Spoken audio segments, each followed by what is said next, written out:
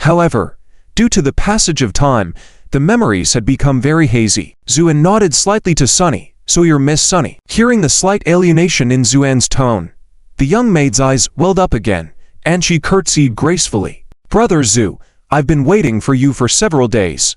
Miss specifically instructed me to stay behind when she went out, fearing that you might arrive during this time. Sure enough, you finally arrived.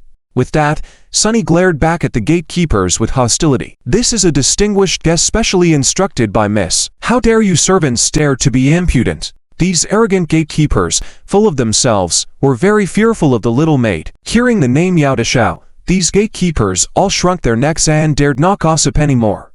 These gatekeepers were full of schadenfreude in their hearts, because they all felt that this matter was probably not going to end well. This is a very elegant and clean courtyard. It is evident that someone tidies up every day. Kinger smiled and said, Zujij, this courtyard was prepared for you a long time ago, but I didn't know when you would come, so I had people come to clean it every day. Are you satisfied with it, Zu? And smiled but did not say anything. It was Channer, this little maid, who was looking around excitedly, interested in everything. Every day, meals will be brought to you by someone, and there are also many books stored here for you to reference any time. Kinger was earnestly introducing. Suddenly, Zuan asked, when will your young lady return? Kinger was slightly startled. Well, I'm not too sure about that. Anyway, this time the young lady is out with the master for business, so it will take 3 to 5 days for her to come back. You know, my young lady doesn't have siblings, so she has to handle many things herself. Saying this, Kinger's tone turned somewhat melancholy. Zuan remained noncommittal. However, soon after, as if suddenly remembering something, Kinger said solemnly, Zujij, there's something I forgot to tell you. Oh, what's the matter? When you stay here, you must be careful of a person. Careful of someone? Kinger nodded, a hint of resentment in her eyes. An extremely detestable guy. He is Yao Cheofeng, he is. Before she could finish, a sour laugh came from outside the courtyard gate. TSK, I heard that a distinguished guest has arrived. I want to see what kind of guest it is that can make Miss Kinger come out to greet personally. In fact, the voice was not unpleasant, but for some reason, it made people feel uncomfortable. Following the voice, a man with a dark complexion holding a folding fan walked in with an arrogant demeanor. The man had an ordinary appearance, with dark skin and a face full of arrogance. His narrow eyes gleamed with a sinister light, almost as if the words "I am a bad person" were written on his forehead. Seeing this man, Kinger's face turned pale, but she still reluctantly lowered her head. Greetings, young Master Yao. The person who came was Yao Cheofeng, whom Kinger had just mentioned. He arrogantly nodded and started to appraise Zuan with his eyes. The longer he looked, the more disdain he showed on his face. So you're Zuan? Zu, and nodded, saying calmly, that's right. Very well. Yao Cheofeng's eyes were full of coldness. Zu, don't think I don't know why you're here. Let me tell you, the Tang family is not something a person like you can climb up to. My cousin Linger is not someone you can covet. Don't think just because you've known my cousin from before, you can do whatever you want. I advise you to give up your intentions now, otherwise, Yao Cheofeng sneered, I will make you, a countryside bumpkin who hasn't seen the world, understand what it means to be a person from the capital. This speech changed the expressions of Kinger and Channer, especially Kinger. Her face suddenly became very gloomy, about to speak. Zuan, however, smiled. First of all, I want to make it clear that I didn't come here to seek anyone's favor. Secondly, I am curious, what exactly defines the behavior of people from the capital? Yao Cheofeng's face darkened, dangerous glints flickering in his narrow eyes. Then he said ominously, Bo, you seem to have some issues with what I said. Zuan shook his head. I'm just curious. Why don't you demonstrate it to me now? Yao Cheofeng was about to lose his temper. Kinger, unable to bear it, spoke coldly. Young Master Yao, Mr. Zu, is a distinguished guest invited by the young lady herself. If you dare to cause trouble, when the young lady returns, consider the consequences for yourself. Yao Cheofeng's gaze flickered at the words, then he coldly glanced at Zuan. Fine, I'll let you enjoy a few more days. With that, Yao Cheofeng turned and left. After he left, Kinger let out a sigh of relief and then said with some concern, Zujij, that guy is like a mad dog. You must be careful of him. Kinger was worried that Zuan would be intimidated by Yao Cheofeng. After all, in her impression, This Sujij of hers was a scholar without any power, and facing a rogue like Yao Cheofeng, he must be somewhat afraid. However, she soon noticed that Zuan had an indifferent expression, showing no sign of worrying, and even smiled, saying, "Who is this Yao Cheofeng to you people?" King Er felt that the current Sujij was somewhat different from the one she remembered, but she still asked. After my master moved to the capital, he took a concubine shortly after, and after a few years, the original madam passed away due to illness. This new concubine became the legitimate wife of my master. And this Yao Cheofeng is the nephew of this new wife. King Er's face was full of resentment as she continued. I don't know what this guy said to my master, but he made my master highly regard him. That's not the main issue. The problem is this guy is filled with greed towards my young lady, and it seems my master supports him somewhat. So Yao Cheofeng has become even more arrogant. If it weren't for the young lady's restraint towards him, he might have been even more presumptuous. After hearing King Er's words, Zuan understood. No wonder he was being treated with hostility. It turned out Yao Cheofeng wanted to gain wealth and power. After King Er's instructions and the delivery of various items for daily life, she left after dinner. When only Zuan and Channer remained in the courtyard, Channer said discontentedly, "Young master, that person during the day was too hateful, actually trying to dominate Miss Tang and threatening us." Zuan smiled and turned to her. "Oh, why aren't you scared at this moment, Sha Sanbao?" "Oh, young master, I find you not worried at all. Didn't Chao's sister say that this Yao is determined to have Miss Tang? Don't you want to do something about it?" "Do something? Why should I do something?" Zuan said, indifferently. "How? Aren't you worried at all?" Channer's face was full of confusion. Zuan smiled, then looked up at the hazy moonlight, and said softly, "Silly Channer, do you really think I came to the Tang family to propose marriage?" He spoke quietly, and Channer couldn't hear clearly, but she noticed the look of loneliness on his face as he gazed up at the moon. At the same time, in a very luxurious courtyard in the Tang family, Yao Cheofeng nodded, then set down the wine glass in his hand. "Today I tested this Zuan with my words and found that he is neither servile nor overbearing, neither haughty nor rash, truly a difficult person to deal with." If there were outsiders present to hear Yao Cheofeng being addressed in this way, they would surely be astonished, because the middle-aged beauty in question was Yao Yu, the concubine of Tang Shengnao, the master of the Tang family. Outwardly, Yao Cheofeng was known as the nephew of Yao Yu. However, in reality, Yao Cheofeng was her son. The reason for concealing this fact was to avoid rousing suspicion from others.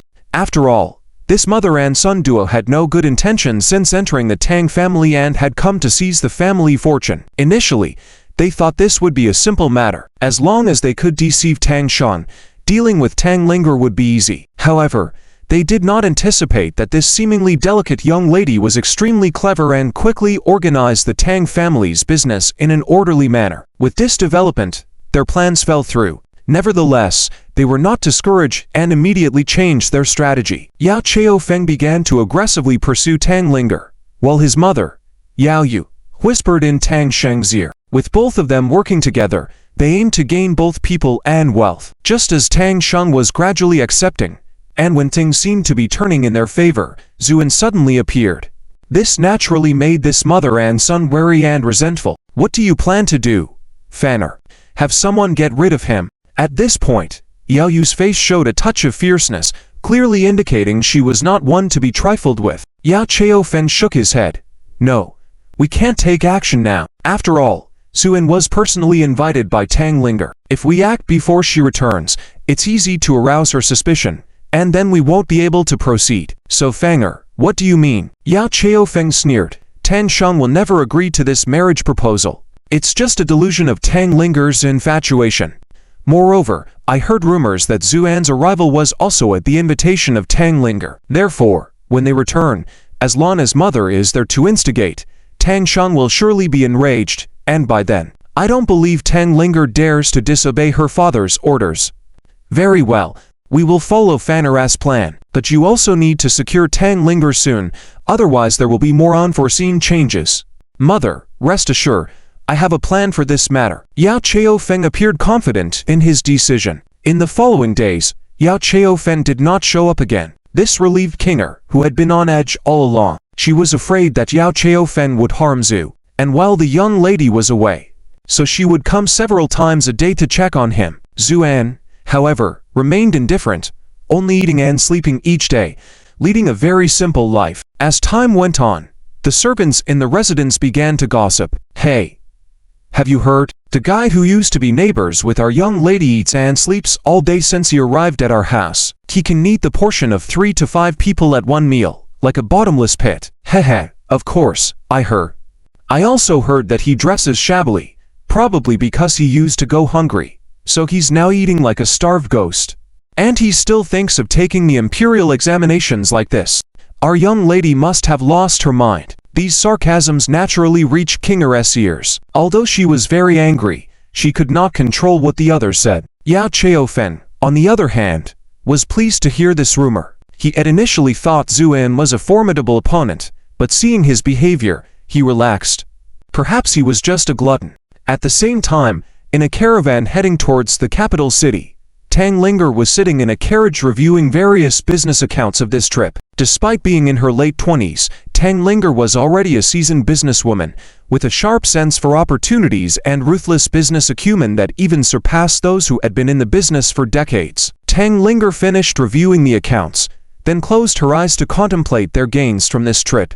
This was her habit, to review their earnings after a journey and find areas for improvement. This was the reason for her rapid progress in business. After some thought, she felt there was nothing else to note, and so Tang Linger opened her eyes, a hint of weariness showing on her exquisite face. She instinctively retrieved a letter from her pocket. The letter was somewhat worn, as she often perused it. Although she had memorized its contents, she still unfolded it and read it word by word. The letter was a reply from the late local Zuan, expressing flattery and meticulously detailing recent events in a nearly servile tone. It was as if a student was reporting to their teacher. Tang Linger read the letter for a long time, silent.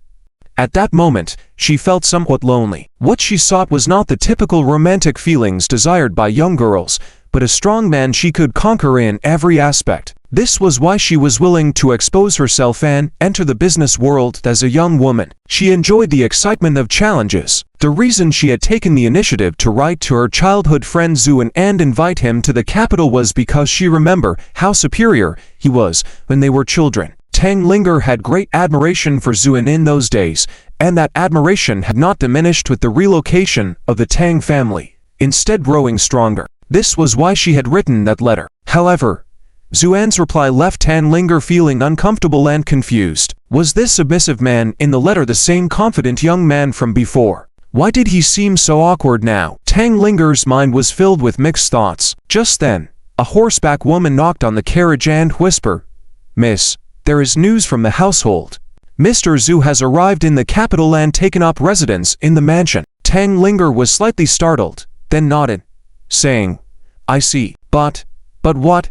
But this Mr. Zhu seems a bit off. It's said that after entering the mansion, he rarely goes out, just eats and sleeps all day, without doing any work." There was a silence in the carriage. Then Tang Linger said calmly, "I understand. How many more days till we return to the capital?" The master and young miss are back. When the convoy returning from a distant journey stopped in front of the mansion gate, the entire Tang family was in an uproar. Starting from the main entrance, along a central axis, all the courtyards of the Tang family's mansion with its 18 entrances had their middle doors opened in succession. Countless servants and attendants stood on either side, and as the portly Master Tang Shun and the imposing young Miss Tang Linger stepped through the door, the servants and attendants all bent in unison. "We respectfully welcome the Master and young Miss back safely." This grand scene led Tang Shun to stroke his beard, his face beaming with pride. Tang Linger, however, showed no expression, merely standing quietly behind her father, not uttering a word. The father and daughter walked through the front courtyards and arrived at the boundary of the rear courtyard. Tang Sheng's current wife, Yao Yu, and Yao Cheofeng were all waiting there. Upon seeing Tang Shan, Yao Yu curtsied gracefully. "Master." Tang Shan, feeling great satisfaction, nodded and smiled. "No need for so many formalities between us. What if the wind blows too hard here?" Yao Yu looked at him with a loving and admiring expression. "Master, you've been busy outside for many days. It is my duty to welcome your return here." "Good. It wasn't in vain to care for you all this time." Tang Sheng nodded happily. At this moment, Yao Chaofeng also approached with a flattering smile. Uncle. Indeed, Yao Chaofeng would always refer to Tang Shan as uncle. Tang Sheng seemed quite pleased with this strange form of address. Chaofeng, how have your studies been lately? Uncle, I have been diligent in my studies and feel that I have made progress recently. Yao Chaofeng modestly replied. Tang Sheng asked a few questions offhandedly, and Yao Chaofeng responded fluently to all of them. Tang Sheng couldn't help but be impressed and praised. Indeed, you've made progress in your studies. It seems you have been working hard lately. All thanks to Uncle's guidance, Yao Chaofeng added, still eager to flatter Tang Sheng. Tang Sheng was appreciative of this and was about to say something when Yao Yu, who had been smiling the whole time, suddenly spoke up. Master, there's something I'm not sure whether I should mention or not. Oh, we are all family here. There's nothing you can't say. Tang Sheng replied. It's about Linger. Yao Yu hesitated before speaking, showing a trace of difficulty. Linger? Tang Sheng was briefly stunned and then turned to look at Tang Linger standing silently behind him. What about Linger? Yao Yu gathered her courage and said with embarrassment, Linger is fine, but when you and Linger were out, a man came to seek refuge and was then accommodated in a small courtyard next to Linger's residence, just separated by a wall. This matter should not have been raised by me, but now that you have mentioned it, Linger's stature requires some discretion in such matters. If it were to spread, it would harm the reputation of our Tang family, Yao Yu explained. Hearing this, Tang Sheng's expression changed dramatically. A man came to seek refuge. Who was it? Tang Linger's face also showed a slight change at this moment. Yao Chaofeng hastened to say, Uncle, I had planned to tell you about this privately, but since Enchu has mentioned it, I will tell you. The one seeking refuge is called Zuan. Zuan. The name was like a bolt from the blue, making Tang Sheng first stunned and then showing a cold look in his eyes. Linger. Is this true? Tang Sheng turned to his daughter. Tang Linger sighed inwardly and then nodded. Father, Zuan did indeed come, and I invited him. Tang Sheng's face grew even more grim. Most of the family matters were now managed by Tang Linger, and he rarely asked about them. If it weren't for Yao Yu mentioning it, he wouldn't have known about this, and if it were anyone else, it would have been fine. But it happened to be this Zuan. Deep in Tang Sheng's memory was an unpleasant impression of this son of a neighbor who had not made a name for himself before. In Tang Sheng's view, this young man with humble origins and no ambition was not a suitable match, especially now, after the Tang family's sudden rise to riches and their entrance into the capital city as a prominent family. The disparity between the two families was like heaven and earth. Most importantly, Tang Sheng cherished his daughter Tang Linger. He intended for her to find a reliable son-in-law to inherit the family's vast wealth. Someone like Yao Chaofeng was a candidate to observe and cultivate, but Zuan was a single descendant from his family line, and as a scholar, he would certainly not want to be an official son-in-law. This blocked all possibilities, so although Tang Sheng vaguely understood his daughter's feelings, he had never thought about it in that direction. Who would have expected that in the short time he was out, this Zuan would come knocking on their door, and worse, at the invitation of his own daughter. Naturally, this made Tang Sheng furious, but he couldn't bear to reprimand his beloved daughter, so he could only grit his teeth and say coldly, summon this Zuan to the study later. With that, he turned angrily and left. After Tang Sheng had left, Yao Yu felt apologetic. Linger, Auntie didn't mean to embarrass you. It's just that this matter concerns a daughter's reputation, and we can't afford to be careless. I only did it for your own good. Hearing Yao Yu's words, Tang Linger remained silent, giving Yao Yu and Yao Chaofeng a cold glance before turning and walking away. Yao Yu was left feeling awkward, standing there with a pained expression. Once Tang Linger had gone far, she could no longer hold back her resentment, muttering to herself, Tang Linger has never taken me, her aunt, seriously. Yao Chaofeng, on the other hand, watched Tang Linger's retreating figure with an unfriendly look. He felt that this seemingly gentle girl was growing at a frightening speed. Every time she returned from a trip, Yao Chaofeng felt uneasy, especially when she looked at him with those beautiful phoenix eyes. He felt a sense of dread, as if she could see through all secrets. Fenger, this girl is not so easily deceived.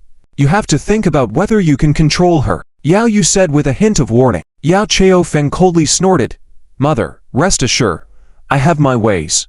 Meanwhile, Tang Linger had already swiftly arrived outside the courtyard where Zuan resided. Kinger rushed over upon hearing the news. Miss?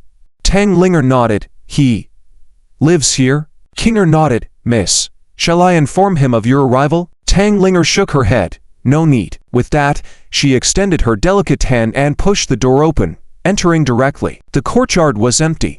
Thinking of the rumors, Tang Linger's expression grew even colder. Just then, Channer came out carrying a teacup.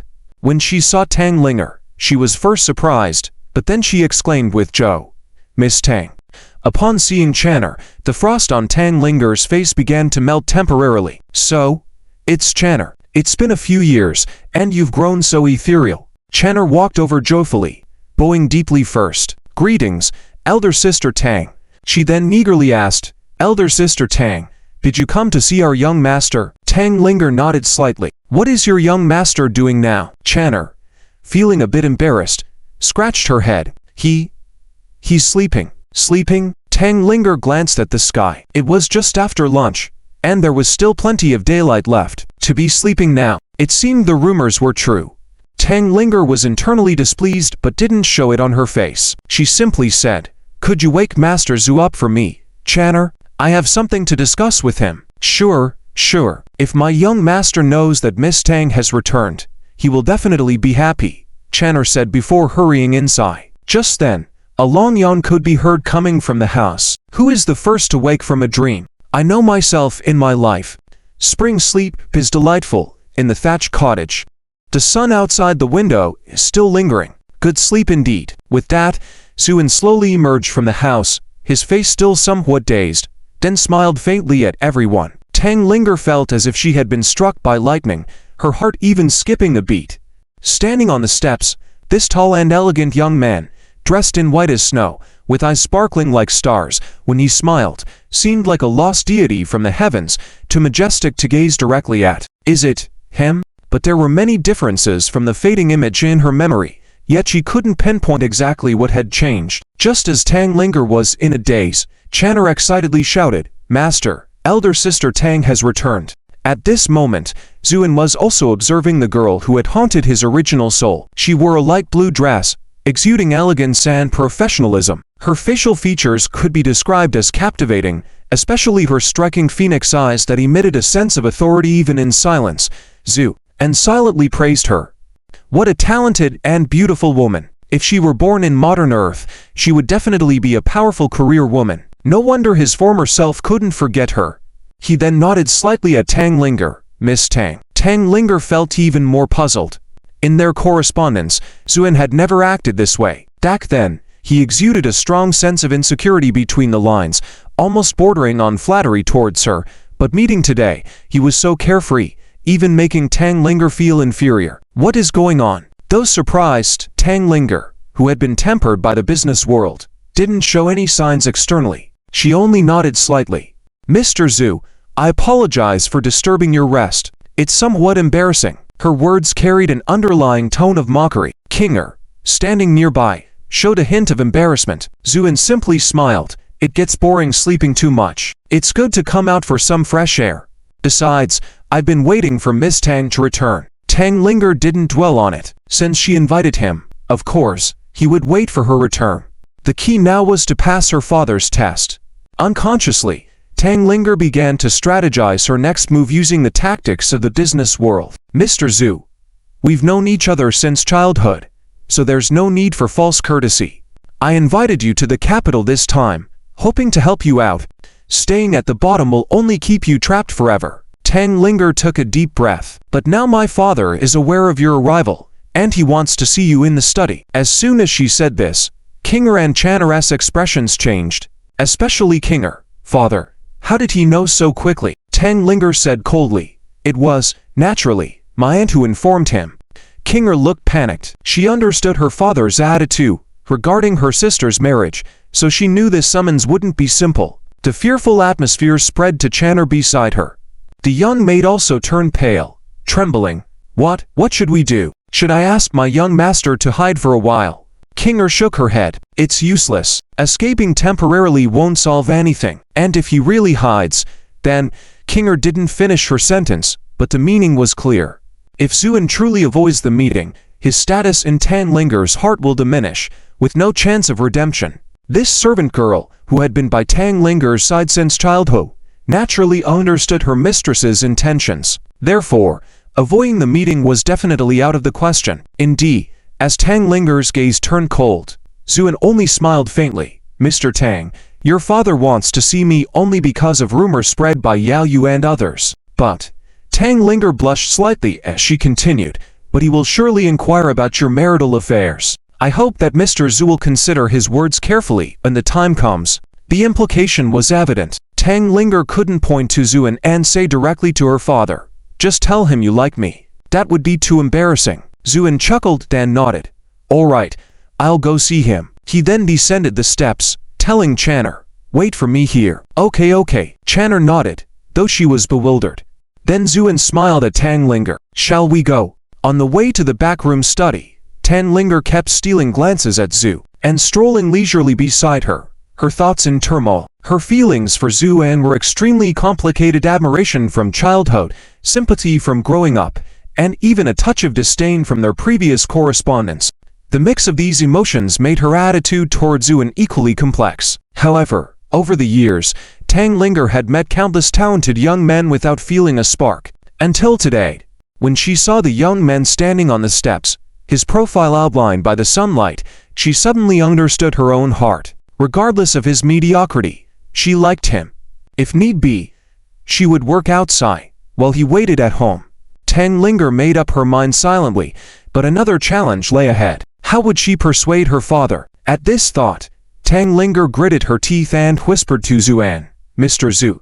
Yes, my father will definitely question you, and I just want to ask you now, are you willing to marry into my Tang family?" Zuan looked at Tang Linger with a faint smile. Some things should be said face to face for better clarity. Tang Linger was momentarily stunned. What kind of response was this? Agreement or disagreement? However, Tang Linger also understood how difficult it was to make a man agree to come as a son-in-law, especially in this era, when a son-in-law had no status at all. So, she planned to explain to dispel Zuan's concerns. But at that moment, Zuan looked towards the distance and casually said, "Let's go. There are still many things to do later." With that, Zuan strode forward. Tang Linger watched Zuan's back, gritting her teeth in frustration. In any case, when she faced her father, she would have to explain things clearly.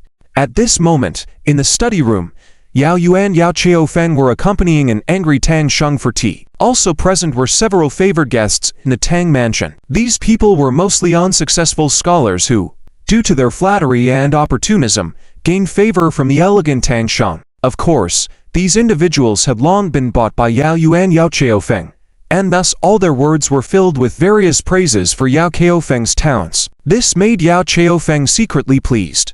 "Zuan, everything is in my favor now. Let's see how you compete with me." Just then, servant girls outside the door announced the arrival. "Miss." The door to the study room was then pushed open.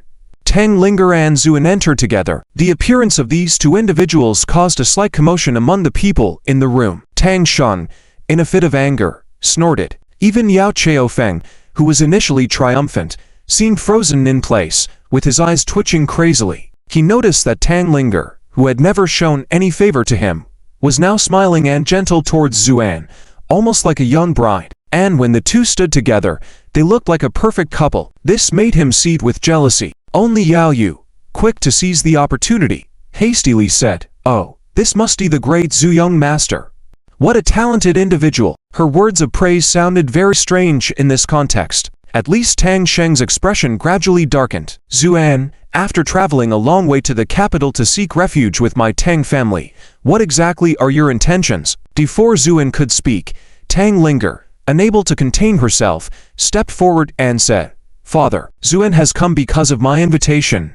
HM?" Although Tang Sheng was annoyed, his tone towards his cherished daughter softened. "Linger, what is going on?" Tang Linger said in a serious tone, "Father, since our families were once neighbors, and now the Zhu family is in distress, I couldn't bear to see him neglected in the wilderness, so I invited him to the capital." Tang Sheng's expression softened a bit, as long as it wasn't because she liked this guy. But Tang Linger continued, "And also, when I was young, I once made a vow to marry Zuan." This statement caused a silence to fall over the room. After a moment, Tang Sheng, filled with anger, slammed his desk in front of him. "Linger, Do you know what you're saying? The faces of Yao Yu and Yao Chaofeng turned extremely unpleasant, especially Yao Chaofeng, who stared at Zuan intensely, his murderous intent almost overflowing. Tang Linger nodded. Father, I am aware of what I am saying. At this moment, Tang Shun took a deep breath, trying to calm himself down, and then said, Linger, do you realize how vast the gap in status between you and him is? Tang Linger nodded again. I know. Then, Tang Linger's expression turned serious. Father, I have seriously considered what you said, but I believe that none of this will be a problem. Tang Shun looked puzzled. Tang Linger continued in a cold tone. Although the Zhu family now only has him left, and he is in a destitute state, but as long as he is willing to become a part of our Tang family, then all this will not be an issue. The whole room gasped, because this sounded unbelievable. A wealthy young lady openly discussing her marriage in public, and even asking a man to marry into the family. The scene was eerie. Tang Shun was now angry and chuckled sarcastically. Marrying? Well, that's interesting. I would like to ask Zhu young master, are you willing? Addressing Zuan as a young master at this moment was full of irony. Because according to customs, after a man marries into a family, he is usually addressed using his given name. This showed how low the status of a son-in-law was in this era. All eyes were on Zuan. Tang Linger, at this point, carried on boldly, looking at Zuan with a determined look. She felt that she had compromised enough and had planned everything for the future. Zuan should have no reason to refuse now. She was confident about this. But at this juncture, Zuan lifted his head to look at Tang Linger, then glanced at everyone present, a faint smile playing on his lips. He then shook his head gently. I'm sorry, Miss Tang, but I can't agree to this. What? Tang Linger was shaken to her core, almost unable to believe her ears. He actually refused. The shock was evident on everyone's faces. Even Tang Shun was caught off guard. Because, I don't care. Don't care? Many people looked at each other in confusion. What kind of explanation was this? At that moment, Zuan calmly said, Miss Tang, you are a good girl, but everything you have mentioned, including this so-called Tang family business, is of no importance to me at all. Upon hearing this, Tang Shun couldn't help but breathe a sigh of relief. As long as he hadn't agreed, that was all that mattered. Then he felt extremely uncomfortable, as if looking down on the Tang family. Therefore, he sneered, Oh. From Mr. Zhu's tone, it seems he doesn't even care about my humble Tang family. I wonder, what lofty ambitions does Mr. Zhu have? Upon hearing this, many people in the room chuckled softly. Among them, Yao Chaofeng's laughter was the most arrogant. But facing all this, Zuan didn't even lift an eyelid, simply saying, What I want, how could you possibly understand? HMPH. Tang Shun snorted, filled with disdain. He found Zuan even more displeasing, considering him a completely ignorant and arrogant person. Tang Linger, on the other hand, stared blankly at Zuan. She finally understood the meaning of what Zuan had said before coming. Making things clear in person was better. So this was what he meant. Suddenly, Tang Linger felt a sense of grievance and sadness overwhelming her. She couldn't understand. She had arranged everything so perfectly, yet he disagreed. Could everything be explained with a simple not caring? Tang Linger felt a mix of emotions. Yao Chaofeng, however, nearly jumped up from his seat with joy. In his eyes, Zuan was simply a fool, rejecting such a coveted opportunity. What else but foolishness was it? But do you think that's the end of it? What I want is to ruin you completely. Yao Chaofeng sneered inwardly, then signaled several guests in the distance with his eyes. These guests had already been bought by him, so upon seeing Yao Chaofeng's gesture, these few acrid literati began to plot. One of them, with a sneer in his voice, said, What a magnificent ambition this young man has. Unfortunately, he's a bit incompetent. These words sparked hearty laughter from the surrounding guests. Brother Liu is right. Some people are just empty inside with sharp tongues. TSK, I heard that someone who entered the Tang family eats and sleeps all day, probably doesn't even understand basic knowledge, yet dares to speak so arrogantly. These words were harsh and offensive. Tang Linger's expression changed. Even though Zuan had rejected her, she didn't want these literati, who were all talk and no substance, to malign Zuan. After all, faced with their provocations, if Zuan didn't respond, his reputation would be completely ruined. And if a gentleman's reputation was ruined, it meant he could forget about advancing in officialdom or literature in his lifetime. This showed the sinister intentions of these people. So Tang Linger wanted to rebuke them, but at that moment, Zuan's gaze turned slightly cold, yet a faint hint of a smile played at the corner of his mouth. Oh. So do you all possess extraordinary literary talents? I dare not say they're excellent, but at least they surpass some people by far. A middle-aged scholar, holding a folding fan, with a proud look on his face, said lightly, Zhu, and nodded, all right, since you have good literary skills, are you interested in a competition?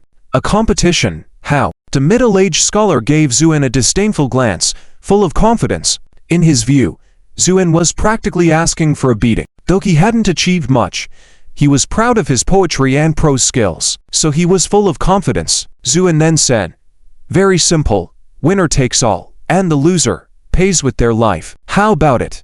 The whole room fell into a deathly silence.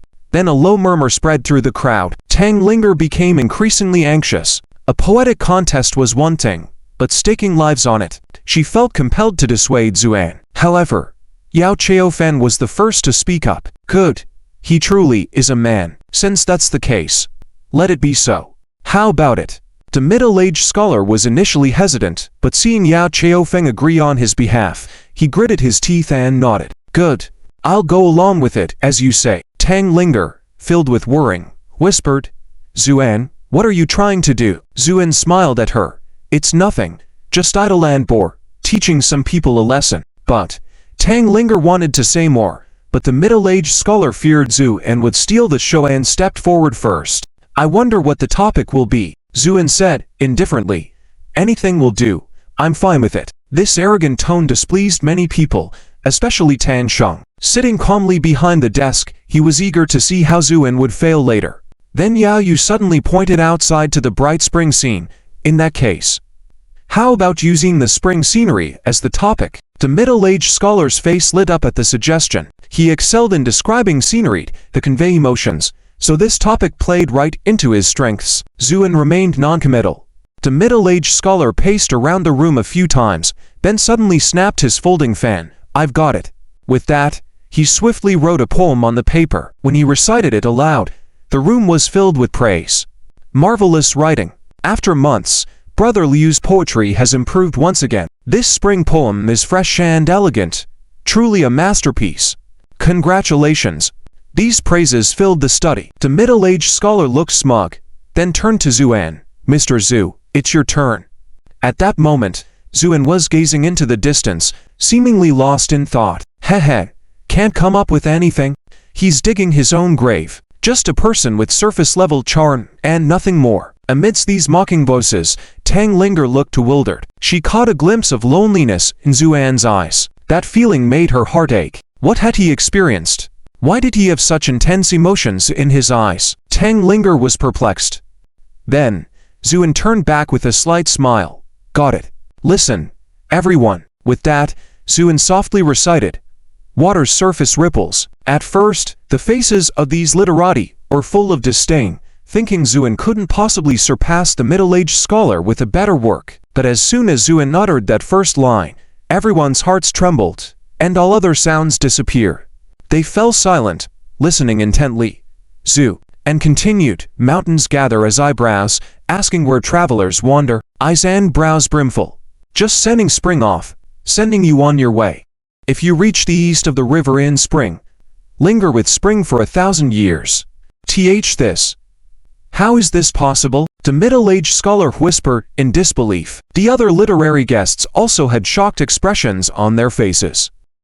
Even someone with no literary knowledge could hear the fresh and lovely quality of this short poem. Furthermore, these literary guests had spent their lives studying poetry and literature. In their eyes, Zuan's poem was light-hearted and lively in style, yet it contained a hint of melancholy loneliness within. This merging of emotions with scenery and the expression of feelings through scenes was no longer a question of surpassing the middle-aged scholar's poem. It was directly pushing the art of writing spring poems forward significantly. It could even be called the best spring poem in 3 years. The huge gap in skill level left these people speechless, unable to utter a word. Tan Sheng and his daughter Tang Linger also felt astonished. Tan Sheng had never expected this destitute youth to write such poetry. Tang Linger, on the other hand, felt sorrowful because she understood this poem. As a woman, her thoughts were naturally more delicate than others. In her eyes, this was not simply a spring poem, but clearly a man's deep affection for his beloved. Take the first two lines, for example.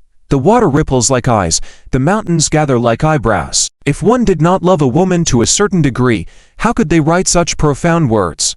It was at this moment that Tang Linger finally understood why Xuan had refused. However, she also felt a strong sense of resistance. She questioned herself, not believing she was any less than others. She wanted to know what kind of woman could inspire such deep devotion from Xuan. The resilience and confidence honed in the marketplace filled her with a determination not to be outdone.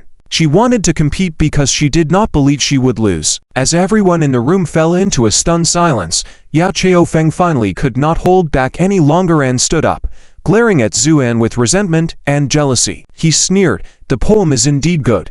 But why do I feel like this poem is not your creation at all?" "Oh." Xuan smiled faintly. "And how do you know?" Yao Chaofeng said arrogantly. "Because I happened to buy a rare ancient book years ago, and from that incomplete ancient book, I once saw this short poem. It's just that due to its age, the author is unverifiable. How could it be your work?" Yao Chaofeng's words caused many people to exchange confused looks and shake their heads in private. Even fools could tell that Yao Chaofeng was talking nonsense. Such poetry would not easily be lost. And a rare ancient book, if it really existed, wouldn't Yao Chaofeng have already written this poem? But due to Tang family's power, many people did not dare to speak up. Only Tang Linger coldly chuckled and said, "Oh, in that case, Yao Shao, why don't you bring out that ancient book to enlighten us? How about it?" Yao Chaofeng did not even blink an eye. It's just unfortunate that during the New Year's Eve vigil, that ancient book accidentally fell into the brazier and was burnt to ashes. Tang Linger was so angered she wanted to accuse Yao Chaofeng of shamelessness directly. However, right at that moment, Xuan smiled faintly. "Are you accusing me of plagiarism?" Yao Chaofeng sneered. "I dare say." Xuan chuckled, but seeing his smile, Yao Chaofeng felt a chill in his heart. "On that ancient book you read, apart from this poem, were there any other works?" Xuan asked casually. Yao Chaofeng shook his head. "None. As I said, the ancient book was already incomplete. Many characters were no longer clear, only this poem could still be vaguely recognized." Xuan nodded. "Very well. Your explanation is truly perfect." Yao Chaofeng was about to say something when Xuan waved his hand and said calmly, "I believe all you said, but what about explaining the next poem?" The crowd was shocked at his words. Could it be? Just then, Xuan took a step forward and softly recited, "Don't arrive in the middle of spring, it touches my soft intestine. The fallen plum blossoms below the stone steps are scattered like snow, brushing against my body. No news from the geese, the distant road makes dreams of return difficult. The parting sorrow is like spring grass, going further and further away." A melodious song of peace was instantly completed. This caused everyone to gasp in amazement. Another masterpiece that was not inferior to the previous divinatory poem. Most literary figures would be overjoyed to write such a work in their lifetimes. Yet, Xuan had written 2 poems in just the time it takes to brew a pot of tea. If this were to spread, it would surely shake countless people. As for Yao Chaofeng's accusation of plagiarism, it naturally fell apart. In fact, at that moment, Yao Chaofeng was staring at Xuan in disbelief, his expression changing rapidly, making a gurgling sound in his throat. He never expected Xuan to turn the tables in this way. Xuan just smiled at him. "Now, what do you have to say?" Gradually regaining his composure, Yao Chaofeng scoffed angrily and turned to leave. "Wait, what do you want? So what if you admit to writing this poem? What I said earlier wasn't a lie." Yao Chaofeng started to act shamelessly. "That's not what I mean." Xuan revealed a few white teeth in a chilling smile. "I just want to remind you, as I said before, this wager is about life." What do you mean?" Yao Chaofeng's face paled. Xuan casually played with his fingers and said calmly, "It's simple. If you can compose a poem better than mine within 10 counts, then you will be spared. Otherwise, you'll pay with your life." "What?" Yao Chaofeng couldn't believe his ears, and couldn't help but be angry and laughed scornfully. "Xuan, are you?" He was about to say if Xuan had gone mad. How else could he dare say such things? But before he could say anything, Xuan waved his hand. A sword aura flew by, cutting open the throat of the middle-aged scholar standing next to him. Blood gushed forth. The middle-aged scholar never dreamed Xuan would actually make a move, and with terror in his eyes, he held his throat tightly, staring at Zuan, then slowly fell to the ground as a corpse. The entire room was shocked by this scene. Zuan then turned to the pale-faced Yao Chao-fen with a faint smile. He lost just now, so he died. Now, it's your turn. Yao Chao-fen trembled all over, finally regaining consciousness from the shock. Why you? How dare you really kill someone, Zu? And said calmly. Why wouldn't I dare? Because I just said, for those who lose, their lives are forfeit. Now, I'll give you a count of 10. If you can't compose anything by then, your head will bid farewell to your body. So, cherish your time. Okay. Yao Chao-fen was so scared that his legs were trembling, and he shouted in terror, Brother-in-law, save me. Tang Sheng was also shocked. He never expected Zuan to dare to kill someone in front of so many people. So when he heard Yao Chao-fen's plea for help, he angrily shouted, Zuan, you have a lot of guts, daring to kill in public like this. Grab him for me. The Tang family naturally had guards, and these people rushed forward, wanting to capture Zuan. However, Zuan didn't even move, he just stomped his foot, and all the guards rushing towards him were sent flying. Then Zuan smiled slightly at Yao Chao-fen, and raised one finger. No. Yao Chao-fen was completely panicked, because Zuan's eyes were just too terrifying now, that kind of gaze that was indifferent to life and death, overlooking all living beings. Compared to this, those ruthless Jiang who people Yao Chao-fen had encountered before were like obedient little babies. 2. Zuan counted calmly. Yao Chao-fen turned and ran towards the door. But just as his hand was about to touch the door, Zuan appeared in front of him at some point and casually said, 8. Yao Chao-fen was stunned, then shouted hoarsely, weren't you still counting to 2 just now? Zuan smiled faintly. Forgot to tell you, if you want to escape, I can count however I want. Now, you only have 2 chances left. If I were you, I would obediently write a poem now. Yao Chao-fen despaired. Zuan, I admit defeat. Please spare me. I will never oppose you again. Even if he was beaten to death, he wouldn't be able to write a poem surpassing the 2 songs just now. But Zuan remained unmoved. 9. Zuan, what do you want? Do you still dare to kill my Fenner? Yao Yu roared angrily, rushing forward. In this era, even though women had low status, Yao Yu, as the nominal legal wife of Tang Sheng, still had a high status, and now that she charged forward, she was confident that Zuan wouldn't dare to harm her.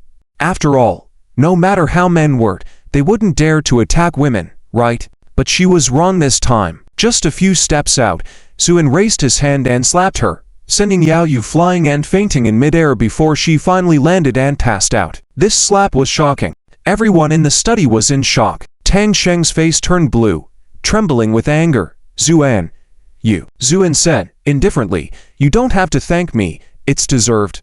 Then he turned to Yao Chao-fen, asking, are you ready? Time is up. Yao Chao-fen trembled and kneeled on the ground without hesitation. Zuan, I was wrong. Please spare my life. I was wrong. He kept kowtowing, but Zuan remained unmoved, just watching him quietly, then turned to the dazed Tang Linger and smiled. I forgot to tell you, your biological mother should have been conspired to death by these 2. What? Tang Linger exclaimed. Tang Sheng stood up in shock, staring at Zuan. What did you say?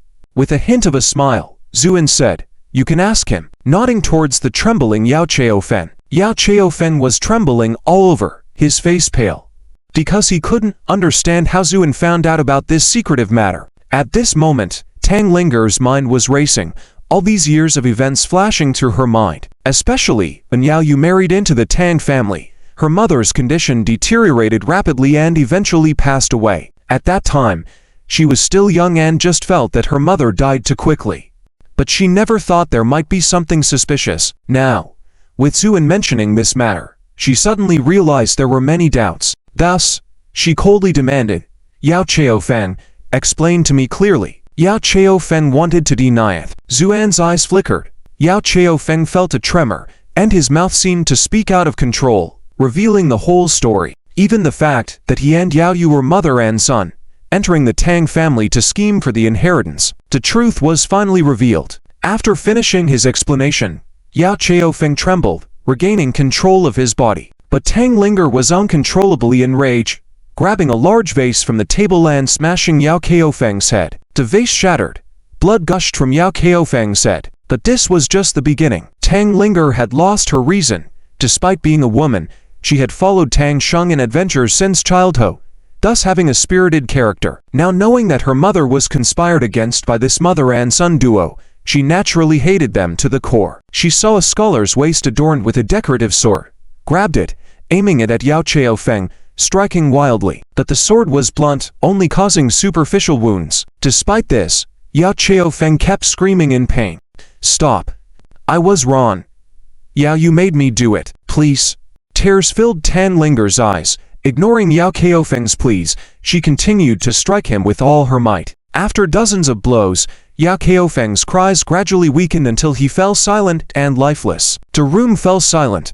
Everyone looked at Tang Linger in horror. At that moment, a hand gently patted Tang Linger's shoulder. "Enough. He's already dead. Stop hitting him." Tang Linger shuddered, looking at Zuan, her eyes gradually returning to clarity from confusion. She dropped the sword, knelt on the ground, and cried bitterly. "Zuan, thank you." This heartfelt thanks came from the bottom of her heart, because if not for Zuan, she might never have known the murderer of her mother. Tang Sheng was filled with regret and guilt. Zuan took out a letter and handed it to Tang Linger, along with a worn-out sachet, before walking away. "Miss Tang, a wrong love. Alas, no fate. Let's part ways. Take care."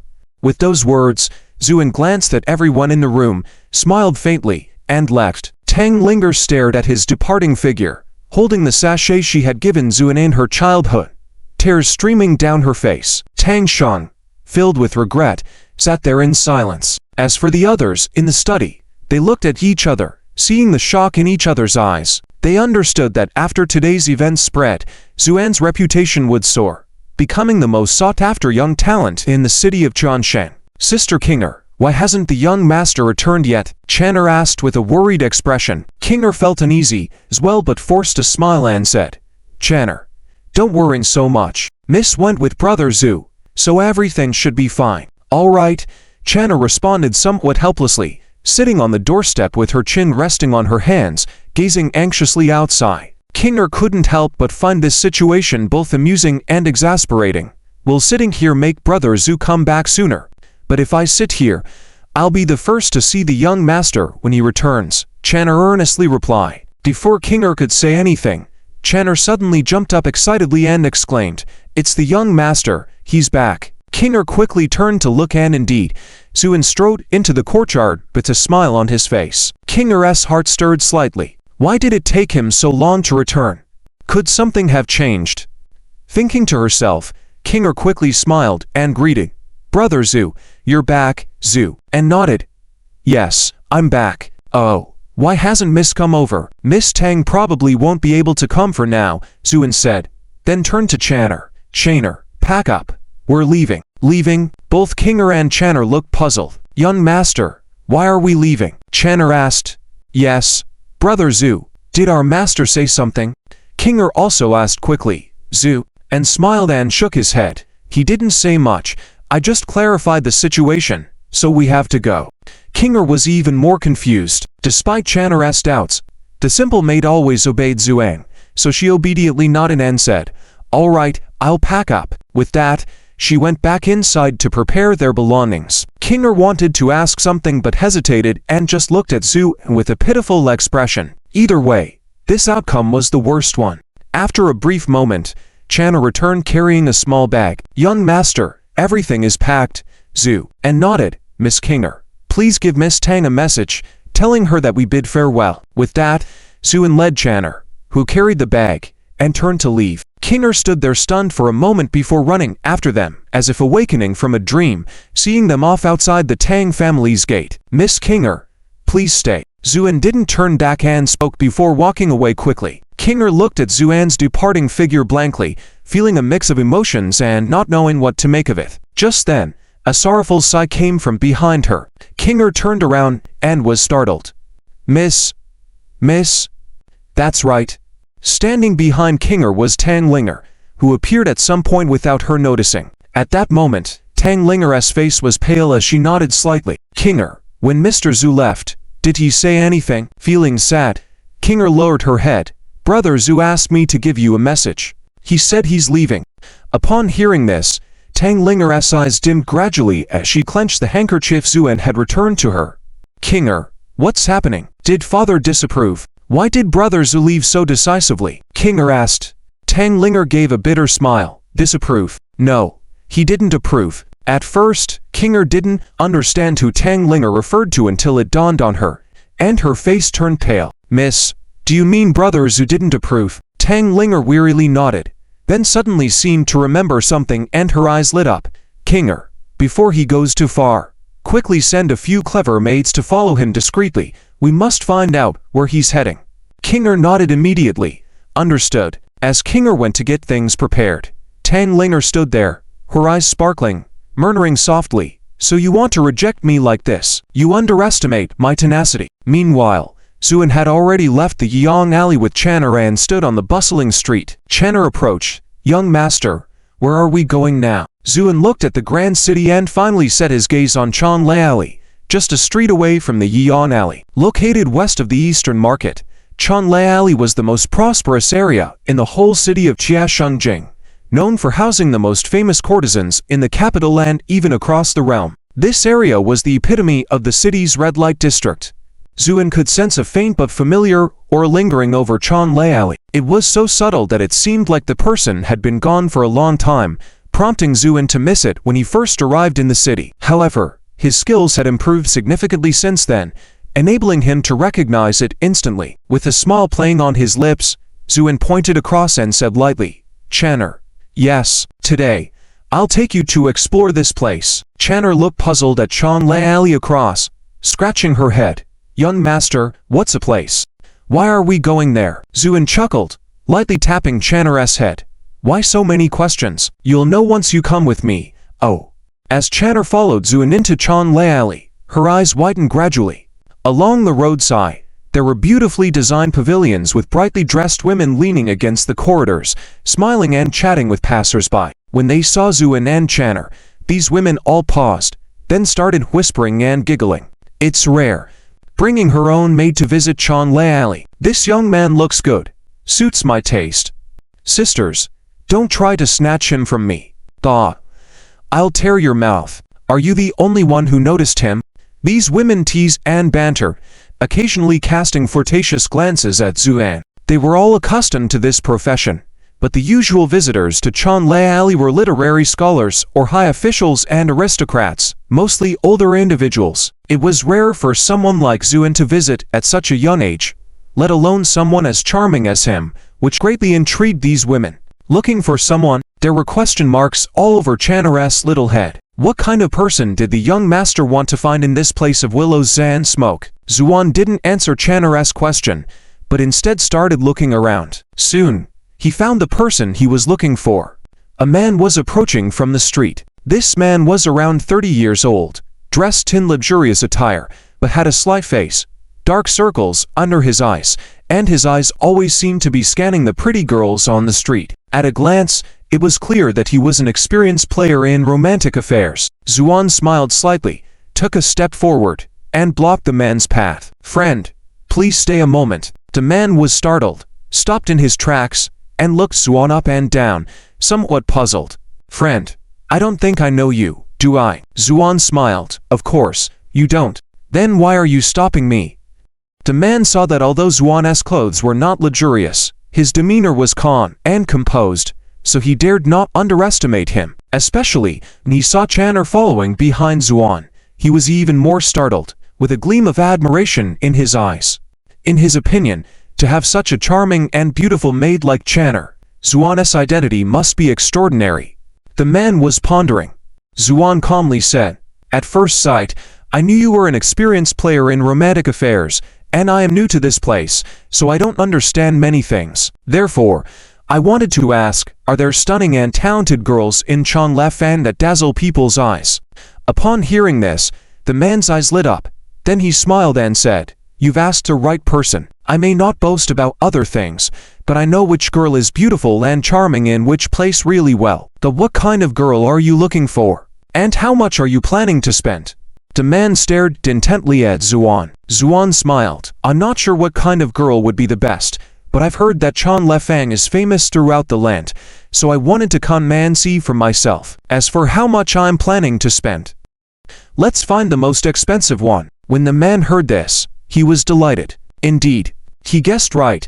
This was definitely a wealthy young master pretending to be low-key. Otherwise, how could he have such confidence?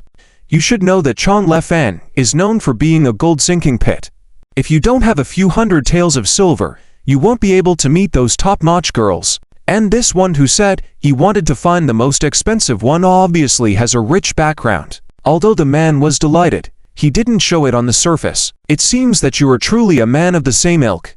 In that case, let me take you to a place. It's not just about money, but also about some talent. And when he got to this point, the man sized up Zuan, swallowed the word appearance that was about to come out. Even the most discerning person would not find fault with Zuan's appearance. Zuan smiled at the man's words. In that case, I'll trouble you, friend. No problem, no problem. The man was thrilled. If he could introduce a wealthy client to the brothel, the reward would be significant. He was naturally very happy. As the man laid Zuan forward, Channer approached in a state of anxiety. Young master, we only have a little over 2 taels of silver on us now. We need to save it for food and lodging. If you use it now, what will we do? That day, when Zuan wiped out the Chen family, he used a piece of silver as the inn and meal money. Although the innkeeper Yang tearfully refunded the money later, Zuan had used up most of the money on the way to the capital. Therefore, the master and servant now had just a little over 2 taels of silver. Channer was naturally very worried. Furthermore, from Zuan's tone, it seemed like he wanted to find a top-notch girl. Setting aside where this money would come from, what would she do if the young master really went to find one? Channer's heart was filled with a bitter and indescribable taste. Zuan naturally noticed this, so he lightly tapped her head and smiled. It's okay, I know what I'm doing, don't worry. Oh. Channer lowered her head and dared not speak. This man was extremely familiar with Changlefang, and after leading Zuan through several streets, they arrived at an elegant courtyard. Standing on the main street, they could see the towering wooden buildings in the courtyard. Not to mention anything else, just the grandeur of this place surpassed those brothels built along the street. The man winked at Zuan and said with a grin, Zu, my friend, this is the place I mentioned earlier, the location of Langui Fan. You've come at a good time. Today happens to be the day, and the Ni family is unveiling their signboard at Langui Fan. Zuan looked up and gazed at Langui Fan, then smiled faintly. It seems I'm lucky. Of course, Zu. Please follow me. The man enthusiastically laid Zuan into Langui Fan. It was already the time of illuminated lamps, but the courtyard was decorated with many delicately shaped lanterns, so it did not appear dim at all. The flowers and plants in the courtyard were in full bloom, with lanterns casting beautiful light, making the scene appear like a painting. Laughter and chatter could be heard coming from the various small buildings. Zuan understood that there were girls entertaining guests. In the central building of Langui Fang, the lights were particularly bright. There were many disorderly guards outside. It seemed that they all came from various powerful households. The man gasped, the Cheng family, the Yuan family, and several Wang residences. Why are there so many important figures here today? As he said this, he turned to say something to Zuan. If he had known earlier, he probably wouldn't have come here today. With so many nobles present, they probably wouldn't even get to see the head of the Ni family if they went in. However, Zuan had already walked up the steps with his head held high and entered the building. The man was stunned and then sighed quietly before reluctantly following suit. Regardless, since they had come, they might as well go in. They could just treat it as a show. Inside the hall of the small building, the lights were bright, and many people were already seated. These people were dressed in luxurious attire, exuding an air of pride and nobility. Obviously not ordinary individuals. When Zuan entered, these people all turned to look, but when the man also entered, many of them disdainfully turned back around. Sun even mockingly scolded, Husan, you dirty fellow, dare to come here. Do you think the Ni family will see you? Husan smiled sheepishly. How can I dare? How can I dare?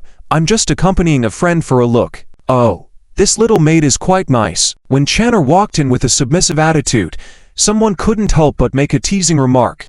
Upon hearing this, Channer lowered her head even more, her face turning redder. Zuan glanced over. The person speaking was a man dressed in a black robe with golden silk edges, his face exuding a sense of wickedness. Husan wore a bitter smile and whispered, Please don't say anything. He's the eldest son of the Cheng family, and we can't afford to offend him. Zuan just smiled faintly, then found a seat and sat down. There was a slight commotion throughout the whole venue. Many people were looking curiously. Some young noblemen were even whispering and snickering with sly smiles on their faces. Old Chong really loves this fresh and tender style. TSK. Looks like this new guy is in for trouble now. Among these discussions, Zuan took a sip of tea, then glanced at the speaker. Get lost. Doom. The whole venue erupted. The young man from the Chong family's face darkened. Kid, do you know who you're talking to? Zhu. And calmly put down his teacup. I don't know, and I'm not interested, but believe me, if you dare to speak nonsense again, I will make you regret it. This was like poking a hornet's nest. Many eyes were now looking at Zuan in surprise. Some even shook their heads, thinking that this new young man was too arrogant and didn't understand the consequences of offending the Chong family in Tiashengjing. They assumed he probably wouldn't survive the night. The Chong family's young man's face turned grim. Very well, it's been a while since someone dared to speak to me. Isway, you're the first one. Zuan smiled. Don't worry, there will be more in the future, and eventually, you'll get used to it. The Chong family's young man became furious, ready to explode. At this moment, Hussein, who was already trembling with fear, hurriedly said, Master Chong. Master Chong, please calm down. My friend here just arrived from out of town and doesn't know the rules of the capital. I hope you can overlook this and spare him. Master Chong snorted coldly. Spare him? All right then. Hand over this lady to me now, then kneel and beg for mercy, and I'll spare him. Otherwise, heh. Hussein looked uneasy. Zuan, however, glanced at Hussein with some surprise. He didn't expect Hussein to plead on his behalf. They had only met half an hour ago, and technically, Hussein didn't need to get involved in such matters. Surprisingly, he dared to speak up for Zuan. This alone showed that Hussein's character wasn't all bad. But just then, a well-dressed elderly man walked over. Master Chong, Hussein, no matter what grievances you have, don't cause a scene here, especially with Miss Ni about to make her debut. If you clash here, who will compensate? Master Chong sneered at Zuan, then returned to his seat. However, the cold glint in his eyes revealed his murderous intent. Hussein, looking worried, whispered to Zuan, Brother Zhu, believe me, you need to leave now. If you're late, you might not make it out alive. The Chong family holds significant influence in the capital, especially in Chongle Square and East Market. They are uncompromising. You've offended Master Chong, who is the toughest one. It's wise to leave as soon as possible. Zuan remained unfazed, simply smiling. Thank you for your concern, Hu brother, but I have a temper. If I want to do something, I must see it through. Even if the heavens fall, I won't leave. You. Sigh. Hussein sighed and stopped persuading him. Just then, footsteps were heard coming down the stairs, followed by a woman's voice. Miss Ni is about to debut. Gentlemen, please watch. The maid pulled a red cloth, and a scroll descended from the stairs, revealing the written prices. The crowd gathered to see and began discussing. As expected, a moment of conversation costs 50 taels, and an Erhu performance 80 taels. It's still not enough to catch Miss Ni's attention. Money is one thing, the key is to attract Miss Ni's favor. Even if you offer 1,000 taels of gold, she won't look at you. At this point, Master Chong was the first to speak up. I offer 100 taels of silver, hoping to meet Miss Ni. The maid left, but returned shortly after shaking her head. Master Chong, my lady said she already spoke with you last time and found that our paths diverge, so she declines this time. What? Master Chong was puzzled. What did that mean? What did our paths diverge mean? Since Master Chong had paid to meet Miss Ni last month and had been infatuated with her since, he had rushed over upon hearing of her debut again, hoping to see her once more. Despite feeling angry, he was helpless and could only look on. Then, a few other young noblemen also sought to meet her but were all rejected. Seeing that no one could remove the announcement made by Miss Ni that day, Zuan stood up slowly and declared, I will remove this announcement today. All eyes in the hall turned to Zuan. Master Chong's face darkened, and the maid asked, May I ask for your name and what price you're offering? Zuan smiled faintly. My name is Zuan. As for the price, is there paper and pen here? The crowd was surprised. What for? But since this was a top-class brothel where scholars often visited, paper and pen were readily provided. Soon, someone brought paper and ink. Zuen quickly wrote something on the paper, then threw the pen and said, "Give this to your lady. Tell her, this is my offer." The maid, also puzzled, took the paper and left hurriedly. The hall fell silent, followed by some mocking voices. "TSK, is this guy trying to impress Miss Ni with poetry? He's really a naive newcomer. Doesn't he know that Miss Ni is a renowned poet in the capital? How dare he show off in front of her? Hehe. This will be interesting." Amid these comments, Master Chan's eyes narrowed, showing a disdainful expression. In his opinion, Zuen was asking for trouble. No one had dared to recite poetry in front of Miss Ni in the capital for a long time. Even Husen couldn't help but shake his head, feeling regretful. He thought bringing Zuen along might earn him a reward. In an instant, everyone turned their heads to look at Zuen, who was standing there. Even Mrs. Ni noticed the tall and elegant Zhu with a calm expression at the first moment. At this moment, the maid said, "Miss, this gentleman is the lyricist." Mrs. Ni took a deep breath, forcibly suppressing the excitement in her heart, and bowed politely to Zuen. "I have met the gentleman."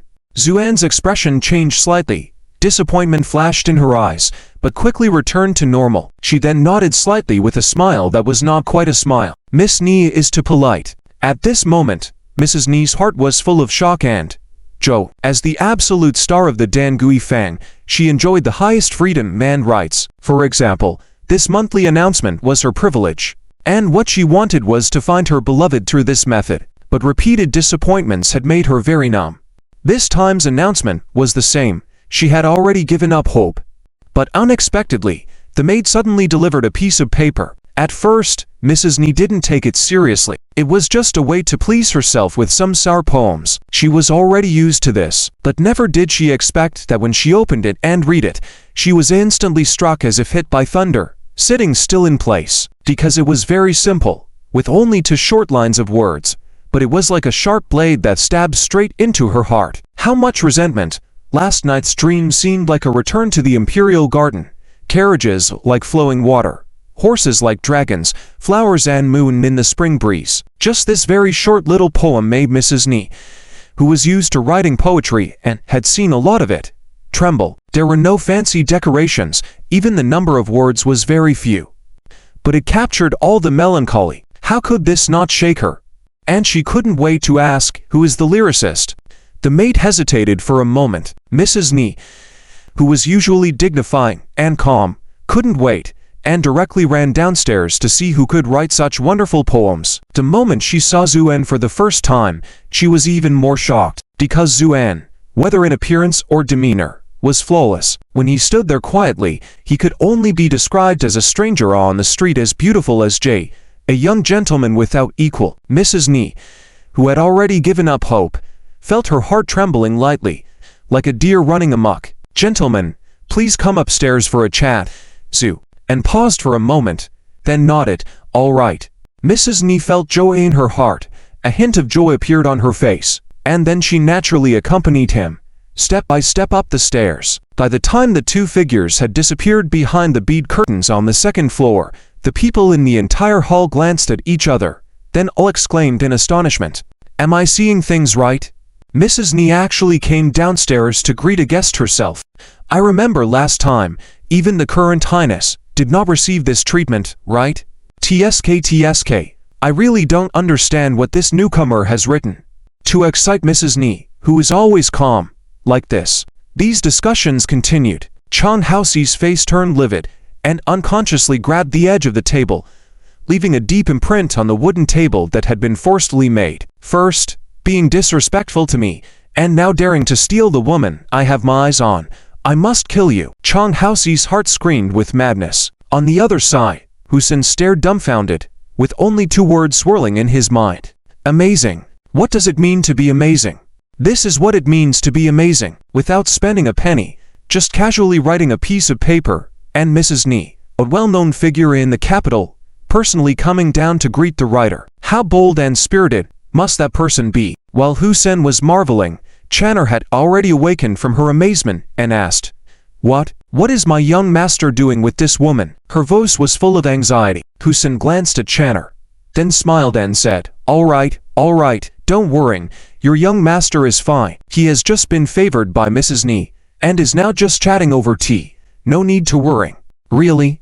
Channer was a bit unbelieving. Husan nodded. Of course it's true. Do you think Mrs. Ni can be toyed with by those who spend money? She has always been a noble person, just waiting for the right person to appear. Now it's just a conversation, you don't need to worry. Before finishing his sentence, the maid walked to the stairs and covered a white cloth on the sign on the second floor. Seeing this scene, the hall fell into silence. Husan's eyes almost popped out.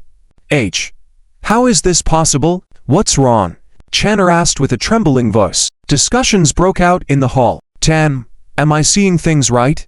Mrs. Ni is actually going to get married. Is she summoning that young man who just came as a guest of honor? Heavens, is there no justice? Mrs. Ni is actually getting married. There were sighs of pity, astonishment, all mingled together. And Chong Housey was enraged, slamming his hand onto the table in front of him, shattering it, then left with a face full of killing intent. Channer naturally heard these discussions and finally understood what was happening. She couldn't help but feel sorrow. Young master. Is the young master going to? Her voice already carried a hint of crying. While there was an uproar outside, Zuan was sitting leisurely in a room on the second floor, and across from him was Mrs. Ni, as beautiful as peach blossoms. Everything was like meeting a friend for the first time, with no hint of ambiguity. At this moment, Mrs. Ni secretly raised her eyes and looked at Zuan, who was drinking tea with his head down, and her heart couldn't help but flutter even more. Is even drinking tea so good-looking? Why hasn't he spoken all this time? Other people, upon meeting her, all racked their brains to say a few more words to her. Why has he been drinking tea with his head down all this time? Could it be because he's young and can't open up? It must be. Mrs. Ni thought to herself, couldn't help but laugh and said, don't even know the name of the gentleman. Zuan. Mr. Zhu. This little lyric is truly a rare masterpiece in recent years. It shows Mr. Zhu's remarkable literary talent. Admirable. Zuan smiled slightly, then fell silent again. It wasn't until Mrs. Ni was getting impatient that Zuan said calmly, the tea is good. Mrs. Ni was stunned. What kind of words were these? Then Zuan stood up and said lightly, Miss Ni, take care, and began to leave. Mrs. Ni was completely dumbfounded. Looking for someone? Whom is the young master looking for? An old acquaintance. An old acquaintance. Ni Yihen murmured softly. At this moment, Zuan turned around as if to leave. Ni Yihen shuddered all over, as if awakening from a dream, and hastily shouted, young master, please wait. Is there something else? Zuan didn't even turn his head, speaking lightly. Ni Yihen took a deep breath, forcing herself to remain calm, as she said, young master, did you have a conflict with someone in the hall earlier? Zuan was slightly taken aback. Are you referring to that young master from the Chong family? Ni Yihen nodded solemnly. Yes, young master, as an outsider, you may not be aware of the influence of the Chong family in this area. It can be said that the Chong family is a well-known local powerhouse, and the person you offended is Chong Housey, the eldest son of the Chong family. He is not a good person by nature. If you just leave like this, it will be difficult for you to get through tonight safely. Ni Yihan, as the leading lady of Langxiang Pavilion, was naturally very familiar with the mixed and chaotic nature of the pleasure district. She was well aware of how unreasonable these dominating families could be. Therefore, upon hearing the report from her maid, she felt the chill in her heart and thought that Zuan was in great danger. But upon hearing Ni Yihan's words, Zuan's lips curled into a slight smile. Oh, it sounds like quite a challenge. Seeing Zuan's casual attitude, Ni Yihan stamped her foot. Young master, I'm not joking with you. This matter is indeed serious. Thank you for the reminder, Miss Ni. It's just that I have a habit. The more dangerous it is, the more I want to face it. You. Ni Yihan felt exasperated, then sighed. I don't know what you are relying on, young master, but with your talents, if you were to be harmed by a group of ruffians, it would be a great loss. So, what is your suggestion? Young master, for the time being, you had better not leave Dangui Alley, because only here, Chong Housey wouldn't dare to act recklessly. And since young master is searching for someone, you can tell me the distinctive features of the person, and I will try to help you find them. As she spoke, Mi Yihan's cheeks turned slightly red as she lowered her head slowly, because Zuan had been looking at her with a smile that seemed both mocking and affectionate. This made Mi Yihan's heart race, feeling like a deer in headlights. Would saying this make the young master think I am a frivolous woman? But if I don't say it, wouldn't I be failing him? Mi Yihan's mind was in turmoil as she pondered. Zuan shook his head with a light laugh. Thank you for your kind offer, Miss Ni, but right now I don't even know what the person looks like that I am looking for. Do you have a name then? Zhu. And shook his head. Let me put it this way. I don't know what her name is, what she looks like, or whether she is a man or a woman. Mi Yihan widened her eyes in astonishment. How could someone search for a person like this? Not even knowing their appearance or gender, how will they find them? Sensing Mi Yihan's shock, Zuan smiled slightly, but as soon as she appears before me, I will know if it's her. Then Zuan's gaze seemed to penetrate through the walls, looking into the depths of the void. I can feel that she is in this place. I hope she is safe and sound, otherwise someone will go completely mad, and at that time, the consequences, even I won't be able to stop. Mi Yihan listened in confusion, about to say something. Zuan nodded slightly. I appreciate your kind intentions, Miss Ni, but I must take my leave. With that, Zuan walked out of the room, down the stairs. Mi Yihan stared blankly at Zuan's departing figure, feeling a mix of emotions, unsure of what she was feeling. She suddenly felt that this young man carried a lot on his shoulders, even his back seemed so lonely. It was a kind of solitude that came from enduring hardships, holding countless secrets. This intense feeling made Mi Yihan extremely curious. What exactly has he been through? In the meantime, Zuan descended the stairs. At this moment, the people in the hall had all dispersed, leaving only Husen and Channer. When they saw Zuan coming down, Husan's expression suddenly became animated. Ahem. Young man, you're not too slow with your actions, coming down so quickly. Husen muttered under his breath, thinking that Zuan couldn't hear him, but Zuan gave him a cold glance, causing Husan to swallow his words. Master, what were you doing upstairs? Channer asked with some concern. Zuan replied calmly, had a cup of tea, chatted for a while. Just that. Channer seemed puzzled. Zuan raised his hand and tapped her on the head. What else were you expecting? Channer winced as she held her head, but her expression shifted from annoyance to joy, smiling happily. I thought the master would have had dinner. Zuan chuckled. Let's go. Master, where are we going? Naturally, to have dinner. Channer nodded happily.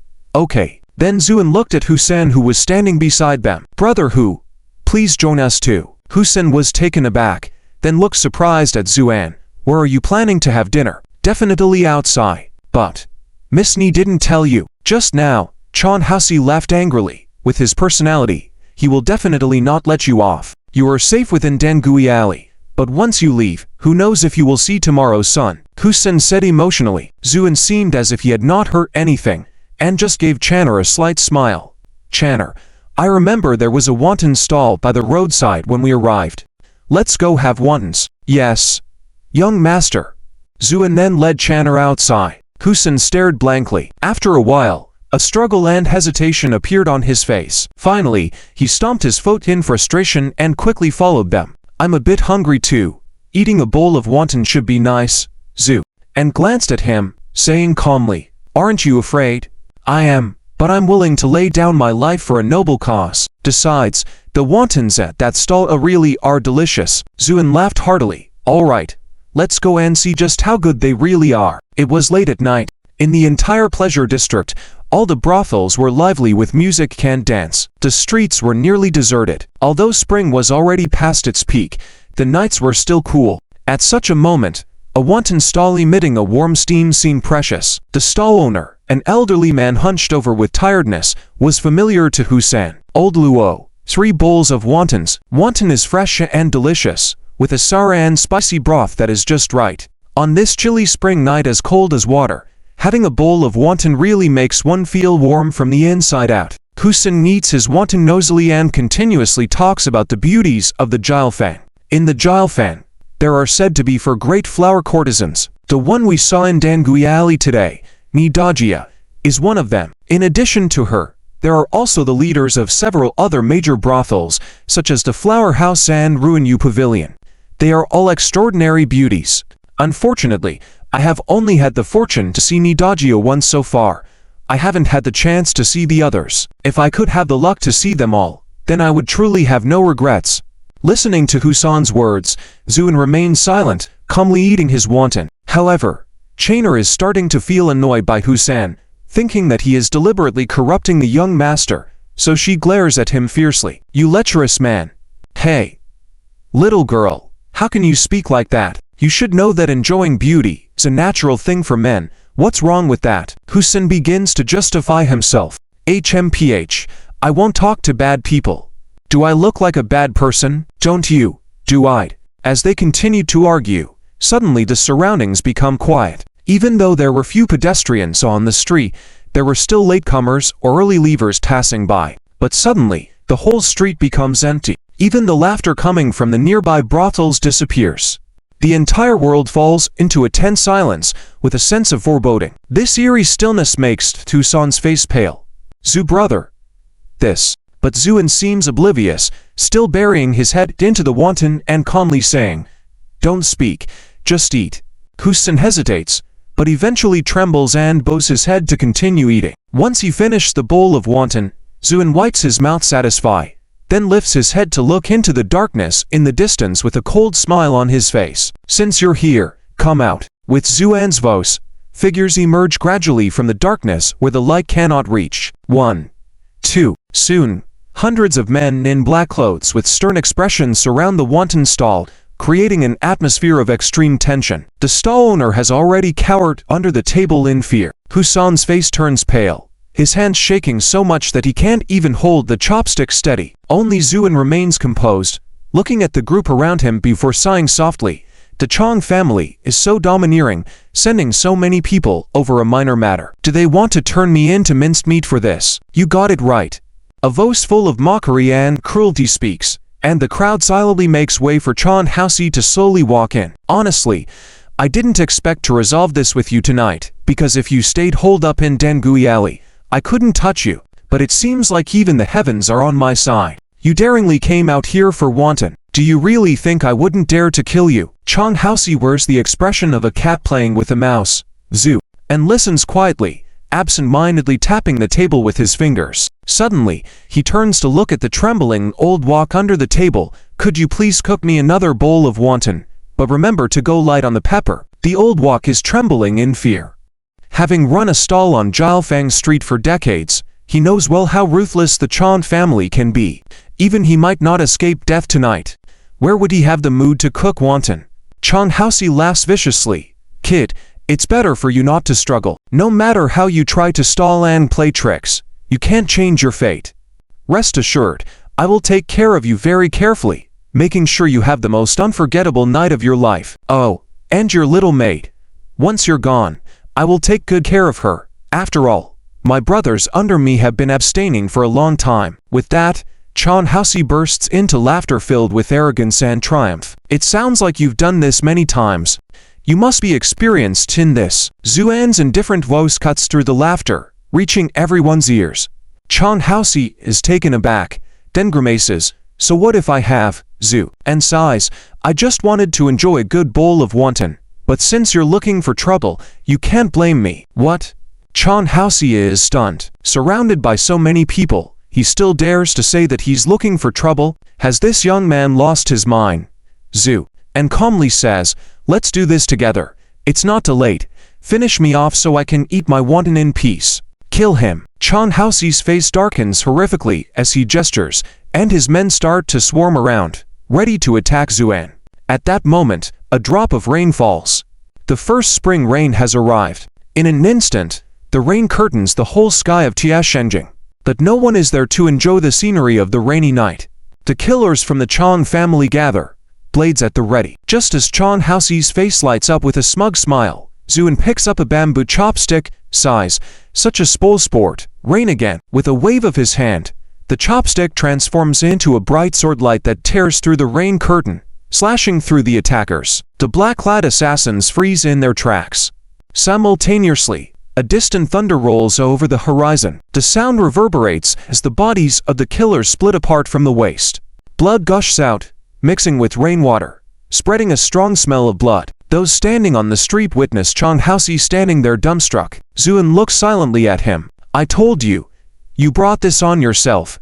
No one else can be blamed. No. Chang Haoxi trembles, wanting to yell, but it's too late. With a wave of his hand, Zuen's chopstick turns into a dazzling swordlight that pierces through Chang Haoxi's throat, sending him flying and impaling him on a nearby brick wall. Chang Haoxi twitches a few times, eyes wide open in disbelief, before dying with regret. Zhu. And smiles slightly at the stunned Husan. This rain is really boring. It's disturbing my meal. With that, Zuen slashes a sword in the air, cutting through the sky. A dazzling sword light streaks across, shattering the thick clouds. The rain gradually stops. Zhu. And smiles at the trembling old wok under the table. All right, can you please cook me another bowl of wonton now? Dan Guifang. Ni Yihen was sitting motionless in the room. Suddenly, the fearful voices of the maids could be heard outside the door. Meiya. Greetings, Meiya. Then a woman's voice said, Is your miss here? The miss is in the room. As the voices spoke, the door was pushed open and a plump woman in her late 30s walked in gracefully. Ni Yihen, who had been lost in thought, hurriedly stood up at the sight of this woman.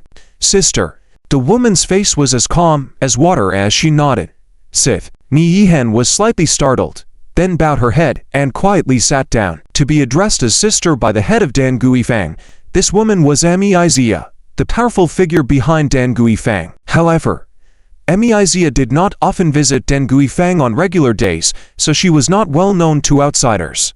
But those who knew the inside story understood how formidable this woman was. In terms of social connections and strength, Meiya was no less than many men. This was why Dan Guifang could stand firm in the chaotic Paradise District, even making powerful families worry. Ni Yihen had a premonition when she saw Meiya. Sure enough, after taking her seat, Meiya's first words were straightforward. I heard that when you hung up your sign today, not only did you personally greet a young man downstairs, but you even put on a white headscarf and invited him to be your guest. Is this true? Her voice was indifferent, but carried a commanding presence. Ni Yihen trembled all over, then replied softly, Yes.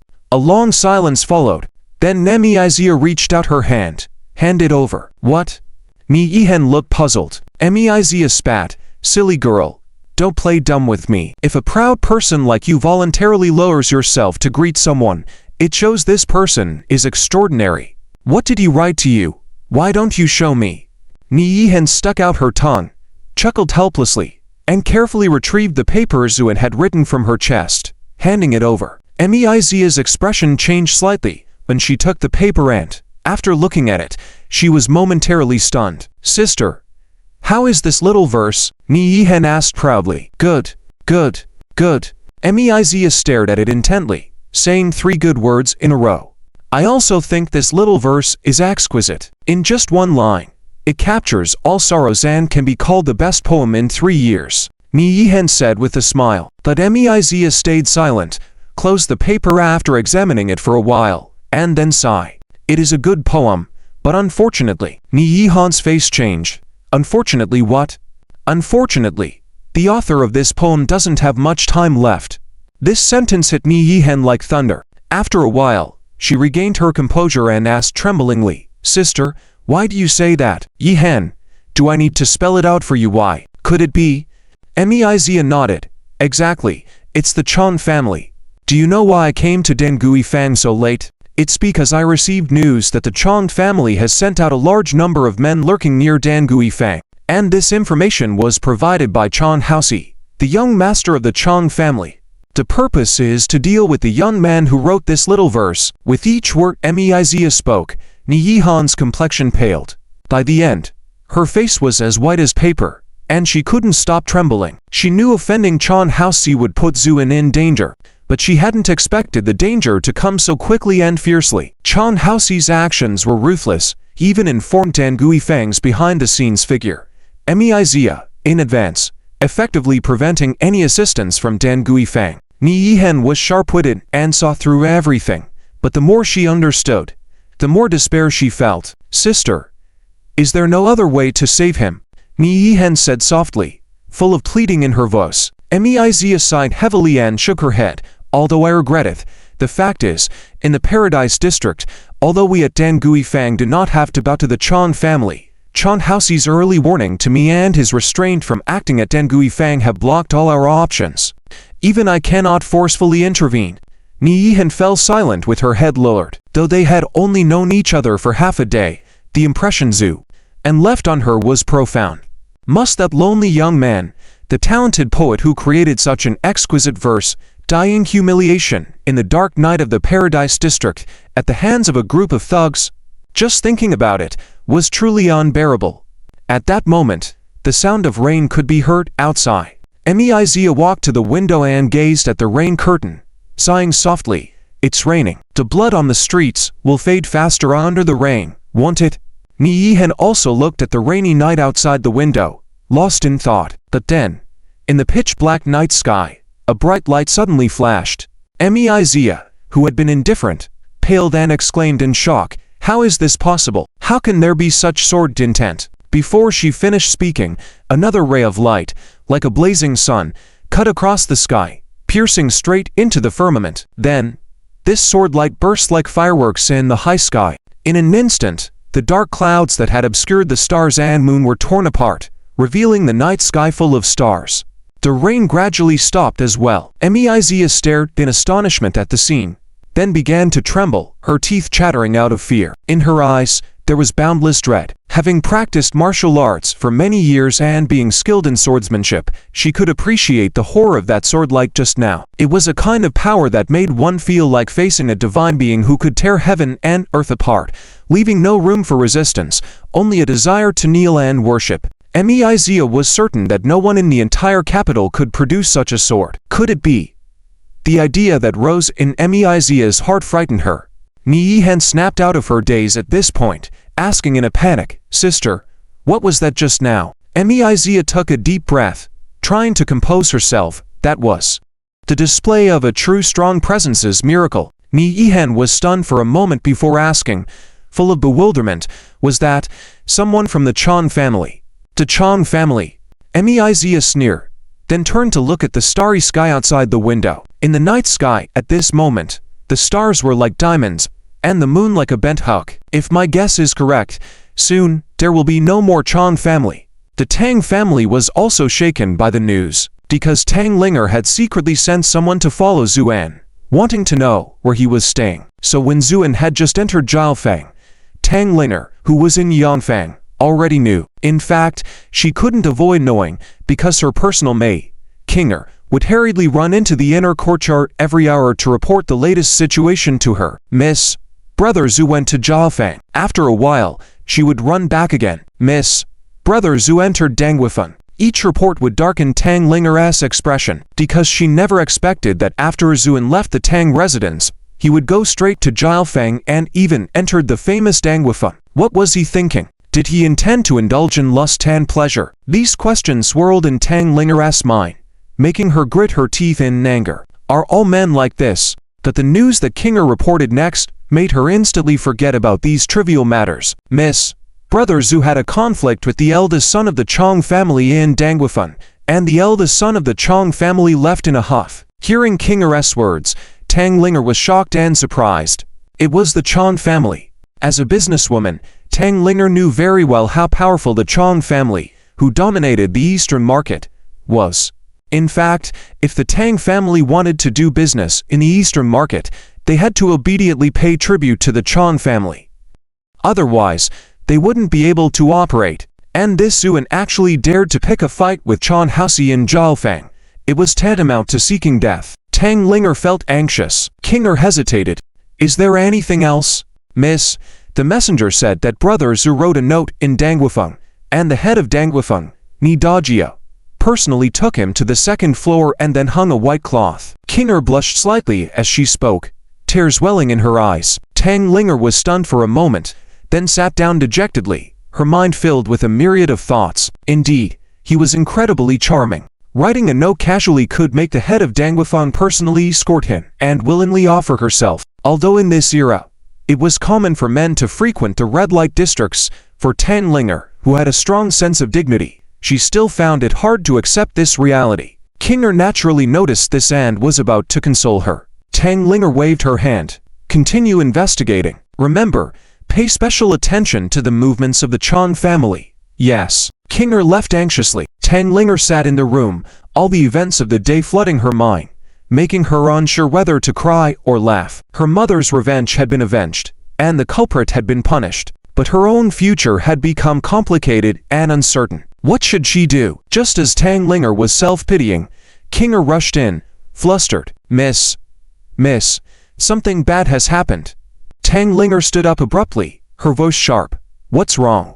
The Chang family suddenly dispatched many skilled individuals to Changelfan. They are probably going after Brother Zhu. Tang Linger's eyes flashed with a cold light, then dimmed. What can they do even if they go? The Chang family's people wouldn't dare to cause trouble in Dangwufeng. She was about to sit down. Kinger anxiously continued. Miss, I haven't finished talking. Brother Zhu didn't actually stay upstairs. He went downstairs, took Yanner and another man, and ate wontons on the main street of Changelfang. What? Are you sure about what you're saying? Tang Linger was taken aback. Absolutely. Miss, please quickly think of a way to save Brother Zhu. Kinger was on the verge of tears. Tang Linger paced back and forth in the room, her face extremely grave. This Zuan really makes one worrying. Even if you keep yourself pure, you shouldn't have left Dangwufeng at this time. Don't you know what the consequences of offending the Chan family would be? Tang Linger murmured softly. Just then, Tang Shan entered. Father, why are you here? Tang Linger asked in surprise. Tang Sheng's face was solemn. No need to say much. I already know everything about this matter. Linger, I have only one question for you now. Tang Linger's expression became serious. Father, please ask. What are your intentions towards Zuan? Tang Linger was momentarily surprised, then lowered her head. Tang Sheng took a deep breath. Linger, this is not the time to act like a little girl. I just need a clear answer from you. Do you have deep feelings for him? Tang Linger was silent for a moment, then nodded firmly. Yes. Tang Sheng nodded. Very well. Since you feel that way, then I will set aside my pride, no matter what the cost, to stop the Chang family and protect Zuan. Tang Linger finally understood what her father intended to do, and her heart warmed. Father, what should we do now? Tang Sheng said, in a low voice. The Chang family is powerful, but they have not reached the point of total domination. There are still people in Tianjin City who they fear. Our only option now is to quickly seek the assistance of a high-ranking official to resolve this matter. Tang Linger understood that this was the most feasible option, so she nodded solemnly. Whom do we intend to seek help from? This person's status and position are indispensable. Otherwise, we won't be able to suppress the Chang family. Fortunately, I just received some news that His Highness has just returned to Tianjin City. If we can get him to intervene, there may be a chance to turn things around. Tang Linger's face lit up. His Highness has returned to the city. That's great. I will prepare the carriage to go and seek him now. Tang Linger had a very good relationship with this Royal Highness. In fact, the reason why the entire Tang family prospered in Tianjin City was largely due to Yanqi supporting them from behind the scenes. Tang Sheng shook his head. This matter is not trivial. The Chang family also has a backing. If His Highness intervenes, there will be a price to pay. You cannot go alone. I have prepared generous gifts. We will go together immediately. Tang Linger realized that despite being hailed as a business genius, she was still far inferior to her father, who had been in the business world for decades. Just with his calmness, she felt inadequate. Father and daughter dared not delay, and immediately got up to set off to the Eastern Palace on Tianjin Chang Street to see His Highness. But at that moment, a streak of light shot straight into the sky, shattering all the clouds and mist in the sky. What's that? A shooting star? Tang Linger looked up in surprise, but Tang Sheng's expression suddenly became extremely fearful. Tang Linger recognized the person at first sight. Wasn't this the person she had sent to track Zuan? How did he come back? Could something have changed? So she immediately asked, "What happened? Why are you so flustered?" The servant trembled, and after a while, he barely calmed down a bit, then tremblingly said, "Miss Zhu. Zhu Master. What happened to Zhu Master?" Tang Linger asked sternly, her heart clenched. She thought Zuan had already encountered trouble. Zhu Master single-handedly defeated over 100 people sent by the Chang family, and even the Chang family's young master, Chan Haoxi, was killed by him with a casual strike. The sword light that pierced the heavens just now was also casually swung by Zhu Master. These words stunned both Tang Sheng and Tang Linger. It was hard to say how long passed. Tan Sheng chuckled bitterly. Zuan, how many more surprises are you going to bring me? Meanwhile, Tang Linger felt her heart sinking into an abyss. Although she had once liked Zuan, it was a condescending kind of liking. And indeed, she had the capital to be proud of. So, even until just now, she still believed that as long as she found a way, she could make Zuan obedient. However, this incident ruthlessly shattered all her illusions. It wasn't until now that she understood. It turned out that she was the insignificant one, and all her imagined scenarios had become ephemeral. At the same time, the entire Tiasheng capital was awakened by this earth-shattering strike. Whether it was the martial artists scattered throughout, or the powerhouses in the noble houses, all looked up to the sky at that moment, their expression solemn. Who on earth had unleashed such a world-shaking strike? These questions lingered in their minds. Subsequently, various forces all dispatched their most capable subordinates to investigate. The entire Tiasheng street had only one building, the Eastern Palace. Yan Shi, who had just returned to the capital, was preparing to rest when he was also startled by this momentum. His personal guard, Fang Changchen, rushed over immediately. The two looked at each other and said, in unison, "Could it be him?" Yan Shi smiled bitterly. "I had already magnified his strength as much as possible, but now, it seems I underestimated him." Fang Changchen said, in a deep voice, "I already sent someone to investigate just now. We should get results soon." Yan Shi shook his head. "No matter the result, I must go there myself." Fang Changchen was stunned. "Isn't it too risky for you to go personally?" "Hehe, do you believe that if I don't go, Lao Ba will go? Let's go. At least this time, we were lucky to encounter him first," Yan Shi said lightly. Just as Yan Shi said, in another building that was no less grand than the Eastern Palace in neither scale or style, a man who looked remarkably like Yan Shi, but with a more menacing air at the corners of his eyes said, in a deep voice, "Such a powerful person, suddenly appearing, whether it's a blessing or a disaster is unpredictable, but we must go and see. Otherwise, if he is recruited by my brother, it will be troublesome." As the entire Tiasheng capital began to boil, the instigator Zuan finished the last sip of soup in his bowl, then sighed contentedly. "The taste is really good." Husan and Lao Luobo dumbfoundedly looked at the stack of bowls in front of Zuan. Over 20 bowls, all eaten by Zuan alone. That was all the remaining inventory of the wanton stall. However, these two did not dare to show any surprise because of the corpses that littered the entire street, serving as a grim reminder. But Husan still felt something was off. He couldn't help but think that after this meal, Zuan seemed even more terrifying than before. Could eating actually make one stronger? Husan pondered. But he guessed somewhat correctly. The more Zuan ate now, the more spiritual energy the swallowing immortal art would convert, and his strength would recover faster. At this moment, Zuan asked Channer, "Are you full?" Although Channer was also very frightened, she had an almost superstitious blind obedience to her young master, so she nodded. "Full. Good. Let's go."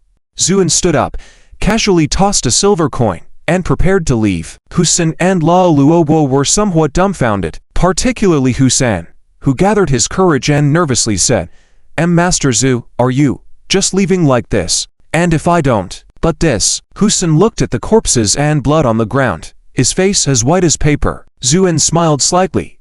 "Don't worry, someone will come to clean up soon, but you two might have a bit of trouble, but as long as you say you're my friends, you should be fine. Maybe even turn into an opportunity for you two." "But what about the Chan family?" Husan still felt uneasy. That seemed to remind Zuan, who slapped his forehead, chuckled mildly, almost forgot. "Where does the Chan family live?" Husan instinctively pointed to the right in the center of the East Market, Zhu, and nodded. "Thank you." Then he led Channer and headed towards the East Market. Watching Zuan's departing figure, Husan suddenly understood what he was going to do, and a chill ran down his spine. But inexplicably, he couldn't help but shout, "Master Zhu, the Chang family's backing is not simple at all. You have to be careful." "Thanks."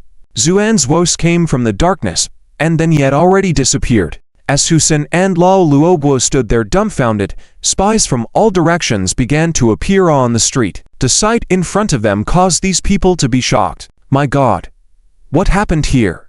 My goodness, isn't that the Chang family's young master nailed to the wall?" These exclamations sounded one after another. Some people then noticed Husan and Lao Luoguo. In fact, it was impossible not to notice them. They were the only ones left alive on the street. How? Aren't you Husan? What on earth happened? Someone recognized Husan and exclaimed, Husen-sai. He finally understood why Zuan had said he might have some trouble. Looking at the people arriving, all from the major forces in Tiasheng capital, each of whom he couldn't afford to offend. But then, he smiled again, because Zuan had said he could say they were friends. And Husen believed these people would go to any lengths for Zuan's sake, so he arched his hand arrogantly. Good evening, everyone. My name is Husan, and I know you want to ask what happened. The person who did this is my friend. The crowd stirred. Many people exchanged glances and then put on flattering smiles, approaching to strike up a conversation. At the same time, Zuan led Channer to the outside of the East City's market gates. Unlike Jiaofang, this East City has a curfew. As soon as it gets dark, the gates will close. They will only reopen the next morning. Because this East City attracts merchants from all over the world, it has become the most prosperous place in the city of Tiasheng. The ability to control this place for decades also indirectly proves the strength and background of the Chong family. Young master, the gates are closed. What should we do? Channer asked. Zuan smiled slightly, looked up at the tall gate, and then casually pressed on it, saying lightly, Who said it's closed? But before Channer could speak, the gate in front of them collapsed with a loud crash. Channer was left speechless in shock. Zuan said calmly, Let's go, and started walking inside. Channer trembled slightly, then regained her composure. Young master, wait for me, and hurriedly caught up. In the center of the East City is a sprawling mansion. At this moment, the mansion is brightly lit. The master of the house, Chando, has not gone to bed yet. He is counting the day's earnings. Although he doesn't know the exact amount, from the joy in his eyes and the stack of silver notes on the table, it is clear that the profits are substantial. Now, he can collect more precious herbs for the ancestors. Chanda was calculating in his mind. Suddenly, a deafening roar came from outside. He was surprised and shouted, What's going on? The steward rushed in anxiously. Master, the noise did not come from our Chong family. I am not sure where it came from, but we have sent someone to investigate. Upon hearing that his family was safe, Chanda breathed a sigh of relief, then remembered something and asked in a serious tone, Has Haosi returned? Master.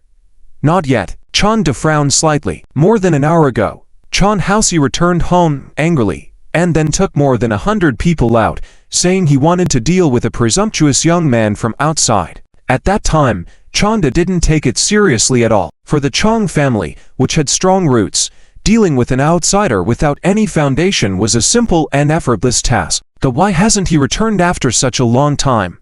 Even if his son hasn't returned, shouldn't his men have sent someone back to report? Chanda was a bit annoyed and was about to order the steward to send someone to check on his son's situation. Just then, a loud noise came from the front courtyard gate, followed by shouts and screams. Chandi's face changed, and he immediately rushed out of the study towards the front courtyard. As soon as he turned a corner, he saw a chilling scene that shocked him. A young man was stepping closer. The elite guards of the Chong family rushed up to stop the young man. However, no matter how strong their attacks were, they couldn't stop the young man in the slightest. With each step he took, the so-called elite guards would all spit out blood and retreat. Seeing this scene, Chanda was shocked and shouted sternly, Who are you? Why are you trespassing in my Chong family? The visitor was naturally Zuan. He raised his eyes to look at Chanda and said, And who might you be? I am Chanda, the head of the Chong family. Friend, is there some misunderstanding here? Rest assured, as long as you clarify, our Chong family will definitely give you a satisfactory answer. After all, I, Chanda, love making friends the most. Chanda was impressed by Zuan's immense strength displayed, so he spoke very politely, Su, and smiled. Your son led more than 100 people to kill me. How do you plan to answer to that? Chanda was stunned. The outsider his son wanted to deal with was him. Leading the Chong family for decades had made Chanda extremely shrewd, hiding his astonishment well and expressing apology instead. There must be a misunderstanding, friend. Why not wait for my son to return and clarify it in person? What do you think? Return? Zu, and shook his head with a light smile. It seems your son won't be coming back. Chanda hesitated. Friend, what do you mean by that? Zuan didn't answer his question, but instead looked up through Chanda and his men, focusing on the Chong family's mansion shrouded in darkness. A cold smile appeared on his face.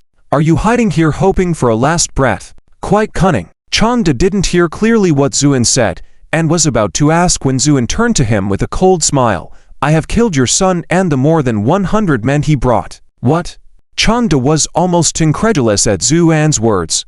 Then his face darkened, thinking Zuan was playing a cruel joke. Not to mention his son's decent strength, the 100 people he brought with him were all skilled in the family. How could they have died silently like that? Thus, he said coldly, friend, jokes like this are not appropriate. Jokes? Zu, and shook his head. No, I am not kidding with you. In fact, I am here to exterminate your Chang family. It seems there is still a surprise waiting for you here. Changde's face turned ashen, and upon hearing this, he was furious. The attacks launched by these skilled guards disappeared invisibly in front of Zuan. With each step Zu and took, countless people would spit blood and fall. In an instant, most of these guards were dead or injured, and the remaining ones had lost all courage, no longer daring to face Zuan directly. Instead, they turned and fled in panic. It was only then that Zuan calmly said, because I and the one you worship are from the same place. Chengde trembled all over, no longer having the courage to face Zuan, turning and running to the backyard. Zuan did not kill him, but instead followed behind, unhurriedly. Soon, Chengde rushed into the normally tightly sealed Chen family backyard, not allowing anyone to enter, and then shouted towards a dark small building, Ancestor, save me. At that moment, Zuan had already stepped into this small courtyard. As soon as his foot touched the ground, a light appeared on the small building, followed by a sigh. Fellow Daoist, since we are both sealed here, we should sympathize with each other. Why should we force each other like this? Upon hearing this voice, Zuan remained calm and indifferent. First, we must make one thing clear. It is you who are sealed, not me. And Zuan looked up at the small building. What have you done to accumulate spiritual power in this barren land? Is there a need for me to say more? There was a moment of silence in the small building, followed by a cold laughter. How ridiculous! If it wasn't you who was sealed, then why are you here?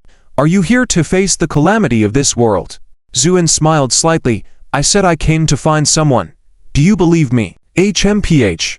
Another hypocrite. Yes, I have done many bad things to accumulate spiritual power, but it was only to survive. Is that wrong? How about you? TSK, it seems you haven't been here for long yet, and you have already recovered some spiritual power. It seems like you have done just as much as I have. The voice in the small building was full of sarcasm and self-satisfaction.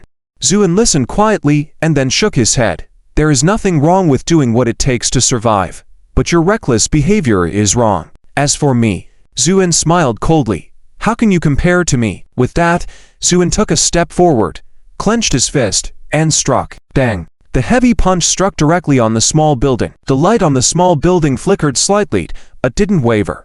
Then a person's laughter came from the small building. Don't waste your effort. This building was forged with the souls of tens of thousands. It is invincible in this world. You cannot break it. Fellow Daoist, listen to my advice. Since we are in this swamp world, why not forget about all those nonsensical morals and enjoy our lives with our power here? Isn't it a beautiful thing, Zu? And remained silent. The voice seemed to sense an opportunity and became more enthusiastic in its words. I didn't want to do such things either, but centuries of solitude will drive you crazy. And do you believe it? Even the mighty like us will age and eventually die in this cursed place. I once witnessed a powerful golden immortal dying in front of me. At that time, I swore to survive. And looking at you, it seems you have some secret technique. If you truly sympathize with the natives of this world, why not share this technique with me? I promise not to harm the innocent anymore. What do you think? These voices were full of seduction. Zuan slowly raised his head and smiled at the small building. You seem to think that I cannot break open your building. Hehe, friend, if I didn't have this confidence, do you think I could have survived for so long? Instead of directly responding to the man's words, Zuan examined the runes on the small building and then said lightly, judging from the arrangement above, you must be a ghost cultivator. There was another moment of silence in the small building, followed by a voice filled with surprise and uncertainty. You actually know about ghost cultivation? Not only do I know, but I can also tell that before you entered here, you should have been a true immortal. Am I right? The voice of the master of the small building sounded with a hint of fear and unease. What is your origin? How do you know so much? Zuan smiled coldly. Me? I am an existence beyond your imagination. With that, Zuan's eyes shimmered, and he raised his hand like a sword, striking down forcefully. Doom. A sword light directly struck the top of the black small building. The small building stood firm. The owner of the small building let out a sigh of relief and grinned. So you are a swordsman. Unfortunately, if we were outside, I might fear you, but in this world, even you swordsmen cannot break my defense. Before he could finish speaking, a series of continuous crackling sounds rang out. Then the black small building began to crumble. No. The owner of the small building shouted, "Dintanic." Inside the crumbling small building, a figure flew straight up, trying to escape. Zuan waved his hand and said calmly, "Rise, swords." As he spoke, sword lights appeared around the figure, trapping it securely. The figure let out a desperate howl. "Why do you have such great power? What's with the spiritual power on you, Zu?" And beckoned, and the sword lights with the figure flew back. The figure gradually showed its true form. Finally, a seductive woman appeared in front of Zuan, tearfully saying, "Please spare me." Zuan waved his hand impatiently. "If you dare to deceive me with these illusions again, I will destroy your soul right now." The woman shivered, her appearance changing rapidly, ultimately turning into a sly and evil-looking man. The man bowed deeply in fear. "Master." Zu, and gazed at him, then spoke after a moment of silence. "How long have you been here?" Master, it's been 100 years. Have you always been in this Jiasheng capital? Yes. Then let me ask you, have you seen any female members of the Yao clan appearing in these years? Zu, and asked coldly. The ghost cultivator frowned and thought for a moment, then shook his head. "I have not seen any." "Are you sure?" Zu, and frowned. The ghost cultivator quickly nodded. "Master, how dare I deceive you on such a matter? I really haven't seen any." Zuan looked at him quietly for a while before nodding. "Good. I believe what you said." The ghost cultivator felt relieved, but the next moment, he felt his body shrinking rapidly, and when he looked down, he found himself in the palm of Zuan. "Master, what are you going to do? Please mercy." The ghost cultivator panicked and pleaded. Zuan remained unmoved at all, his fingers clenched into a fist. The ghostly cultivator, realizing he had no hope left, couldn't help but bitterly howl. "Kid, do you think killing me will solve everything? Useless. Someone will avenge me in due time, and I'll be waiting for you in hell." Zuan coldly smiled at his words. "Avenge. All right then. I'll be waiting. As for hell, hey, do you think you still have a chance to go to hell?" With that, Zuan suddenly clenched his fist. Snap. After a crisp sound, the soul of the ghostly cultivator was crushed by Zuan. Following that, a black aura surged into the sky, faintly carrying countless agonizing wails. Zuan watched quietly, then calmly stated, "All right, the one who had you all trapped has been eliminated. Disperse and enter the cycle of reincarnation." With a wave of his hand, the black aura gradually dissipated. In the sky, numerous transparent apparitions appeared. These apparitions saluted Zuan before dispersing in all directions. After completing all of this, Zuan looked around, then turned to the thoroughly frightened Chanda. Upon his gaze, Chanda immediately knelt to the ground, kowtowing profusely. "Master, it was the devil who forced us to do all those things. The Chang family is also a victim. Please spare us." "Victim?" Zuan coldly chuckled. "Was that how you described it before?" Chanda stiffened, about to say something. Zu, and raised his hand, and a sword light slashed through. Zout! Chang Di's head soared into the sky, blood splattering the ground before his lifeless body collapsed. With that, the Chang family, which had dominated the eastern city for decades, became history. After completing these actions, Zuan surveyed the scene before turning and departing. However, not long after he left, there was an imperceptible black aura floating in the air. The black aura rose into the sky and disappeared in an instant. As Zuan walked away, he didn't turn back, but a faint smile appeared on his lips. At that moment, outside the Chang family's residence, Channer was anxiously waiting. The sporadic screams coming from inside made her delicate face even paler. She wanted to go in and see what was happening, but Zuan had made it clear before leaving that she was to wait here and not go anywhere. Channer never dared to disobey Zuan's orders and could only wait there. Just then, a carriage raced towards them. As it reached the gate and slowed down, a man in luxurious attire, nobly bearing but with a hint of sinister aura around his eyes, stepped down. Upon seeing the shattered Chang family gate, his expression turned serious. His gaze then fell on Channer waiting at the entrance, momentarily puzzled before regaining composure. "You must be Miss Channer." Channer trembled. "Who are you?" The man smiled lightly. "I am Yan Peng, or you may call me the 8th Prince." "Tri, Prince?"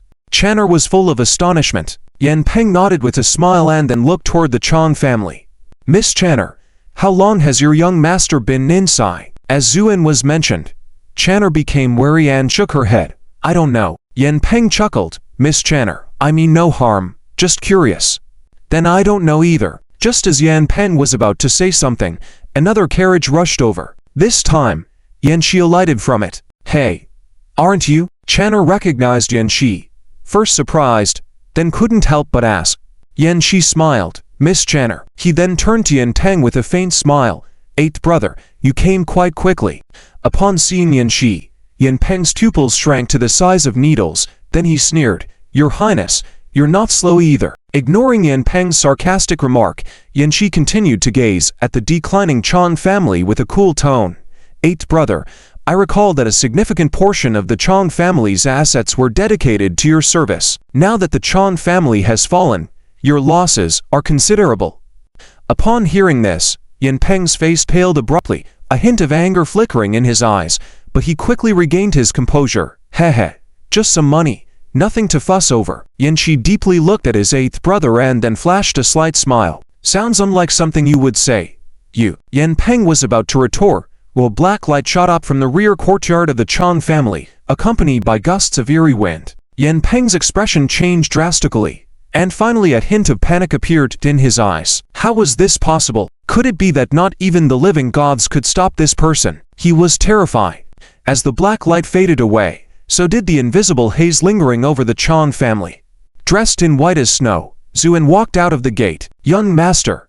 Channer exclaimed in surprise. "Zu," and smiled and nodded. With a face that had been unpredictable, Yan Peng's countenance was now filled with a smile. He approached and saluted respectfully. "You must be Mr. Zu." "I am." Before he could finish his sentence, Yan Shi also stepped forward and bowed deeply. "Mr. Zu, I didn't expect to meet you so soon." Zuan looked at him, faintly smiled. "Indeed, quite soon." Yan Shi smiled back. "If you don't mind, would you join me at the mansion for a chat?" Zu, and hesitated for a moment, then nodded. "Yes, why not?" Yan Shi was delighted, personally leading the way. Zuan and Channer boarded the carriage, and they set off. Throughout this journey, Zuan never once glanced at the so-called 8th prince. As Yan Shi's carriage gradually disappeared, Yan Peng stood there, his smile fading, eyes twitching, before huffing and leaving. Various forces in Tiashanjing had long arrived, but they all dared not approach, watching from afar. When they saw Zuan leaving with Yan Shi while Yan Peng walked off in anger, all of them were moved. So this rising master is under His Highness's faction. The 8th prince had always outshined His Highness, but who'd have thought that His Highness would turn the tables at this crucial moment? Unless the 8th prince has a countermeasure, his position is not secure. I don't think it's that simple. The 8th prince will surely not take this lightly, especially since this Mr. Zu caused the fall of the Chong family, resulting in significant losses for the 8th prince. At this moment, in the East Palace on Tinshang Changji, the gate is wide open, and the lights are bright. Many friends of Yan X rushed over upon hearing the news, as they are considered followers of His Highness. They all wanted to see for themselves what kind of person could stir up the whole Tinshang capital city in one night. The Tong family naturally belonged to the faction of Yan X, so they also came. However, Tong Linger remained silent with her head down, showing little interest. Tong Sheng naturally understood his daughter's thoughts, but even he could only sigh deeply. He had been afraid of someone taking away his daughter, thinking that person was trying to climb up by associating with the Tong family, but in the blink of an eye, that person had become someone even he could only look up to. This feeling even made Tong Shen, who was used to the ups and downs of the business world, sigh and regret. Just then, there was a low commotion outside the door, followed by many people greeting. "Greetings to Sister Mi. Greetings to Madame Mi." Among these greetings, the owner of Donggu Lane, Mizio, smiled and nodded gracefully as she walked into the hall. Behind her was Ni Yuhan, who had changed into casual clothes. Despite her simple attire and light makeup, she still possessed a stunning beauty. Seeing these two, Tong Linger let out a soft hum, feeling quite uncomfortable. She remembered that after leaving the Tong family, Zhu Bian had gone straight to Donggu Lane and even given a paper to Ni Yuhan. Therefore, Tong Linger had an invisible animosity towards Ni Yuhan. Although she tried to hide it, Ni Yuhan couldn't help but feel it and inadvertently looked up to meet Tong Linger's uneasy gaze. She then smiled. Despite feeling annoyed, Tong Linger, out of good manners, nodded slightly in return before turning away and not looking back. Ni Yuhan whispered to Mizia, "Sister, who is that woman? Why does she seem hostile towards me?" Mizia looked up and upon seeing Tong Linger, she couldn't help but smile, then teasingly said, "Her? She's the famous Miss Tong from the capital. As for why she's hostile towards you, head, can't you guess? Miss Tong from the capital." Upon hearing this, Ni Yuhan suddenly realized, and then cast a deep look at Tong Linger. So she is Tong Linger. With Mijia's power in Tinsheng capital, it was easy to trace Zuan's movements after entering the capital, and naturally, she found out about the connection between Zhu Bian and the Tong family. So Ni Yuhan also knew. However, seeing Tong Linger's current mood, it seemed like she was upset with him, but she had no idea how distant Zhu Bian felt towards her. Thinking about this, Ni Yuhan couldn't help but show a bitter smile. Just then, Yanx walked into the hall. "Your Highness." "Greetings, Your Highness." Despite the shouts, Yanx showed no reaction and simply stood to the side. Then a young man stepped in. It was Zhu Bian. At the sight of him, Ni Yuhan felt as if her heart was about to jump out of her throat. Tong Linger, on the other hand, stared blankly at Zhu Bian. Although they hadn't seen each other for a date, Tong Linger felt that the distance between them had grown significantly. The others who hadn't met Zhu Bian couldn't help but stir and began whispering, "Heavens, he's so young. Wow, could it be that this young man single-handedly wiped out the Chang family overnight?" In the midst of these discussions, Zhu Bian scanned the crowd. As his gaze fell upon them, those who were usually high-ranking and powerful people evaded his gaze and dared not look directly at him. Witnessing this, Ni Yuhan's eyes sparkled with excitement, while Mijia's expression remained respectful as she lowered her head, inwardly sighing at how power was merely a joke in the face of absolute strength. Yanx then invited Zhu Bian to sit at the head of the table, while he humbly took a seat below to accompany him. "Young man, this drink is for you." Yanx raised his cup and said. Zhu Bian glanced at him and smiled lightly. "Why toast to me?" Yanx sighed. "Because you did what I have always wanted to do but couldn't achieve. I know the usual actions of the Chang family, but I can't do anything about it. Tonight, you took action directly and eradicated this cancer. I must toast to you." Yanx then downed his drink. Zhu Bian looked at him with a faint smile. "You, as the prince, can't handle a small Chang family."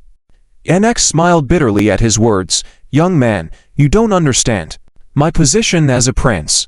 It's hard to explain." Yanx then briefly recounted his situation. It turned out that in the Tinsheng court, the emperor was aging and had appointed Prince Yanx as the heir to the East Palace. However, as Yanx was not born of the empress, she had been obstructing him and trying to promote her own son, the 8th Prince Yanpeng, as the successor to the throne. Over time, the current emperor also began to lean towards suspicion. Yanx's situation had become increasingly difficult, and he was constantly constrained by his younger brother. After his explanation, there was a moment of silence in the hall. Those belonging to Yanx's faction naturally understood the feelings involved.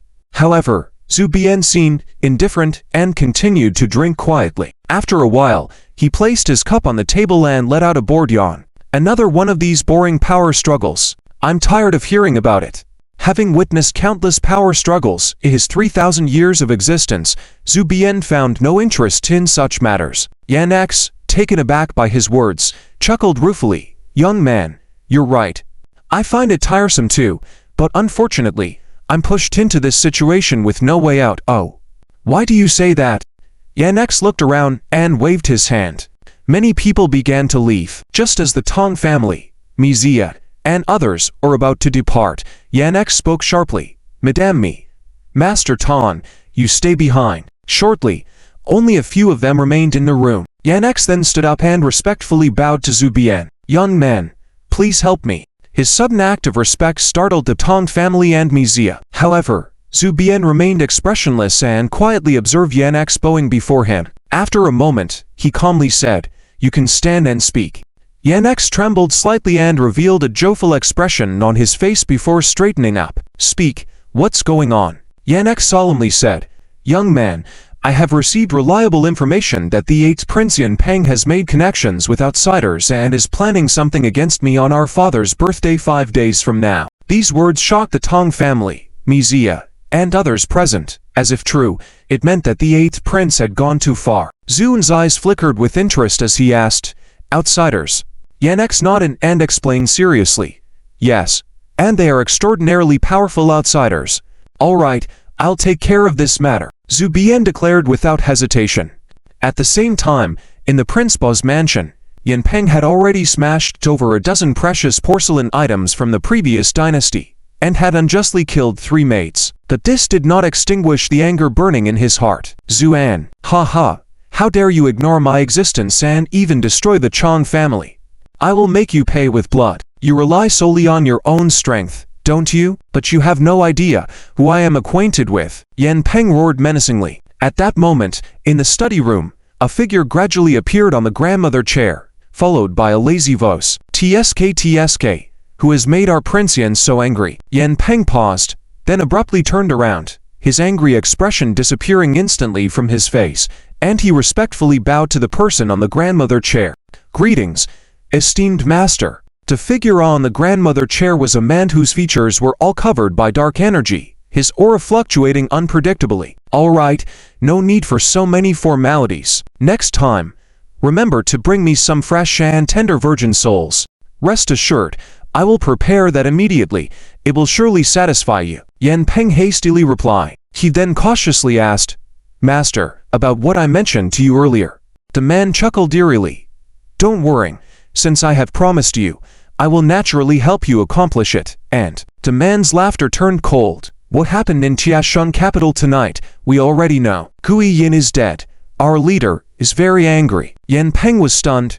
You all already know." The man sneered. His sword intent can be felt even 800 miles away. "How could we not know? So, what does Master mean by just a mere sword cultivator?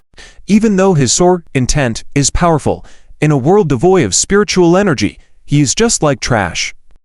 Our leader can easily slay him with a wave of his hand," the man stated coldly. Yan Peng was overjoyed, as he had been contemplating how to deal with Zuan. But now, it seemed unnecessary for him to take any action, as the masters would take care of Zuan themselves.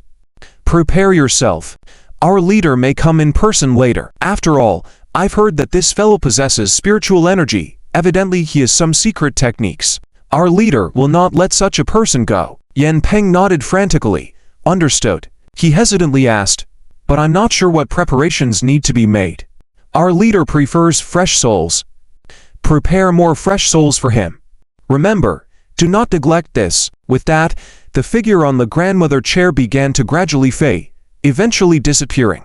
Yan Peng was left dumbfounded by this mystical scene, and his confidence in the abilities of the masters grew stronger. "Ha, after the 5 days of longevity celebration, not only will I eliminate all of you, but even my father, the emperor, should retire and rest. By then, after learning the immortal cultivation method from the masters, I will truly be the supreme ruler.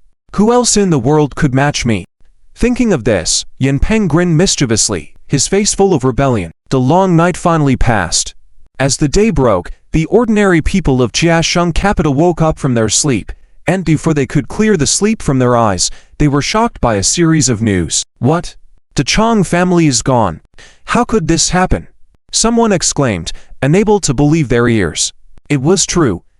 The entire Chong family had been completely exterminated overnight by a young nobleman. Hearing these rumors, everyone gasped in disbelief. The Chong family, known as the unshakable stronghold of the capital, had suddenly become history overnight. This news astonished the people. But soon after, countless people were overjoyed, especially the vendors in the East Market. They almost wanted to set off fireworks to celebrate immediately, because the actions of the Chong family were truly unpopular. Previously, due to the Chong family's power, people could only endure silently. But now that the Chong family had fallen, the oppressed people rejoiced. At the same time, the people were curious about the person who had eliminated the Chong family. Who could have such incredible abilities? Even after eliminating the Chong family, how could they keep the big shots silent? Amidst these questions, Zuen's deeds began to spread like wildfire, arriving in the capital, entering the Tang family, then refusing to marry in, and leaving directly, then going to the Dangui Fang, where they were personally welcomed by the head of the household, and even willing to serve in bed. But ultimately, Zuen left without touching anything. These legendary deeds spread far and wide, leaving the listeners amazed. And this was just the beginning. Following that, the 3 short poems Zuen had casually written began to create a stir in Tiasheng capital. The water has alluring eyes, the mountains have gathered brass. This one sentence alone can be hailed as the best in the past 10 years. A scholar praised excitedly. I disagree. I think the line building up plum blossoms like snow, brushing them off still full of grace, is a true masterpiece in describing scenery. Another person argued. No. This one dedicated to Master Ni is the most beautiful. Chariots like flowing water, horses like dragons, flowers and moon in the spring breeze. In just a few words, it captures the beauty of a spring outing. An older gentleman sighed in admiration. While these literati argued fervently over the 3 short poems, the verses quickly began to circulate among the women of Tiasheng capital. In mansions and chambers, everywhere you looked, charming women could be seen reciting these 3 short poems. Some enthusiasts even wrote them repeatedly, falling deeply under their spell, unable to break free. The delicate and exquisite nature of these poems deeply touched the hearts of these young women. In this situation, the women couldn't help but feel a strong curiosity about the poet, who could write such poetry. And upon learning more, the women were further shocked. The overnight annihilation of a prominent family, such murderous intent, truly astonishing, exclaimed a woman. But isn't it too brutal? Another girl asked fearfully. Humph, don't you know what kind of people the Chong family are? They deserve to die. Did you hear? This Master Zhu is not only exceptionally skilled, but also extraordinarily handsome. Oh my. Handsome, domineering, and talented. A man like him, I could fall in love. Ha ha. I heard that when Master Zhu first sought refuge with the Tang family, they were very critical. Such short-sightedness. If Master Zhu were to come to me, I would gladly offer my bed.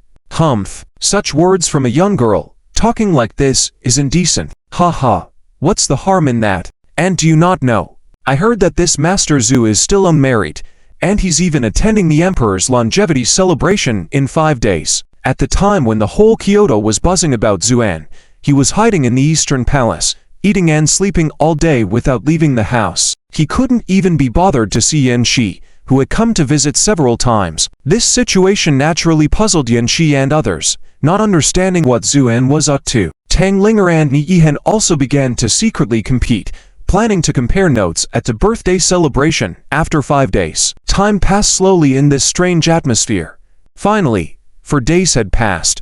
With tomorrow being the official start of the birthday celebration, Yan Shi had still not been able to see Zuan. This made Yan Shi anxious, fearing that something might go wrong. Finally, after dinner, Yan Shi gathered his courage and went to the courtyard where Zuan lived, preparing to request another audience. Just as he was about to knock on the door, it suddenly opened. Zuan, who had not been seen in for days, was standing behind the door, with a hint of excitement on his face. Yan Shi was stunned. He had never seen Zuan with such a bright expression, but he quickly regained his composure, bowing and saying, "Young master, tomorrow is the birthday celebration. I came to ask if there's anything else we need to prepare." Zuan, in a good mood, paused for a moment before saying, "There's no need to prepare anything special. Just gather some delicious snacks and toes that children like." Yan Shi was taken aback. Delicious snacks and children's toes? What was this for? Were there children coming? Despite his confusion, Yan Shi didn't dare ask further and immediately nodded, saying, "Okay, I'll go prepare them now." With his status, after giving an order, countless people naturally busied themselves. Soon, they collected a variety of snacks and toes. When Yan Shi, accompanied by a dozen maids carrying bundles of things, arrived at the courtyard where Zuan lived, Zuan calmly said, "Just leave them here. Everyone else, leave." "Yes." Yan Shi gestured, and everyone left. Then he smiled and said, "Young master, are there friends coming? Are you satisfied with the things I prepared?" Zhu, and glanced indifferently, then nodded, It's fine. Yanxi was about to say something when Zuan looked up at the night sky. Yanxi immediately closed his mouth, not daring to speak more. The moon rose on the treetops, and the surroundings became quiet. Zuan's eyes sparkled slightly. It should be almost time.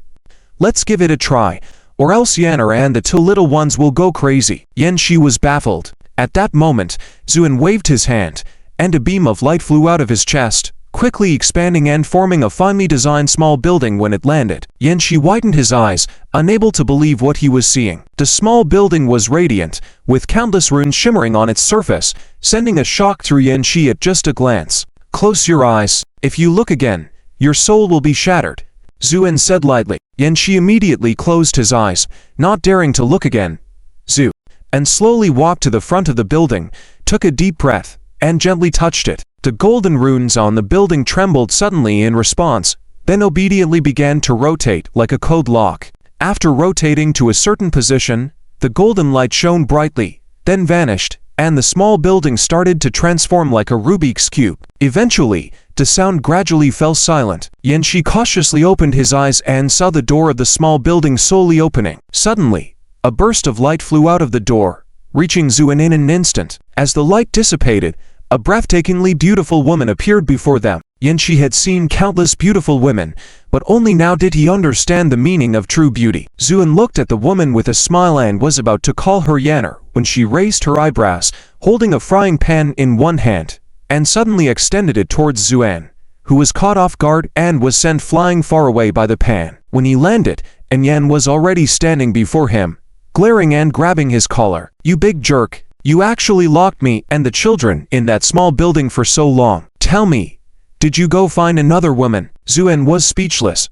"Yanner, I was wrong, but I promise I didn't go see any other woman. Really? You can ask him." And Yan then noticed the other people in the courtyard and loosened her grip, making the frying pan disappear instantly before smiling brightly at the dumbfounded Yanxi. "Hello, nice to meet you. Let me introduce myself. I am this jerk's wife." Yanxi didn't quite understand what was going on. What did she mean by wife? Just then, two more bursts of light flew out from the small building and revealed two incredibly lovely little girls. The girls blinked their eyes, then upon seeing Zuan smiling at them, their eyes quickly filled with tears, and they rushed forward. "Daddy." Zuan hugged the two girls, kissing each one on the cheek. "Miss Daddy. Miss Daddy so much." Zunan hugged Zuan, her voice trembling. "Missed it." Zuan looked at Zhu Xian. Zhu Xian puffed up her cheeks. "Silly Nyan. What did we say inside? Don't talk to Daddy after coming out." "But you betrayed us directly." Zunan pouted. "I did not. I just wanted Daddy." Zuan chuckled helplessly. "Xian, why didn't you speak to Daddy? Daddy is a big jerk. He kept us and Mommy locked up for so long. We were so worried about you." Zhu Xian's voice started off stern, but it softened as she spoke, tears streaming down her face. "Daddy, Mommy cried every day in there because she was so worried about you, Zhu, and felt heartbroken." "Okay, don't cry." Zhu Xian nestled into Zuan's arms and fell silent. Zuan then turned to Yan. Blushing, she said, "HMPH, I wasn't crying for that jerk." "All right, Yanner, I didn't mean to lock you all up." Zuan chuckled. "All right, Yanner, there's no need to be so angry. It was intentional for me to say I was sealed. Otherwise, do you think anyone in the heavens and myriad realms could really seal me? Once I finish dealing with things here, I'll go find those guys and settle the score." And Yan finally understood why Zuan had kept herself and Xiang locked in the talismanic tower for so long. It turned out that her cultivation was temporarily lost, preventing her from breaking the barrier of the talismanic tower. With this realization, Yan walked up to Zuan, gently touching his shoulder. "Honey, I'm sorry. I shouldn't have hit you without asking why. Does it hurt?" As Yan's slender hands brushed against him, Zuan winced in pain. "Honestly, it does hurt a bit. Why do I feel like your martial arts have improved again?" "Of course, I had nothing to do in the talismanic tower, so I practiced this walk handle every day," Yan proudly exclaimed. Xiang suddenly popped her head out of Zuan's arms. "Daddy, Mommy does practice every day, but she always grits her teeth and calls you a big villain who deserves to die." Even Xiang couldn't help but lift her head. "Big sister is right, Daddy. Is Mommy talking about you being a big villain?" Hearing the words of his two daughters, Zuan grinned. I suppose so, but your mommy probably can't bear to really kill me. Seeing Zhu, and acting shameless, and Yan blushed, then scoffed lightly. Bah, you big villain, you rogue, humph. Zhuan was unfazed and instead chuckled. I'll admit to being a villain, but where do you get the rogue part from? Remember, dear, it's been a while since I've seen you. And Yan's face instantly flushed to the roots of her ears, giving Zhuan a gentle glare, then suddenly remembered something and said triumphantly, Honey, I just remembered, my strength is stronger than yours now, so, be careful with your walk-handle tricks. Zhuan. Ah, the moonlight tonight is really beautiful. Zhuan began evading the conversation. Xiang giggled. Daddy is scared. What does a child like you know? Daddy isn't scared. Daddy is showing respect. Zhuan wore a look as if saying you don't understand. Pa, silver-tongued. Yan laughed as she said it. Zhuan and Yan, this family, shamelessly acted lovey-dovey. Yan she watched dumbstruck on the side. Husband. Father. Wasn't he not married? How did his wife and children appear out of nowhere? Yet, looking at this family's appearance, Yan she suddenly couldn't utter a word. Just based on their looks, this family was a perfect match. At this moment, Yan looked at Yan Shi and asked, Honey, where are we? And who is this young man? Zhuan smiled lightly and said, It's a long story, but you've returned just in time. Tomorrow, I'll take you to see something exciting. Yan Shi was left in a daze. However, he wasn't a fool, especially when Zhuan told him before leaving not to reveal this matter. Yan Shi understood the seriousness of the situation and kept all his questions bottled up. The two little girls were excitedly snacking on unique treats from this world. Being cooped up in the talismanic tower had made them restless, so upon being released, they were so excited that they couldn't even sleep. Zhuan and Yan sat at a distance, watching. After Zhuan finished recounting the events, Yan widened her eyes. Are you saying Fox Knight's sister might be in this world? Zhuan nodded. The aura is unmistakable, otherwise, upon sensing it, I wouldn't have actively entered this world to search. With that, Zhuan apologetically smiled at Yan. Yanner, it happened suddenly, and I was pulled into this impending calamity without time to inform you. I'm truly sorry for making you worrying for so long. Yan shook her head with a light laugh. It's okay. Do we really need to apologize between us? At that time, I was also angry. Now thinking back, I can't blame you for that, especially since Fox Knight has such a close relationship with you. His sister has been missing for so long. And you found a clue, of course, you couldn't let it go. Zhuan's heart warmed upon hearing this. He had hesitated earlier, fearing that Yan would be angry because the person he was seeking was a woman, but now it seemed he had worried for nothing. Do you have a lead now? Yan asked. Zhuan shook his head. I once felt her presence at the Elysium Pavilion, but the aura was very weak, indicating she had been gone for a long time. Zhuan smiled. All right, now that we know she's here, we'll definitely find her. Let's discuss everything tomorrow. Okay. Yan nodded. Then Zhuan leaned close to Yan's ear and whispered something. Yan's face instantly turned red. Then she lightly bit her red lips, nodding gently. Let's wait until they fall asleep. Zhuan grinned like a sly fox. MMHM. The night passed in a blink of an eye. As the first light of dawn arrived, the entire Jiashungjing became bustling. Today was the emperor's birthday, so the whole city was decorated and filled with celebration. Yiyang Lane. Tang family. When Qing'e arrived at Tangling's boudoir, Tangling was already dressed, sitting in front of the mirror lost in thought. Qing'e was surprised to see Tangling dressed so extravagantly since her mistress was known for her tomboyish nature and rarely dressed in girlish styles. Of course, Qing'e understood the reason deep down and couldn't help but sigh softly, asking, Miss. Sir asked if you are ready. Tangling nodded, then deeply looked at the girl in the mirror, beautiful as a flower, and gritted her teeth inwardly. No matter who the other person was, she had to outshine her. Tangling couldn't believe that she was truly inferior to anyone. Dengui Lane, Ni residence. Ni Yihan had risen earlier, already dressed and waiting by the window when Meizia came to fetch her.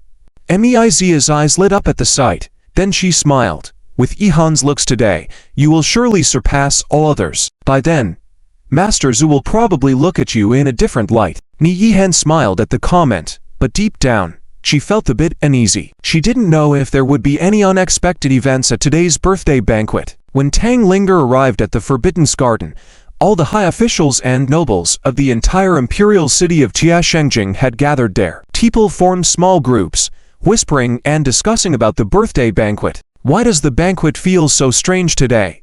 Especially those aligned with the 8th prince. They all seem gloomy. Is something bad about to happen? Someone frowned and said, yes.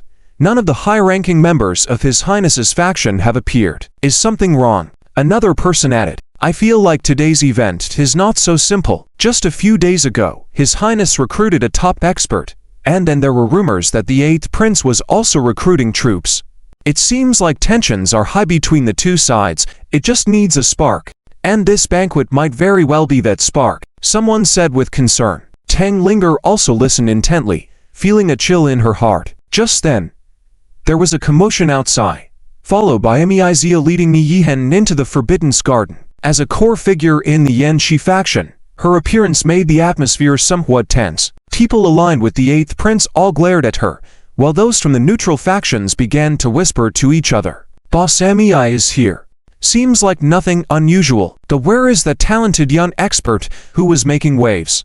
These discussions continued. Tang Linger, however, only noticed Ni Yihan, who was following behind Emiizia. The beautiful face of this woman made Tang Linger feel a great threat. Ni Yihan showed no signs of backing down this time, instead nodding slightly at her, with a look of not admitting defeat. Tang Linger was taken aback, her expression turning a bit grim. Just as this happened, the 8th Prince Yan Peng walked into the Forbidden Garden with a calm expression, taking his seat without saying a word. The atmosphere in the room gradually became tense. Finally, just as the banquet was about to begin, Yanxi arrived at the Forbidden Garden with his entourage. When his figure appeared, everyone turned to look, but almost everyone's attention was focused on Zuan, who stood by Yanxi's side. Truly outstanding, standing tall and proud, someone complimented. And the wealthy young ladies who were carefully dressed up were getting excited almost to the point of frenzy. As handsome as the rumors say. Oh my, the dignity and dominance shown in his eyes and expression are truly enchanting. These gushing whispers reached the ears of Tang Linger and Ni Yihan, causing both of them to have unattractive expressions. At this moment, Zuan stopped in his tracks, nodded slightly at Tang Linger. Miss Tang. Tang Linger was startled, her heart skipping a beat, before regaining her composure and giving a formal greeting. Mr. Zhu. Zuan smiled slightly before noticing a somewhat resentful Ni Yihan not far away, and nodded at her too. Miss Ni. Ni Yihan's resentment turned into joy, then she graciously returned the greeting. Greetings, sir.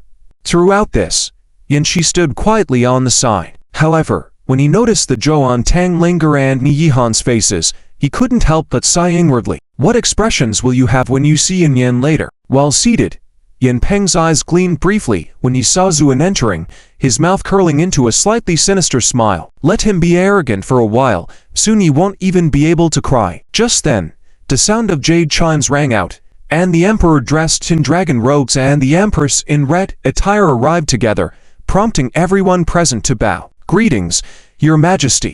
In this situation, Zuan, who remained standing without bowing, stood out and seemed quite conspicuous. The emperor looked old but carried a distinguished air due to years of refined living. Upon seeing a white-clad young man in a confident stance, he was momentarily surprised before asking sternly, "Who are you? Why didn't you kneel before me?" This question immediately drew everyone's attention to Zuan. Zuan remained composed. "Kneel, just because of you, bull." A chief guard stepped forward to confront Zuan. Seeing the situation escalating, Yanxi quickly stood up and explained, "Father, this is a friend of mine. He is more laid back, please forgive him." The emperor looked displeased. "Yanxi, as the heir of the kingdom, you should avoid associating with such coarse individuals." "Yes." Yanxi quickly lowered his head. On the other hand, Yan Peng showed a hint of satisfaction. Regardless, this incident was temporarily smoothed over. The banquet officially began, with the elite raising toasts, even bringing a smile to the emperor's face. The empress then called the 8th Prince Yan Peng forward, making his faction seem livelier, while Yanxi's side appeared noticeably quieter, almost deliberately ignored by many. In this situation, Yanxi's expression couldn't help but become a bit grim. Meanwhile, Zuan simply smiled, calmly sipping from his cup. His fearless confrontation with the emperor and his current unconcern had stirred the hearts of many observing female guests. Finally, a woman couldn't contain her curiosity and approached Zuan. Mr. Zhu, hello. Can we get to know each other? I am. She wanted to introduce herself, but Zuan smiled and shook his head. Thank you, but I'm not interested. This rejection left the woman pale. She left dejected. Zuan's action naturally disappointed the group of young ladies. Just then, the 8th Prince Yan Peng walked over confidently and suggested, Your Highness, it's the Emperor's birthday today. Would you be interested in a little entertainment to liven things up? Yan Shi was taken aback. What entertainment? Yan Peng smirked, pointing towards Zuan. Very simple. This person you rely on so much. Let's have my men compete with him. Let's see who's better. What do you think? This proposal made everyone tense. Yan Shi hesitated, looking at Zhu, and seated nearby. Unexpectedly, at that moment, Zuan was drinking his wine calmly as if he hadn't heard anything. Yan Shi felt anxious. What was this gesture? Should he agree or not? Watching this, Yan Peng became even more confident, mocking, What? Is the esteemed Zhu Ganzi who has alarmed the entire capital now afraid? The whole room fell silent. Tang Linger and He Yihan felt a chill, particularly Tang Linger. She stared blankly at Zuan's profile. A verse suddenly popped into her mind. Grandeur filled the capital, yet this person stands alone and forlorn. This was exactly the scene unfolding now. At that moment, Zuan raised his eyes, looked at 8 Prince Yan Peng, and with a faint smile, said, All right, since we're bored, I'll accompany you to play. Within the Forbidden City, there is a large square used for military training and important ceremonies. Today, the square was crowded with people. Almost half of the capital's population gathered there. Despite the large crowd, the square was silent because everyone's attention was drawn to a young man in the center. At that moment, Zuan hooked his finger towards Yan Peng in the distance and lazily said, Come on, I'll play with you today. Yan Peng snorted in anger and signaled to someone beside him. A dark figure then flew straight to the center of the square and revealed itself to be a man wearing a black cloak, his face obscure. The swift movements and terrifying aura emanating from the man astonished the many skilled fighters present. As Meizia's expression darkened, Ni Yihan asked with great concern, Sister, can Master Zhu win? Meizia shook her head slightly. I'm not sure, but this man is clearly not simple. Although Meizia could not cultivate any extraordinary abilities in this world, her keen senses allowed her to notice certain clues. She realized that even though the man in the black cloak was standing there, he did not register in her perception. This discovery shook her to the core. When did the 8th Prince's forces acquire such mysterious and unpredictable experts? Tang Linger couldn't help but feel anxious as she watched the scene unfold. Yan Peng sneered, Zuan, you are so powerful. Let's see if you can defeat my subordinate this time. He pointed at Zuan and ordered with a murderous tone, Kill him. With that command, the man in black disappeared from his spot and reappeared next to Zuan, launching a palm strike. The ghostly speed of this attack elicited gasps from the spectators. Even Shan Shi couldn't help but cry out in shock. However, in the face of the sudden blow, Zuan remained unmoved. As the strike was about to hit him, a smirk crept onto Yan Peng's face. Just then, Zuan coldly remarked, using such evil techniques to condense sinister weapons, how audacious of you to act so wantonly. He raised his eyes, his gaze flashing, and then pointed his finger. With a crack, the palm strike shattered and turned into black mist. The man in black roared, in pain but continued to charge forward.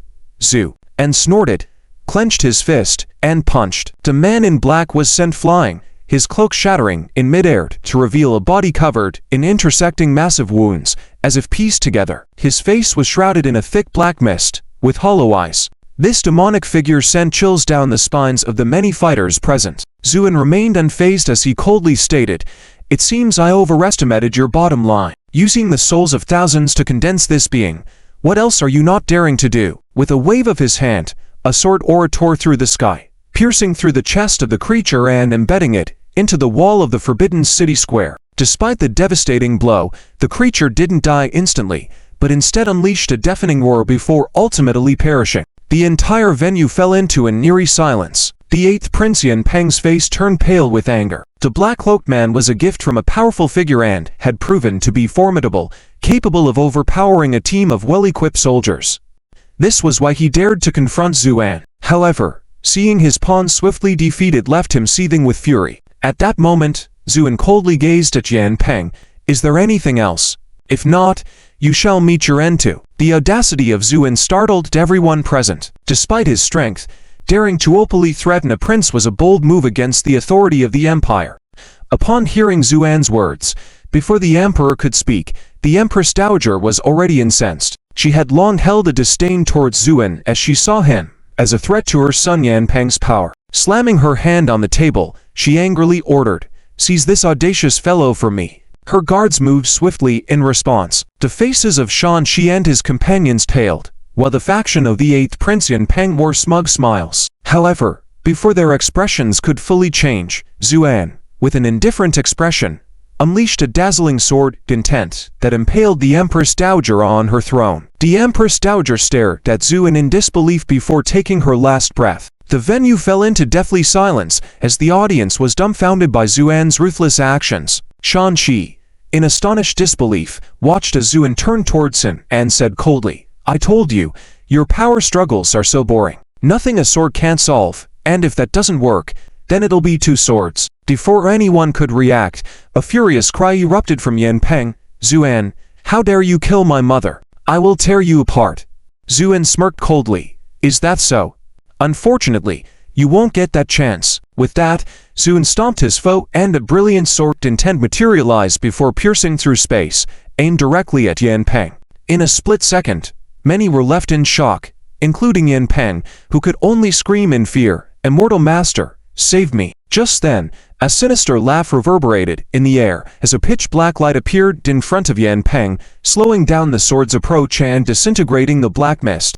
A man, his features obscured by the darkness, emerged in the square. Xuan hugged his shoulders, gazing coldly before uttering with a chilling smile, "Finally decided to show up.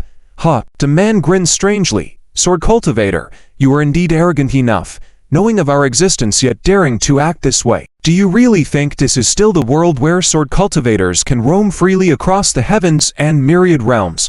Let me tell you, in this swamp world, no one will escape unharmed." Xuan listened quietly, then a smile curled at the corner of his mouth, coldly saying, "Lowly beings, dare to be so arrogant in my presence." The black energy around the man flickered, angrily declaring, "Sword cultivator, you brought this upon yourself." With his words, behind him, dozens of figures gradually appeared. All of them were demonic beings draped in black hoods.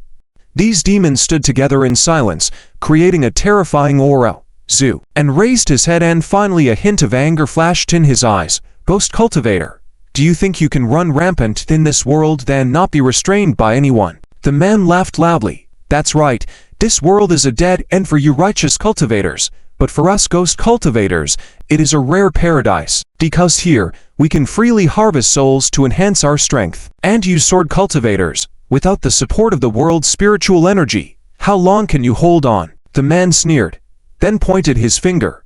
"Kill him. Capture his soul. I want to study it thoroughly." With his command, dozens of dark lights rose into the sky, heading straight for Xuan. The momentum created by these demonic beings was extremely frightening. Almost all the onlookers were pushed back several steps in shock.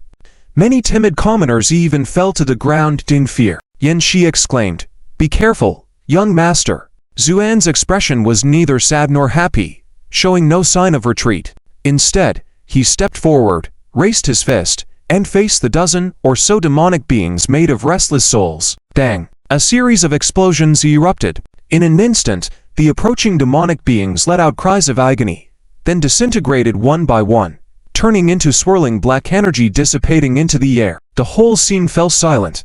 Even spectators, like Yan Shi, were left dumbfounded. How is this possible? Aren't you just a sword cultivator? How can you possess such terrifying martial arts?" The man exclaimed hoarsely, and retracted his fist, smiling faintly. "Do you really think I am just a sword cultivator?" The man's eyes outside the black energy gradually showed a tinge of seriousness, then he smirked menacingly. "It seems I underestimated you before, but do you think that alone can change anything? You are wrong. This world is far more terrifying than you can imagine." With his words, a black line suddenly appeared in the distant sky. Then an endless wave of black energy surged forth. Standing atop the wave was a tall figure wearing a demon mask.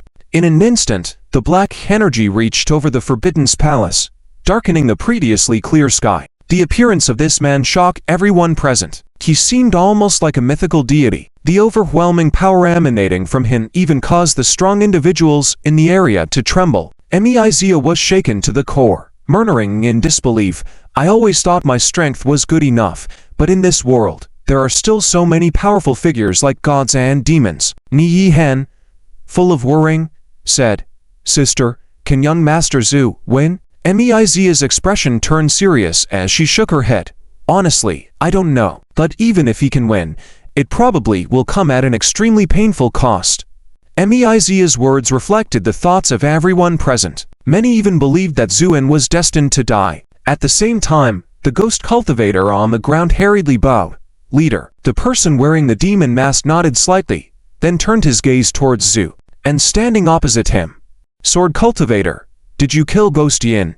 Zhu, and knew he was referring to the member of the Chan family he had eliminated, and smiled faintly. "Yes. Very good. Sword cultivator, your strength is indeed commendable, but you are not my match. However, as fellow cultivators, I can give you a chance. If you hand over the secret technique to condense spiritual energy that you possess, I can spare your life, and even let you join us, living carefree thereafter. How about it?" The leader of the ghost cultivators could tell from Zuan's aura that he possessed spiritual energy, a rarity in this world devoid of it, and there were only two possibilities for this. One was acquiring celestial treasures, which was nearly impossible in this world, and even if so, it would only amount to a very faint spiritual energy. The other was having the secret method to forcibly condense spiritual energy, which was highly tempting for the ghost cultivators. Hence, he eagerly presented this condition, aiming to extract Zuan's secret technique. Upon hearing this, Zuan chuckled, his smile ice cold. For a ghost cultivator to condense as a ghost general in such a dire situation, just how many lives have you slaughtered and souls have you obtained? Upon hearing this, the masked ghost cultivator was shocked, but quickly regained his composure. "Since you know so much about me, you should understand that in this world, whether you are a sword cultivator or body cultivator, you cannot defeat me. Honestly, hand over the secret technique, and I will let you live. Otherwise, I will refine your soul into a magical weapon. In the end, you will fall into eternal damnation." The masked ghost cultivator said, in a cold tone. Yan Shi and others looked despondent, believing Zuan was bound to lose. But at that moment, Zuan suddenly smiled. "You are right. It seems that without spiritual energy support, I may indeed not be able to beat you. But..." Zuan's smile turned sharp as he waved his hand, revealing the miniature building hidden within him. With a leap, Yan, wielding a frying pan, flew out and appeared in front of everyone. Zhu, and pointed at the ghost cultivator in the sky, saying calmly, "Yaner, teach him a lesson." Yan excitedly nodded at the words. "Husband, what's the plan for beating him up?" Zhu in reply, "As long as he doesn't die, beat him to death." "Okay. Husband, leave it to me." The masked ghost cultivator hesitated at the words, then burst into laughter. "You're using such a delicate young lady to beat me up. Are you sure you're not joking?" Before he could finish chuckling, Yan leapt in front of him in a flash, then grabbed a frying pan and smacked the ghost cultivator with it. The ghost cultivator sneered and tried to dodge, but he had no idea how terrifying the frying pan was. Just then, a voice could be heard from the pan. "Damn, I've been waiting for so long. It's finally my turn to shine. Let me strike." Following that, a dazzling bolt of lightning struck down directly onto the head of the masked ghost cultivator. Staggering, the ghost cultivator felt his body stiffen, almost falling from the sky, and cried out in fear. "It's the heavenly thunder law. What kind of treasure is that, to be able to conjure up heavenly thunder?" However, Yan was not interested in small talk. Her husband had said as long as he didn't die, beat him to death. So, with the frying pan in hand, she relentlessly struck the stiffened ghost cultivator on the head.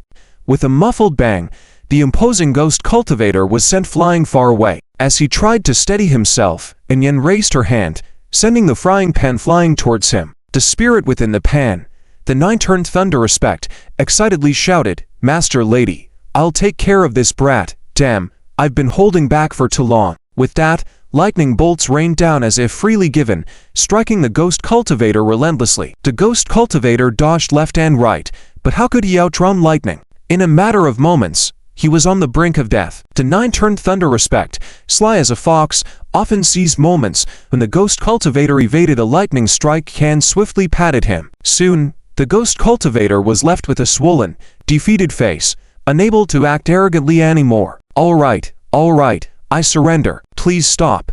If you keep going, I'll die. The ghost cultivator muttered in defeat. His teeth had been shattered by the frying pan, making his words slurred. However, although he pleaded for mercy, the nine-turned thunder respect was unwilling to let him off. TSK, can't take a beating.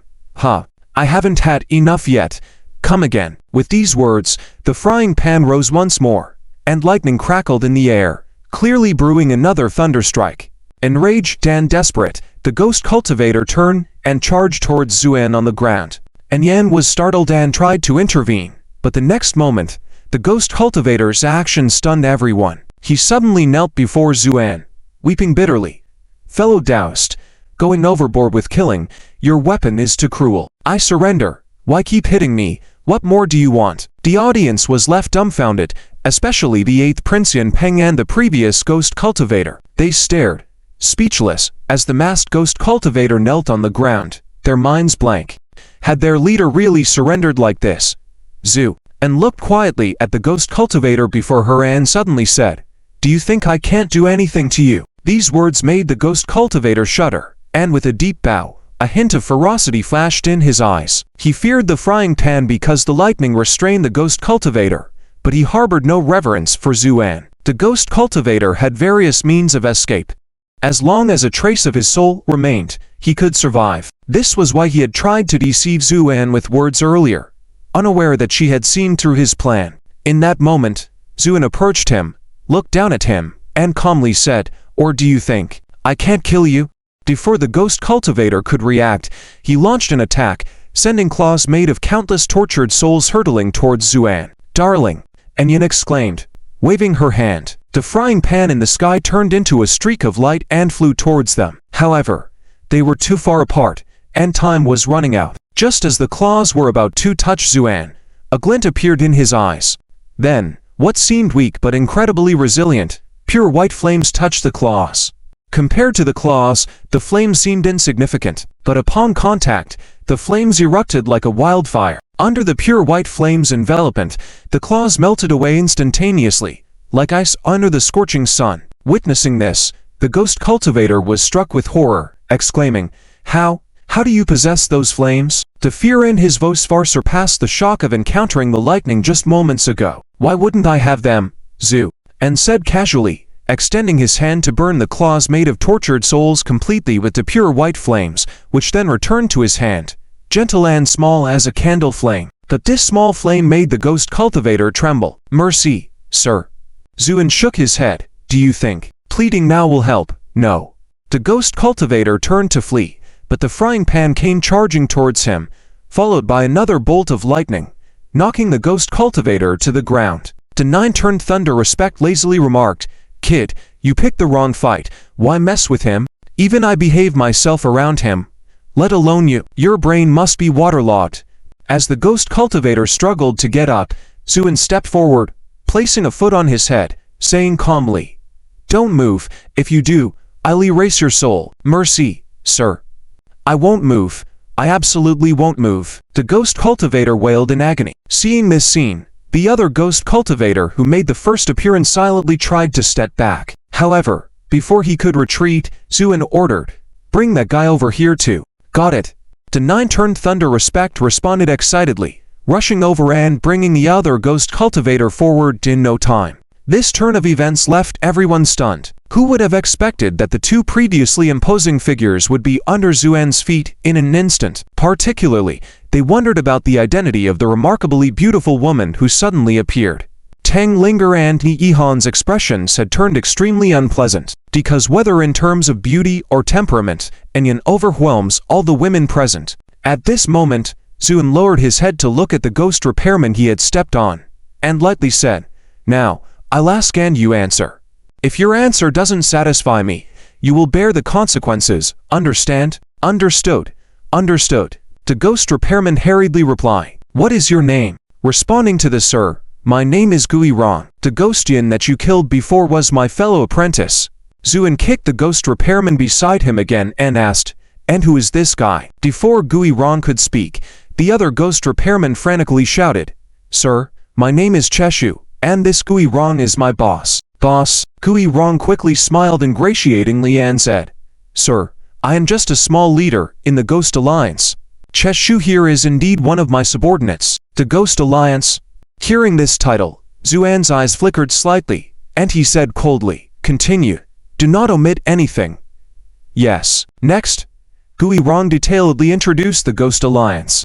It turned out that the Ghost Alliance was formed by cultivators sealed in this world. At the beginning, there were only ghost repairmen, hence the name Ghost Alliance. However, after a long time of development, the current Ghost Alliance not only consisted of ghost repairmen, but also many other cultivators.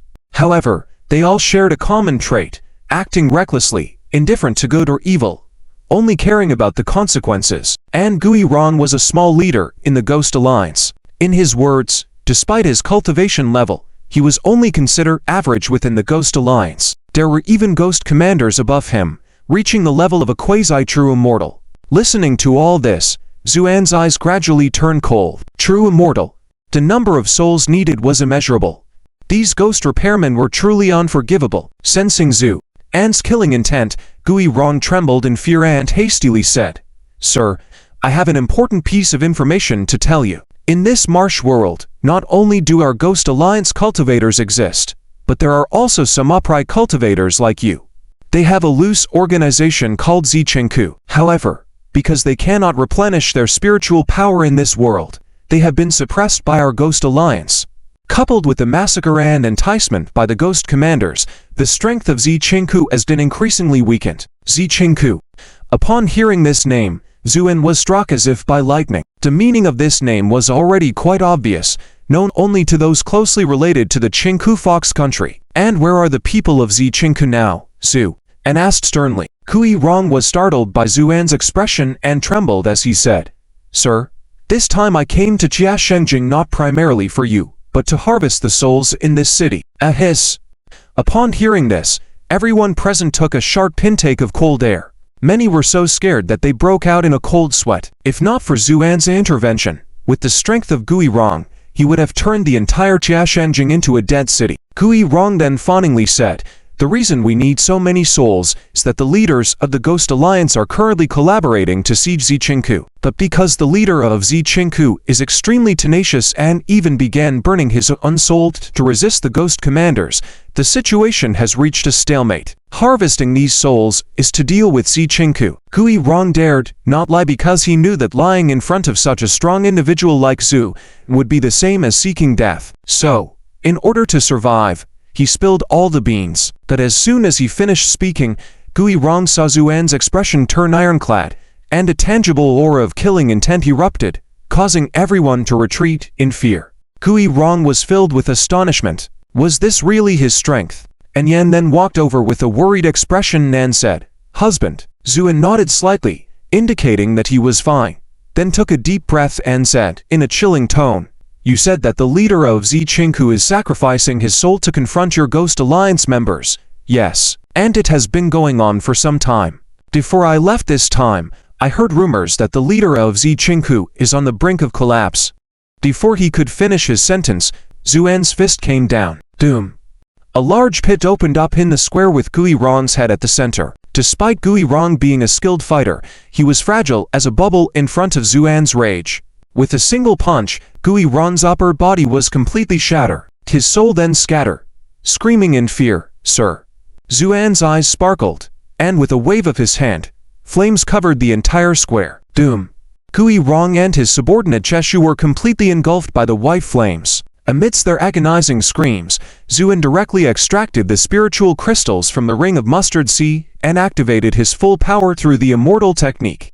In the blink of an eye, most of the crystals in the ring were completely absorbed. Xuan's momentum began to soar wildly. In the end, although not fully restored, he was just a step away. Under the aura of a quasi-true immortal, the entire Forbidden Garden and even the entire Jiashengjing trembled beneath his feet. Countless people couldn't help but kneel down uncontrollably. The 8th Prince Yan Peng was nearing fainting. He never imagined that the person he thought would be easy to deal with was actually such a peerless powerhouse. But he couldn't even muster a plea for mercy. With a single glance, Xuan's body exploded into a mist of blood, his soul shattered. However, These were trivial matters to him.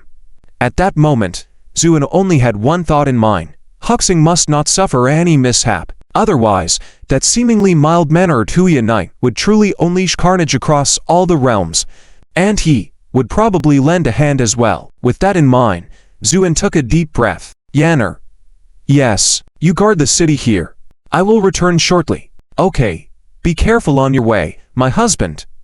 And Yan solemnly nodded. Zu and smiled, patted her head, and reassured, there is nothing in this world that can defeat your husband. Don't worry. With that, Zun left the Spell Treasure Pavilion behind. With this item, even if an unparalleled powerhouse were to come, and Yan would have a means of retreat. She only realized now that her master from before was no longer around. The young master before her now was a powerful figure that even the gods trembled before. Her heart was filled with turmoil within the Fubao small building. Upon emerging, she kept her head down, unsure of what she was feeling. At that moment, Zuan glanced at the charming Chenao and smiled slightly. Chenao, the young master will be leaving for a bit. Take good care of Xian and Nian. Upon hearing the familiar term of young master, Chenao shuddered all over, then raised her head to look blankly at Zuan. Zuan smiled and flicked her nose. What are you daydreaming about? I am your young master. With these words, Chenao's eyes quickly filled with tears. Then she nodded heavily. Young master, please go. I will take care of the two young ladies here. Zu and smiled, surveyed the scene, then nodded slightly as he saw the bewildered Tang Linger and Ni Yihan. With a leap, he transformed into a streak of light, shooting straight towards the sky. In an instant, he disappeared into the horizon. Tang Linger watched blankly, her fists clenching slowly, then eventually loosening in despair, because she finally understood that everything she had thought before was just a dream. Not to mention Zuan's current strength, just the doting look he had given Yan earlier made Tang Linger and all the other women understand that they had no chance. Moreover, with two delicate and beautiful young girls in the midst, clearly his daughters. This fact mercilessly shattered many people's fantasies. Meanwhile, Yan Shi, now sober from shock, began to tidy up the aftermath in an organized manner. Currently, the 8th Prince Yan Peng had turned into a mass of blood mist, and even the Empress had died. Zuan's astonishing strength had left everyone in awe. Thus, Yan Shi's position had soared, gaining an emperor-like authority. Everyone, intentionally or unintentionally, chose to ignore the old emperor who had fainted on the throne with fright. The transfer of power was always so cruel. However, Zuan was unaware of these matters and didn't care to bother with them. At that moment, his only thought was speed. Faster. Even faster. He wanted to reach Ziqing Mount in the shortest time possible. With all his effort on the road, people throughout the world saw a shooting star streak across the sky at an incredible speed. This sight caused many ignorant commoners to kneel down and worship. This world was even larger than Zuan had imagined. Even with his current ability to cover vast distances in the blink of an eye, it took him half an hour to gradually approach the location. Situated in the center of this realm were endless mountains. Zuan slowed down and began to use his divine sense to search for Ziqing Mountain's exact location. Finally, after searching for a quarter of an hour, Zuan's eyes lit up, and his figure disappeared instantly from the spot. At this moment, on a mountain resembling a fox looking back at the moon, the atmosphere was extremely tense. This once lush green mountain had now turned into a ghostly place, except for a certain area on the mountaintop that remained untouched by the black energy due to a faint light curtain that shielded it. In the sky, countless black clouds shrouded the heavens, with ghost cultivators standing atop these clouds. In the center of the lineup, a large flag fluttered with the two characters Ghost Alliance inscribed on it. Beneath the flagpole stood the top members of the Ghost Alliance, the Ghost Commander, Black Blade, and several elder members of the Alliance. The faces of these Ghost Alliance members looked grim. The light curtain covering the mountaintop seemed fragile and weak, but stood firm like a rock in the sea, resisting all attempts to breach it. At this moment, Black Blade snorted coldly, gazed through the light curtain, and looked at the golden palace on the mountaintop with a greedy gleam in his eyes. What an enviable soul! It has been burning for so long and is still full of vitality. If devoured, it could even push my strength further, making me a ghost emperor. That's why I spared no expense to wipe out Ziqing Mount completely. Lord Ghost Commander, the leader of Ziqing Mount is stubborn, but they are just like grasshoppers in autumn, hopping around for only a few days. As long as we send our spirit harvesters out and have them return, we can directly offer this Ziqing Mount as a blood sacrifice. By then, isn't it a done deal? A Ghost Alliance elder ingratiated. Black Blade chuckled wickedly. Exactly. Within this prison, only we ghost cultivators are the most powerful. Those fools who think they uphold justice, all of them are doomed to die. As he spoke, he let out a resounding strike. The giant claw formed by the black energy struck the light curtain, shattering it instantly. Although it crumbled immediately, the light curtain began to shake slightly. Seeing this, Black Blade laughed triumphantly. Meanwhile, within the golden palace on the mountaintop, the atmosphere had become exceedingly heavy. Dozens of people gathered here, but the silence was such that only the sound of breathing could be heard. Everyone in the room was looking up at the tall platform in the center of the hall. On the platform, a girl only 11 or 12 years old, pale-faced and with her eyes closed, emitted a surreal beauty that made people hesitant to gaze upon her. Despite her young age and pale complexion, the girl exuded an aura that was impossible to look at directly. A blinding light radiated from her, supporting the entire light curtain. The leader's figure has shrunk again. A man covered in scars spoke mournfully. He was not alone. Everyone in the great hall wore expressions of various pains. Upon seeing the burning soul of the girl on the high platform, a sense of sadness and despair filled their faces.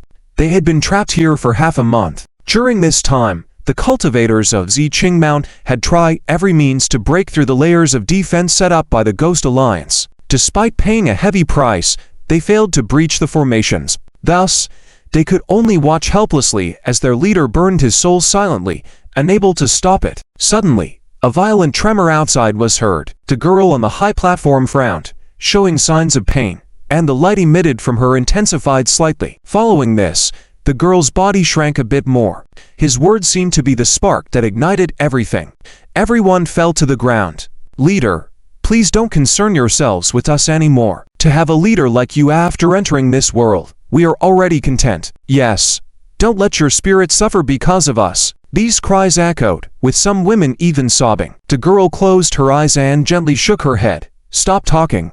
I'm not leaving. But everyone became anxious. The girl softly said, someone once told me, no matter what happens, never give up. Otherwise, you'll live with a guilty conscience your whole life. For his words, I cannot abandon all of you. These words left the entire crowd silent. Many lowered their heads, filled with gloom and despair. In the girl's heart, she silently thought, Brother Fox Knight, Brother Xuan, I have not disgraced you. I have lived up to the teachings you imparted to me. Thinking of this, the girl felt sorrowful. But I may never see you again. Brother Fox Knight, although I usually dislike you, I know your affection for me is genuine. Sometimes, when I make mistakes, you bear the elder's punishment for me. And Brother Xuan. Thinking of Xuan, the girl's heart twisted. Brother Xuan, I never believed you would fall. It must be those who envy you spreading lies, right? You must be somewhere safe now, waiting for the right moment to reappear and deal with those who looked down on you or betrayed you. Am I right? Because you used to do that often, right? Unfortunately, I won't get to see any of it. I miss you. The girl's mind was in turmoil, a tear slowly falling down her exquisite face. And at that moment, a voice sighed softly. What a silly girl. The voice was not loud, but it reached everyone in the room. The girl on the platform trembled, then unbelievably opened her eyes. In the void of the great hall, a figure gradually materialized. In an instant, a white-clothed youth appeared before everyone. Seeing this youth, the girl was struck as if by lightning, almost losing her ability to think, only able to stare blankly. When Xuan saw that the girl had become only around 11 or 12 years old, a chill covered his face, his eyes filled with intense killing intent. But then, he calmed down, smiled slightly at the girl. Yinger, I have returned. As these words were spoken, tears welled up in Fox Ying's big eyes, and then tears flowed uncontrollably as she choked out, Zhu, Brother Zhu. With that, she disregarded everything and rushed off the platform,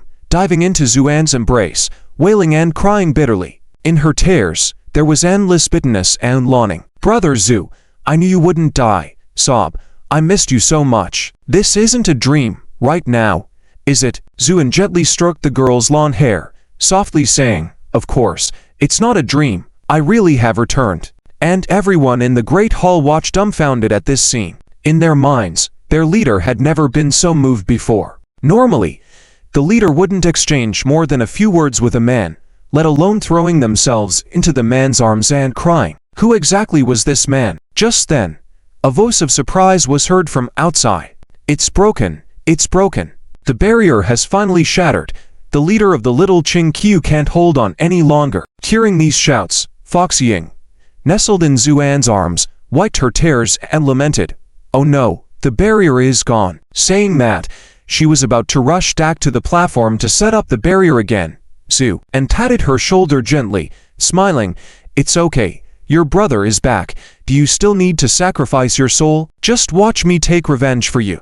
"Okay." Fox Ying obediently stood aside, looking at Zuan with adoration. At this moment, she felt a deep sense of happiness because Zuan had always taken care of her in the past. "It's great. Everything has returned," Fox Ying thought happily.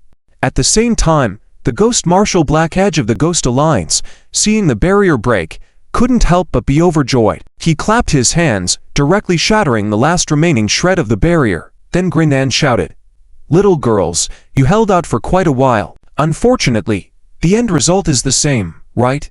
Don't worry, I only want your souls and bloodline.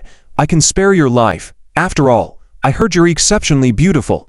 Ha ha ha. This Black Edge laughed wildly, then prepared to shatter the roof of the Golden Hall. But then, the dome of the Golden Hall dissolved like ice melting, and Zuan, with a cold expression, slowly walked out from within. Black Edge's laughter gradually stopped, his face changing as he looked at Zuan. "Who are you? How did you appear here?" Zu and ignored his questions, instead looking at the myriad of ghosts and gods around him, his eyes filled with cold killing intent. "How dare you not listen to the questions from the Ghost Marshal, seeking death?" An enraged Ghost Alliance cultivator shouted, launching an attack. Zuan made no move, merely giving the person a glance. This cultivator, who at least had the power of a loose immortal, couldn't even scream before being crushed, turning into dissipating black energy, completely destroying his spirit. This attack shocked everyone present, whether from the Ghost Alliance or little Qingqiu. Only Fox Ying looked on with an air of righteousness. For her brother Zuan was the best and the most powerful person in the world. No one could match Zuan. Although he wasn't an immortal monarch now, there was nothing in the myriad realms that could defeat him. At this point, the Ghost Marshal Black Edge was initially stunned, then smirked maliciously. "So you brought in reinforcements, I see. You look scary, but you..." Zuan suddenly cut him off, calmly saying, "Let me guess, you entered this world not because you were sealed, right? You must have made a deal with someone, and you came here to harvest souls to enhance your cultivation. Am I right?" Zuan's words made Black Edge pale. Then he coldly said, "Who exactly are you?" Zuan's expression was icy as he pointed to Fox Ying in the distance. "Me, I'm her brother." "Brother?" Black Edge was taken aback. At that moment, Zuan's figure suddenly disappeared from where he stood, only to reappear in front of Black Edge. Before Black Edge could react, Zuan had grabbed his neck. Enraged, Black Edge struggled fiercely, but all his efforts were futile under Zuan's grip. Zuan coldly declared, "You nearly caused my sister's death, so today, I will let you pay in kind, with blood." At this moment, Heifeng suddenly gave up struggling, then grinned and said, "Do you really think you can catch me like this? You are too naive." With that, Heifeng's figure quickly shrunk and disappeared into thin air. Then a domineering voice sounded from above Zuan's head. "Kid, I advise you to save your energy. I am the true immortal. Even if you destroy me, I can be reborn by sacrificing a soul. And how many souls I possess, not just billions?" Laughing wildly, his laughter shook the heavens and the earth, making everyone in Shayuki pale. Zuan, however, smiled coldly. "Oh, is that so?" With that, Zuan took a step forward slowly. As he stepped down, the red lotus emerged.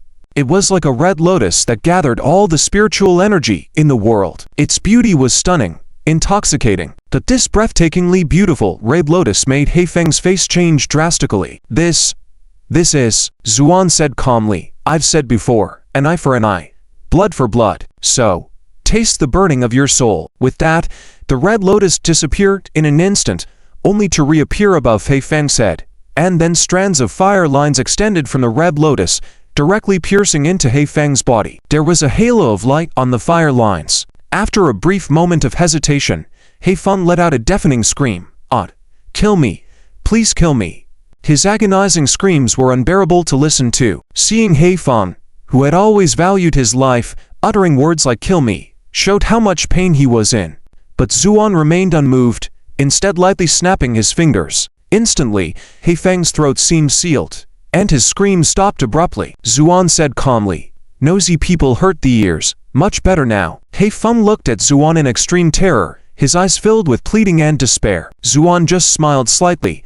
"Please enjoy slowly the good times ahead." Seeing this scene, especially witnessing the gentle smile on Zuan's face, all the members of the Ghost Alliance couldn't help but shiver. Some smart ones turned and ran. Of course, if they didn't run now, they would face death. After all, even their leader wasn't a match for this man, so they were not worth mentioning. One person running away immediately led others to scatter and flee. For these people, their only hope at this moment was that this unknown killer wouldn't bother with them, the small soldiers. After all, maybe in his eyes, they were insignificant. And aren't many righteous cultivators only concerned with eliminating the worst offenders, not caring about the followers? Many of the Ghost Alliance members were thinking this way, but this time, they were all mistaken. Zuan stood in the void, watching the fleeing members of the Ghost Alliance, his eyes cold. Then he stomped his foot. Doom. The void trembled. Countless sword lights appeared in the air. The dense sword lights covered the sky, with Zuan standing among them, pointing his finger. Sword of justice.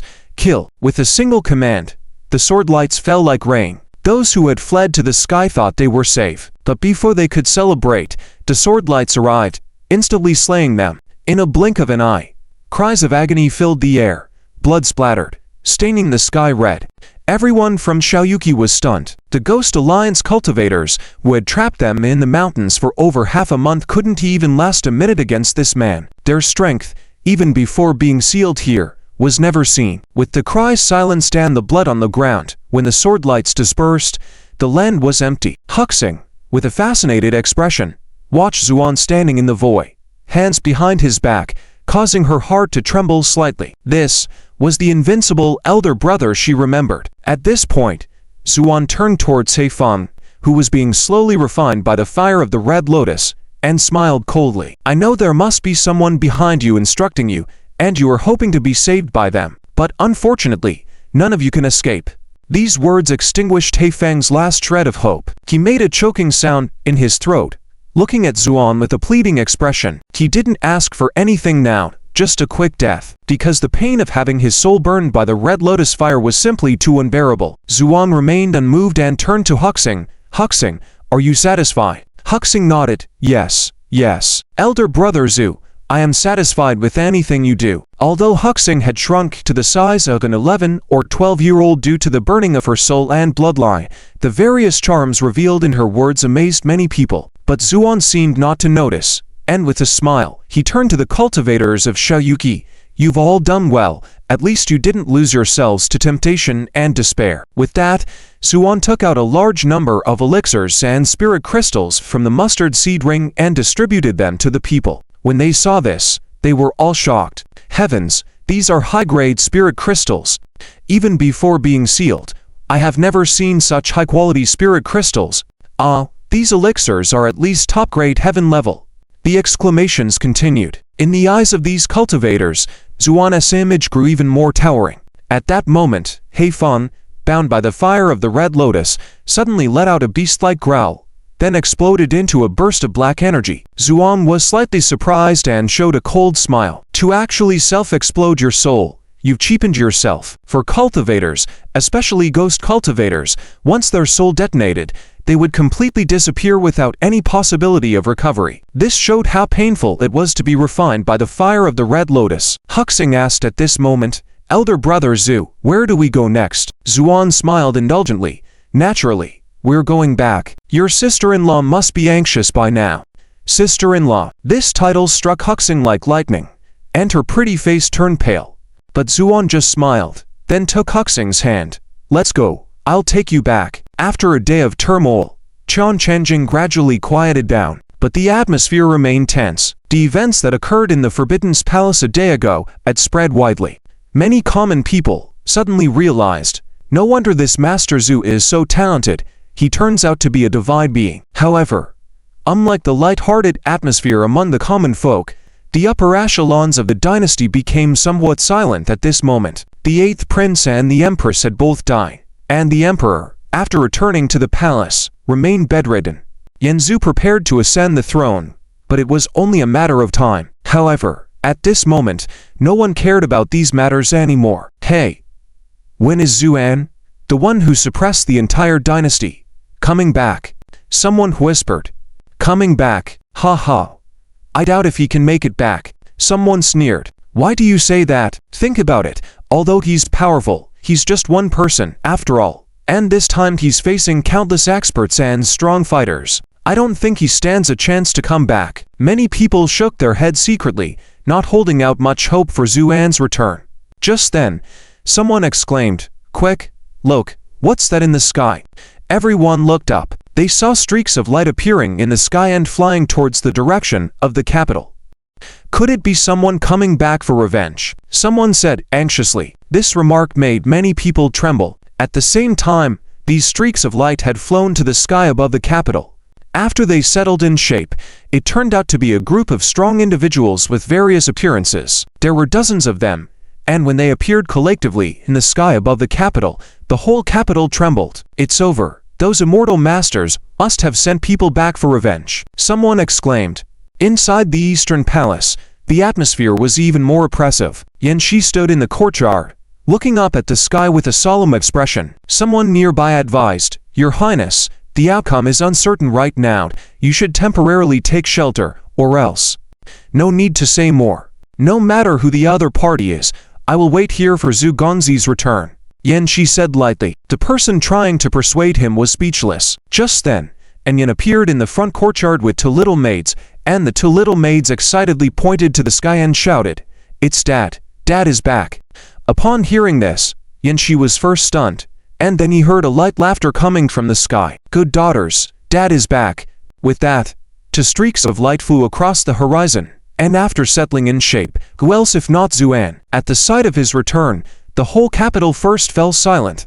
Then there was a low buzz of excitement. "See, I told you Zhu Gongzi would surely return safely. What do you have to say now?" Someone gloated. As for those who had mocked him before, upon seeing Zuan, they all paled in fear, sneaking back into the crowd, not daring to speak further. Zuan led the others and gradually landed in the Eastern Palace. Yanxi was overjoyed and rushed forward to bow. "Gongzi." Zuan waved his hand. "All right, no need for so many formalities." "Yes," Yanxi responded, but his gaze swept past a 12-year-old girl next to Zuan. Although it was just a quick glance, the girl's extraordinary beauty still shocked Yanxi. How could Zhu Gongzi have brought back such a stunning woman from his trip? Yanxi was puzzled, but dared not show a hint on his face. At this moment, Yan led Xian and Nan to approach. Zuan smiled faintly at Yan. "Yanner, I'm back."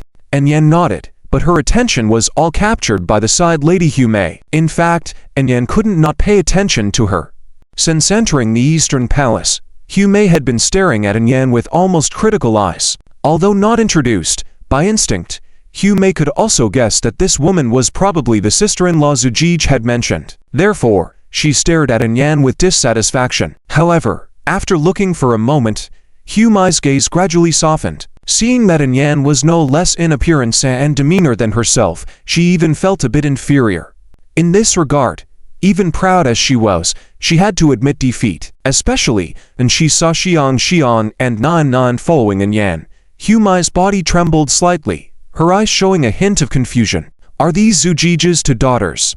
They're so lovely. The cuter they were, the more confused Hume felt. At this moment, Zuan was about to introduce Hume, but Yan smiled and preempted. "This young lady must be Haya's sister, Miss Hume, right?" Hume was slightly taken aback and then came to her senses from her confusion. "Ah, yes. What a stunning and beautiful young lady. No wonder Zuan was so nervous when he heard about you," Yan said casually. However, these words made Zuan break into a cold sweat, without getting any attention from Yan, who instead went forward to take Hume's hand familiarly. "Let's go. Sister-in-law will talk to you." Hume, who was originally full of reluctance, even thinking about asserting herself in front of this unfamiliar sister-in-law, became confused after seeing her. Then she was inexplicably dragged to the backyard by Yan. "Zuan, Watching Yen and Hume, who had become very familiar in just a short while, couldn't help but feel chills all over. Just then, Chainer came over. Young master. Who was that beautiful girl just now? Could it be the new second mistress? Before she finished her words, Zuan knocked her on the head, then said helplessly, "What nonsense are you talking about? That's my sister." "Okay, oh." Chainer rubbed her slightly hit head, chuckled. "I just heard people around me talking. I thought it was the new second mistress that the young master had found." Only then did Zhu and notice Yanshi's and the other strange glances from afar. This sudden realization made him feel a sense of pent-up frustration that he couldn't shake off, and he couldn't help but coldly say, "What are you looking at? Why don't you disperse now?" "Ah. Yes, of course. I suddenly remembered that there are many things to do, so I'll leave first." Yanshi, seizing the opportunity, quickly found an excuse and left. Once he left, the rest of the group dispersed, Zhu, and stood in the courtyard, sighed at the fickleness of human nature, and then suddenly smiled. "Kuyo, I've found your sister now. I wonder how you'll thank me in the future." With that, Zuan laughed like a fox. Meanwhile, in a very distant world, the foxy, who had just bragged to a group of girls, suddenly sneezed several times and felt his hair stand on end. This made him feel puzzled.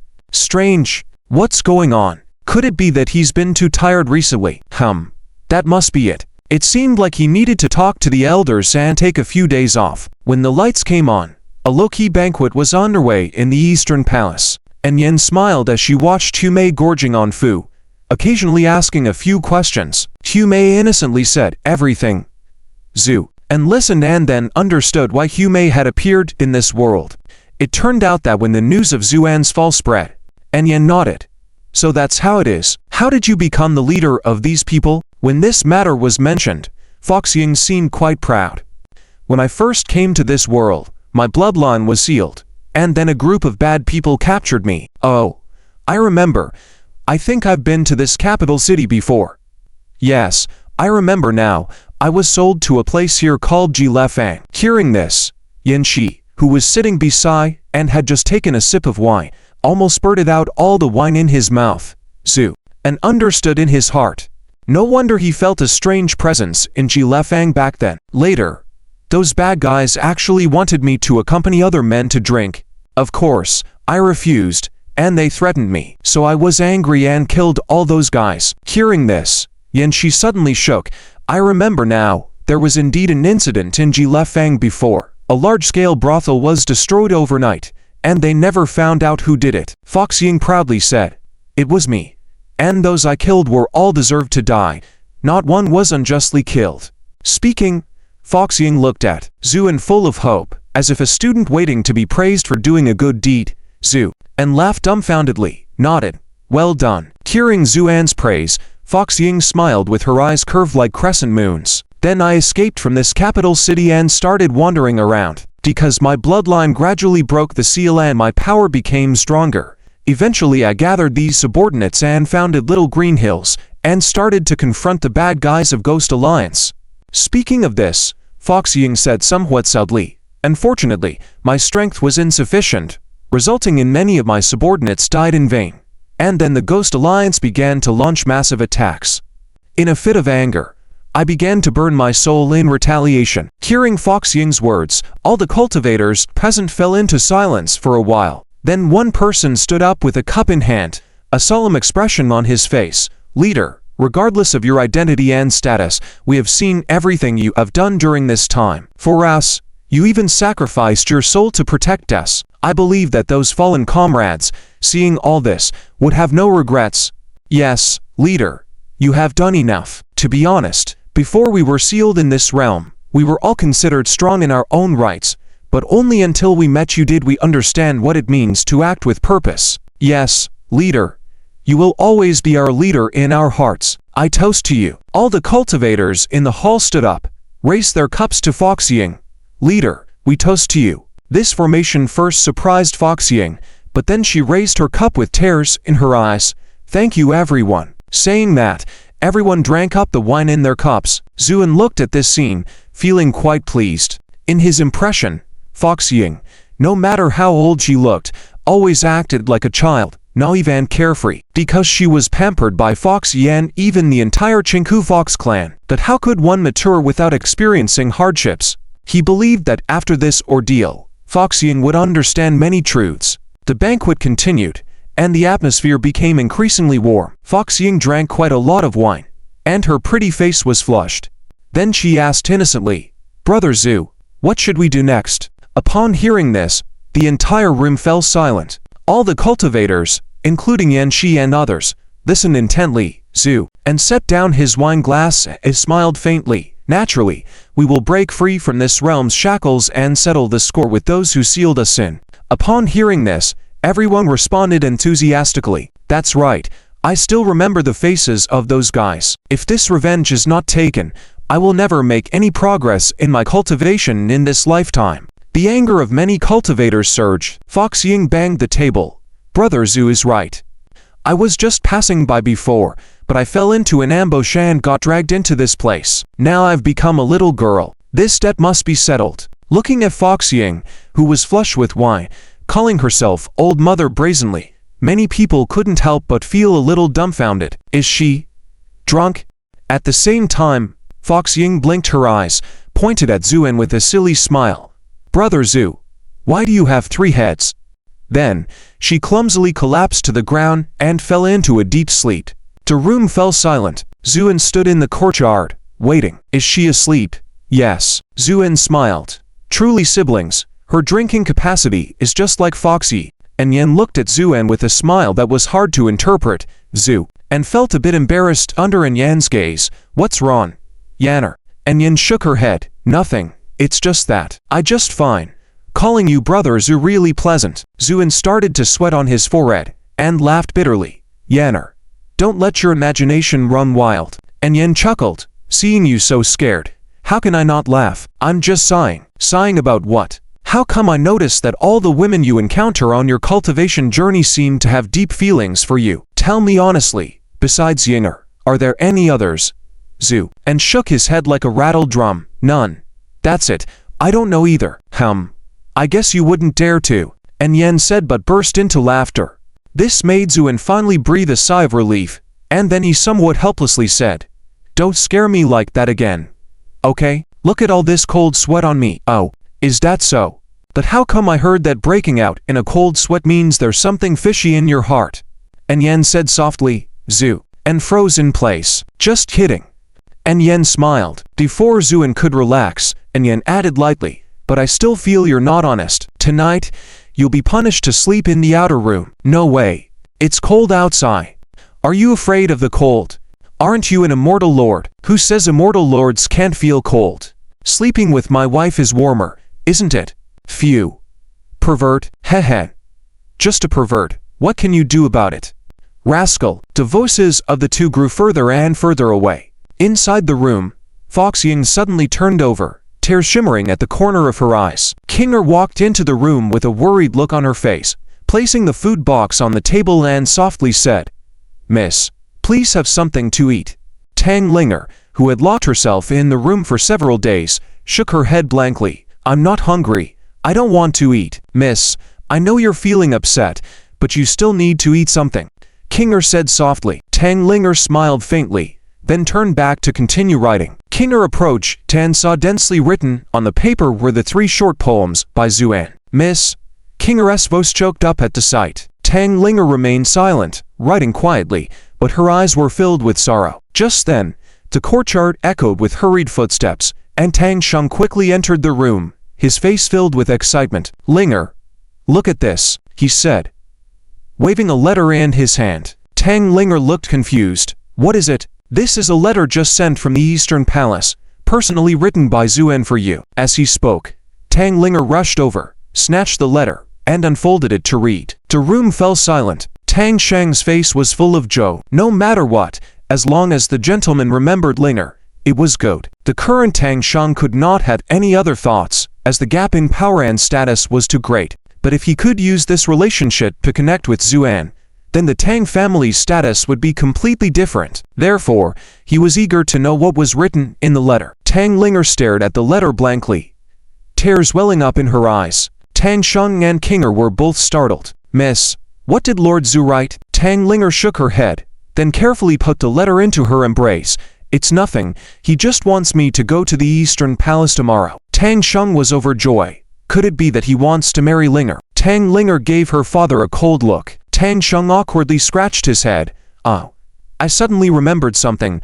I'll go first. With that, he left the room, but his inner joy was evident. Kinger hesitated to speak, but ultimately sighed and exited the room. Tang Linger sat dazed in front of the mirror, looking at the slightly haggard yet still beautiful girl reflected. Zuan's letter to her was concise, but this short letter stirred up a storm in Tang Linger's heart because Zuan bluntly revealed that the Zuan from her childhood playmate had long been dead. She, in fact, came from the outside world. Tang Linger had thought Zuan's strength came from some extraordinary experiences over the years, but now she realized that the remarkable Zuan who shocked her and the whole Tiasheng capital was someone else entirely. This realization left Tang Linger in chaos. She didn't know if her feelings for Zuan were based on her childhood friend or the current Zuan's talent and power. The outside world. Tang Linger murmured softly, a glint appearing in her eyes. Though just 5 simple words, Tang Linger gleaned much from them. A person as strong as Zuan indicated that the outside world was far more fantastic than here. With this in mind,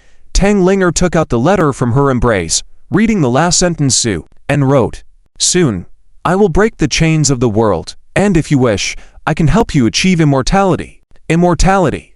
These 2 words lingered in Tang Linger's mind for a long time. Finally, a determined expression emerged on her face. "What I like is the Zuan in my heart.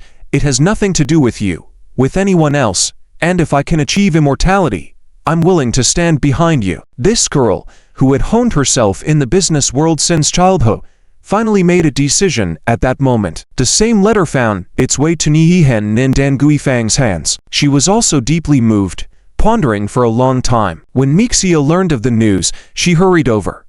Upon reading the promise of immortality, Mixia's eyes narrowed, her breath quickening. "Yihan, what are you thinking?"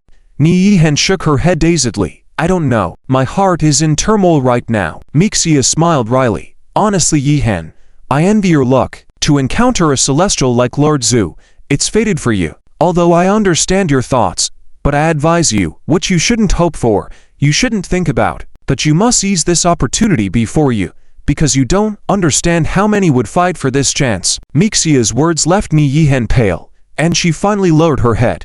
"I understand." In reality, Zuan sent this letter with Yan's approval. After Zhu and proposed the idea, he said somewhat nervously, "Yanner, I just feel like these 2 individuals have exceptional talents, and sooner or later, we'll have to break free from the constraints of this world. Why not lend them a hand?" He quickly added, "If you disagree, forget I ever mentioned it." And Yan smiled upon hearing this. "This is a good deal. Why would I disagree?" But Zuan shook his head. "Am I a petty person?" She then smiled and said, "Husband, do you know what I like most about you, Zhu?" And chuckled, "I'm handsome and powerful, right?" When he mentioned the word powerful, he deliberately emphasized it. Blushing, and then lightly chided, "PFFT, I was being serious. If you keep it up, I might make you sleep in the courtyard tonight." Zuan immediately nodded seriously. "Please continue." And Yan was a bit exasperated but said softly, "What I like is a compassionate you. Whether it was when we first met, when you were a poor beau, or the celestial, who returned for years later, you always had a pure heart. There were many things you could have ignored, yet you chose to act. For example, in this matter, you could have simply broken free of the world's constraints and left, yet you found a way to give hope to many. You hold power and control of life and death, yet you can still do this. That's the person I admire." Zhu and felt bashful at the praise. "Am I really that good?" "In my eyes, you're the best." And Yan said with a smile, "You're too kind, Yanner." Zuan said sincerely. At that moment, Yan reached over and playfully pinched Zuan's waist. Gasping in pain, Zuan exclaimed, "Yanner, what are you doing?" And Yan playfully said, "Even though I think what you're doing is right, it still makes me a bit uncomfortable. So, I'm pinching you to vent my frustration." On this day, the Chiashunchang street was heavily guarded. When Tang Linger and Ni Yihen stepped into the Eastern Palace, the atmosphere here grew even more tense. All the practitioners of Shaoqingqiu gathered together, looking with admiration at the figure standing on the platform for calling to arms.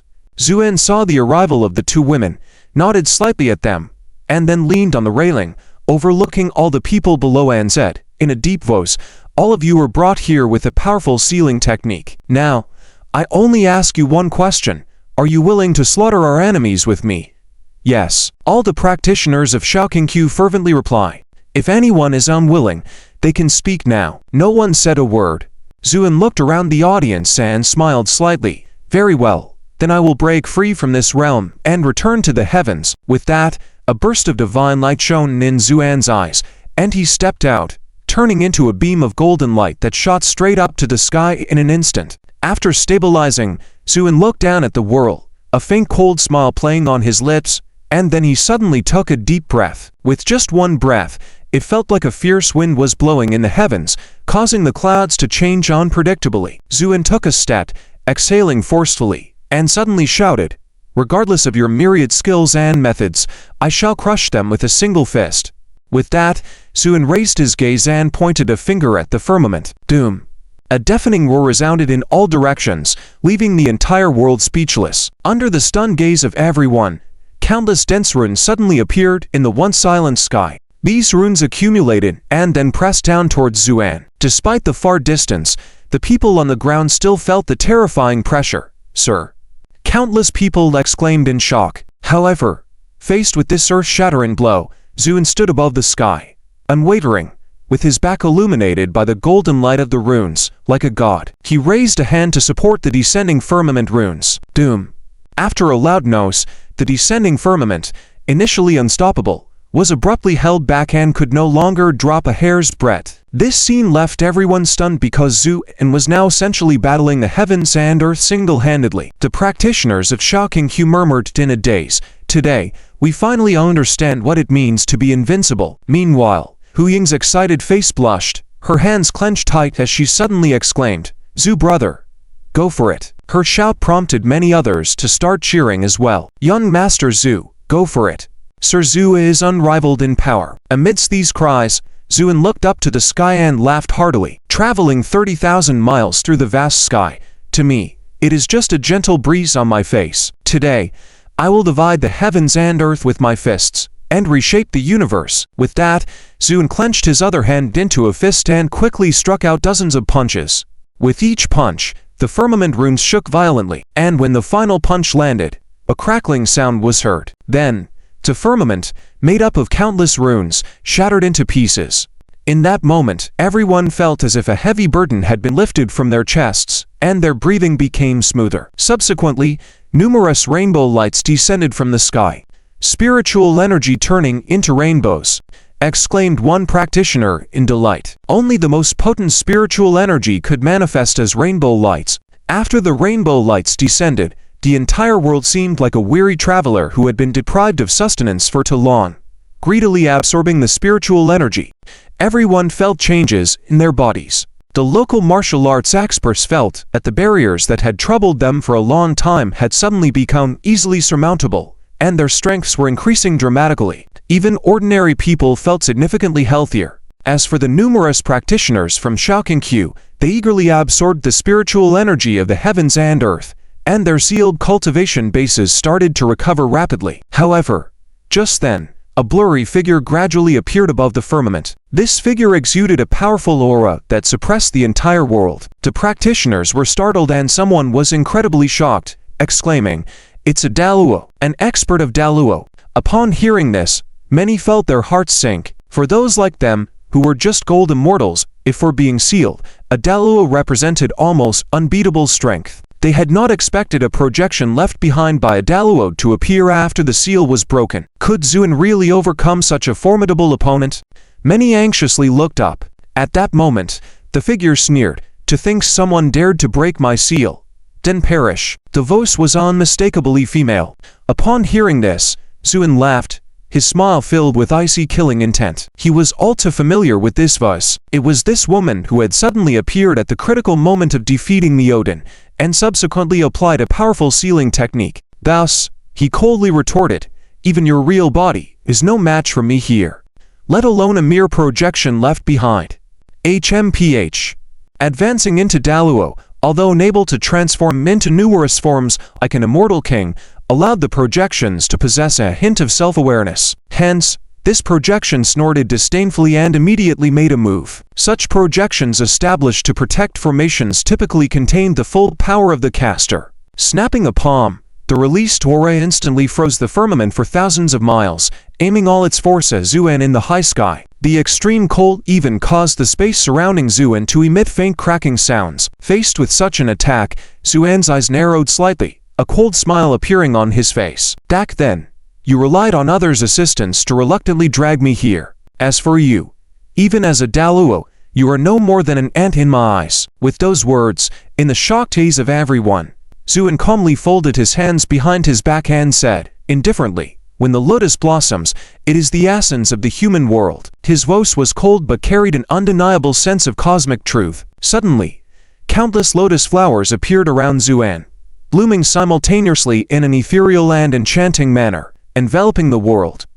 Everyone watched in astonishment as the projection's attack shattered on its own, and the entire body of the projection was quickly covered by blooming lotus flowers. The projection let out a horrified scream. Impossible ... In the following day, Zuan organized the affairs of this realm. He gave Tang Linger and Ni Yihan, among others, a set of simple cultivation techniques. As the seals in this realm had just been opened, it would take several years at least to restore it to its normal level. So, these simplified cultivation techniques were perfect for them to practice. After completing all this, Zuan instructed Yan to take his two daughters and Foxying into the talismanic tower. Then he led the disciples of the Little Green Hills to directly break through the barriers of space-time and leave this realm. As Zuan's figure disappeared into the sky, Ni Yihan wiped away tears and Tang Linger, after looking dazed for a while, turned and laughed with a determined expression. In any case, since he had been given a set of techniques, he was determined to master them to show everyone. Tang Linger made up her mind silently. Meanwhile, in the Blood God realm, ripples suddenly appear in space, and then a large opening suddenly split open, and led many disciples of the Little Green Hills out from it. Upon just entering this realm, Zuan lightly exclaimed, "Strange, this world." Zuan looked around and found that the surging blood energy that once filled this blood realm had disappeared. The whole world seemed empty, like an abandoned place. Zuan's expression changed slightly, and he immediately led the group of people through and out of this core blood realm. The outer blood realm remained the same, empty everywhere. The entire blood realm could be said to be nothing but an empty shell. Zuan's eyes turned colder because a very ominous feeling suddenly arose in his heart. At that moment, he suddenly turned around, reached into the void, and sternly commanded, "Come out." With a swift pull, a figure was pulled out in a sorry state, along with the plea for mercy that followed. "Lord, spare me, I was just, Lord Zhu. Lord Zhu." This person was startled. Zuan recognized him at this moment. It was Hall, a member of the Faulkner family, but now Hall was in a sorry state. His clothes were tattered, his aura was weak, and there was no trace of his bloodline left. This was why Zuan had failed to recognize him earlier. Seeing Hall, Zuan raised an eyebrow. "Hall, what is going on? What has happened to this blood realm? Where are Allard and Icy?" Hall heaved a long sigh in response. "Lord, I was hiding in this place because Edward had instructed me to wait here for your return. I had already given up hope, but I didn't expect you to really come back." Hall took a deep breath and said with a serious expression, "Lord, after you disappear, a terrifying power arrived not long after, and then the Blood God, Aya, and the God King Odin left the Blood God realm along with these powerful beings who descended upon us. During their departure, they also took the source of this realm with them, which is why this realm has gradually become abandoned." Zuan listened quietly, his expression growing colder. "So where did these people go? Do you know?" With a bitter smile, Hall replied, "Lord, we have been waiting for you to tell you this. These descending gods led by Ali and Odin went to your homeland, Earth." Upon hearing this, Zuan's pupils constricted suddenly. An icy killing intent swept through the area, pushing everyone back several steps. Then, Zuan gritted his teeth and said slowly, "How long have they been gone?" Hall was also shocked by Zuan's aura but managed to say, "Lord, they have been gone for about 2 months, because they were worried about your homeland. Allard, Icy, and the others have already followed them, leaving me behind to wait for your return and inform you as soon as possible." Zuan remained silent, eyes cast down. Hall, feeling some fear, asked cautiously, Lord, What should we do next? Zuan replied firmly. They left 2 months ahead, but without any shortcuts in time and space. They can only traverse through the void. So, if I rush over with all my strength now, there is still a slim chance. Hall nodded. Ben said solemnly, Lord, please be careful. Those descending gods are not to be trifled with. Zuan revealed his white teeth with a fierce smile. I know, but no matter who they are all doomed. I said it. No one can save them. Seeing Zuan's smile filled with killing intent, Hall shuddered but felt a sense of worrying. He had witnessed the scene when those deities descended, each of them more powerful than Odin. The leaders were even more intimidating, distorting the light itself so that their faces could not be clearly seen. With that many powerful existences, would the Lord be a match for them?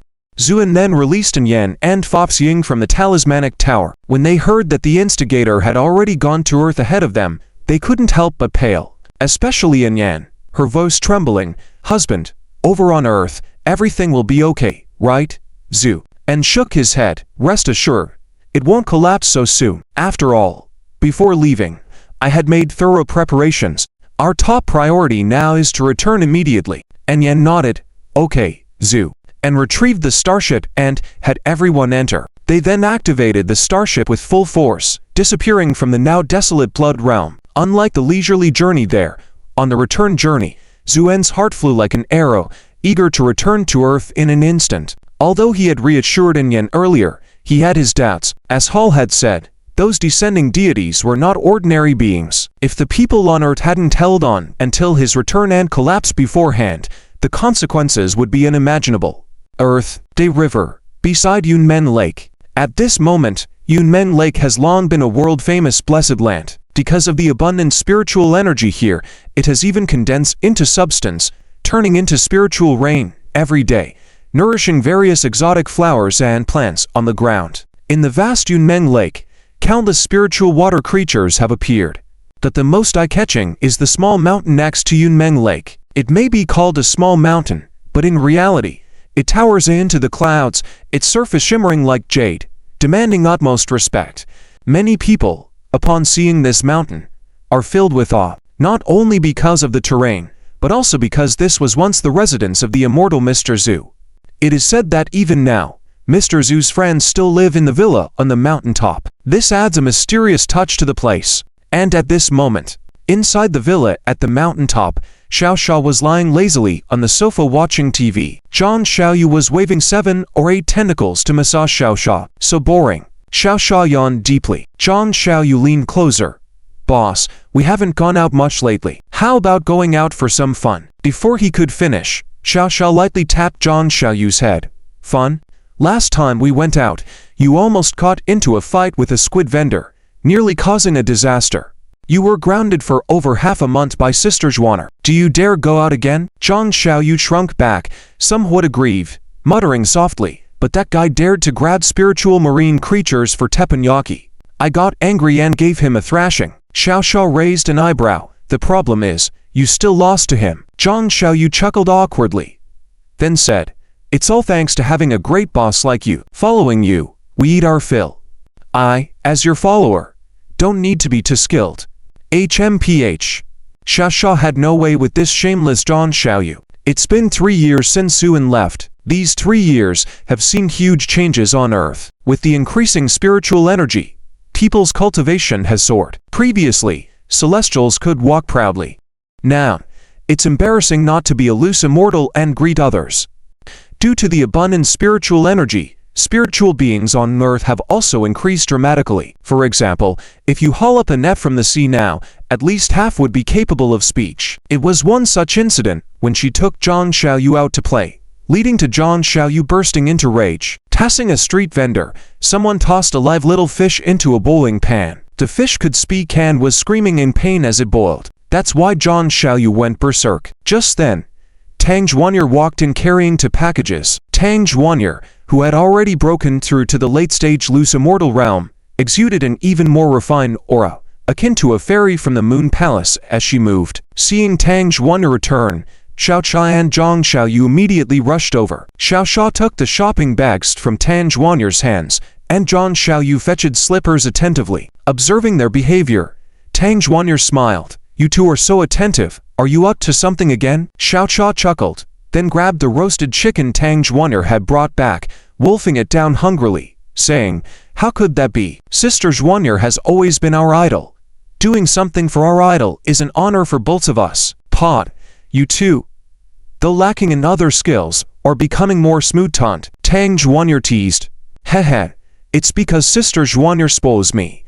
Ah, I can't ever tire of this roasted chicken." Xiao Sha feigned innocence while eating. Tang Zhuanyr waved her hand. "All right, stop trying to sweet-talk me. I'll be on watch duty at home tomorrow, you to go out for the day, but remember, no causing trouble. Got it? Yes, we promise to behave and not embarrass you." Zhang Xiaoyu waved his tentacles in the air to show determination. Tang Zhuanyr laughed helplessly, put down the items, and walked into the inner chamber. The room was arranged with a formation, gathering a thick concentration of spiritual energy that had formed frost on the ceiling and walls. In the center, a cocoon emitted slow breaths. Tang Zhuanyr gazed at the undisturbed Anking and sighed softly. "Anking, you've been asleep for 3 years. When will you awaken?" Meanwhile, outside, Xiao Sha and Zhang Xiaoyu were animatedly discussing where to go the next day. Suddenly, Xiao Sha looked up with a puzzled expression, gazing at the sky outside the window. "Boss, what's wrong?" His smile faded. "Something doesn't seem right." "What's wrong?"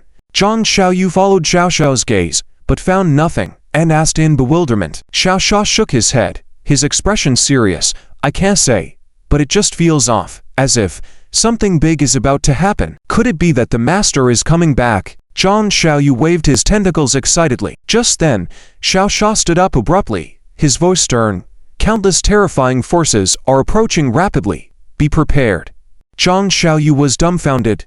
"Boss, you're not joking, right?" A cold laugh echoed from the vast depths of space. "So, this is the Hua clan's homeland, Earth." With these words, an unmatched formidable aura began to descend. Its power spread, causing the entire Earth to tremble slightly. In the sky above, an immense starship slowly revealed itself. A man seated on the bridge of the starship's sofa looked outside at the blue planet, giving a faint smile. Such a beautiful yet fragile planet. The appearance of this starship naturally drew worldwide attention. It was colossal, occupying half the firmament, and its gravity made the seas restless. Tang Zhuanyr sensed that something was amiss and rushed out. Xiao Sha, taking a deep breath, said with great seriousness, "Sister Zhuan, don't go anywhere. The protective formation left by the master is the safest place. I'll go check." But such a grand spectacle naturally caught the attention of the entire Beijing. After 3 years of development, the Taoists in Beijing enjoy great prosperity, with strong individuals emerging one after another. Therefore, when this starship had just arrived, all the powerful figures in Beijing felt it, leaping into the air with solemn expressions as they looked up, because this starship was simply too large, and the aura emanating from it made many people feel uneasy. And when Xiao Sha appeared in the sky and questioned aloud, the crowd murmured with excitement, "Xiao Sha has appeared. Now we have confidence," because Xiao Shao's strength had been recognized as the top in Beijing during these 3 years. Even Tang Zhuanyr, who held the superior status, was far inferior in terms of strength compared to Xiao Sha. So when they saw her appear, many people felt as if they had taken a reassurance pill, calming their minds considerably. At this moment, the man in the starship looked composedly, absent-mindedly tapping the armrest of his seat with his fingers. A hint of disdain appeared on his remarkably handsome yet wicked face. "A newly formed python dragon dares to be defiant in front of me." As he spoke, the man casually waved his hand.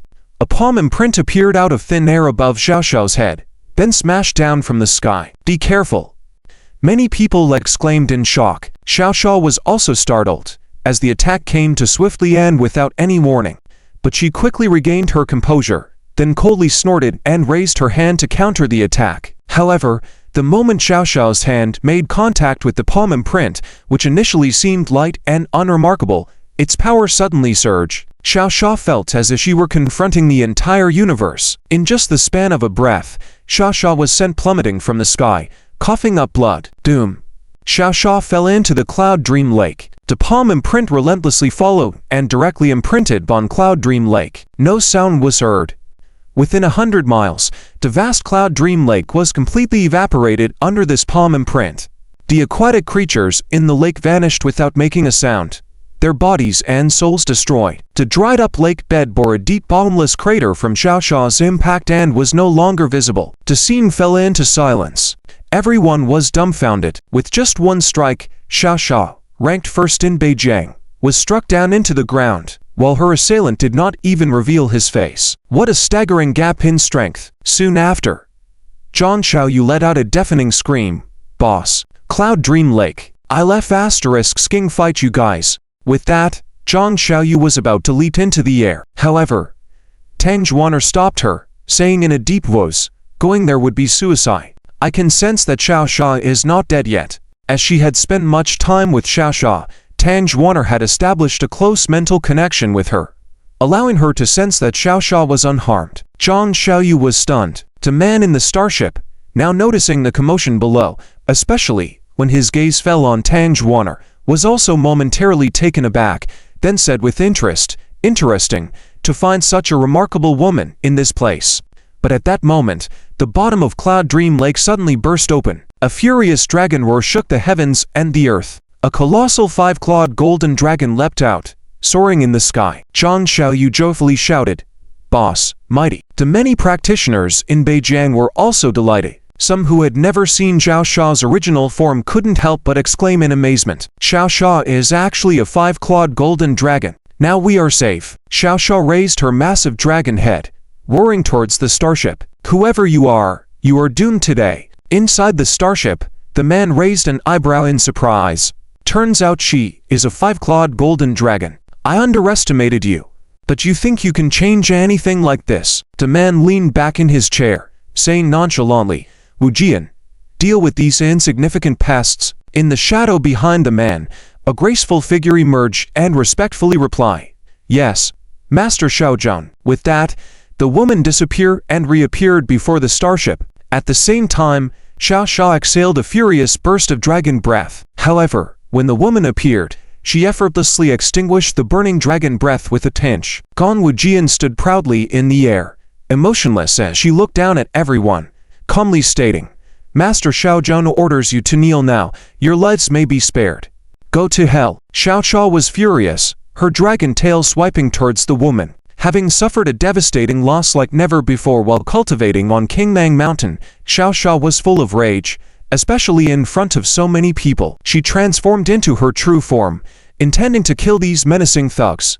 But just as Xiao Xiao's tail nearly reached Gong Wujian, her face, as cold as a poker card, showed a hint of mockery, seeking death. With a wave of her hand and a light shout of seal, an ancient and simple rune suddenly appeared above Xiao Xiao's head. Before she could react, it descended upon her, causing Xiao Xia to shrink rapidly, transforming into a human form, and then plummeting from the sky. The crowd gasped in astonishment. Zhang Xiaoyu rushed forward without hesitation, waving her arms wildly, managing to catch Xiao Xia before it was too late. But looking at Xiao Xia now, tail-faced and unresponsive with closed eyes, she no longer showed any signs of breathing. Zhang Xiaoyu trembled, then let out a thunderous cry, "Boss!" Meanwhile, Gong Wujian stood in the air with hands behind her back, coldly stating, "Xiaozhang has descended. You now have only one choice: kneel or die." As she spoke, behind her, the figures of Odin, the blood god Kaya, and many other deities gradually materialized. The celestial beings filled the sky,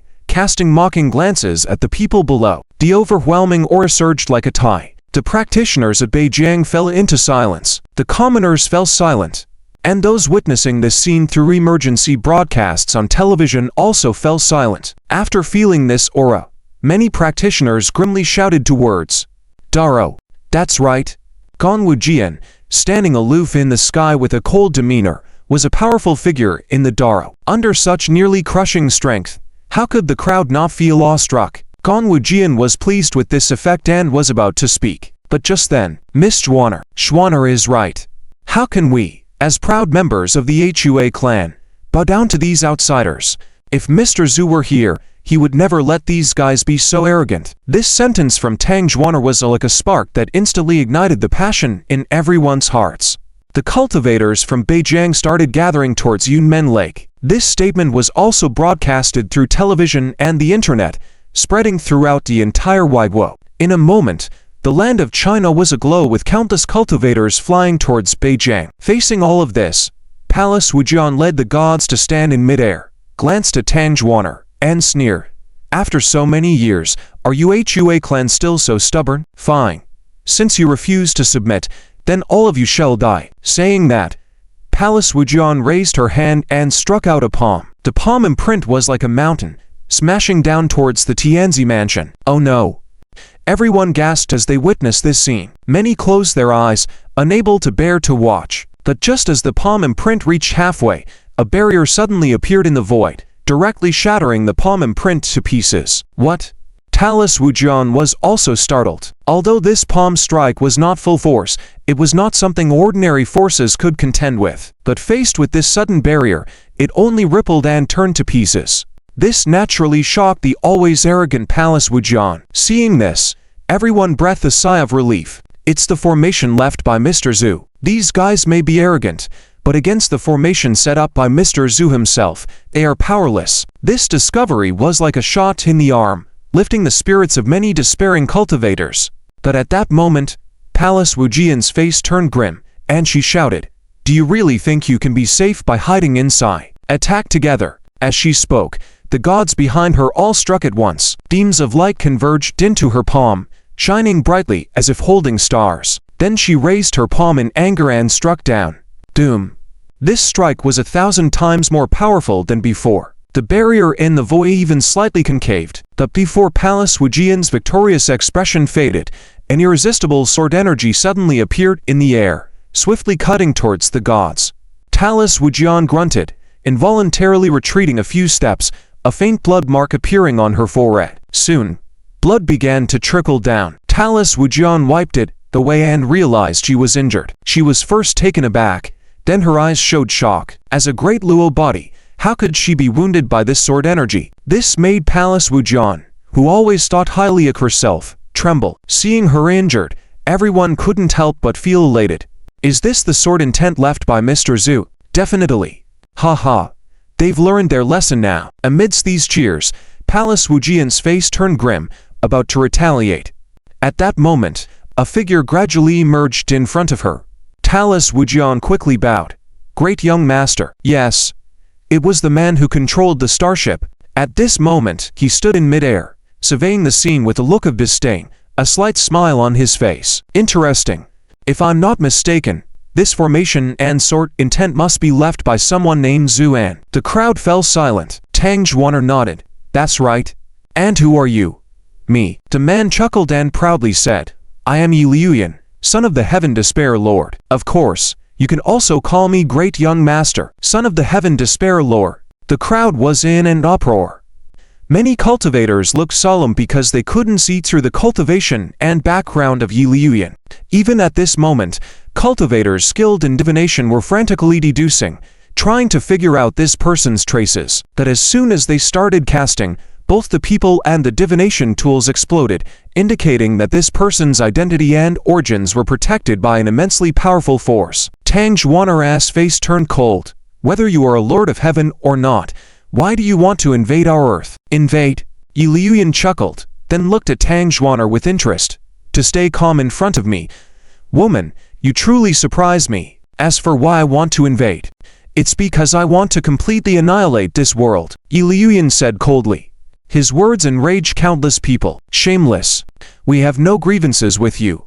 Why do you act so ruthlessly? Tang Zhuaner's face changed slightly. At that moment, Zhang Xiaoyu cautiously put down the unconscious little shot, then raised her head, pointing at Yi Liuyan in the sky and cursed, You bastards! After a string of foul language, Zhang Xiaoyu yelled, Just wait, when my lord returns, I will make sure to skin you all alive, use your bones to make dishes. Yi Liuyan's face turned cold. Your lord? Ha, are you talking about Zuan who set up this formation? Exactly. Yi Liuyan shook his head. Unfortunately, you won't see him, because he's already dead. What? Yi Liuyan's words were shocking, leaving everyone present stunned. Zuan is dead. The invincible Mr. Zhu, who changed the world, dead. How is that possible? Even Tang Zhuaner, who was always aloof, couldn't help but shout in anger, You're lying. Am I lying? Yi Liuyan smiled coldly. I am the son of the Heaven Despair Lord. Would I deceive you with such words? Whether you believe it or not, it doesn't matter anymore, because all of you will die. With that, Illuyin burst into hearty laughter. His laughter shook the universe, making even the heavens and earth tremble. Everyone gazed at him with pale faces. You're lying, and Jeej will never die. With a shout, a figure flew madly from Beijing and, without a word, launched an attack. The palm strike was extremely cold, freezing the air wherever it passed. But Illuyin didn't even move, just snorted, seal. With a command, the incoming woman couldn't even struggle and spat out blood before flying out and falling to the ground, her life hanging by a thread. Jing. Two more figures rushed forward. It was Aunt Pang and Uncle Z. While Uncle Z and Aunt Pang may have limited talent, they have now become half-step immortal cultivators. Upon hearing about the incident this time, their whole family rushed over immediately. However, upon arriving, Zi Jingjing found herself in a life-or-death situation. Aunt Pang rushed to check her daughter's injuries, with tears in her eyes. Uncle Z's eyes turned red. "You bunch of bastards, I will fight you," he said, grabbing a kitchen knife and charging forward recklessly. Knight Yuanyan showed no interest in Uncle Z, as he considered the non-immortal Uncle Z to be insignificant. As Uncle Z charged halfway, a deity guard coldly snorted. Uncle Z's body was abruptly blasted in midair and fell to the ground, his knife clattering down. The whole scene was shocking. Aunt Pang, who had just picked up her daughter, almost fainted upon seeing Uncle Z's body shattered. Tang Zhuaner cried out, "Uncle Z!" Over the years, in Tang Zhuaner's heart, Uncle Z had become like an elder to her. She never expected him to die at this moment. Everyone witnessing the scene felt sorrowful. Knight Yuanyan smirked at Tang Zhuaner. "Since Suan has set up a formation specifically for you, it shows that you are important to him. Don't worry, I won't kill you now, but I will slowly kill everyone in this world in front of you. I hope you get used to it. Ha ha ha." Meanwhile, numerous light beams were coming from all over Shenzhou. "Kill them, this group of ants," Knight Yuanyan said, indifferently. The gods behind him immediately rushed up. These arriving deities included the powerful divine guards from Lihan Heaven who followed Knight Yuanyan, as well as the Norse god King Odin and the blood god Gaia. Each one was extremely powerful. Although Huazhou's Taoist techniques were flourishing now with abundant spiritual energy and complete laws, it was still early days, and there were no powerful immortal cultivators yet. Faced with such a gap in strength, just one strike from these deities could easily take out several cultivators. Blood rained down from the sky. Despite the bloody and brutal scene, not a single cultivator chose to retreat, instead charging forward fearlessly. Everyone watching fell silent. Tang Zhuaner's eyes welled up with tears. Knight Yuanyan's expression darkened. This scene reminded him of many unpleasant memories. After all these years, why were the people of Huazhou still so stubborn? With these thoughts, he snorted and unleashed a strike that obliterated all the incoming cultivators. Then Knight Yuanyan pointed and coldly said, "Slaughter the entire world. Remember, I want not a single blade of grass left." With this command, all the gods obeyed. They dispersed, plunging the entire world into darkness. Blood god Gaia excitedly headed towards Europe, sensing a familiar aura there. However, as he appeared in the sky above Europe, dark curses piled onto him relentlessly. Aging, sluggishness, plague. With powerful dark shockwaves that could level mountains rushing toward him, the attacks caught Gaia off guard. Yet, being a deity, these attacks only inflicted minor injuries on him. Enraged, he roared, "Damn you dark forms, I will crush all of you." But before he could finish, a terrifying howl targeted his soul, causing even Gaia, strong as he was, to lose focus for a moment. Suddenly, a colossal black bone dragon carrying a titan giant charged in. The titan giant, with symbols glowing on his terrifying muscled body, was primed for a devastating rampage. Grasping Gaia tightly, the titan giant's muscles swelled, and numerous runes gathered on his arms. The formidable force nearly broke Gaia, with cracking sounds echoing. Just then, coming out of his daze, Gaia smirked, "Dark worms, no matter how powerful you are still worms that cannot do anything to me, because gods are invincible." His body twisted like water, instantly breaking free from the titan giant's control.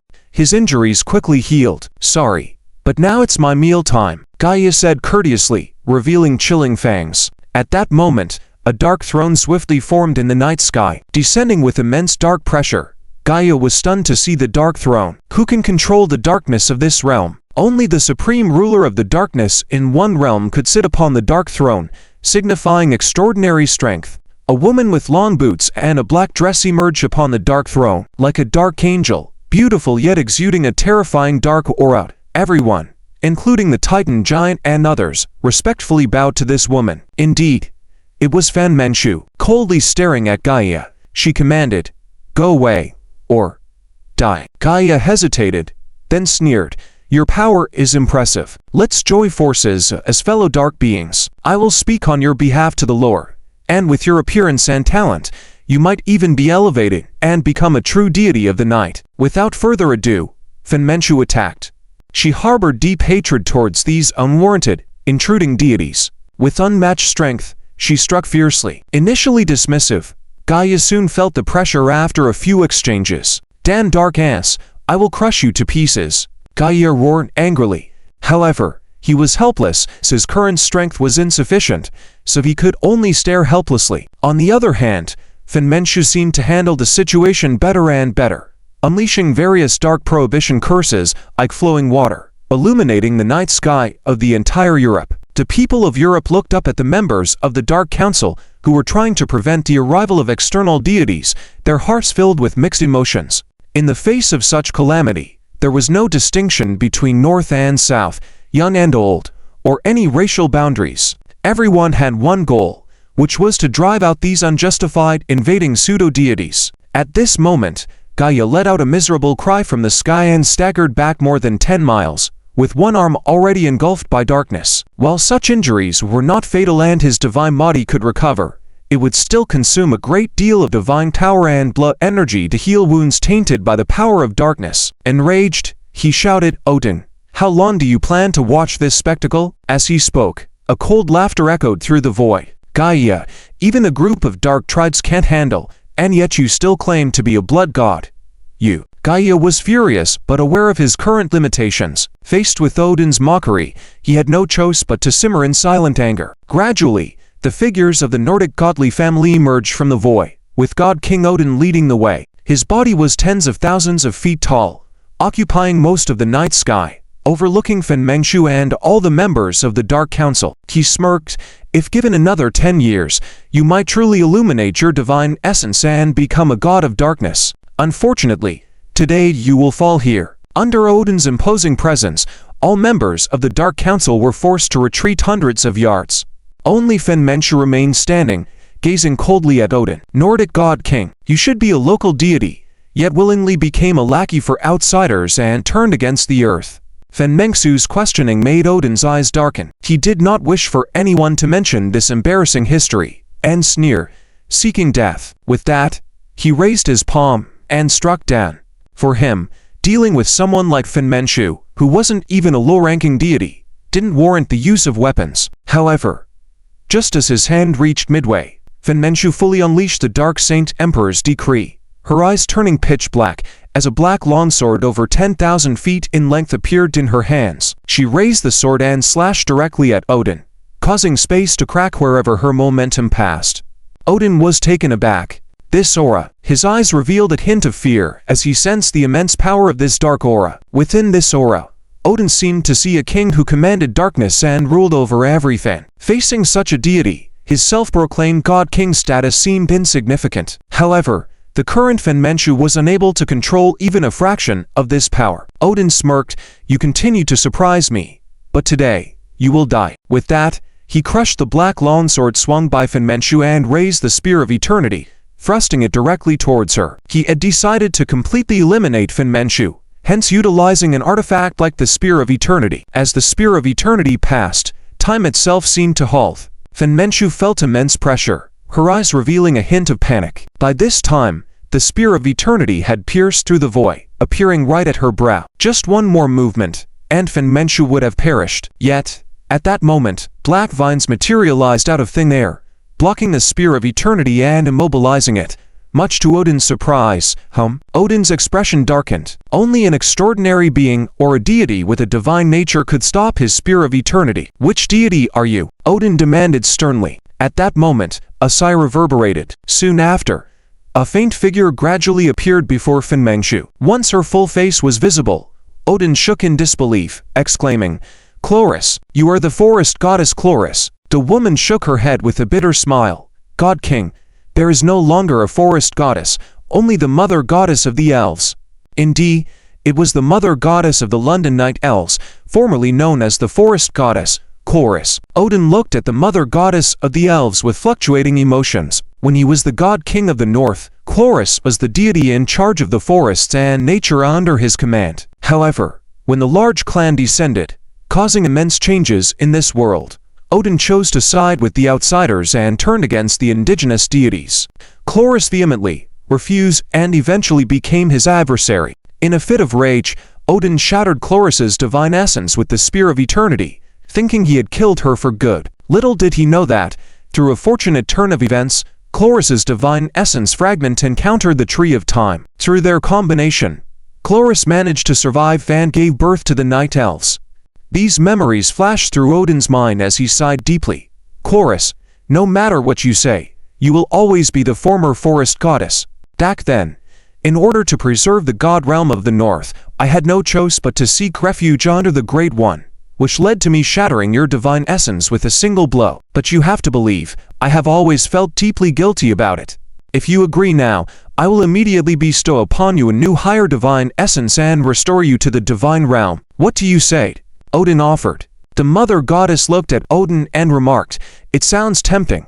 Your divine power is more formidable than before by 1,000-fold. It seems you are quite content with your choices." Odin's expression softened as he was about to speak. However, the mother goddess turned to look at the anxious group of night elves on the ground and said, "But I have always believed that a deity who abandons their own followers and escapes cannot be called a god. Don't you agree?" Odin was stunned. His son, Vidar, stepped forward impatiently. "Chloris, if you surrender now, my father will grant you a new divine position based on previous respect. Otherwise, your divine realm will face destruction." The mother goddess smiled. "If you were able to kill me before, it is even easier now, and I know I am no match for you." "Glad to hear that," Vidar sneered. The mother goddess then turned to Finmenchu and said with a gentle smile, "Menchu, when the master returns, tell him that I am leaving first. Please have him take care of these children." With that, the mother goddess, reluctant, cast a final glance at the night elves on the ground and said to Finmenchu, "Menchu, I have come to assist you in illuminating your divine essence." As the voice fell silent, countless rays of light floated up from Chloris and began crazily surging into Finmenchu's body. Finmenchu shuddered all over, trying to say something but was unable to move. Odin's eyes turned cold. "She's burning her divinity. Kill her." Vidar snorted coldly and swung his sword. With the strength of Vidar, the son of the God King, killing the elven mother goddess was simply a piece of cake. Just as his sword was about to hit the elven mother goddess, a black bone dragon appeared out of thin air and took the blow. With a muffled sound, the bone dragon let out a deafening cry, its bones cracking inch by inch, turning into powder. The Death Knight who summoned this bone dragon, Karlsus, spat out a mouthful of blood and rapidly aged. But no matter what, he managed to block the sword. Vidar's face darkened in anger. "A group of despicable ants dares to hinder me. I will turn all of you into heroic puppets." In his rage, he raised his sword to strike. The Titan giant was about to rush forward to stop him when the dream nymph grabbed him and said, "Don't. You will die if you go." The Titan giant smiled calmly. "There's only me left of the Titan clan. Death would be a release. No. What will I do if you die?" The dream nymph hugged the Titan giant from behind and said, "I know what I'm doing is selfish, but right now, I just want to be a selfish woman, because I like you." The Titan giant trembled, tears welling up in his fierce eyes. Witnessing this scene, everyone in the Dark Council fell silent. Almost all the people in Europe fell silent as well. Vidar sneered, "Truly a pair of ill-fated lovers, but you needn't fight anymore, because you will all die soon." With that, Vidar slashed his sword down. The dream nymph gritted her teeth, her figure fading, and the next moment, she stood in front of Finmenchu. "Dream, don't." The Titan giant roared in anger, wanting to chase after her. The dream nymph smiled faintly and gazed at Vidar with grin-killing intent, saying, "You're wrong. We're not despicable ants. You are." With that, the dream nymph let out a piercing scream. This was the death scream emitted from burning all of herself, a death kiss directed at the soul. The violent sound waves targeted Vidar, and the force was so strong that even Vidar's expression changed. involuntarily retreating a few steps. However, it was just that. Deidar was a deity with high divinity, and such shockwaves couldn't truly harm him. In just a moment, he came to his senses and felt greatly enraged. Being a deity, he was being driven back by a mere dark nymph, which he found unacceptable. Roaring in anger, he said, "Die," and raised his hand to strike. At that moment, the dream nymph's body had almost become transparent, the result of overdrawing her soul. Faced with the fatal blow, the dream nymph turned to look at the titan giant rushing towards her and smiled faintly. "Goodbye, my love." No. The titan giant's eyes filled with tears. Crack. After a crisp sound, the dream nymph's body shattered and dissipated into the air. "Humph. Insignificant playthings, you're lucky," Deidar coldly snorted. Just then, branches of trees emerged from the void, surrounding the elven goddess and Fenmenchu tightly. Odin snorted, "The tree of time. Chloris, you've survived this long with this plaything." "Yes," Deidar responded and raised his sword to strike. With each strike, numerous branches fell, but the next second, more branches grew out. The elven mother goddess, whose divinity was almost burnt out, extended her nearly disappearing finger. A branch reached out and lightly touched her fingertip. The elven mother goddess smiled. "Old friend, are you here to accompany me on my final journey?" After countless years of companionship, she and the Tree of Time had become connected in spirit. Upon hearing her words, the branches trembled. With the elven mother goddess's form almost faded, she weakly said, "Old friend, if a green bird lingers among your branches in the future, that would be me coming to see you." With that, she mustered her last strength and threw herself towards Fenmenchu. The branches quivered, sounding like a cry of sorrow. Odin grew impatient. He could feel that the entire earth was in turmoil, and in front of the raging deities, humans were as fragile as babies. His progress was the slowest because he snorted, "Get out of the way, my son," and raised the spear of eternity, thrusting downward. Deidar quickly stepped aside. Meanwhile, the spear of eternity pierced through space and struck the branches of the tree of time. The tree branches turned to dust where the spear passed, while the remaining branches twisted in agony in a futile attempt to resist. Against a divine artifact, the tree of time had no power to resist. Finally, with a loud crack, the branches were shattered. The momentum of the spear of eternity remained undiminished, heading straight for the stunned Fenmenchu. However, at that moment, the earth trembled. The darkness began to surge Chandrajos, as if welcoming the return of their deity. Then, a powerful pressure descended, enveloping the night sky for miles around. "It's the divine realm," the dark witch Anastasia murmured softly. "Menchu has ascended to godhood." At her words, Fenmenchu's eyes suddenly blazed with dark fire. She raised her hand and firmly grasped the spear of eternity that had pierced towards her. Odin's face darkened. "Even if Chloris ignited your divinity, what can you do? For me, you are nothing but the lowest trash deity." He then exerted his divine power, thrusting the spear of eternity forward again. But this time, his strike had no effect on the standing Fenmenchu. "What's going on?" Odin was taken aback. Just then, the dark throne in the void began to tremble violently and, in an instant, transformed into a new throne, 100 times more powerful than before. The dark god throne.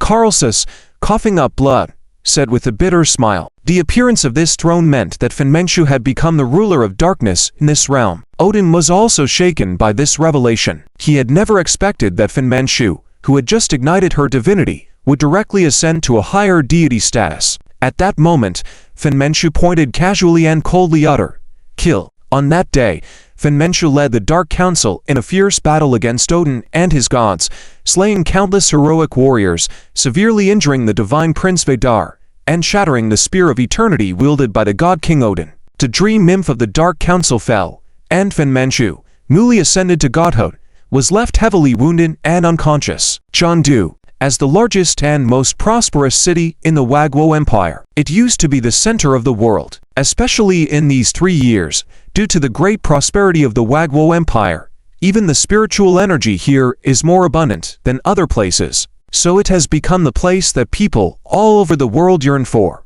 But today, this extremely prosperous capital city has fallen into the depths of blood and fire. The sudden appearance of the gods has completely disrupted the original order of the world. Under the shroud of death and slaughter, the once lively streets have become desolate. Dang! A figure fell from the sky, smashing into one side of a skyscraper, flying out from the other side, and then falling to the ground. Only then could it be seen clearly. This is a true armor warrior. However, this armor warrior at this moment has lost its usual brilliance. The once sleek black armor is now cracked, and even the black wings on its back are tattered. Zishui struggled to get up from the ground. He had been fighting continuously for more than 10 hours. This high-intensity fighting was draining his body to the extreme. Yet he remained unaware of it all. Instead, with a serious expression, he raised his head and looked at the ongoing battle in the sky, then soared up and once again joined the battle group. Countless gods spread across the sky. Zishui led his men to shuttle back and forth among them, relying on the powerful mobility of the true armor warriors to evade attacks and counterattack from time to time. But this great battle was not just fought by their true armor warriors. For example, confronting these gods head-on and attracting most of the firepower were the puppets controlled by Liu Kek, the leader of the puppet immortal sect. These towering mechanical puppets contained the blood, sweat, and tears of the puppet immortal sect for 1,000 years, and after establishing contact with Earth, they absorbed many useful technologies from Earth science. It can be said that after 3 years of tempering, these mechanical puppets have become even stronger. But even so, when these puppets faced the incoming gods, they still fell short. Dang! After a muffled sound, a 6-armed god punched the head of the largest puppet, causing it to explode like a mountain. In a shower of sparks, the puppet collapsed like a mountain. At the same time, Liu Kek, who was watching from afar, spat out a mouthful of blood. "Master!" The disciples of the puppet immortal sect exclaimed. Liu Kek waved her hand. "I'm fine. Bring out the next one." Another puppet was released, and Liu Kek manipulated it to join the battle group once again. This was already the 4th puppet controlled by Liu Kek that day. Her mechanical heart was showing deep cracks, and her body and mind were on the brink of collapse. But she could not give up, because once the puppet that held the frontline fortress fell, the comrades under attack would face disaster. At this moment, Zhu Ryan from the Kunlun secret realm used a flowery sleeve technique to attract the attention of a god guard, causing the god to abandon his opponent and turn to face Zhu Ryan. This action relieved Ard and Axie, members of the secretive blood clan, who were on the brink of being overwhelmed by the powerful pressure. Ard shouted, "Thank you, Miss Zhu." Zhu Ryan continued to fight her opponent, saying in a deep voice, "Don't thank me, we are comrades in the same trench, we should help each other." Ard looked at Zhu Ryan's back with mixed feelings in his heart. His experiences during this time had been quite profound, especially the determination shown by the Huazu in facing strong foes and the strong camaraderie on display, which deeply moved Ard. If the Blood Clan could be as united as the Huazu, how would they have fallen to this point? While contemplating this, Zhu Ryan groaned and was suddenly sent flying by God Guard. When she regained her footing, an abnormal flush appeared on her face. The intense combat had already exhausted Zhu Ryan, but before she could catch her breath, a giant cyan hand suddenly appeared in the void behind her and slammed down on her back. "Be careful!"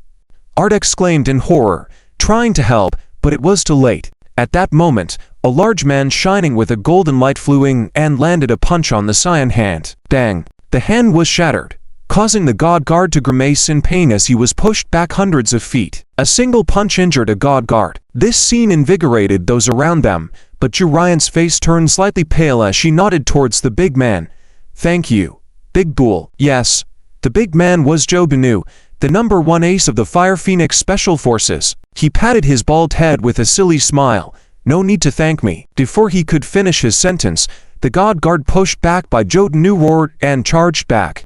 Zhu Ryan paled, but at that moment, a slender figure appeared behind the god guard, and a black dagger cut across the god guard's throat.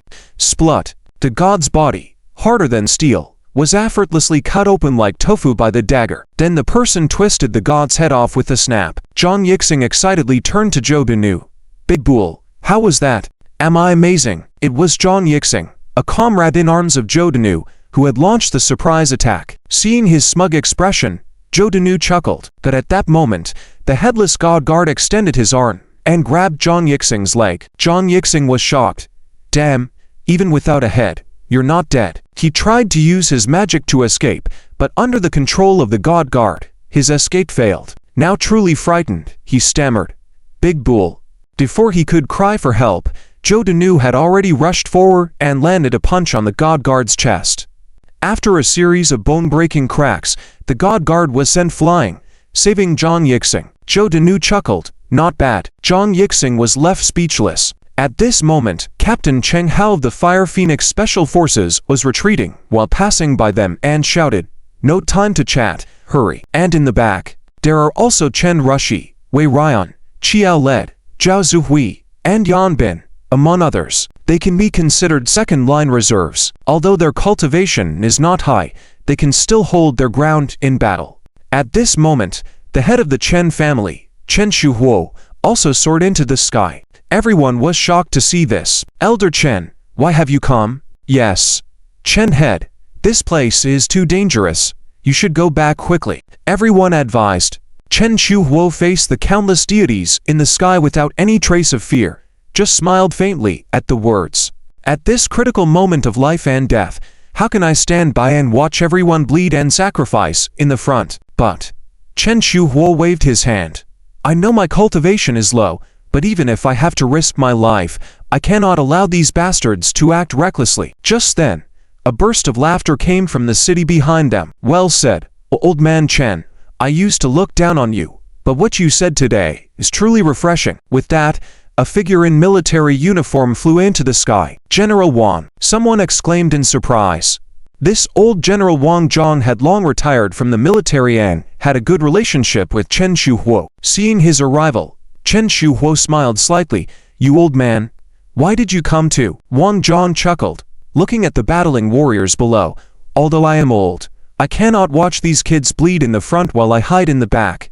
I have lived long enough. It's good to leave a little legacy for our people. And it's not just me. All of our old friends are here too." With that, dozens of elderly men in military uniforms, still proud and unyielding despite their age, appeared in the field. Chen Shuhuo chuckled at the sight. "Well done, truly worthy friends of mine." Chen Shuhuo. Wang Zhang also smiled. "Back in my days, I faced imperialist artillery without fear. I refused to sit back while these bastards wreak havoc." Then he turned to the people behind him and shouted, "Brothers, let's show these bastards today what a real Iron Army is." "All right." The crowd responded thunderously. The group of elderly soldiers quickly formed up their formation. "Old Army Corps, charge." With that command, the group of elderly soldiers charged forward with determination. Seeing this scene, whether in the battle formation or commanding from behind, everyone fell silent. Old soldiers never die. They just slowly fade away. But when faced with a critical moment affecting the survival of the Huaju clan, these old warriors, who once dominated the battlefield, rallied once again. Even though this charge might be their last, they had no regrets. The brutal slaughter continued unabated despite the appearance of the old soldiers. In just a moment, more than half of the elderly soldiers led by General Wang were lost. However, their presence provided a brief respite for the exhausted crowd.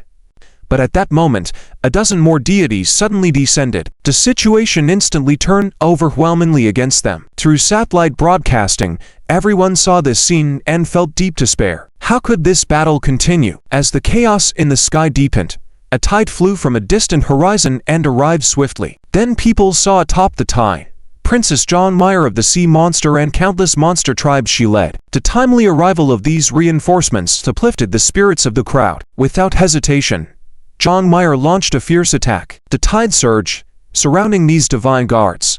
Just as the people began to relax, a cold laughter echoed from within the tide. "It's ridiculous. Ants love these meaningless struggles." With those words, the figure of Pallas Wujian gradually emerged in the air. With her appearance, the surging tide vanished instantly. All eyes shrank at the sight of her. The army chief, trembling, immediately shouted at the communication station, "Retreat! Quickly!" Before launching this defense battle, the military deployed all strategists for a rigorous simulation. It was determined that they could hold if the number of attacking deities was below 50. However, there was a special circumstance. That was if Pallas Wujian, or that young Lord Yaluyan, appeared. If they did, the war would undoubtedly be lost. Because all the staff members of the Huaju had evaluated the strength of Wujian and Yaluyan, it was finally concluded that if they intervened, no one in the world could stop them. Unexpectedly, the worst-case scenario had come true. Despite the army chief's timely reminder, it was already too late. Pallas Wujian, with a cold expression, formed hand seals and uttered, "Seal the heavens, annihilate the divine power, doom." With that command, all cultivators within a 1,000-mile radius felt a tremendous shock throughout their bodies, then realized that their cultivation was completely sealed in that moment. Countless cultivators began to fall from the sky. Talus Wujian said, indifferently, "Capture them all." The divine guards immediately moved to seize all the cultivators whose power had been sealed. Whether it was the Phoenix Special Forces, Suroin from the Kunlun Secret Realm, or Luokek from the Puppet Immortal Sect, all the cultivators were captured and rendered powerless by Palace Wujian's technique. Seeing this, everyone was stunned. The army chief wore a bitter smile. Was this the might of the great Luo? Did it mean that the Huaju clan was truly going to perish at the hands of their own generation? Just as the entire city was trembling, Palace Wujian sneered, "Letting you live a bit longer. Take them to Beijing." With that, she vanished into the sky, followed by the divine guards carrying all the captives. The army chief was first stunned, then his face turned pale. Beijing. Meanwhile, in the North River's Tianzi No. 1 villa, the atmosphere was extremely tense. Almost all the cultivators of Beijing had gathered here, but no one could utter a word. At that moment, the sky was almost entirely occupied by a starship outside the window. Strangely, the entire Beijing had not been ravaged by the gods. The situation had turned into a strangely quiet one. Tang Zhuaner also stared blankly at the starship outside the window. The arrival of this group of people caused a change in the atmosphere of the Tianzi No. 1 villa. "They're here. They're here." Then the figure of Yi Liuyan appeared in the void. "Lord Shaokun." Gong Wujian bowed and saluted. "Have all the people been brought back?" Yi Liuyan asked lightly. "Back, my lord. All have been brought back." Gong Wujian replied, signaling to the divine guards behind him. These divine guards then released the restraints. In an instant, the entire sky was occupied by numerous cultivators. Tang Zhuaner suddenly stood up. "They are people from the central capital." She saw many familiar faces among the crowd filling the void. Chen Rushi, Wei Ryan, even old Master Chen. Without exception, all of these people seemed weak and mortal, unlike their usual imposing selves. Yi Liuyan then smiled faintly at the people below. "Woman, I once said that in front of you, I will exterminate all the people in this world. Now, it's time for the first course. I hope you will enjoy it." "No." Tang Zhuaner's eyes widened in anger. The cultivators in the Tianzi No. 1 villa were furious and ready to break out of the formation. At that moment, Chen Shu laughed. "Miss Zhuaner and fellow members of the Hua clan, do not fall for the provocations of these people. They cannot break the formation left behind by Mr. Zhu, so they are intentionally trying to lure you out in this way." Gong Wujian was about to act, but Yi Liuyan stopped him with a smile. "Let him speak. I want to hear what he has to say." The whole place fell silent. Tang Zhuaner looked up at Chen Shu tearfully. "Master Chen." Chen Shu smiled and said, "Don't be sad. What we need to do now is to preserve the strength of the Hua clan as much as possible and wait for Mr. Zhu to return.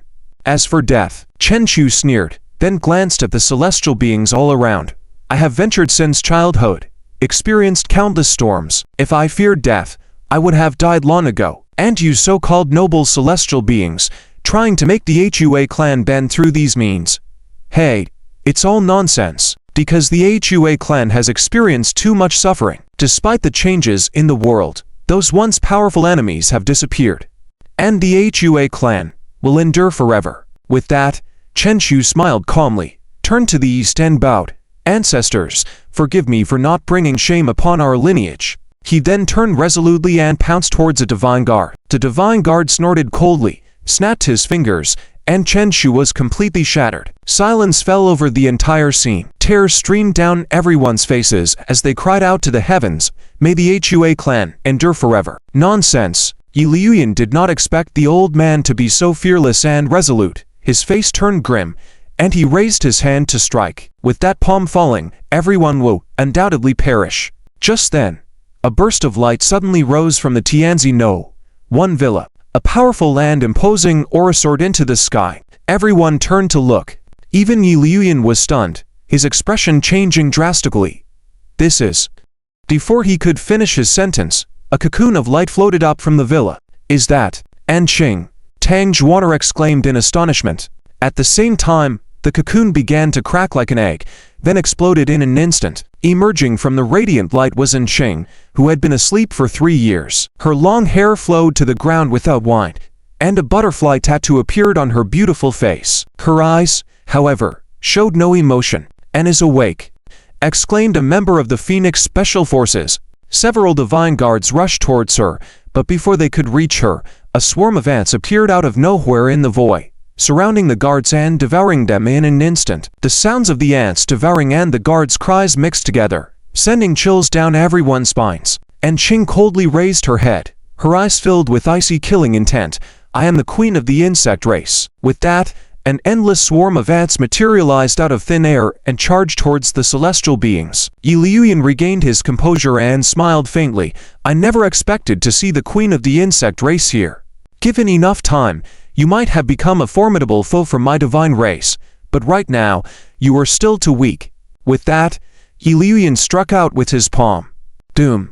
The swarm of ants was reduced to powder, and Ching was also blasted back thousands of feet, a hint of blood appearing at the corner of her mouth. The hearts of everyone present tightened, but even more surprising was that Yi Liuyan, although using less than 10% of his power, could not completely destroy the newly hatched queen of the insect race. Despite being injured, she did not die. It was evident how strong her vitality was. "I should have killed you all, leaving no one behind." Yi Liuyan's eyes were cold, his voice icy as he ordered their deaths. He had been shocked by the countless events that had unfolded on Earth. His previous nonchalant attitude was gone, replaced by a desire to destroy everything. "Yes," Gong Wujian agreed, then turned to the crowd. "Kill." The sight struck fear into the hearts of everyone present. Countless people despaired, beginning to weep aloud. Yet many others remained silent, watching as the sealed and soon-to-die cultivators of the Hua clan showed no signs of fear. Zhu Yi sighed. "Damn it, not a woman by my side even in death. Instead, I have to die with you, you old brute." "I'm really reluctant." Despite his words, Zhu Yi held on to Zhou Danian. "Danian, go slow on the road to the underworld later. Our Phoenix people need to stay together. If things go wrong in the underworld, we will fight back." Zhou Danian smiled foolishly. "Okay. In the next life, let's become brothers again." "Agreed." Meanwhile, Qiao Le, Zhao Zuhui, and Yang Bin smiled at each other. "When second brother returns, these guys won't be able to escape," Yang Bin declared fiercely. Many more people remained silent, their eyes fixed on Gong Wujian. This feeling brought back memories of events from millennia ago for Gong Wujian, igniting a burning fury within him. "Stubborn to the end, all of you die for me." With that, he raised his hand to strike. Just as many people closed their eyes, waiting for death, a cold male voice seemed to cross over from the flames of hell, echoing through the void. "I have returned." The crowd was shaken. Some even opened their eyes in disbelief, turning to see a streak of light carrying thunderous winds rushing towards them from afar. In an instant, a figure appeared in the midst of the chaos. His speed was so fast that even the space he passed through was torn apart, leaving deep rifts that lingered for a long time. "Instructor, Mr. Zhu." "Sir." The voices echoed back and forth. Zhuan looked at the group of people collectively sealed, a chilling intent gradually emerging in his eyes. Then he looked up at Knight Luoyin and the gods behind him. "Who did it?" His tone was indifferent, but it made the faces of the gods slightly change. At this moment, Knight Luoyin, who stood in the front, smiled. "I never expected you could break the great sealing technique, escape from the desperate world. It seems I underestimated you, Zhu," and ignored his words and calmly asked again, "Who did it?" Knight Luoyan's smile gradually turned cold, and he said ominously, "Zuan, don't think that breaking my seal will change anything. In my eyes, all of you are just ants." Zhu, and seemed unfazed, and turned to look at Gong Wujian standing beside Knight Luoyin. "Was it you?" Faced with Zuan's question, Gong Wujian's heart trembled, instinctively wanting to step back, but then she regained her composure, feeling somewhat annoyed. As a powerful figure in the great Luo realm, she actually felt timid when facing a person who wasn't even a true immortal. This was hard for her to accept, so she coldly hummed and raised her head proudly. "Yes, it was me. Zuan, you breaking my seal does show your strength is not to be underestimated, but do you think that will change anything?" With a mocking smile on her face, Gong Wujian continued, "You are too naive. Zuan, if I were you, I would find a place to hide, instead of rushing back, to die." With that said, Gong Wujian pointed her finger and coldly commanded, "Kill him." At her command, the gods all moved in unison to surround Zuan. Through satellite broadcast, billions of people fell silent, their faces filled with worrying as they watched the scene. Yes, Mr. Zhu had indeed dominated the world before, considered invincible, but now he was facing extremely powerful descending gods, including strong figures like Gong Wujian. As for Knight Luoyin, also known as the Lesser Heavenly Lower, his strength was unfathomable. And Mr. Zhu only stood alone. Faced with such a stark difference in numbers, could Mr. Zhu really turn the tide and save the people from crisis? Numerous people had a big question mark in their minds. Yet, all of them shared the same hope that Zuan could continue his glory and defeat all the descending gods. At this moment, Zuan remained calm, standing in the void, looking at the gods surrounding him and saying, "Come at me. I'm in a hurry." Doom. This statement was like a thunderbolt, startling everyone present or not. Those were powerful gods. How could they seem so insignificant when spoken by Mr. Zhu? Many people showed a slight bitter smile, realizing they had underestimated Mr. Zhu's spirit. Faced with such formidable enemies, he remained calm and composed. Was this the true stance of invincibility? Many people were shocked. However, all the gods were enraged by Zuan's words. "Ignorant, arrogant brat, ant-like natives, die." With that, the gods all moved in unison, preparing to strike Zuan with force. Among these gods were mighty divine guards from the land of hatred, and also gods from the Nordic pantheon. Odin was naturally among them, as well. Since his return to Earth, this former god king had been living a less than satisfactory life. He had intended to return to his homeland to recuperate, but unexpectedly encountered Fen Manchu, who had just ascended to godhood and ruled the darkness of this realm. After a fierce battle, his godson Badar's divinity was almost shattered, and countless heroic warriors perished. Even his eternal spear was heavily damaged, broken into 3 pieces. Though Fen Manchu later fell into a deep sleep due to her injuries, Odin was still frightened and dared not stir up trouble in Europe, so he could only return to China dejectedly. These series of events had made the God King very frustrated, hoping for an opportunity to prove himself. Luckily, Zuan had returned today. If it came down to one-on-one combat, Odin would not dare to engage. He still remembered the narrow escape from death when he fought Zuan before. But now, with the gods collectively attacking, he could blend in and join the fray, presumably unscathed. Similar in mindset was the blood god Xiaoyu. He harbored a deep hatred for Zuan yet was extremely wary. Thus, he only dared to circle around, trying to find an opportunity to attack Zuan. Meanwhile, hundreds of gods joined forces and simultaneously took action. What a scene it was! Within a 1,000-mile radius, the spiritual energy of the heavens and earth was instantly drained, converging numerous powerful lights into a towering column of radiant destruction, directly slamming towards Zuan. Faced with this earth-shattering blow, the world fell silent. Everyone's heart was in their throat. Some who were familiar with Zuan could not bear to watch, closing their eyes and silently praying for the protection of the ancestral spirits, wishing for Mr. Zhu's safety. And as if their prayers were answered, Zuan stood with his hands crossed in the void, facing the descending column of light, and gave a faint smile. "This is more like it, but it's only this much." With that, Zuan pointed at the sky and coldly commanded, "The heavens as seal, the sun and moon as symbols." Doom. A dazzling burst of light suddenly shot out from Zuan's palm. He then wielded it as if he held the sun and moon, forcefully striking down. A terrifying power clashed with the gods' combined light column. There was no deafening roar, not even an excessive display of power. The space where they clashed was shredded like paper, revealing a black hole, its violent suction destroying the gods' combined attack. At that moment, the entire world fell silent. The gods were left in disbelief. They had never imagined that this seemingly ordinary youth had such immense divine might. Meanwhile, Zuan turned towards the blood god Xiaoyu and the god king Odin with a slight smile, saying, "We meet again." Seeing Zuan's smile, Xiaoyu and Odin's hearts rang alarm bells. Especially Xiaoyu, he could sense a hint of joy in Zuan's eyes, as if a hunter had spotted its prey. This horrified him, causing him to retreat repeatedly. Zuan casually remarked, "Since you're here, do you think you can run?" With those words, Zuan stepped forward to pursue.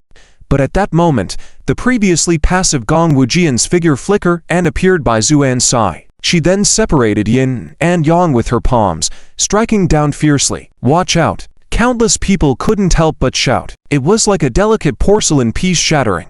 Witnessing this scene, everyone was speechless. At this moment, Gong Wujian burst into a loud laughter. I knew it, Zuan. You have fallen into my powerful sealing technique. Although you managed to break free, it must have come at a heavy price. And with your frantic return, you must have suffered severe injuries. Am I right, Zhu? And remained silent. This attitude was equivalent to acquiescence. At the same time, Gong Wujian said calmly, let's attack together and tear him apart. These deities were eager to try after seeing Zuan heavily injured. Upon hearing Gong Wujian's order, they eagerly rushed forward, wanting to bring Zuan to his demise. Odin and the blood god, Chai, who were previously anxious, now laughed wildly. Zuan, you never thought it would end like this. I always said, humans should not defy the gods. Chai smirked. Odin surged with divine power, intending to strike Zuan to prove his strength. Under the siege of the deities, Zuan's reactions became slower, his momentum not as powerful as before. The cracks on his chest and abdomen began to widen visibly. Billions of people worldwide watched in silence.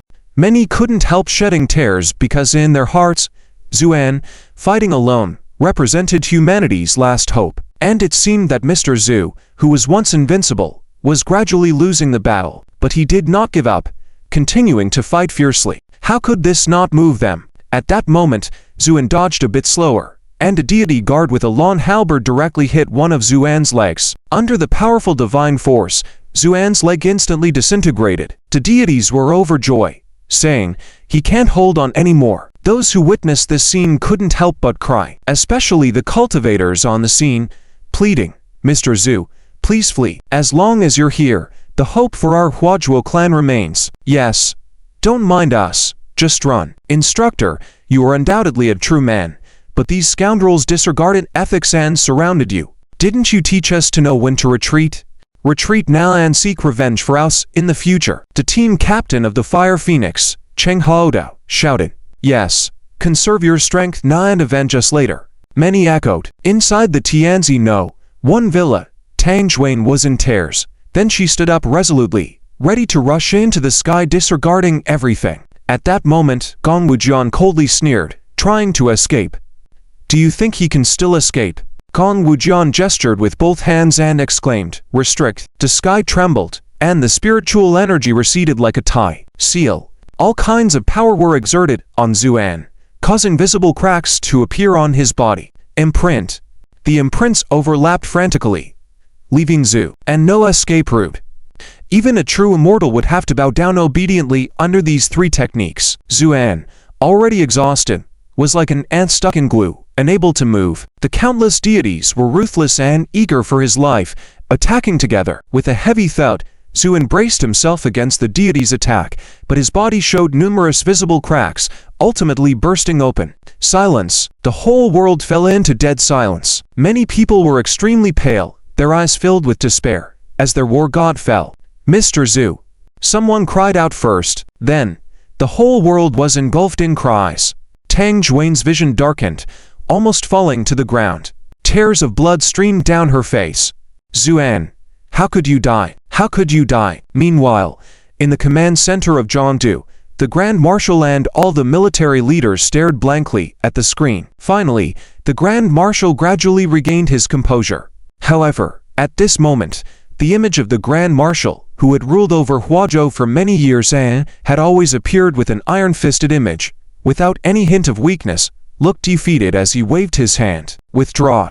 Take this last chance to say goodbye to your families. The Grand Marshal then stood up with difficulty and walked out, with a bewildered expression. Just as he took a step, he stumbled, almost falling. General, someone exclaimed, attempting to help him up. The Grand Marshal waved him off. Don't worry about me, we don't need a command center anymore. He walked out without a word. Some began to weep quietly. As the Grand Marshal reached the door and was about to touch the doorknob, a staff suddenly quivered and said, in a trembling voice, General, look, what is that? The Grand Marshal seemed not to have heard. What else could there be? Mr. Zhu was dead.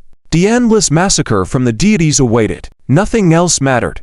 However, another staff member said, it seems like Mr. Zhu's voice. The Grand Marshal was shaken upon hearing this and turned around abruptly, looking at the screen in astonishment. People around the world did the same. The voiceless people looked at the screen once more. In the emptiness, a faint sigh was heard. Then a voice spoke calmly. Good. Finally caught up. The voice was not loud but hit everyone's heart like a heavy hammer. Countless recognized the speaker. Zuan. But how was this possible? Wasn't Mr. Zhu slain by the gods? The deities themselves were puzzled. They exchanged glances. What's going on? Didn't he die? Gong Wujian looked up suddenly, his face turning extremely ugly. A clone. The one that just shattered was only his clone. With those words, everyone looked up. A radiant starship slowly appeared in the sky. As a golden light flickered, figures began to emerge, and at the forefront stood Zuan, with black eyes, black hair, and dressed in white, resembling an immortal. Who else could it be but Zuan? Zuan smiled faintly. Indeed, the one who died in your hands was my clone. A deafening roar. This palm cannot be described in words.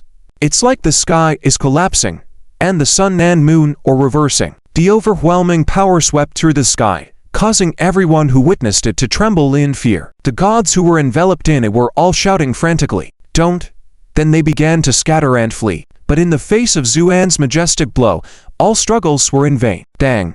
After a deep, muffled sound, almost all the gods were frozen in place. Soon, a sound like the shattering of porcelain could be heard coming from the bodies of these gods. It started off faint but quickly turned into a chorus. Just as everyone was puzzled by what they saw, most of the gods, with their indestructible divine bodies, began to disintegrate piece by piece, and then burst one after another. This scene, resembling fireworks, stunned everyone. Zuyi, the Fire Phoenix, muttered in amazement, "Wow, the boss is amazing. He's even made god slaughtering look beautiful." In an instant, the once dominant gods in the sky were reduced to 1/10 of their power, with only Odin, the blood god Kaya, and a few other high-ranking gods surviving this palm. But even those lucky enough to survive were covered in injuries, and the look in Zuan's eyes was full of fear, especially Odin. This North European god king, who valued his life greatly, was so frightened by Zuan's blow that his soul was almost scared out of his body. Because he had fought Zuan before and, though powerful, it had taken some effort to deal with him. But in just a few months, Zuan's strength had increased significantly. Even with just a casual palm strike, he had slaughtered so many gods and injured himself in the process. At that moment, Odin regretted coming to this world with the Night Flame. Similarly, Gong Wujian also stared blankly at the scene. She had never imagined that the one who had destroyed her painstakingly crafted creation was just a clone of Zuan. And when Zuan's true form descended, he easily wiped out almost all of the Morning Heaven Divine Guards with one palm strike. Such power. Was it really something exerted by someone who wasn't even a true immortal? Zuan then turned around, his smile ambiguous as he looked at Gong Wujian and pointed at the people whose cultivation had been sealed. "Please enlighten me. Did you seal their cultivation?" Gong Wujian's heart trembled. Why was he asking her this? Whether it was the clone or the true form. But soon, she calmed down and said, in a deep voice, "Zuan, your strength is indeed remarkable, but do you think that relying solely on your own strength can stop me, the Morning Heaven?" Zuan's smile remained as he nodded. "It seems that these people were indeed sealed by you." Gong Wujian sneered. "So what? Before she could finish, Zuan's figure flashed and appeared directly in front of Gong Wujian from a great height, and before she could react, he struck out a palm. Snap! A terrifying, crisp sound echoed through the heavens and the earth, even shaking layers of sound waves and shattering the clouds. Under Zuan's terrifying strength, Gong Wujian was sent flying until she stabilized herself tens of thousands of feet away. Looking at Gong Wujian again, her once glamorous face was now grotesquely disfigured, with half of it shattered, leaving many shocked by the slap. Gong Wujian stood dazed for several seconds before finally coming to her senses. Then she let out a thunderous roar. "Zuan, you are dead." With that, she tossed her head, and her shattered cheek instantly reverted to its original state before furiously using multiple sealing techniques, her eyes showing almost crazed emotions. No one had dared to strike her before, let alone someone whose strength was far inferior to hers. This made it even more difficult for Gong Wujian to accept. Her only thought now was to completely tear Zuan apart. But before her actions were complete, a hand emerged from her chest and abdomen. Gong Wujian trembled, looked down, and her expression was full of confusion. At this moment, Zuan calmly said, just a mass-produced DRIZZLE, a type of deity. And you think you are an unparalleled powerhouse. With that, Zuan suddenly pulled, and his hand directly yanked out Gong Wujian's spine from her chest and abdomen. Blood gushed out, and Gong Wujian spat blood, collapsing to the ground. For her, this injury was not fatal. Given time, even her spine could regenerate. But the look in Gong Wujian's eyes was full of fear. Zuan's words had directly exposed her true strength. Yes, she was indeed a DRIZZLE born through secret methods. In terms of strength, she was just a powerful immortal, and the kind that could never achieve DRIZZLE status in her lifetime. But because of her mastery of sealing techniques, she had been chosen and had gained her current strength. However, a DRIZZLE without comprehension of the laws was just an empty shell. How did you? Gong Wujian struggled to speak, Zu, and casually tossed the bloody spine aside. The fire in his hand flickered, leaving it clean once more. Ignoring Gong Wujian's words, he turned to look at Night Flame, who had been standing there all this time, and said lightly, "Of these people, the only one who can truly be considered strong is you. Is that so, DRIZZLE strong man?" The world fell into dead silence.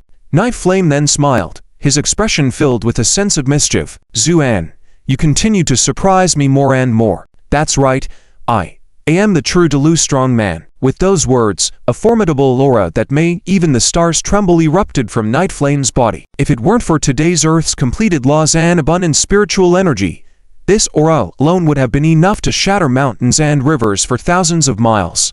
Even so, the land underfoot began to crack and shatter. In the end, only the heavenly #1 villa protected by an array remained intact. The rest of the land had completely transformed. Under this aura, everyone's expression changed. Night Flame then said lightly, "Zuan, today, I will show you what true invincibility looks like." With that, he took a step forward. With each step, the void trembled. The countless gods who had been shattered to pieces, Zuan's palm began to reshape themselves with this tremor. In an instant, the gods who had just died were all restored to their original state, and even Gong Wujian was as good as new. Night Flame then said proudly, forming a world with a single thought, "That's DRIZZLE. Zuan, what do you have to fight me with?" The heavens and earth fell into a deathly silence. Everyone was shocked by Night Flame's earth-shattering move. Under this question, countless eyes were all focused on Zuan in the sky. Despite being the center of attention, Zuan smiled brazenly and recklessly. "Great Luo, do you know, in my presence, the immortal king is merely a mortal, and the immortal emperor is just an ordinary person, not to mention a mere great Luo like you. How daring!" Nu Liyan was shocked by Zuan's audacious words and couldn't help but roar in anger. "How noble is the immortal king, and how powerful is the immortal emperor? You are nothing but a mere ant, daring to utter such arrogance. Aren't you afraid of total annihilation of your soul?" Zuan's smile gradually faded, looking coldly at Nu Liyan. "And how could you possibly understand my intentions? In all the heavens and myriad realms, I alone am supreme. Today, I will teach you a lesson." With that, Zuan clenched his fist and struck midair. This punch was simple, without any elaborate movements, like a playful scuffle among teenagers. But even with no display of power, this punch made the heavens and earth stand still. Countless people held their breath, watching nervously as this battle that determined the fate of the entire world unfolded. Seeing this punch, many adept martial artists with malicious intent stood frozen in place. "Seeing this punch, I realized that the first half of my life was spent in vain," murmured a highly skilled martial artist known for his fist techniques. Because this punch not only seamlessly integrated with the surrounding environment, but also contained a profound principle of the universe, almost like a unicorn's horn, elusive and invisible. This kind of martial art is true martial art, because you simply cannot evade it. Facing such a punch, Nu Liyan revealed a cold smile. "Good fist technique, but unfortunately, your strength is lacking." Saying this, around Nu Liyan, the tiny grains of dust floating in the air suddenly surged and instantly turned into fist-sized orbs of light. It should be noted that the amount of dust particles suspended in the air was immense, so when these orbs expanded to the size of fists, centered around Nu Liyan, countless orbs securely shielded him. Looking coldly, it seemed as if countless stars had appeared in the sky, with Nu Liyan standing in the center of a starry sky. At this moment, Zuan's punch had already arrived. However, this earth-shattering punch, when faced with these fist-sized orbs of light, lost all its power, because all the impact was completely absorbed by these orbs. At this moment, Nu Liyan burst into laughter. Zuan, I advise you to save your energy. Each of these orbs is a small world. Even if you beat them to death, don't think you can shake a single hair on me. One grain of sand encompasses a world. This is the frightening aspect of the great Luo's one thought creating a realm. Even if Nu Liyan wanted, he could transform countless worlds of sand to block all attacks. With such a defense, unless your strength vastly exceeded that of your opponent, there was simply no way to attack. That's why there's a saying in all the heavens and myriad realms, called the indestructible Great Luo. It describes how in the face of such indiscriminate defense, no matter how powerful you are, you will be left powerless. Zuan remained calm, neither sad nor happy. Even in the face of Nu Liyan's threats, he maintained a blank expression, just raising his hand and coldly ordering, "Lend me your starship." Nu Liyan was perplexed. What does that mean? Lending him a starship?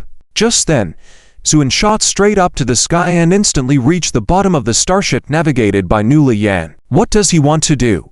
Everyone was in bewilderment, seeing Zhu, and extending his hands and grabbing hold of the starship, which was thousands of miles long. He then shouted coldly, thinking of hiding like a coward, "I'll smash your turtle shell." With that, Zuan swung his arms, commanding, "Come to me." Crack. Naturally, there were people on the starship. Hence, when they realized something was wrong, they tried to operate the starship to ascend. But under Zuan's immense force, the starship not only failed to ascend but descended instead, emitting a teeth-grinding creaking sound. Everyone was dumbfounded. Even Nu Liyan was stunned, being able to single-handedly control a starship thousands of miles in size. This kind of power was something even the experts who specialize in martial arts in Lihan Heaven couldn't achieve. Just then, cracks began to appear in the energy-gathering formation inscribed on the starship, which could no longer bear the strain, and one by one, the cracks burst open. Amidst the thunderous cracks, Zuan forcibly dragged the starship down, then wielded the massive starship as if it were a brick, smashing it down forcibly. A howling wind swept through the world. Everyone trembled at the sight. Even Nu Liyan was stunned, then roared, "Zuan, how dare you?" Before he could finish his sentence, the starship measuring thousands of miles came crashing down. Snap! Under the immense force of the starship, countless worlds of sand began to burst one after another. In a moment, nearly half of them were destroyed by this blow. As the dust settled, Nu Liyan stood there with a face full of dust and dirt, raging, "Zuan, I will tear you apart piece by piece and turn your soul into a puppet." Amidst his raging, Zuan remained unmoved. Standing high in the sky, he raised his hand and calmly said, "Bring forth the swords." At his order, light radiated across the land. Mountains, rivers, hills, and lakes, countless beams of light soared into the sky and surged wildly towards Zuan. This is the dragon vein nascence accumulated by the Chinese mountains and rivers over tens of millions of years. The feng shui master Song Yi, who was also confined in his cultivation, exclaimed in shock. For people like them, who relied on feng shui for guidance, they could naturally sense the immense power contained in that endless light. The light crazily gathered into Zuan's palm, and in an instant, a giant sword exceeding tens of thousands of miles took shape. The sword looked like a dragon and stirred a deep connection with the bloodline of every Chinese person. At this moment, Zuan said lightly, "This sword is the first installment demanded by the ancestors of the Huazas who perished under your butcher's knife thousands of years ago." With that, Zuan raised the sword to the sky and brought it down with a resounding impact. Wherever it passed, mountains and rivers trembled, and the seas surged. Nu Liyan also displayed a hint of solemnity, but his arrogance as a great Luo made him only give a cold smile, playing tricks. Just then, the sword fell. Crack!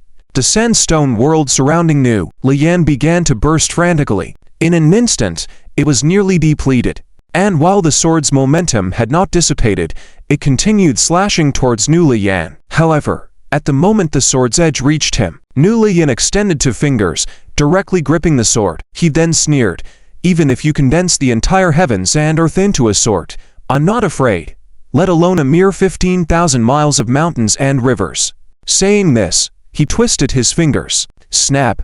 The sword, stretching 1,000 miles, let out a mournful cry and transformed into a myriad of dazzling lights, dispersing on their own. Nu Liyan stood proud, with a hint of mockery on his face. "Zuan, what else have you got now, Zhu?" and remained silent. A solemn silence filled the world. With a command, a profound and mysterious great Tao principle descended upon the Night Liuyan Palace, intertwining with the bodies of the divine spirits in the sky. Night Liuyan trembled all over, roaring in a hoarse voice, controlling cause and effect. How could you possess such great supernatural powers?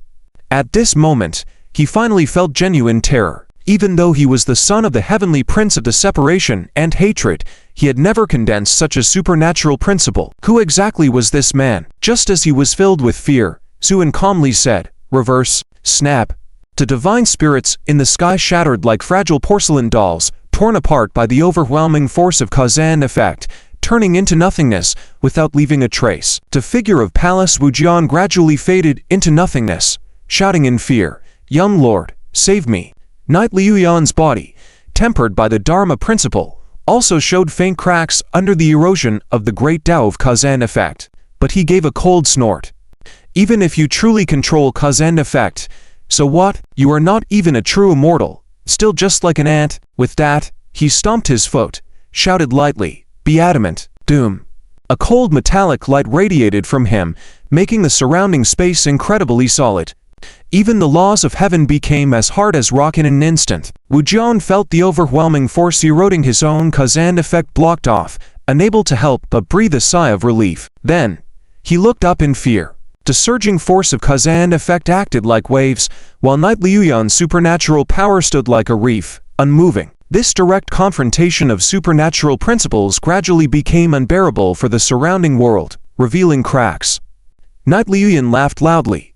"Zuan, although your control of cause and effect is powerful, my unyielding principle is not to be underestimated."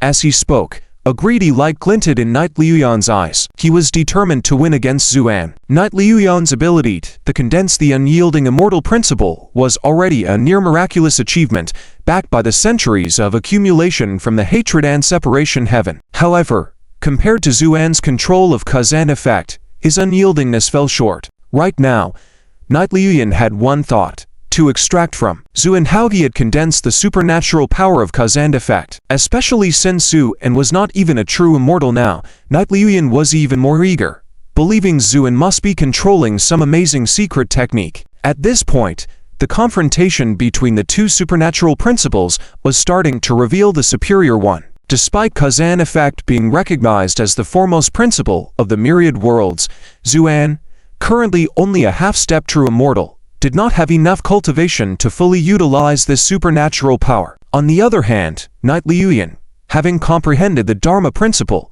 had mastered his unyielding principle. With the power struggle escalating, Night Liuyan's unyielding domain began expanding gradually, while the force of cause and effect was being suppressed. Night Liuyan looked at Wujian, sneering, "Zuan, I actually admire you. Developing such incredible abilities in this wilderness is truly impressive, but in the face of absolute strength, everything is futile. If you admit defeat now, I will spare your soul." Everyone's hearts were in their throats. Many looked at the sky with complex expressions, watching the lone figure standing aloof. They knew Mr. Zhu had done his best, venturing across endless voids and engaging in numerous battles, all to save this corner of the world. His efforts were commendable, yet now, everything seemed to come to an end. Despite Mr. Zhu's astonishing cultivation, he was still just a half-step true immortal. Many people closed their eyes in despair. But at that moment, standing above the firmament, Zuan smiled faintly, then lifted his head and spoke towards the starship across the sea.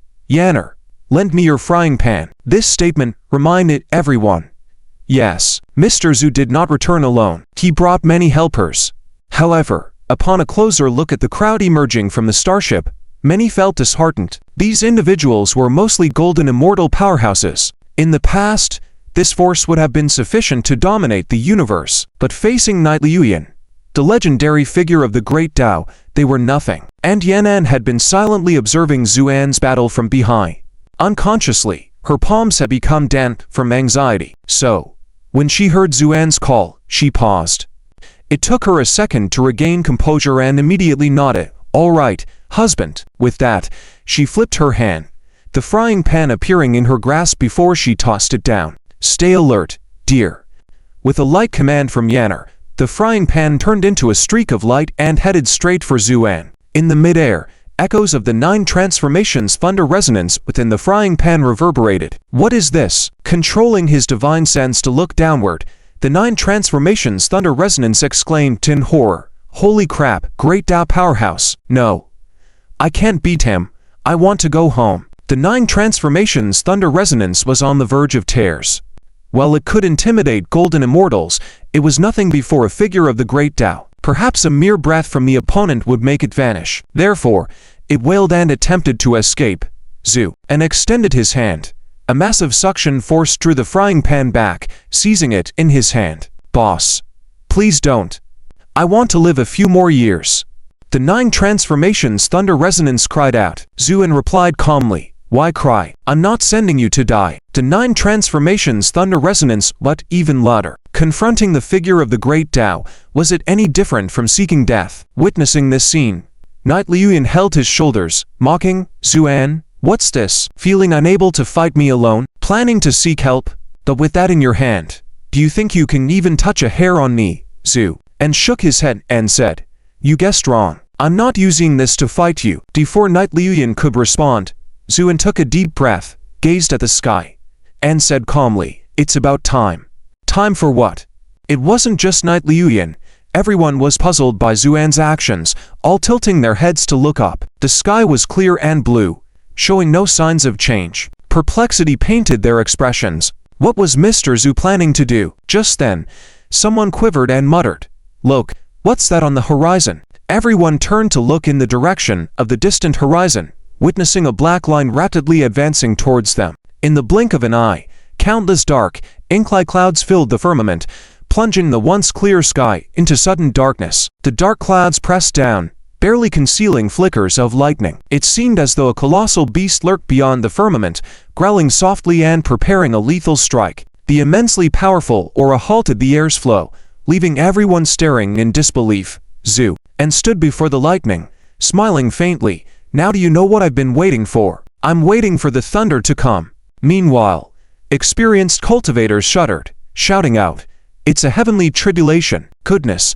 I've never seen such a violent heavenly tribulation. If the golden immortal is considered a boundary between humans and deities, then the true immortal is the division between ordinary mortals and powerful individuals. Only by reaching the true immortal stage can one truly be called a powerful individual in the myriad realms. Therefore, the true immortal becomes a barrier standing in front of countless cultivators.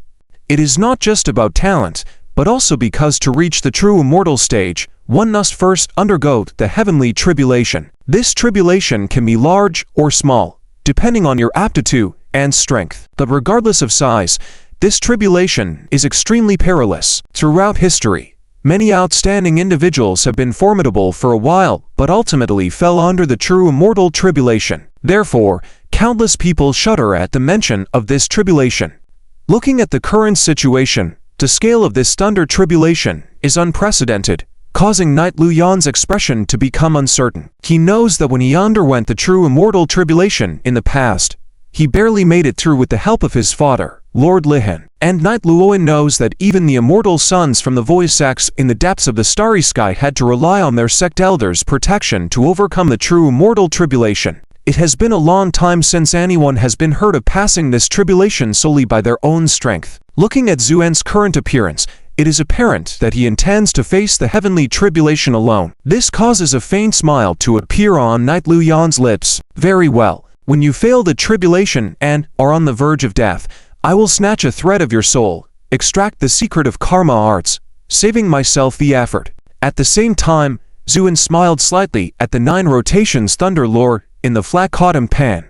Aren't you touched that I brought you along for the tribulation? The 9 rotations Thunder Lord was nearly frightened to death, crying out, woo-woo, sir, please don't scare me.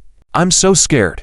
I want to go home. As a creature born from the thunder pool, the 9 rotations Thunder Lord can feel the terror of this thunder tribulation more than anyone else. The faintly flickering thunder lights in the clouds, each capable of destroying heaven and earth, could easily wipe out the small Thunder Lord in an instant.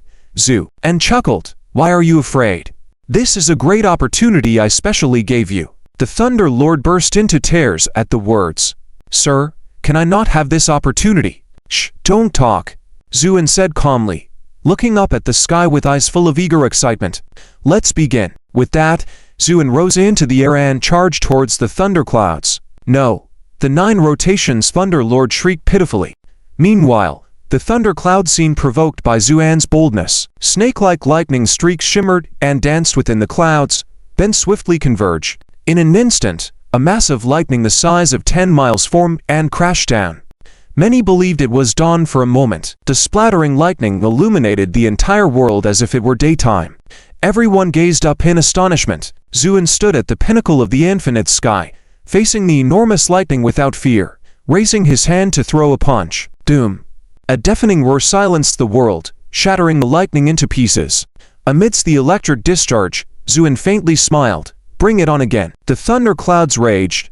A lightning even stronger than before, 10 times more potent, began to gather once more, and a thunder the size of 20 miles struck down. This time, Zuin did not retreat, but advanced, once again smashing it with his fist. "Not enough. Come again." 30 miles of lightning. 40 miles. In the blink of an eye, there were already 9 thunder tribulations descending from the clouds, each one larger and more formidable than the last. Finally, the last strike released a giant lightning bolt of 100 miles. This display was enough to even make Knight Luoyin pale. When he underwent the true immortal tribulation in the past, only 7 bolts of lightning struck down. He managed to withstand the first 5 on his own. The following to relied on his father's intervention to prevent any mishaps. He never expected Zuin to withstand 9 thunder tribulations by himself. If this news were to spread, it would shake the entire cosmos. However, Zuin did not emerge unscathed. The combined force of the 9 thunder tribulations left several frightening cracks on his unyielding body. "Husband!" Enyan called out worriedly. Zuin smiled faintly towards Enyan in the distance, then moved his lips. Enyan knew Zuin was saying he was fine, but tears still fell silently from her eyes. She was heartbroken for Zuin and wished she could join him in battle. But Enyan understood that there were some trials one had to face alone. Just then, someone trembled in horror as they said, "Look at the thunderclouds." Everyone looked up and saw that after the 9 bolts of lightning had struck, the thunderclouds, thinning considerably, were frantically converging. Knight Luoyin shuddered, his eyes filled with shock. "What's going on? Haven't 9 bolts of lightning already struck? Why hasn't the thundercloud dispersed yet? Could there be a 10th strike?" Throughout the myriad realms, no one had ever heard of anyone enduring 10 thunder tribulations. As he was filled with doubt, the thunderclouds had already converged and began compressing rapidly. A condensed, pitch-black cloud in a definite shape emerged. Even though they were far apart, everyone could feel the earth-shattering power contained within. Everyone paled. The 9 rotations Thunder Lord was terrified by the violent lightning radiating in the air and cried out, "Sir, let's escape." "Escape? Why would we escape? I've been waiting for this very bolt of lightning." Zuin raised his head high.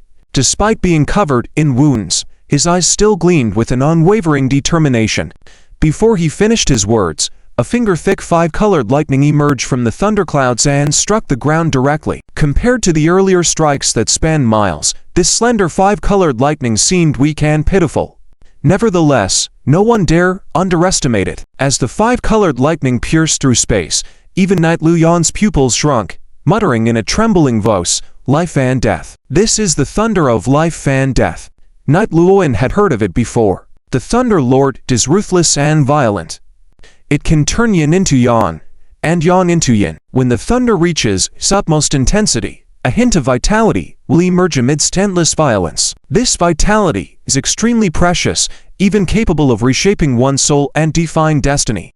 Knight Luoyin had always thought this was just a rumor, until today, when he witnessed it with his own eyes. However, a cold smile soon appeared on Knight Luoyin's lips. Even if it's the thunder of life and death, so what? In order to obtain the fleeting vitality between heaven and earth, one must first endure the endless violence that comes before. That is the true terror of heavenly calamity.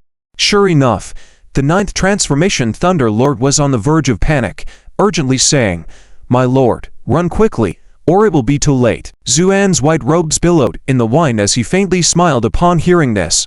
"Thunder Lord, are you afraid of pain? Ha!" Before the 9th transformation Thunder Lord could react, Zuin leapt up decisively and charged towards the thunder light, saying, fear is useless. Prepare to endure everything that follows. As he spoke, Zuan had already met the thunder light. There was no earth-shattering momentum or extra sound, but under the colorful thunder light, Zuan's already scarred body seemed to be crumbling like sand, and even his flat cotton walk turned into nothingness upon contact with the thunder light. The ninth transformation, Thunder Lord inside, let out a pitiful scream before being directly evaporated by the colorful thunder light. Darling. Seeing this, Yan was shocked and about to rush forward, disregarding everything. At this time, Hu Ying embraced Yan. Sister An, don't go. Brother Zhu is undergoing a tribulation for a chance of rebirth that others cannot seek. But Yan was still anxious. Zuan's figure was gradually fading at this moment, almost disappearing. Hu Ying smiled slightly. Sister An, this thunder tribulation may be a fatal obstacle for others, but for Brother Zhu, it's nothing at all. You must have faith in him. Yan was stunned at her words, eventually biting her lip lightly and staring blankly at the scene. Hu Ying, on the other hand, was confident because she was perhaps the only one present who had witnessed Zuan's former glory as an immortal. Therefore, she believed that this thunder tribulation was deliberately orchestrated by Zuan. Otherwise, Zuan would not have allowed it to take shape. Just then, Zuan's figure was finally completely engulfed by the colorful thunder light, followed by a loud explosion. A light 10,000 times stronger than the sun swept across the sky before gradually fading away. Everyone looked at the empty sky, their expressions changing dramatically. Where is Mr. Zhu? Oh no. Mr. Zhu was directly evaporated by the thunder calamity. The people present wore grave expressions, while the billions watching via satellite broadcast were shocked. At that moment, Knight Liu Yin burst into laughter. Zuan, you are indeed a talented individual. Even the thunder calamity is so rare for you. But you have overestimated yourself. In the end, you still met a tragic death, didn't you? Although he hadn't captured a strand of Zuan's soul, Knight Liu Yin felt incredibly relieved and secretly breathed a sigh of relief. If he didn't capture the soul, then he had completely eradicated any future troubles. Knight Liu Yin had been terrified by Zuan's endless means. Now, Knight Liu Yin had regained his composure, licked his lips, and sneered. Zuan, you are really lucky. Even the thunder of life and death couldn't extinguish you. But do you really think this changes anything? Zuan looked at him calmly and suddenly said, Did you just strike at my wife with that hand of yours? Knight Liu Yin subconsciously glanced at his already restored right hand, Zhu, and nodded. Very well. Later, I will cut off your right hand first. Arrogant. Knight Liu Yin laughed in anger. All right, I've played with you enough. It's time to end this. Today, let me show you what a true great Luo powerhouse is. With that, Knight Liu Yin's aura began to skyrocket madly, and a vermilion mole appeared between his brows. He grinned. For me to use this move, Zuan, you can be proud. As he spoke, he stroked his forehead with his hand and suddenly pulled outwards. A flashing crimson flame blade descended from the sky, causing everyone who witnessed it to feel a chill in their hearts and a stinging pain between their brows. It was as if with just one glance, the blade had already split them in half. Is this the power of the great Luo? Someone murmured softly. At that moment, Zuan smiled and produced a frying pan swirling with countless violent thunder lights out of thin air. 9 Turn Thunder Venerable, this is your first battle after ascending to the position of Thunder Department's chief god. Don't lose. The 9 Turn Thunder Venerable, or rather, the Thunder God now, fell silent for a moment upon hearing this, then somewhat hysterically exclaimed, Old man, are you trying to kill me? Zuan had brought along the frying pan during the tribulation of the Thunder God because he knew this thunder tribulation was extraordinary. Wasting it would be a pity, and this Thunder Venerable could use this opportunity to break through the 9 turns and ascend as a god. Thus, he brought it along to go through the tribulation. Little did he expect the final annihilation thunder to be so violent. He himself was fine, but the 9 Turn Thunder Venerable had suffered greatly. Belonging to the same Thunder Department, the Thunder Venerable received special treatment during this thunder tribulation. In an instant, it experienced more than 100 cycles of annihilation. Each time, it was completely dispersed and then reformed. This kind of suffering was almost unimaginable. The Thunder God, filled with resentment, couldn't bear to be treated this way. However, Zuan paid no attention to its complaints and casually tossed the frying pan. Ah, Zuan, I hate you. The Thunder God roared in anger, but had to face the flashing crimson flame blade heading towards him. Doom. As soon as they made contact, Under the power of the Night Crimson Flame's great luo, the frying pan controlled by the Thunder God began to retreat step by step.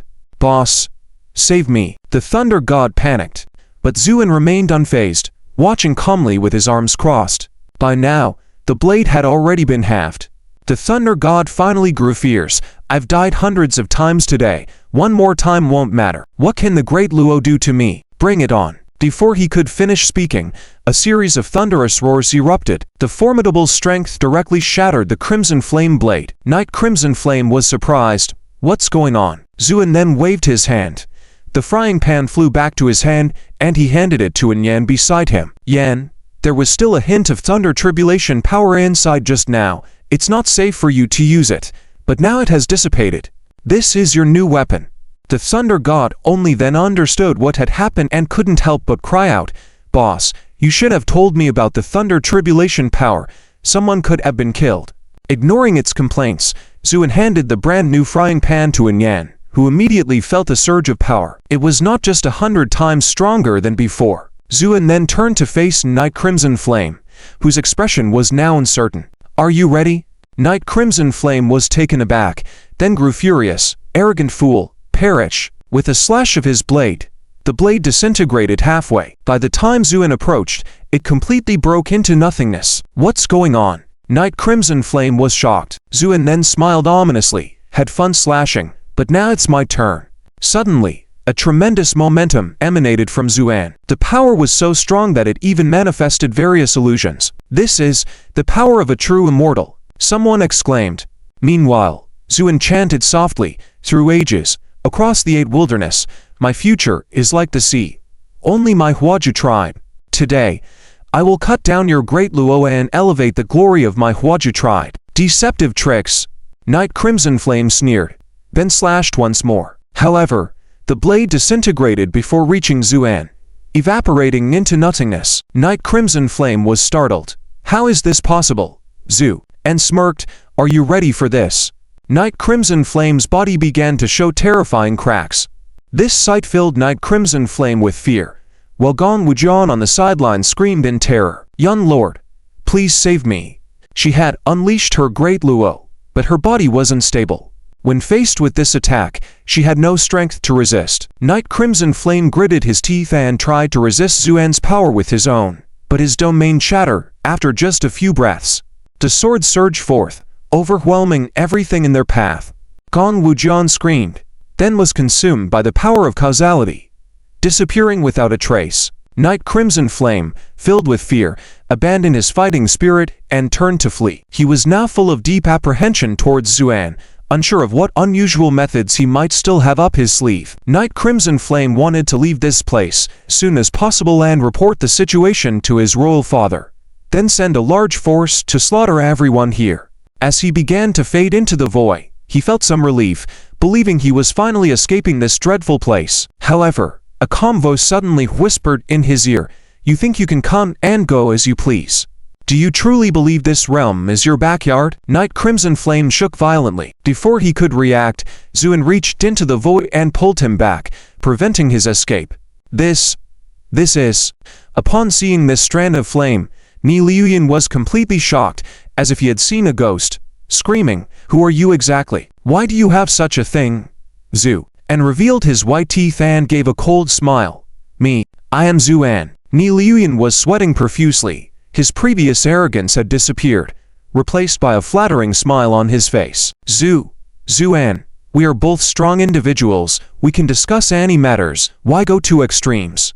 Do you not think so?" "Extremes?" Zuan coldly smiled, then turned to look at the people whose seals were gradually being released due to the destruction of the Palace of No Boundary.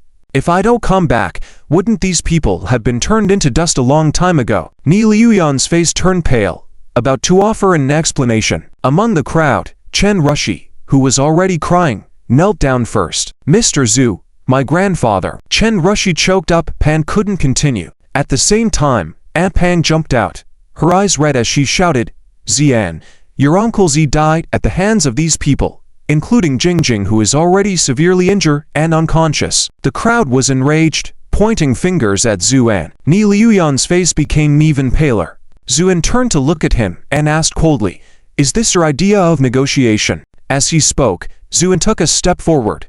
Zuan, I am the son of the regretful Heaven Sovereign. If you dare to kill me, my father will definitely not spare you, nor will this world. Ni Liuyan shouted loudly, as if trying to boost his own courage. And sneered, regretful Heaven Sovereign? No. Soon there will be no regretful Heaven Sovereign left. Do you think if you die, your regretful heaven will continue to exist? Ni Liuyan trembled all over, looking at Zuan in disbelief.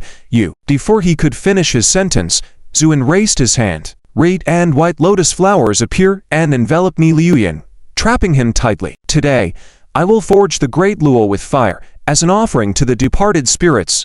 With these words, countless red and white flames blossom in the sky, completely engulfing Ni Liuyan. While the flames rose, those watching couldn't feel any heat. But for Ni Liuyan trapped within, the flames were more terrifying than hellfire. Zuan, you have a vicious heart.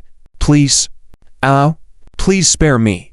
At first, Ni Liuyan cursed Zuan frantically, but as the flames devoured his body and consumed his soul essence, his desperation became evident.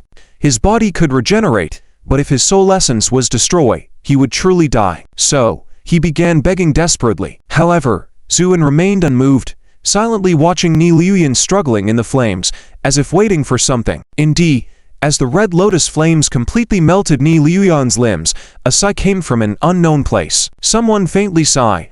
A strong individual of the Hua clan should show mercy. My son was wrong, but you have already slaughtered the gods, which is punishment enough. Can you, for the sake of this regretful Heaven Sovereign, spare him? Upon hearing this voice, a cold smile appeared on Zuan's lips. He said calmly, I have waited for you for a long time. Have you finally appeared, regretful Heaven Sovereign? With these words, above the flames, a figure began to materialize out of nowhere, finally revealing an elderly man with gray hair and a dignified demeanor. As he appeared, the red lotus flames were dimmed in comparison. Ni Liuyan clung to this straw of hope and shouted frantically, Father, save me. The old man smiled faintly at Ni Liuyan. There is no need to panic, my son. Then, he turned to face Zuan and sighed. I did not expect to see such a talented young strong individual emerge among the Hua clan after so many years. Zuan remained indifferent, simply staring coldly. At that moment, the regretful Heaven Sovereign continued. Strong individual of the Hua clan, I will give you an explanation for this matter, but please spare my son. What do you say? The entire audience fell silent. Everyone looked at the sudden appearance of the old man with solemn expressions. It was clear to everyone that this was indeed Ni Liuyan's father, known as the regretful Heaven Sovereign. As powerful as Ni Liuyan was, the regretful Heaven Sovereign's strength was likely even more incomprehensible. All eyes then turned to Zuan. Many hearts tightened, eager to see how Mr. Zhu would respond to this situation. Zuan slowly raised his gaze and said casually, Explanation? That's right. The regretful Heaven Sovereign smiled. And nodded. All right, then tell me, how do you plan to account for all the lives lost at the hands of you and your son? How will you settle this debt? The regretful Heaven Sovereign was initially surprised, then chuckled. Strong individual of the Hua clan, I thought you were going to say something profound. But it seems like you are just talking about a group of ants. I can compensate you with countless spirit crystals and techniques. How about that, Zhu? And laughed, but within his laughter lurked a chilling intent. Ants? So, in your mouth, my loved ones are just ants. The regretful Heaven Sovereign dismissed it, saying, Strong individual of the Hua clan, you have ascended to become a true immortal. Your future is limitless. These mortal men are not worth your attention. He wanted to continue speaking, but Zhu interrupted sharply. Enough. Then he pointed at the regretful Heaven Sovereign in the air. Now I have two demands. First, tell me who instigated you and your son to slaughter the Hua clan all those years ago. Second, your son will die without a doubt. Hearing these two demands, the regretful Heaven Sovereign's face changed drastically. He then sneered. Strong individual of the Hua clan, I have shown you respect because I value your potential. Don't think I fear you. And if you want to know who instigated it, hehe. Fear rose on the regretful Heaven Sovereign's ethereal face. That is an existence even I dare not provoke. So I advise you to stop meddling, Zhu. And laughed, mixed with bitterness and anger. Fine, since you won't talk, I will invade your heavenly realm, and we'll see if you speak then. And no matter who it is, I Zuan, we'll kill them. With that, Zuan raised his hand. The previously suppressed red lotus flame surged upward, and Mi Liuyan let out a deafening scream. Madman, the regretful heaven sovereign roared. Zuan said coldly, there is nothing in the heavens and the myriad realms that I dare not touch. And don't worry, it will soon be your turn. With a wave of his hand, the illusion shattered into pieces and dissipated into the wind. The red lotus has scattered. A solemn atmosphere fills the space between heaven and earth. Many people can't help but shed hot tears. This time the gods invaded. Though the time was short, the loss for humanity, especially the Chinese clan, was extremely heavy. If it weren't for Zuan arriving in time, it is possible that everyone present would no longer exist. Therefore, when many people saw the great enemy being refined alive by Zuan, they were filled with mixed emotions and didn't know what to feel. And at this moment, Zuan turned around, looked towards a seemingly empty space, and said with a smile, how long do you plan to hide? As the words fell, the space trembled slightly, and then two anxious and uneasy figures appeared. It was Odin and the blood god Gaia. These two deity figures were fortunate enough to not have perished in the initial clash of fate. They took advantage of the chaos of the great battle to try to escape. They underestimated Zuan's killing intent. From the beginning, Zuan was afraid there might be some fish slipping through the net, so he directly used his own cultivation to seal off the entire space. Therefore, if they wanted to escape, they would have to defeat Zuan. This was clearly impossible, so the two of them could only hide in a trembling connection between the void and the mortal world, hoping that Zuan would forget about them. However, this wish obviously fell through. Master, spare us. After Odin revealed his true form, he was the first to beg for mercy. For him, staying alive was the most important thing, and all dignity was useless. Especially just now, when Zuan refined the night luminous flame and shattered the illusory image of the Lord of Departed Resentment, he witnessed it all. This scene scared Odin to the core. As for the blood god Gaia, he wanted to beg for mercy too, but he was so frightened that he couldn't even speak. At this moment, Zuan coldly looked at these two deity figures and suddenly said, Odin, do you remember what I told you before? Odin stiffened. What? Zuan smiled lightly. I said that one day, I would turn your divine essence into an emblem and give it to Yanar.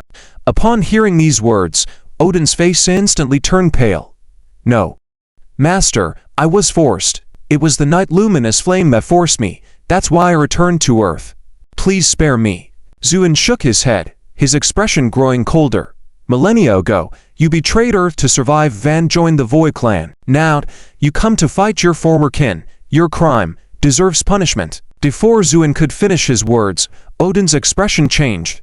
Taking advantage of Zuan standing with hands behind his back, seemingly unaware of his own actions, he made a sudden move. He understood that Zuan would never let him go. So, for the sake of survival, he went all out. Odin, known as the king of the Norse gods, after joining forces with the Lord of Departed Resentment, his divine power increased 100-fold, making his strength quite formidable. This time, in order to survive, he used his ultimate move without hesitation. Despite the eternal spear being shattered, when he unleashed his full-force attack, it was still astonishing. Zuan, however, just watched coldly, without any change in his expression. It wasn't until Odin's fist was about to reach him that Zuan turned his head calmly and said to Yanar, what kind of emblem do you like? Yanar was stunned, while Odin, in his heart, was ecstatic. Even the night luminous flame wouldn't dare to be so arrogant in front of him. Zuan, you are too conceited. Go to hell. Odin grinned ferociously, but before his smile could fully appear, it froze, because Zuan raised his hand and at the last moment, caught the fist that Odin had hurled. Then he said, indifferently, to Slow, no wonder for so many years, you have remained a lapdog to others. Odin was stunned, then let out an earth-shattering howl. Ah! Because from the palm of Zuan's hand, flames of red and white intertwined and burned, spreading upwards along Odin's shoulder. Odin, also ruthless, in order to survive, unhesitatingly cut off his own arm. But all this was futile. The lotus fire spread like maggots on bones, unstoppable and burning. In an instant, Odin's entire divine body was completely covered by the flames. The pain of his power and soul being burned made him struggle. Suddenly, a sound of explosion came from Odin's body. Then, an illusion appeared in the void. In this illusion, Vidar, who was severely injured by Finmangshu, was leisurely recuperating in Odin's divine realm. Odin was the god king, so his divine realm was naturally vast.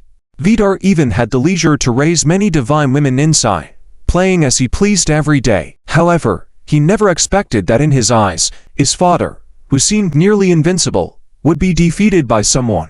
Even his divine realm was destroyed, so in the illusion, one could see Vidar, who was reveling in pleasure, looking up in horror, and then being enveloped by the red lotus fire. In the blink of an eye, the flames dissipated, and the once great father and son deities completely vanished. In the void, there was only a radiant shining orb.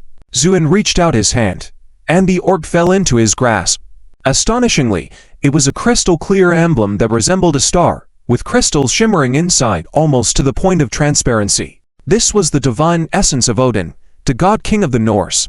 Zuen smiled slightly, handed it to Yan, and then looked at Gaia, who was trembling like a sieve. Strange, why aren't you begging for mercy? Gaia shivered all over. Please, spare me, Master, Zu, and shook his head. No. Gaia was about to cry. If you won't spare me, why ask me to beg? Isn't this just playing with me? You have to beg for mercy to show your sincerity, otherwise, it's not interesting at all. And don't worry, I have already accumulated most of the blood pearls of your blood clan. With just your main ingredient missing, I can refine an unparalleled elixir. Does that news make you happy? Zuen said with a smile. Gaia truly cried, being treated as a card by this god of death, collecting all the necessary components to refine a pill, with himself being the rarest card. Anybody would find it hard to be happy in such a situation, but if he couldn't win the battle, what could he do? This Gaia trembled. Dan said, in a trembling voice, Master, please spare me. I am willing to tell you important information about the people who massacred the Chinese clan. Many people's eyes brightened upon hearing this, but Zuen just laughed, his smile carrying a hint of sarcasm. If it were someone else, I might have believed it, but you. Zuen gave a cold smile. After being a lackey for such a long time, in the end, it all culminates in this kind of ending. Weiya. You. As the blood god, it's truly pathetic. Weiya's face turned deathly pale, despondent and silent. All right, just be obeyed in peace. I will avenge you when the time comes, Zuen said nonchalantly, raising a finger. Thunder god, dealing with such dark and evil beings is your specialty. So, crush and condense it into a blood pearl. The thunder god floating next to Yang grumbled softly in his mouth, working without even a wage. What a stingy boss. But he didn't dare go against Zuen's command, so he ascended to the sky. Hey, you monster, face my thunder palm. With that, a thunderous light struck down. Even though Weiya was full of resentment, facing the thunder god who had already achieved godhood in the thunder category, after merely a few exchanges, he was blasted to the ground. In the end, he was condensed into a blood pearl. With this, the earth-shattering battle finally came to a conclusion. This whole battle, from start to finish, took an entire day. During this time, the situation fluctuated greatly, causing the hearts of all people worldwide to be uneasy. Finally, the invading divine beings were completely slaughtered. Everyone breathed a sigh of relief. They all looked at Zuen with immense admiration. It can be said that without Zuen, the whole world would have been at the mercy of the gods. Just then, Zuen leapt out. Pan once again reached the top of the sky. Everyone looked up, puzzled, not knowing what Zuen intended to do. But then, Zuen stamped his foot as he gazed down upon the ravaged earth caused by the gods. Reverse yin and yang, reshape the heavens and earth. Doom. With a command, spiritual energy rained down, nourishing the earth. The previously dried-up cloud dream lake instantly shimmered with water again, and the fractured earth due to the battle swiftly began to heal at an astonishing speed. The wounds on everyone present also quickly healed under this spiritual rain. Moreover, the range of this spiritual rain gradually expanded. It started localized at the North Zhong region, then rapidly spread to the entire northern area. Eventually, the whole country of Hua was bathed in this spiritual rain. The injured started to recover, and even those who were healthy benefited greatly. Many cultivators directly advanced a level due to this rain. As for the countless creatures in mountains, rivers, and lakes, who awakened spiritual wisdom due to this rain, that number was even more uncertain. All the foreigners watched this scene with envy. Some cultivators even wished to join Hua immediately and become a member of the Huazis. Finally, everything returned to normal, with the spiritual energy of Hua even more abundant than before. Many cultivators had dispersed from the North John, but many more remained, most of whom were familiar with Zuan. When Zuan landed, all these people flocked to him. Mr. Zhu. Lord. Brother Zhu. These calls came one after another. Zhu. And smiled and nodded. Let's go. Let's have a chat in the villa. After the recent spiritual rain baptism, Villa Tiei had become a veritable immortal abode. As everyone entered, before they could even take a seat, Tang Zhuan'er stepped forward with red eyes and paid her respects. Zuan looked at this exhausted young girl and sighed. It's all right, Zhuan'er. It's all in the past. He knew Tang Zhuan'er was under a heavy psychological burden. But at that moment, Zhang Xiaoyu cried and rushed forward, kneeling in front of Zuan with tears and snot. Lord, please come and see little San Lord. She. What happened to her? Tang Zhuan'er asked in shock. She's turned into an egg. When Zuan entered the inner room, he saw a giant egg the size of a person laying on the soft bed. Zhang Xiaoyu cried. I was always by little San Lord's side, but after watching Lord's battle, when I returned, I found little San Lord had turned into an egg. Zuan walked up and touched the smooth eggshell, silent. At that moment, En Qing, who had not spoken before, suddenly said, she's already dead. This statement shocked everyone. Zhang Xiaoyu was stunned, then erupted in anger. She knew En Qing was Lord's younger sister, but she still managed to suppress her annoyance and said, you're talking nonsense. Little San Lord isn't dead. She has turned into an egg to await rebirth. En Qing ignored Zhang Xiaoyu and calmly stated, I can sense that her aura has completely dissipated. En Yan frowned because she noticed her little sister had changed a lot after sleeping for 3 years. Kinger, stop talking nonsense. I'm not talking nonsense. She is indeed dead. En Qing remained unfazed.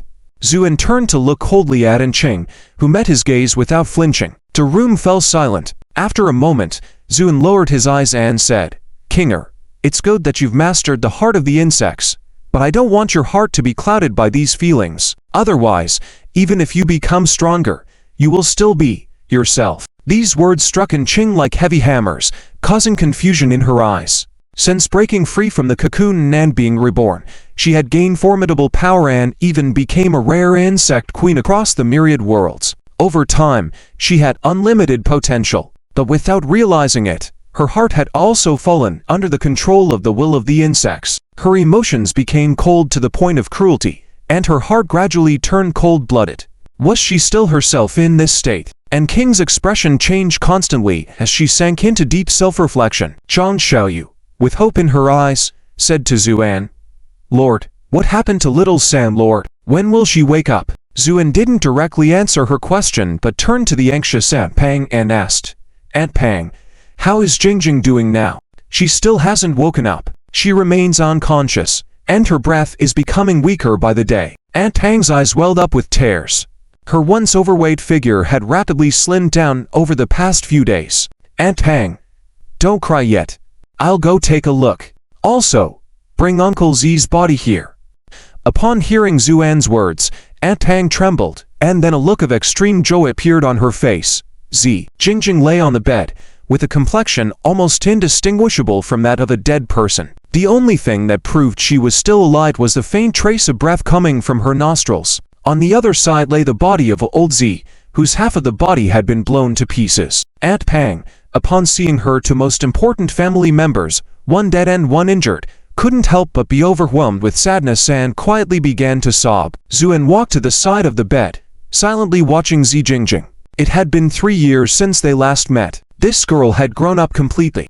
Not only had her appearance matured, but her cultivation had also been praised by many. Zuan had just heard that she had won the championship in a competition among young cultivators last year. Despite being a girl who had already found her life's goal, she recklessly went to confront the gods upon hearing news of her own death.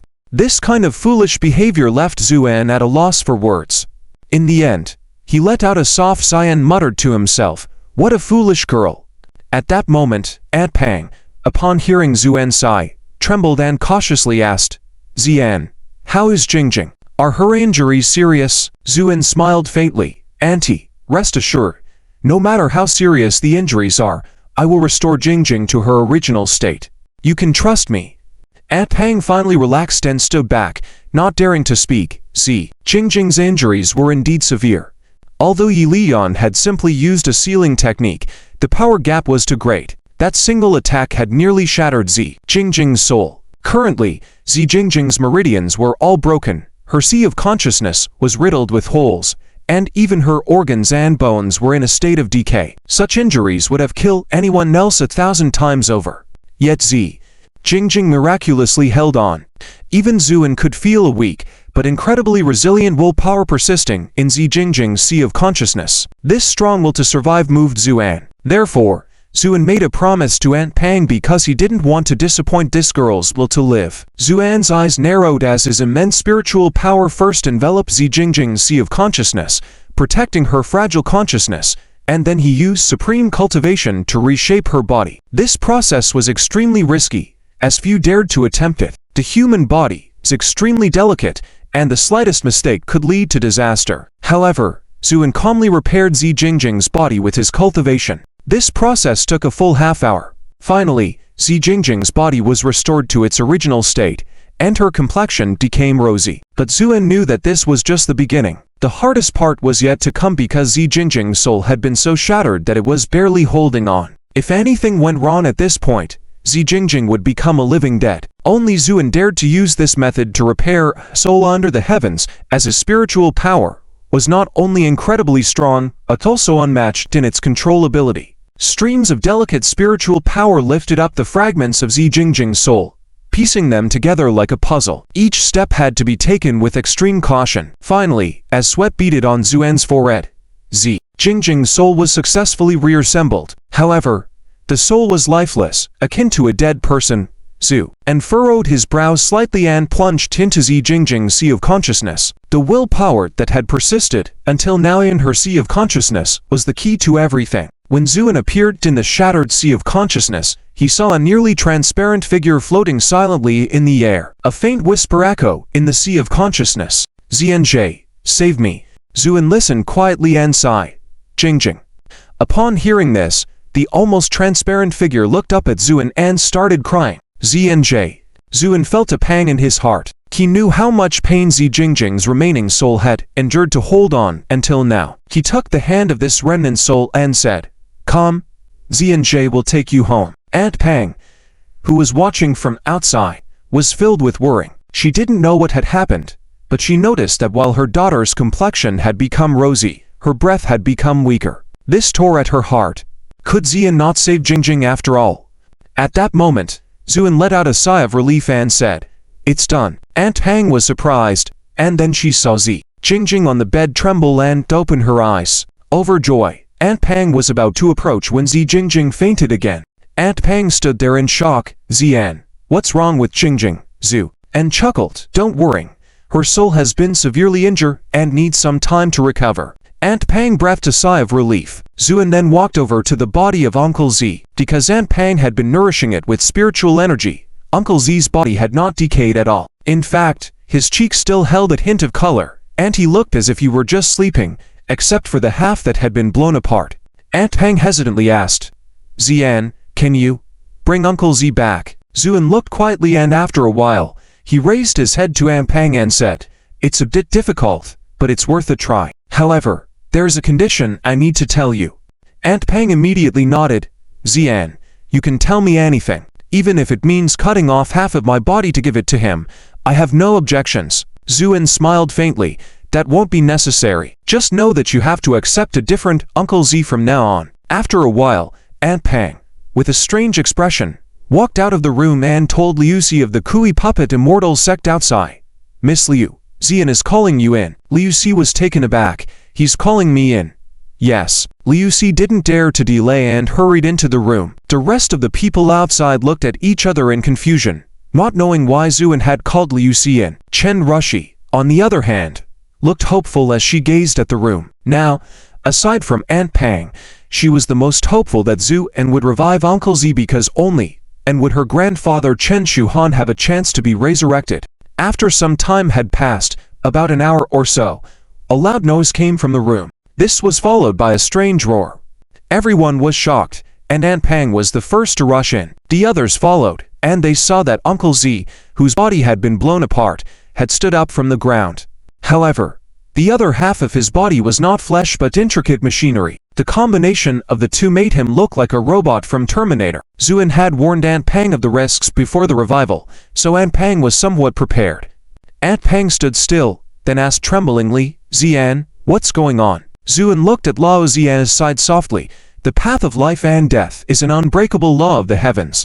I am going against the natural order by resurrecting Uncle Z. Although I have brought Uncle Z back to life, his soul had already scattered in the world. Despite my efforts to find most of it, I could only recover about half, and that's only because of his strong bond with all of you. That's why I had to use a mechanical puppet to replace half of his body, because only in this way can his remaining fragmented soul control his body with the help of the puppet. Therefore, as he is now, his consciousness is like that of a baby." Hearing Zuan's explanation, Aunt Pang looked saddened. "Can he recover, Zu?" and shook his head. "I don't know. It is possible. Or it may not happen." Aunt Pang's face showed a hint of determination. "Regardless, as long as there is a glimmer of hope, I will not give up." Saying that, she beckoned to Lao Zi, tremblingly saying, "Lao Zi, come over here." No response. "Lao Zi, I'm your wife." Still no response. Zuan said, "It's best to speak to him with the same attitude you usually have towards him. This way it may trigger his subconscious."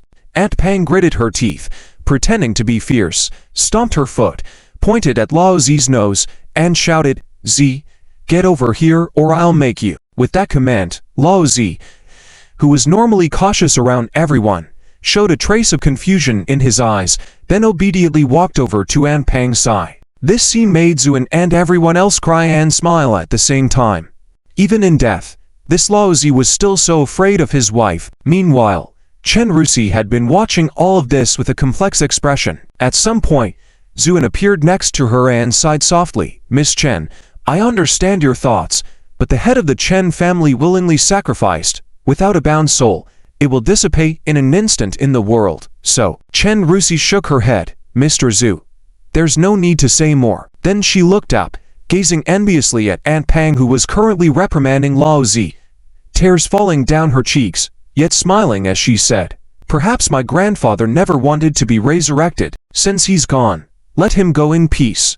Zuan was silent. Chen Rusi started to cry, "But I really can't bear it."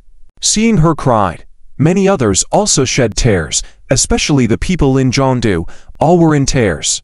Chen Zhu had been in charge of the Chen family for decades, becoming a pillar of strength in Zhongdu. Through all the turmoil, this old man had faced it calmly, but in the end, he died at the hands of foreign deities. Even in death, Chen Zhu never lost his dignity as a man of the Hua clan. It was this trait that earned him the respect of many. Just as the atmosphere became very heavy, and Yan rushed in anxiously. "Husband, something has happened."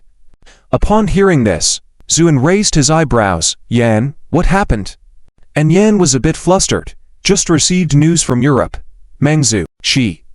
"What happened to Mengzu?" Zuan was shocked. Naturally, he also knew about Mengzu being critically injured and unconscious, and was preparing to settle things here before heading to Europe. She's gone missing." And Yan said with red eyes. "Missing?" And Yan nodded. Zuan's eyes narrowed, and his powerful mental energy instantly swept across the globe. Indeed, the dim black mental energy in Europe had disappeared. Zuan stood up abruptly. "Yan, you stay here. I will go to Europe to see what's happening." With that, Zuan soared into the sky and disappeared in an instant. With his current speed, it would only take a moment to travel from Hua country to Europe. When he landed in front of the dark castle, chaos had already broken loose. The guards, including the group of skeletons, all looked anxious. When they saw Zuan's arrival, they rushed up to him. "Lord," trembled the dark witch Anastasia. Zuan walked inside, his voice heavy as he asked, "What's the situation? Tell me in detail." "Yes." Anastasia quickly recounted the situation. After Mengzu repelled the attacking gods of Odin here, she returned to the castle and fell into a coma due to her serious injuries. But fortunately, her condition was stable and not life-threatening, so we all stayed in the castle to protect Mengzu. During this battle, we were all focused on the situation in the Hua country. But I can guarantee with my life that the Dark Castle has been under tight protection throughout, with no one entering or leaving. But when the matter was resolved, and I entered Mengzu's room, I found. At this point, A look of apprehension appeared in Anastasia's eyes. Found what? Zhu. And asked. I found that the bed was empty, with only a dense and unignorable aura of darkness lingering in the room. Oh. Zhuan was slightly taken aback. A hint of complexity flashed in his eyes. Then he calmly said, Go on. I initially thought Mengzu had woken up and left the bed, which made me happy, but upon further investigation, I found no trace of Mengzu in the entire castle. At the end, Anastasia's voice was filled with a sob, and everyone in the Dark Council had expressions of sorrow and anger, especially the Titan giant. This strong man had already lost his beloved, and now the most important person in the Dark Council had also gone missing. This series of shocks left his eyes red, filled with a crazed intent to kill. My lord, it's all our fault. We didn't take good care of Mengzu. Anastasia cried out. Zuan's face remained calm, and he paid no heed to these words. Instead, he went straight upstairs and entered the room where Mengzu had stayed. Upon opening the door, the room was simple and modestly furnished, unlike the medieval style of the Dark Castle, resembling an ordinary young girl's room in Hua country. But as the door opened, a dark energy seemed to flicker by. Zuan's eyes gleamed, and he stepped into the room. The room was faintly scented with a young girl's fragrance, nothing out of the ordinary besides that. Everyone remained silent, watching Zuan quietly. Zuan walked slowly to the bed, where a photo was placed on the bedside table. He picked it up, a photo from a picnic they once took. The image showed a young man Mengzu with a bright smile.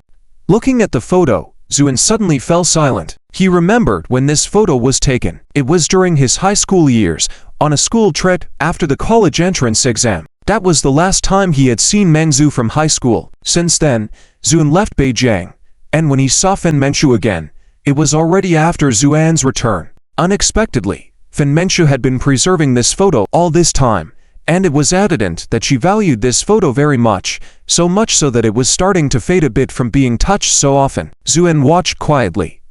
Meanwhile, the members of the Dark Council standing at the door looked at each other in confusion, unsure of what Zuan was doing. It wasn't until a long time had passed that Carlos asked with a worried expression, Master, did something happen to Manchu? Zhu, and set down the photo and shook his head gently. She didn't have an accident, she just went to a very faraway place. A very faraway place. Everyone was a bit puzzled. Zuan said lightly. Yes. A very faraway place. Carlos looked puzzled, about to speak.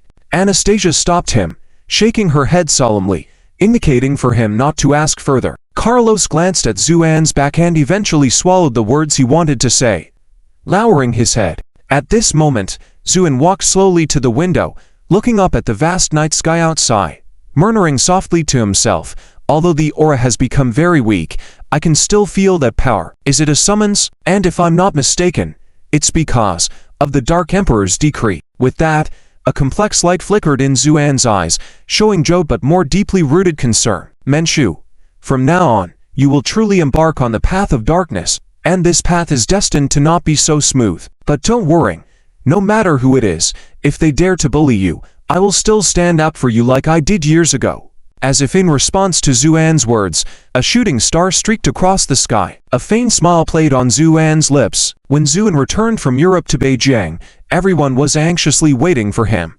Seeing his figure land, Yan rushed forward first. How was it?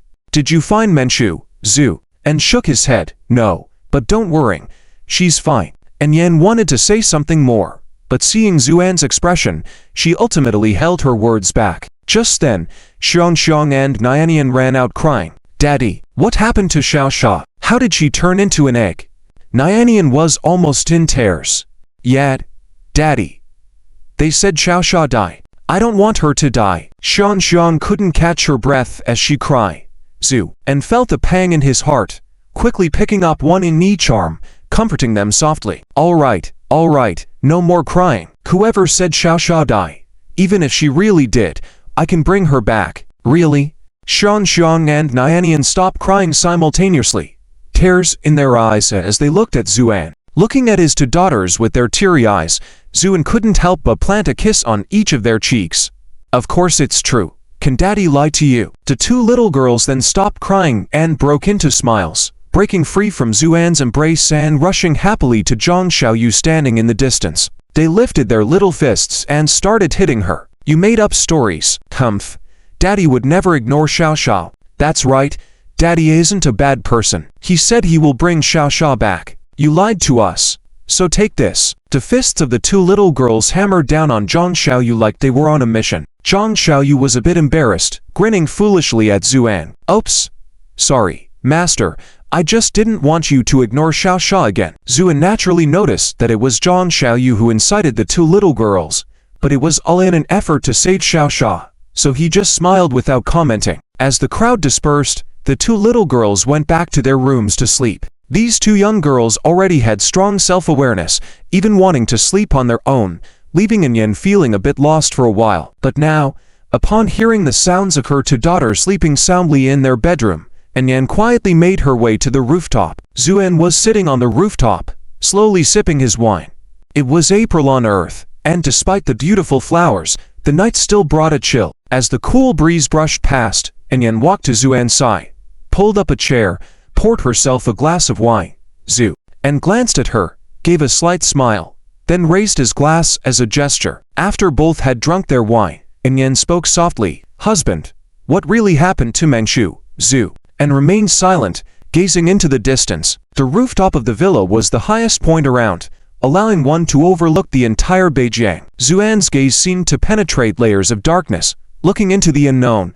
Before he spoke lightly, she went to a sanctum of the dark ones. There, she will find the path she must walk.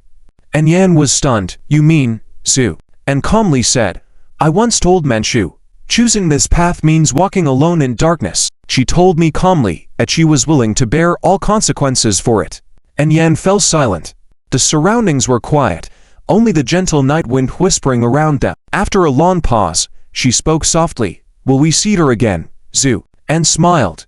Yes, of course we will. Speaking of which, that place also has an old acquaintance of mine. But as he mentioned the old acquaintance, Zuan's tone turned a bit strange. However, Yan did not notice any difference and just stared blankly at the night sky, suddenly sighing, actually, I really feel sorry for Manchu. Zuan lowered his head, sipping his wine without a word. After a while, Yan whispered, Husband, what about Xiao Xiao? Is she really like Kinger said, already dead? In the darkness, Zuan was silent for a moment, then nodded gently. She is right. And Yan was shaken to her core, thinking Xiao Xiao was only asleep, but she didn't expect Zuan to confirm her death. Just then, Zuan softly spoke, that blow directly sealed all of Xiao Xiao's vitality, and after so long, her vitality has indeed dissipated. Even I cannot directly bring her back to life. And Yan shivered slightly, as if she could see the defiant girl smiling and calling herself Madam in front of her. The pain in Yan's heart was palpable, but Zuan's eyes shone brightly. Even if she really dies, I will bring her back to life. And Yan was startled. Husband, do you have a way? Upon hearing Zuan's words, Yan finally relaxed slightly. At this moment, Zuan gently wrapped his arm around Yan's waist. And Yan then lay on Zuan's shoulder. The green silk fluttered in the wine, and the world fell silent. Zu, and smelled the scent of Yan's hair and softly said, these past 2 days, I've been refining elixirs for you with the blood beads. And Yan replied softly, Husband, once the elixirs are made, are we going to leave again? Zuan nodded gently. Yes. Where are we going this time? Zuan smiled slightly, tousled Yan's hair with his hand, and said, stop overthinking things in your little head. Just follow me, and I promise you'll have your fill of good food. Oh, stop it. I just did my hair. As Yan pouted playfully, Zuan felt that even the night had become endearing. While Zuan and Yan were having a playful moment, in the distant and unimaginable dragon realm, a massive dragon the size of a star suddenly opened its eyes. Not only him, but several other dragons of similar size beside him also opened their eyes. Can you feel it? The other dragons nodded solemnly. It's the second time we've sensed this chilling aura. The voice of the massive dragon carried a hint of fear. It's confirmed now. It's definitely that guy's aura. I knew someone as powerful as him wouldn't fall so easily. Another dragon spoke fearfully. Last time I instructed you to gather all the treasures. Did you do it? Yes. Except we haven't dismantled the main hall. No. That guy is thorough. He might not spare even the main hall. Go dismantle it now. Yes. A slightly smaller dragon was about to leave. Wait. Any other instructions? Remember, Don't tell the little princess about this. Understood. The entire dragon realm was in turmoil because of this. Meanwhile, Zhuan was preparing for the process of refining the elixirs. The key aspects of alchemy are the alchemical fire, the alchemical furnace, and the medicinal ingredients. The medicinal ingredients were ready. Zhuan had almost condensed an entire blood clan into blood beads. The alchemical fire was no issue either. Could there be a flame more powerful than Zhuan's crimson lotus fire under heaven? The only lacking component was the alchemical furnace. With Zhuan's current level of alchemy, he could produce decent elixirs even using an electric rice cooker. However, to refine the elixirs for breaking the seal more effectively, Zhuan decided to take this process seriously. The fact that Zhuan was being so cautious indicated the extraordinary nature of this batch of elixirs. It was already too late to go to the smithy and make an alchemical furnace. Moreover, there were no ready-made alchemical furnaces on Earth. Through his divine sense, Zhuan found some damaged alchemical furnaces in various corners of China. These remnants were from thousands of years ago. Although the materials were good, due to the depletion of spiritual energy over time, they degraded into mere iron blocks without any spiritual power. However, this did not deter Zhuan. After a brief contemplation, he started shuttling frequently between the famous mountains and rivers of China. Each time he went out, he would be gone for most of the day, puzzling Yan. She asked him a few times what he was doing, but Zhuan just smiled, then remained silent. Finally, on this day, Zhuan had everything prepared. The cultivators of China, and even people worldwide, became aware of Zhuan's intention to refine elixirs, casting curious glances towards North John. Every move of Zhuan now resonated with people worldwide. Consequently, in the eyes of these journalists, there could be no better material to film than him. As Zhuan's figure appeared on the screen, many people began to cheer, hailing him as their hero. Zhuan just smiled calmly at this and then leapt into the sky. Simultaneously, in the broadcasting studio of Central Capital TV, sat an elderly-looking alchemist with an aura of celestial refinement. Taking advantage of this moment, the host began to inquire, "Master Wang Dan, how do you think Mr. Zhu will go about the alchemy process?" Master Wang Dan stroked his beard and calmly said, "In my view, although Mr. Zhu's cultivation is extraordinary, alchemy cannot be solved by brute force alone. So, I think Mr. Zhu might find it challenging to succeed this time, because alchemy requires an alchemical furnace, yet do you see any in the sky?" Many people scrutinized the sky in the broadcast, indeed finding it empty without any sign of an alchemical furnace. So, as I said, although Mr. Zhu is formidable, he is still too young and prone to mistakes, stated Master Wang Dan with the air of a sage. However, Chen Xiaoyi, who was watching all this from the studio audience, was furious. She was no longer the entertainment tabloid journalist from the provincial city, but now the editor-in-chief of Central Capital TV. She wasn't supposed to handle this live broadcast personally, but due to Zhuan's involvement, she volunteered to come and assist. Unfortunately, she encountered this patronizing elderly man making unfounded claims. Many viewers in front of their screens were equally incensed. Where did this old geezer come from? How dare he speak ill of Mr. Zhu? Exactly. If it weren't for Mr. Zhu, this old man would probably have been finished long ago. And now he's up there talking big. TSK. Such shameless arrogance, using his own standards to judge Mr. Zhu's capabilities and then mocking him for being young. Truly seeking trouble. Unaware of this criticism and ridicule, Master Wang Dan felt pleased, engaging in an endless conversation with the bewildered co-host.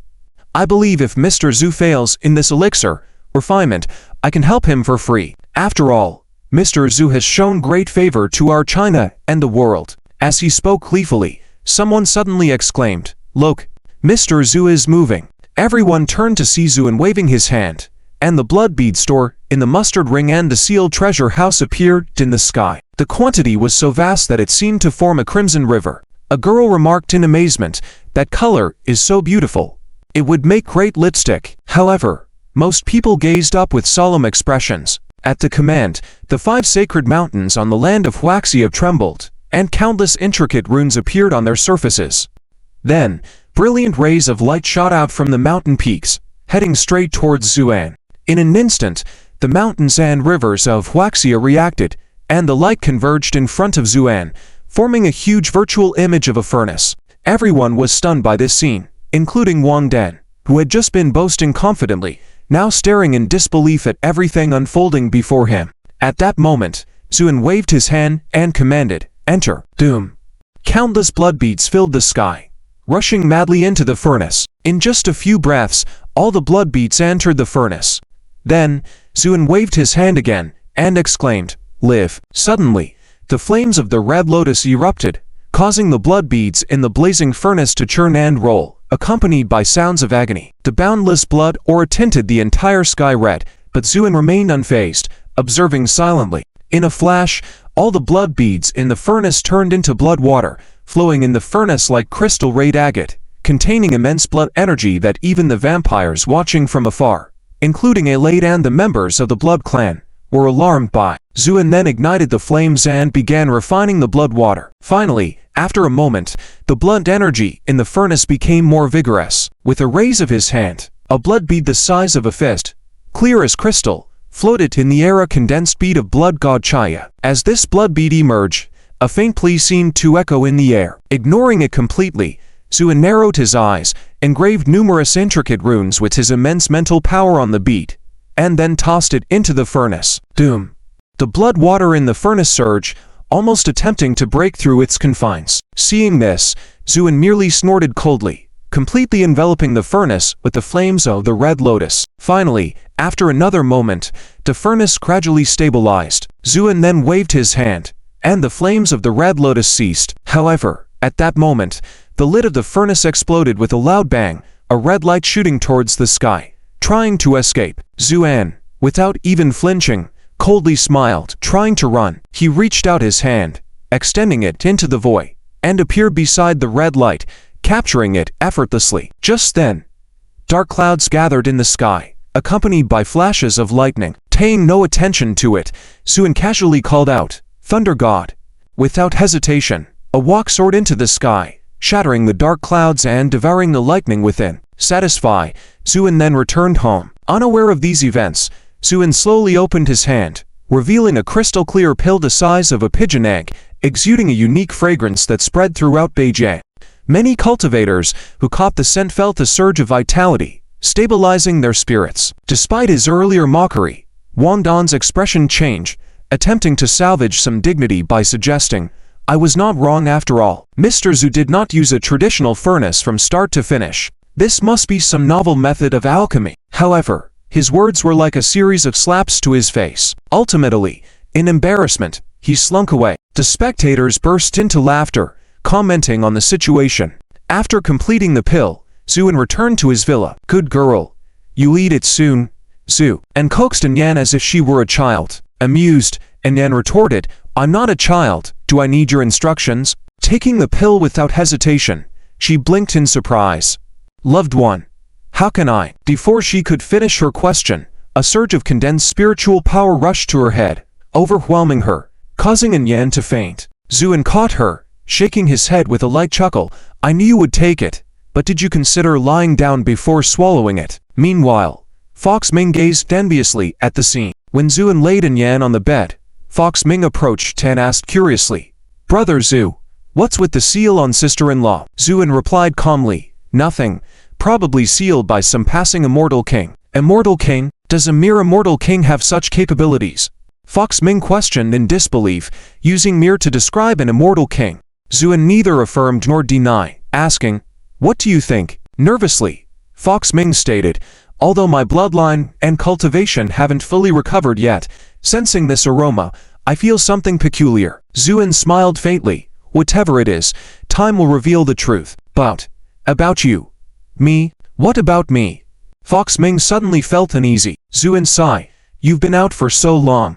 Aren't you afraid your brother and the elders of your Fox clan are worried about you?" "Not at all. Besides, I've been in that place since birth, over 3,000 years. I've had enough of it," Fox Ming explained confidently, leaning in eagerly. "Once things are settled here, are you going to the heavenly realm?" "Who said I'm going to the heavenly realm? Come on. Do you think I'm stupid? The matter with the lost love heaven won't end there. You'll definitely investigate it thoroughly, right?" Fox Ming winked mischievously. Zuan, somewhat helplessly, remarked, "What about it? Take me with you." Fox Ming exclaimed excitedly. Shaking his head, Zuan said, "No, I have to send you back to the Green Hills. Disappointed, Fox Ming's face fell, resorting to a charming act, shaking Zuan's hand persistently. Come on, brother Zu, take me with you. I promise not to cause trouble and can help with chores, cooking, cleaning, making beds, warming the bed, washing your feet. All right. Zuan was getting dizzy from Fox Ming's persistence. Brother Zu, you agree? Fox Ming rejoiced. Everything else is fine, but this is non-negotiable. Why not? Fox Ming pouted. This cultivation, but the speed of advancement in realms is a bit too fast. Hu Ying said in astonishment. Zuan, however, was already used to it, just looking at Yan lying on the bed with a hint of amusement in his eyes. Another effortless breakthrough like this. This time, Yan directly surpassed the realm of the Golden Immortal, which countless people considered an insurmountable barrier. Could it be that after completely unlocking the seal, Yanner could directly become an immortal king? Thinking about this, Zuan couldn't help but laugh and cry, because he felt, maybe, there was actually such a possibility. Finally, the speed of Yan's cultivation advancement gradually slowed down, stopping just one step away from breaking through to become a true immortal. Hu Ying blinked her eyes, full of amazement, and said, Brother Zu, it seems like sister-in-law is even more formidable than you. Zuan smiled wryly. I think so too. Just then, Yan lying on the bed slowly opened her eyes. At first, she seemed a bit dazed, but soon regained clarity and then looked at herself, shouting in excitement, Husband, I've broken through again. It seems like this cultivation isn't as difficult as you said, Zu, and twitched his mouth slightly. Yes, not difficult at all. But what about the seals on sister-in-law next? You've already consolidated the entire blood clan, Hu Ying suddenly asked. Zuan smiled faintly and said, using the blood pearls to break the seals was just a temporary solution. To completely lift the seals, we have to kill the guy who placed the seal on Yanner. As he said this, a hint of killing intent flashed in Zuan's eyes. Despite the long time that had passed, Zuan still vividly remembered the aura left in the seal. Although the myriad realms were vast, the number of immortal kings was limited. Therefore, that person wouldn't be able to escape. Upon hearing Zuan's words, Yan didn't speak, but Hu Ying was already excited and about to jump up. That's right, daring to seal sister-in-law, he must be killed. Brother Zu, when shall we set off? Zu, and glanced at Hu Ying with a smile that was not a smile. What difference will setting off make? Did I say I would take you with me? Upon hearing this, Hu Ying's face immediately fell. Looking sad as she said, Brother Zu, just take me with you. Zuan remained unmoved. Seeing this, Hu Ying quickly changed her target, and turned to Yan with a sweet voice, Sister-in-law. Yan couldn't help but smile wryly. This little girl was hostile towards her at first, but under Yan's methods, after just a few encounters, she started to show respect to Yan. Now, she was acting like a child. I can't make decisions on such matters. You should ask Zu bro about it. Hu Ying blinked her watery eyes and looked at Zuan again. Just then, Xuan'er's voice came from outside. Zuan, people from Zhongdu have arrived. Zuan was taken aback, then left the room. Who has come? Tang Zhuan let out a sigh and said, The guests are in the living room. Why don't you go take a look? As Zuan walked into the living room of the Tianzi No, one villa, many people stood up one after another.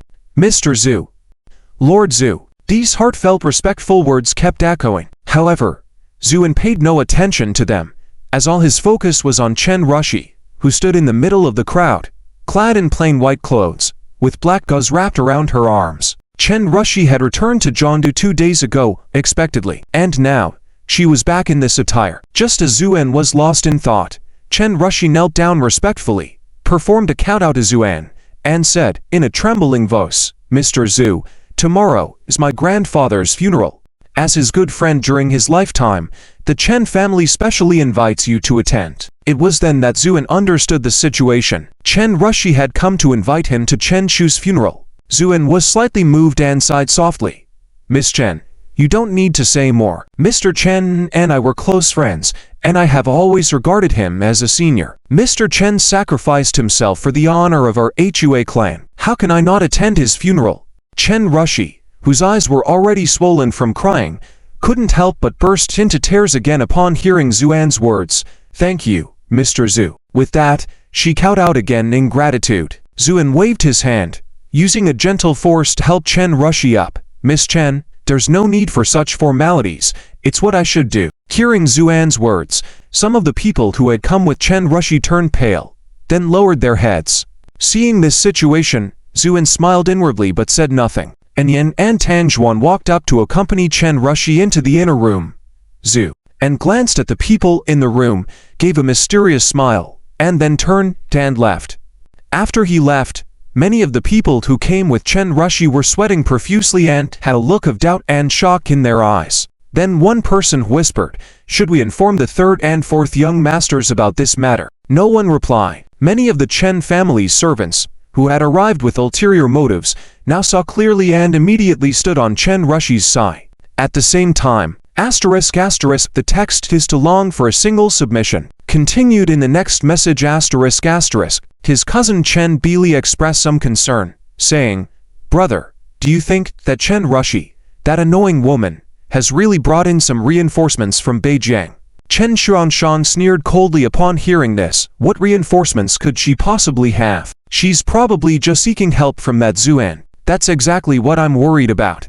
With Zuan's power, even if all of us join forces, we wouldn't be enough for him. Chen Xuanshan set down his cup, a mocking expression appearing on his face. What? Scared? Chen Bili swallowed nervously, nodding slightly, considering the whole world. Who wouldn't be afraid of Mr. Zhu? If you're scared, you can back out. But at this moment, Chen Xuanshan sneered. I admit that Zuan is indeed powerful, but don't forget, what is his status? And what is Chen Rushi's status? Brother, what do you mean? Chen Rushi has deep feelings for Zuan. This is no secret in Zhongdu. The key is, Zuan is married. And not just to anyone, but to the head of the Yin family, the richest family in Zhongdu. Clearly, Chen Rushi stands no chance. When Chen Shuhuan was still alive, people showed some respect. But now that Chen Shuhuan is dead, do you think Zuan would risk offending his own wife to help Chen Rushi? These words made Chen Bili look puzzled and he nodded. It seems that way. But what if Chen Rushi really does manage to involve Zuan? Even if she does, what then?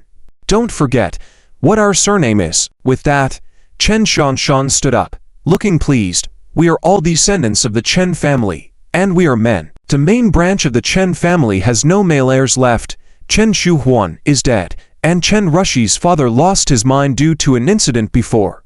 It can be said that only Chen Rushi, as a woman, is left. What does this mean? This means there are no successors. In this situation, it is only natural for us to inherit the Chen family's properties. No matter how strong Zuan is, this matter is not for him to meddle in. After all, it is an internal affair of the Chen family. Hearing his cousin Chen Xuanshan's words, Chen Bailey's eyes lit up, and then he raised his cup admiringly. Brother, hearing you say this gives me confidence. Here, I toast to you. Chen Xuanshan smiled with satisfaction. I've always said that in this world, not all problems can be solved simply with force. And Chen Shuhuan couldn't grasp this idea. Foolishly going to fight against foreign gods, isn't that seeking death? Speaking thus, the two men, harboring their own intentions, drained their cups. Chen Xuanshan, with a drunken gaze, said, "After the funeral, let's find a man to send Chen Rushi away. Then, the Chen family's wealth will be ours." With that, he burst into hearty laughter. The next day, the atmosphere in Zhongdu became heavy. People knew that today was the day of the funeral for the Chen family patriarch, Chen Shuhuan. Early in the morning, people from all over Zhongdu spontaneously gathered, wanting to send off this old man who had brought honor to the Hua family. The Chen family was draped in white mourning clothes, and cries filled the air. The various wealthy families in Zhongdu also came to offer condolences. However, the expressions of these wealthy families were somewhat peculiar, especially when they saw that Chen Rushi, who should have been mourning at the spiritual altar, was absent. They began to whisper among themselves, "It's really chilling. The old man's body is not yet cold, and the Chen family has already started fighting over the family property. TSK. Look at the brothers Chen Xuanshan and Chen Bili. Though they are wearing mourning clothes, they show no signs of grief. Truly ambitious and heartless. If they weren't ambitious, how could they resort to bullying a weak woman?" These wealthy families were not particularly virtuous people usually, but in this matter, they were all greatly outraged. Sun even whispered, "I heard that Miss Rushi went to Beijing to seek Mr. Zhu's help." Officially, She came to send the old man off, but I suspect she also went to seek assistance. I heard too. And I also heard that Miss Rushi and Mr. Zhu have known each other for a long time, with a very close relationship. Given Mr. Zhu's temperament, this should be an interesting development. These petty men are naturally no match for Mr. Zhu, but since this matter originated within the Chen family, as an outsider, it may not be appropriate for Mr. Zhu to intervene directly, right? Who knows? In any case, with a single glance from Mr. Zhu, even the gods will kneel down, let alone these men. These discussions occasionally reached the ears of Chen Xuanshang and Chen Bili. Chen Bili looked somewhat intimidated, but Chen Xuanshang wore an indifferent expression, not caring at all about what others were saying. As the sun rose to its zenith, the atmosphere at the funeral became tense. Suddenly, several streaks of light flew in from the distance, landing in the courtyard in an instant. It was Zhuan and a group of people, including Chen Rushi. Their arrival caused a commotion in the entire area. Especially when people saw Zhuan appearing, many began to shout with excitement. "Greetings to Mr. Zhu." "Greetings, sir." Zhuan nodded slightly in acknowledgement towards the crowd. At that moment, Chen Rushi, upon seeing her grandpa's coffin, couldn't help but feel overwhelmed with grief and cried once more, falling to the ground. All the recent events had flooded this girl's mind, making her cries full of sorrow, touching the hearts of those who heard it. Zhu, and raised his head, sighed softly upon seeing the coffin, then walked forward, picked up 3 sticks of incense, and inserted them in the censer. "Old man Chen, although you were just an ordinary mortal, you faced gods without fear at the moment of life and death, and upheld the dignity of our Hua family. For this alone, I, Zhuan, pay my respects." With that, Zhuan bowed deeply with utmost respect. The whole crowd fell silent at this gesture. Many people showed expressions of shock. After all, Zhuan's current status was unquestionably the top in the world. Such respect and strength, bowing to Chen Shuhuan's coffin, carried significant implications. Even the master of ceremonies calling out for the family to reciprocate this gesture was slightly taken aback, until Zhuan lifted his head, at which point he hurriedly shouted, "Family, reciprocate the gesture." Chen Rushi's shoulders were trembling from crying as she deeply bowed to Zhuan. "Thank you, Mr. Zhu." Zhuan waved his hand. "Rushi, get up." Then he looked around the courtyard and said calmly, "I intend to make Chen Rushi the head of the Chen family. Do any of you have objections?" This statement was like a bolt from the blue, leaving the crowd somewhat stunned. Chen Xuanshan, who had been low-spirited, hiding his joy from his eyes, was shaken, then looked up in astonishment. Under the scrutiny of Zhuan, Chen Xuanshang felt as though he was falling into an ice cellar, and his blood seemed to be freezing. He was shaken to the core. Is this the power of a mortal? Despite being someone who values money above all else, he was unwilling to give up the opportunity presented, so he forced himself to remain calm, and said, "Mr. Zhu, you are the powerful one who saved the entire world. Naturally, we will follow your words. But I find this matter somewhat inappropriate." "Oh. What seems inappropriate?" Zhu asked casually. "You should know that even though Miss Rushi is talented, she is still a woman after all." "Of course. I do not mean any disrespect towards women, but women generally have to marry, right?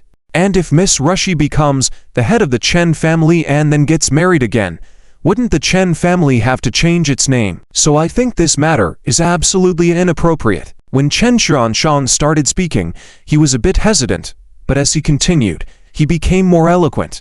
Zhuan listened quietly until he finished speaking, then he smiled faintly. "It sounds somewhat reasonable, but may I ask who you are?" Chen Xuanshang smiled slightly. "My name is Chen Xuanshang, and Old Master Chen is my second uncle and also Rushi's cousin." Hearing this, Ruzi, who was beside them, couldn't hold back a cold snort. "Hey, yes, this is my good cousin." Her words were filled with chilling disdain. Chen Xuanshang remained unfazed. "Ruzi, I'm doing this for your own good." "Hey, for my own good." "Chen Xuanshang, what scheme are you planning? Do you really think I don't know?" Rushi's eyes were almost spitting fire, as if she wanted to rush up and bite the guy in front of her. "You." Chen Xuanshang was about to speak when Zhuan raised his hand and said calmly, "Enough, Ruzi. Yes, from now on, you will be the head of the Chen family." Ruzi was stunned. The whole audience was also taken aback. Chen Xuanshang couldn't believe his ears. "Mr. Zhu, didn't you just ask for everyone's opinion? Zuan gave him a cold glance. I did ask for opinions. What did I say? I would follow them? This made Chen Xiaoshang almost spit blood, but he forced himself to stay calm and said firmly, Mr. Zhu, even though I respect you greatly, but I'm afraid this decision of yours might not be well received by everyone. Oh, Chen Xiaoshang said coldly, the appointment of the family head is an internal matter of our Chen family. Although you, Mr. Zhu, have extraordinary abilities, you shouldn't meddle in our family affairs. After all, this matter has nothing to do with you. With these words, the whole place fell silent. All eyes were on Zhu and stroked his chin, pondered for a moment, and then smiled. It seems that's indeed the case. Chen Xiaoshang was delighted, but Ruxi's heart sank further. Just as Chen Xiaoshang's smug expression hadn't fully appeared, Zhu calmly said, Ruxi, kneel. Ruxi was surprised but obediently knelt before Zhu. The whole place erupted in commotion. What does Mr. Zhu want to do? I don't know. Let's see. Zhu smiled at Chen Xiaoshang and said, although I don't really need to consider your nonsense reasons, since you've said it, I'll make you accept it willingly. Zhu then turned to Ruxi, who was kneeling, and asked, Ruxi, do you wish to be my disciple? Doom. This statement was like a bombshell, shocking everyone present. What? Zhu actually wants Ruxi to become his disciple? This was a dream come true for many people. It is known that with Zhu's current status and position, there would be lines of people wanting to be his disciple that would circle the earth multiple times. Suddenly, envy filled the eyes of many. Ruxi was trembling, and she only came back to her senses when Yan softly called out, Ruxi. She didn't hesitate and knelt down, saying, Master. This disciple Ruxi pays respect to Master. As she spoke, Ruxi was filled with infinite joy, but mixed with a hint of sadness, because from now on, she knew she would never be able to approach Zhu again. However, Ruxi then thought to herself, being able to become Master's disciple was already a stroke of luck. She wouldn't dare to ask for more. As Ruxi knelt down before Zhu, he looked at the bewildered Chen Xiaoshang and Chen Belei, and said calmly, You said I was just an outsider and couldn't interfere in the affairs of your Chen family. But now that Ruxi is my disciple, her affairs are naturally under my care as her master. Do you understand the logic here? Chen Xiaoshang turned pale as a sheet. He had been confused before but now understood why Zhu had acted this way. Chen Xiaoshang, usually articulate, was now speechless. Meanwhile, Chen Belei, who was nearby, was already trembling and on the verge of collapse. Suddenly, he knelt down, crying out, Mr. Zhu, this was all planned by my cousin Chen Xiaoshang. Listen, I have evidence here. With that, Chen Belei took out a recording pen from his pocket and played back the recordings of Chen Xiaoshang's words.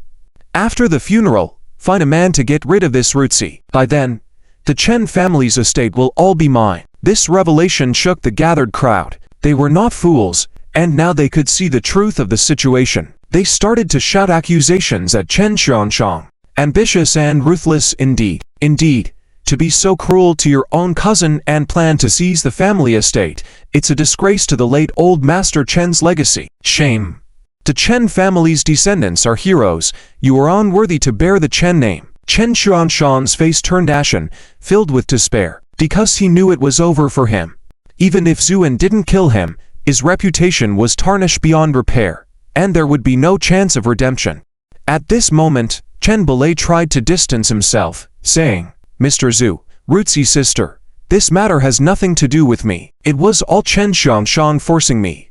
This reminder sparked anger in Chen Xiaoshang, and he erupted, grabbing Chen Belei by the neck, roaring savagely, You despicable villain, I'll strangle you. Chen Belei fought back, and the two cousins started fighting intensely in front of the funeral hall. In her eyes, Ruxi showed a touch of sadness. Just then, Zhu raised his hand and with a wave, a sword radiance pinned the struggling terror to the ground. Chen Xiaoshang and Chen Belei lifted their heads to speak, but as mere mortals, how could they bear the might of the sword? They trembled and fell lifeless on the spot. Zhu then said calmly, It's getting late.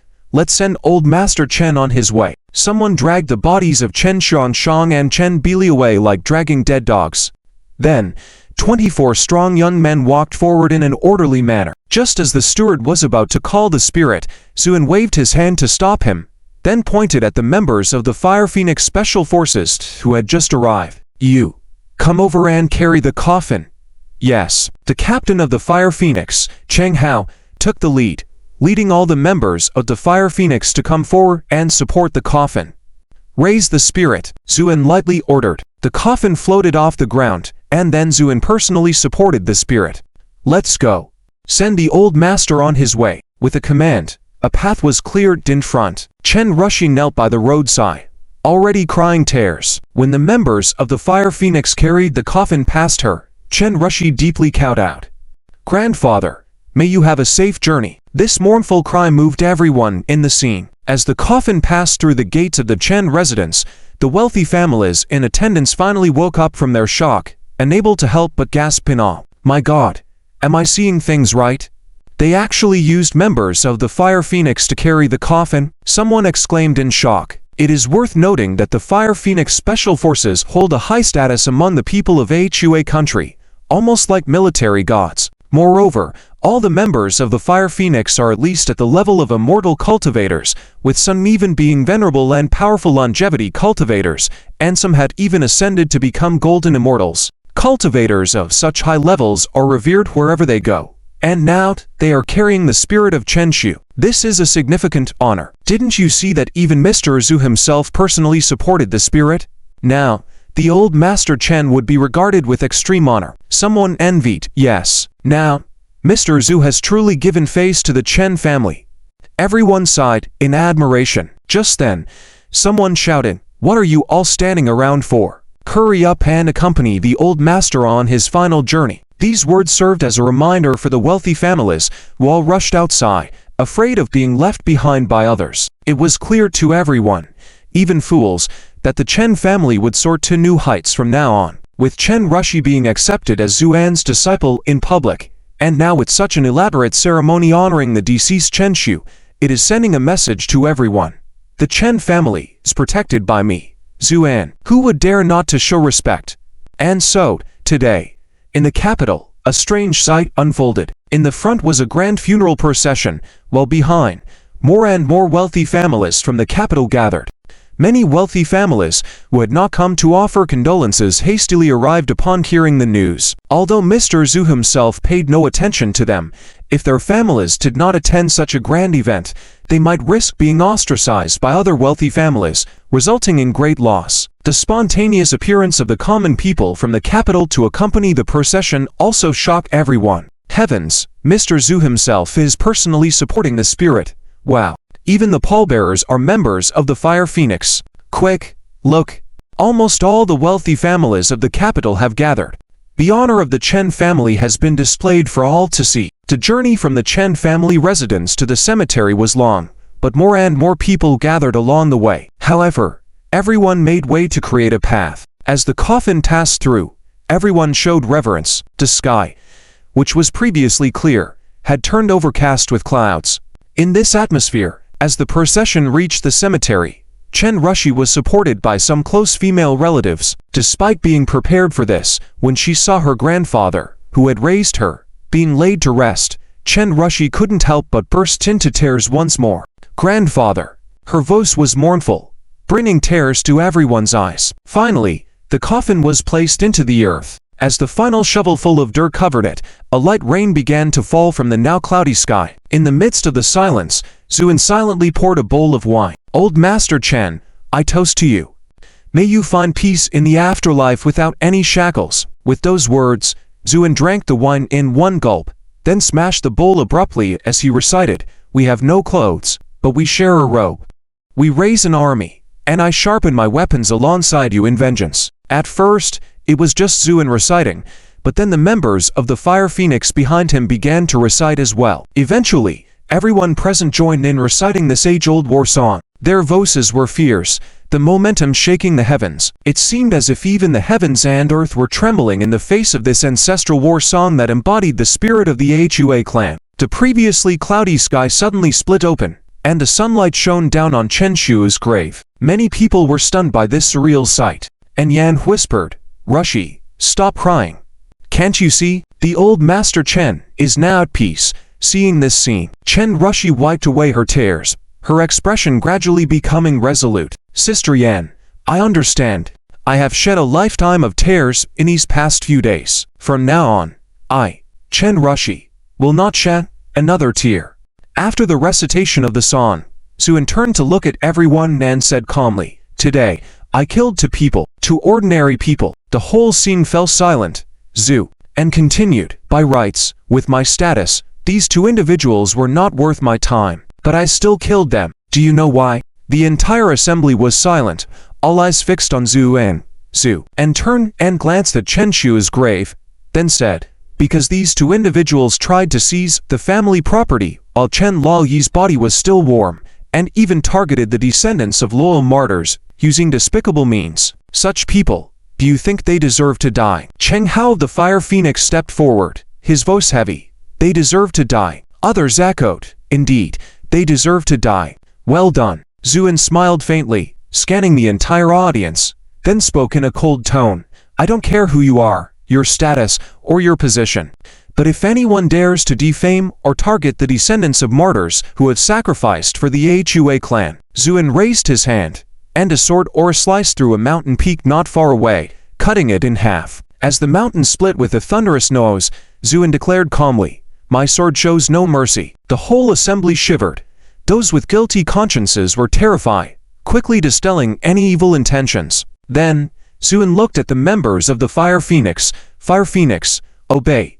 "Yes." Cheng Hao and the others saluted. When the funeral, which was of such high status that ordinary people could hardly imagine, ended, the whole city bowled over. People were talking and discussing endlessly, but the focus of the conversation was none other than Zuan's speech. Although there were still a few murmurs from a handful of nitpickers who said Zuan's actions were too domineering and disregarded human rights, these voices were quickly drowned out in the sea of the people. Almost everyone expressed agreement with Zuan's proposal and actions. This was not because of Zuan's powerful strength and esteemed status, but because his actions were in line with the will of the people. This is what we call the trend. Just as the outside world was in an uproar over this matter, in the Chen family, Zuin looked solemnly at Chen Rushi and said, "Rushi, you must think carefully about your choices." Chen Rushi looked resolute. "Master, disciple has already thought very clearly. This is the path I have chosen, so I must walk it even if I have to kneel." The atmosphere suddenly became somewhat tense. Seeing the determined and unwavering Chen Rushi, a complex light flashed in Zuan's eyes. After returning from the funeral, Zuin prepared to pass on a set of techniques to Chen Rushi. Unexpectedly, Chen Rushi showed no interest in anything else. She had only one request: to become the strongest in the shortest time possible. For this, she was willing to pay any price. Zuin sighed softly. "Rushi, I understand how you feel. You want to avenge your grandfather by slaying gods, but once you choose this path, you will end up lonely until old age, unless you can break free from the constraints in your lifetime. Otherwise, even I can't help you. Disciple is willing." Chen Rushi didn't even blink, her heart as firm as iron. Zuin seemed to have known she would say that, and he couldn't help but smile and shake his head. "Well then, I will teach you this emotion-severing path. There are countless techniques in the myriad worlds, with myriad variations among the factions. But if you were to ask which faction has the fastest progress in the early stages of cultivation, that would undoubtedly be the emotion-severing path. Emotion-severing refers to cutting off emotions and desires. This is an extremely cruel cultivation technique. When it is said to be cruel, it is not about indiscriminate killing like demon or ghost cultivators, but rather that it demands a level of cruelty towards oneself, almost to the point of madness. The requirement is simply 8 words.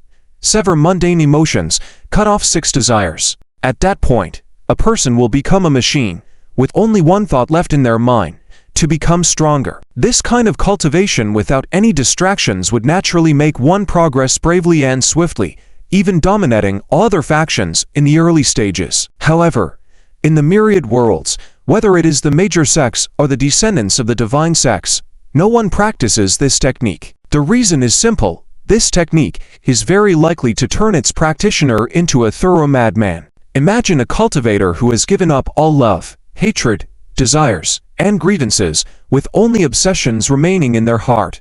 What's the difference between them and a madman? Anyone with aspirations would not want to give up all worldly matters to practice this. Moreover, this technique has significant limitations in the later stages. If one cannot break through their limitations by the time they reach true immortality, transforming from emotion severing to true emotion, then they will remain at that level forever, with no hope of further progress. Zhu and detailed all these shortcomings to Chen Rushi, but she didn't listen. She only heard the 4 words fast cultivation speed. I don't know if I'm helping or harming you with this, but now I just want to ask you one last question. Do you really want to cultivate this technique? Chen Rushi nodded, her voice trembling as she said, Master, I am well aware of my talents, relying on my own strength to achieve true immortality in this lifetime.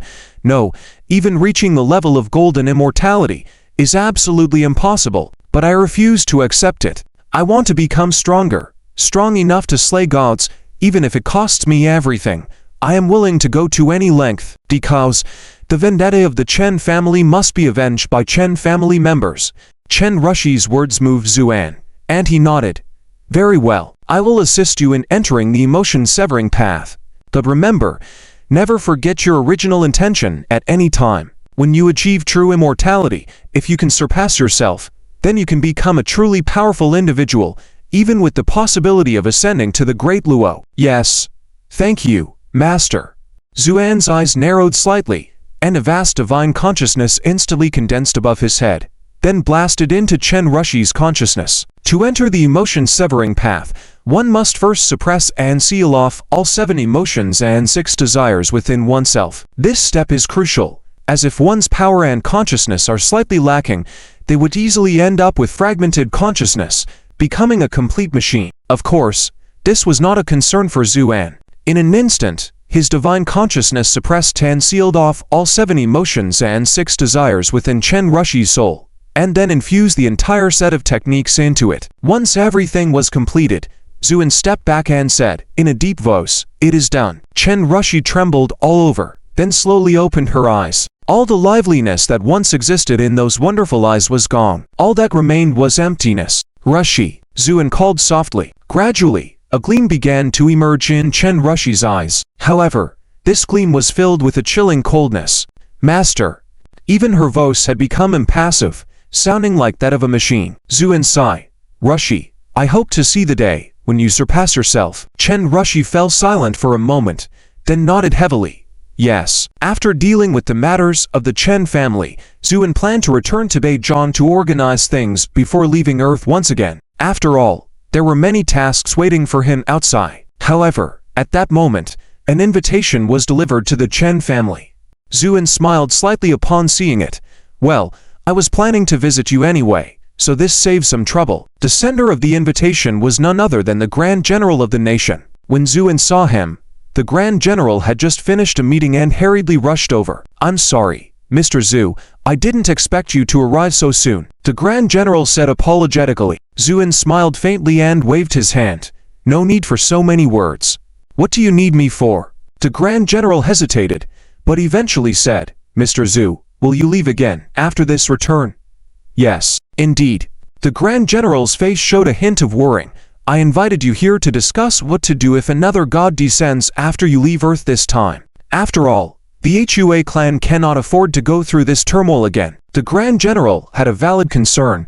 Currently, the strength of the Hua clan had not fully recovered. If another god were to descend, it would undoubtedly bring disaster to the people. This time, Zuan had managed to return in time, but what about next time? Could he be as prompt then? Zhu and laughed. Your concern is valid.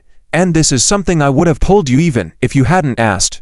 With that, Zuan looked up at the sky and asked, which do you think is better, rain or seal? The Grand General was taken aback.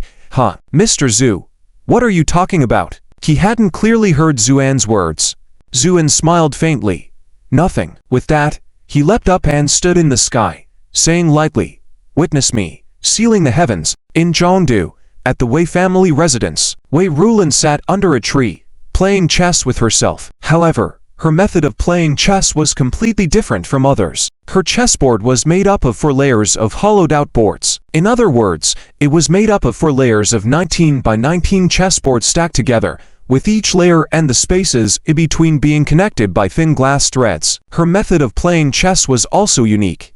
She moved the chess pieces by pressing on light dots. The chess pieces were not only on the surface, but also included the interconnected 4 layers in the middle as part of the game. This complexity increased the intricacy of the game countless times. Wei Ryan, watching from the side, felt dizzy and couldn't understand a thing. Especially towards the end, she couldn't even see the movements of the pieces clearly but could only see like dots moving back and forth on the chessboard, dazzling her eyes. Finally, the speed of the pieces gradually slowed down, and after a long period of contemplation, Wei Rulin shook her head and pressed the reset button. Instantly, all the pieces returned to their original positions. How was it?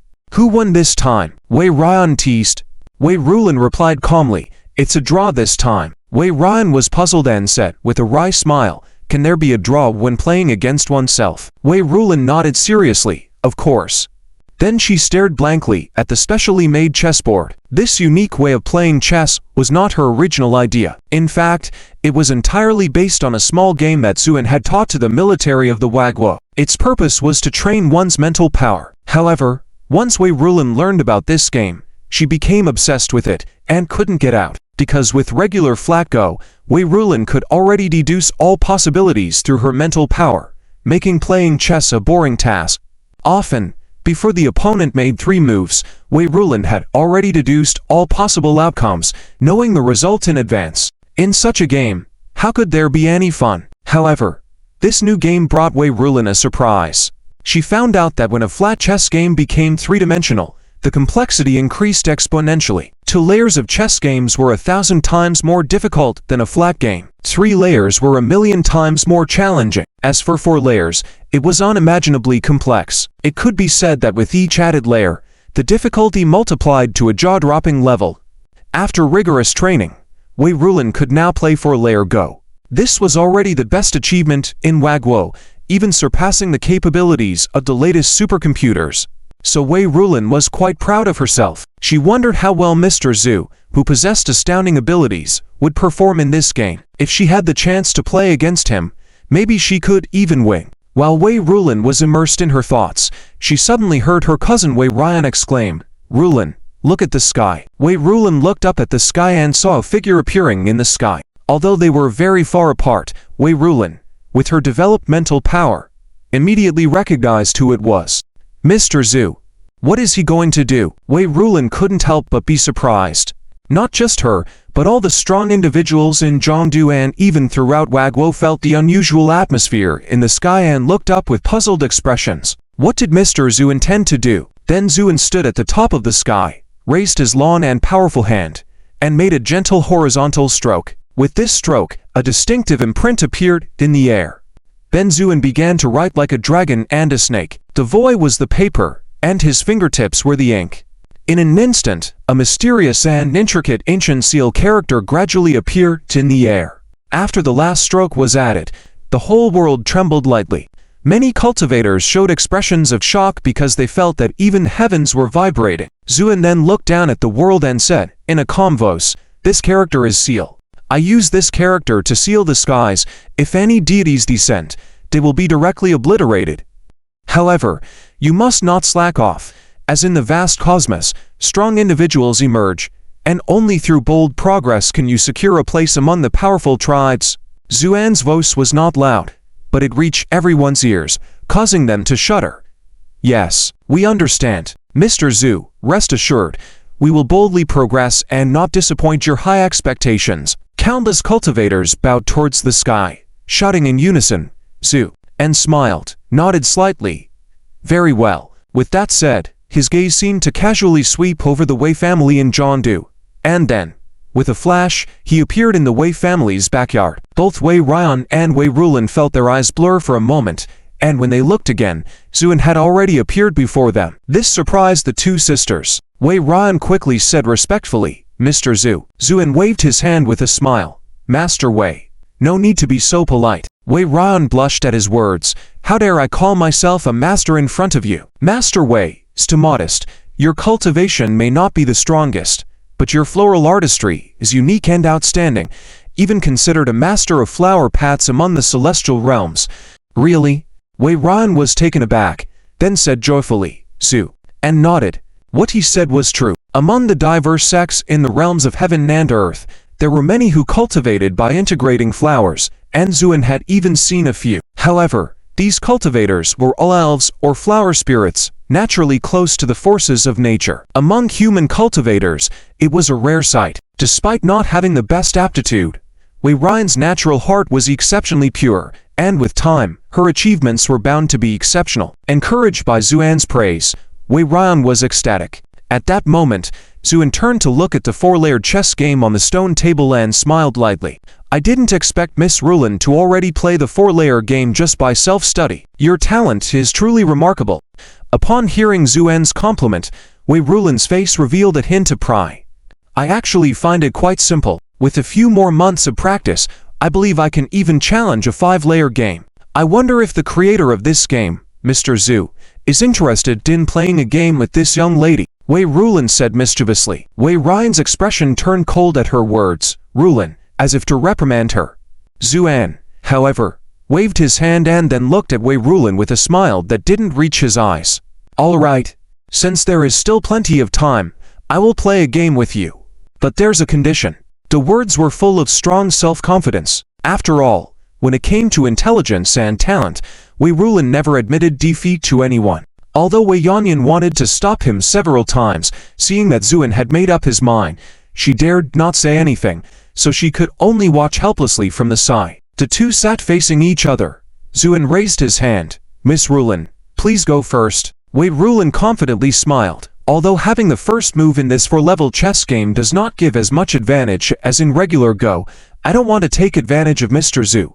I will give you a handicap of 5.5 points. Xuan remained indifferent. Whatever, I'm fine with it. Xuan's casual attitude made Wei Rulin extremely uncomfortable. She thought, Mr. Zhu, although your cultivation is astounding, this game of Go tests mental prowess, an achievement I have worked hard for over many days to achieve. I don't believe I will really lose to you. Therefore, she did not hesitate to start the game. Wei Yanyan watched on the side. At the same time, the entire Wei family was alerted, including Wei Yanyan's father, the patriarch of the Wei family.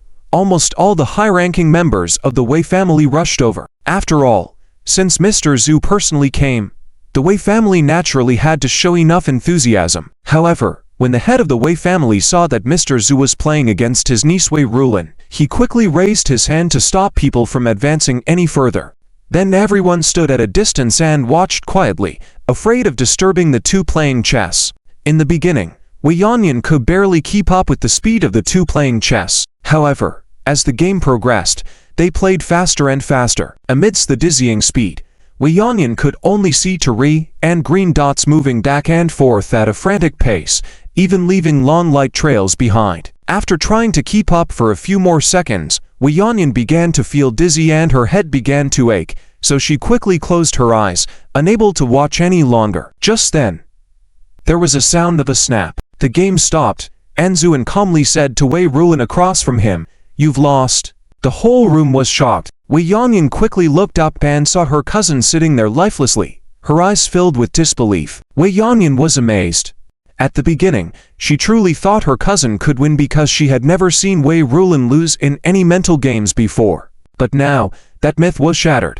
Not only did Wei Rulin lose, she lost in a very dramatic way. Xuan calmly said, "You lost to me by 112 points. If we include the handicap of 5.5 points, it's a total of 117.5 points. Miss Rulin, do you have any objections?" Wei Rulin looked up at Xuan in confusion. Suddenly, a fiery light flashed in her eyes. "I have no objections. Mr. Zhu, I lost. I admit my defeat."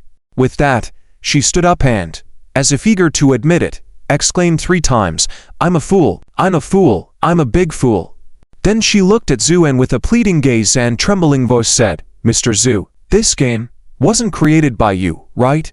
Xuan raised an eyebrow and asked with interest, "Why do you say that?" Wei Rulin said seriously, "Because when you were playing, many of your moves seemed to be templates, which should be from existing game records." Xuan burst into laughter at her words.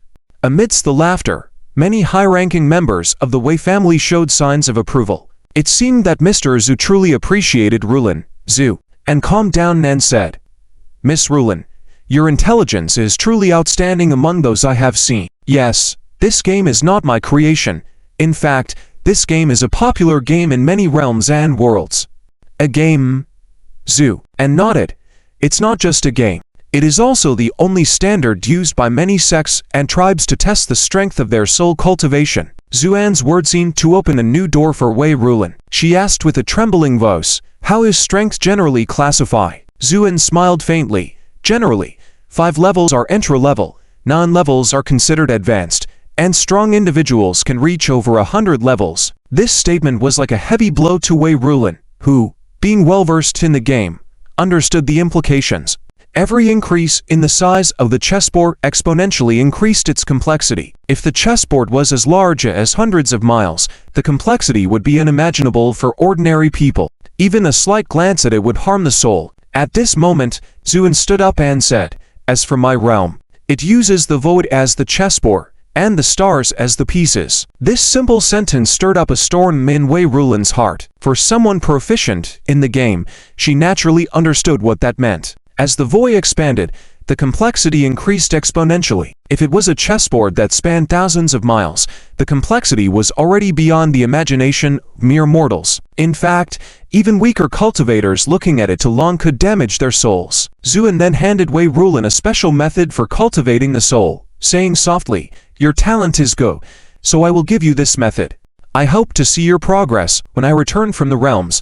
With that, Xuan left before Wei Rulin or anyone else could react, soaring into the sky and disappearing in the blink of an eye. Wei Rulin stared blankly, then her cheeks reddened, and she bowed deeply towards the empty sky. "Mr. Zhu, rest assured, Rulin will not disappoint your expectations." On that day, Xuan granted Wei Rulin the method of cultivation, then bid farewell to everyone with Anyan and left Zhongdu, returning to Beizhong. On the way, Anyan asked quietly, "Husband, it seems like you admire that Wei Rulin a lot." Xuan smiled faintly. "Her talent is indeed go, so I don't want it to go to waste." "Are you jealous? Bah. What do you think of me? A jar of vinegar?" Zhu, and glanced at Anyan, nodded, "Pretty much. Just a prettier jar of vinegar than usual." Anyan mockingly scolded Xuan, then asked, "But, husband, no matter how well the game is played, it's just a game. What's the point?" Xuan looked towards the unknown, saying lightly, "This game is far from as simple as you think it is. Adult, please take me with you." Ziyu pleaded, "Give me a reason to take you with me." Xuan said with a smile, I can help you take care of Little Sha, but Little Sha is now just an egg. There's no need for care." "Who said eggs don't need care? Little Sha likes cleanliness the most. Even as a dragon egg, it must be carefully wiped and cleaned every day, otherwise she will feel uncomfortable," Ziyu said pitifully, looking at Xuan. On the side, Anyan said, "Husband, then take her with us. It would be nice to have an extra playmate on the way." Xuan pondered for a moment and then nodded, "All right. Thank you, adult." "Thank you, my lady." Ziyu's tentacles formed heart shapes in Zhou. Xuan had already stored the dragon egg that Little Sha had turned into inside the symbolic small building. One important task on this journey was to find a way to revive Little Sha. Besides that, there were many other things to prepare, such as supplies for the road. Of course, Anyan and Tuying and others would take care of these. Xuan didn't need to worry about them. Finally, when everything was settled, Xuan prepared to leave without revealing the news to anyone. Only Ching and Tang Zhuiner and a few others were there to bid farewell. Of course, Chena, who Xuan brought back from the sealed world, was also present. Due to her limited cultivation, she couldn't accompany Xuan to the realms.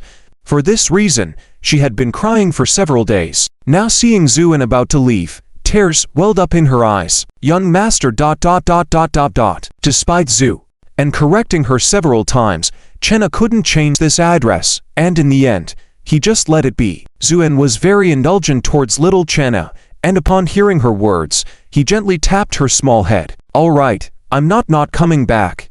Remember to cultivate well at home with the techniques I gave you, and when I come back, I'll test your progress." Chena nodded vigorously. Yes, young master, I understand. Take care of yourself on the way." And Yin smiled at Tang Zhuiner. "Zhuiner, take good care of the house, we'll be waiting for us to return." The two maids clung to Tang Zhuiner's clothes reluctantly. "Aunt Zhuiner, we'll bring you back lots of delicious things when we come back." "Okay.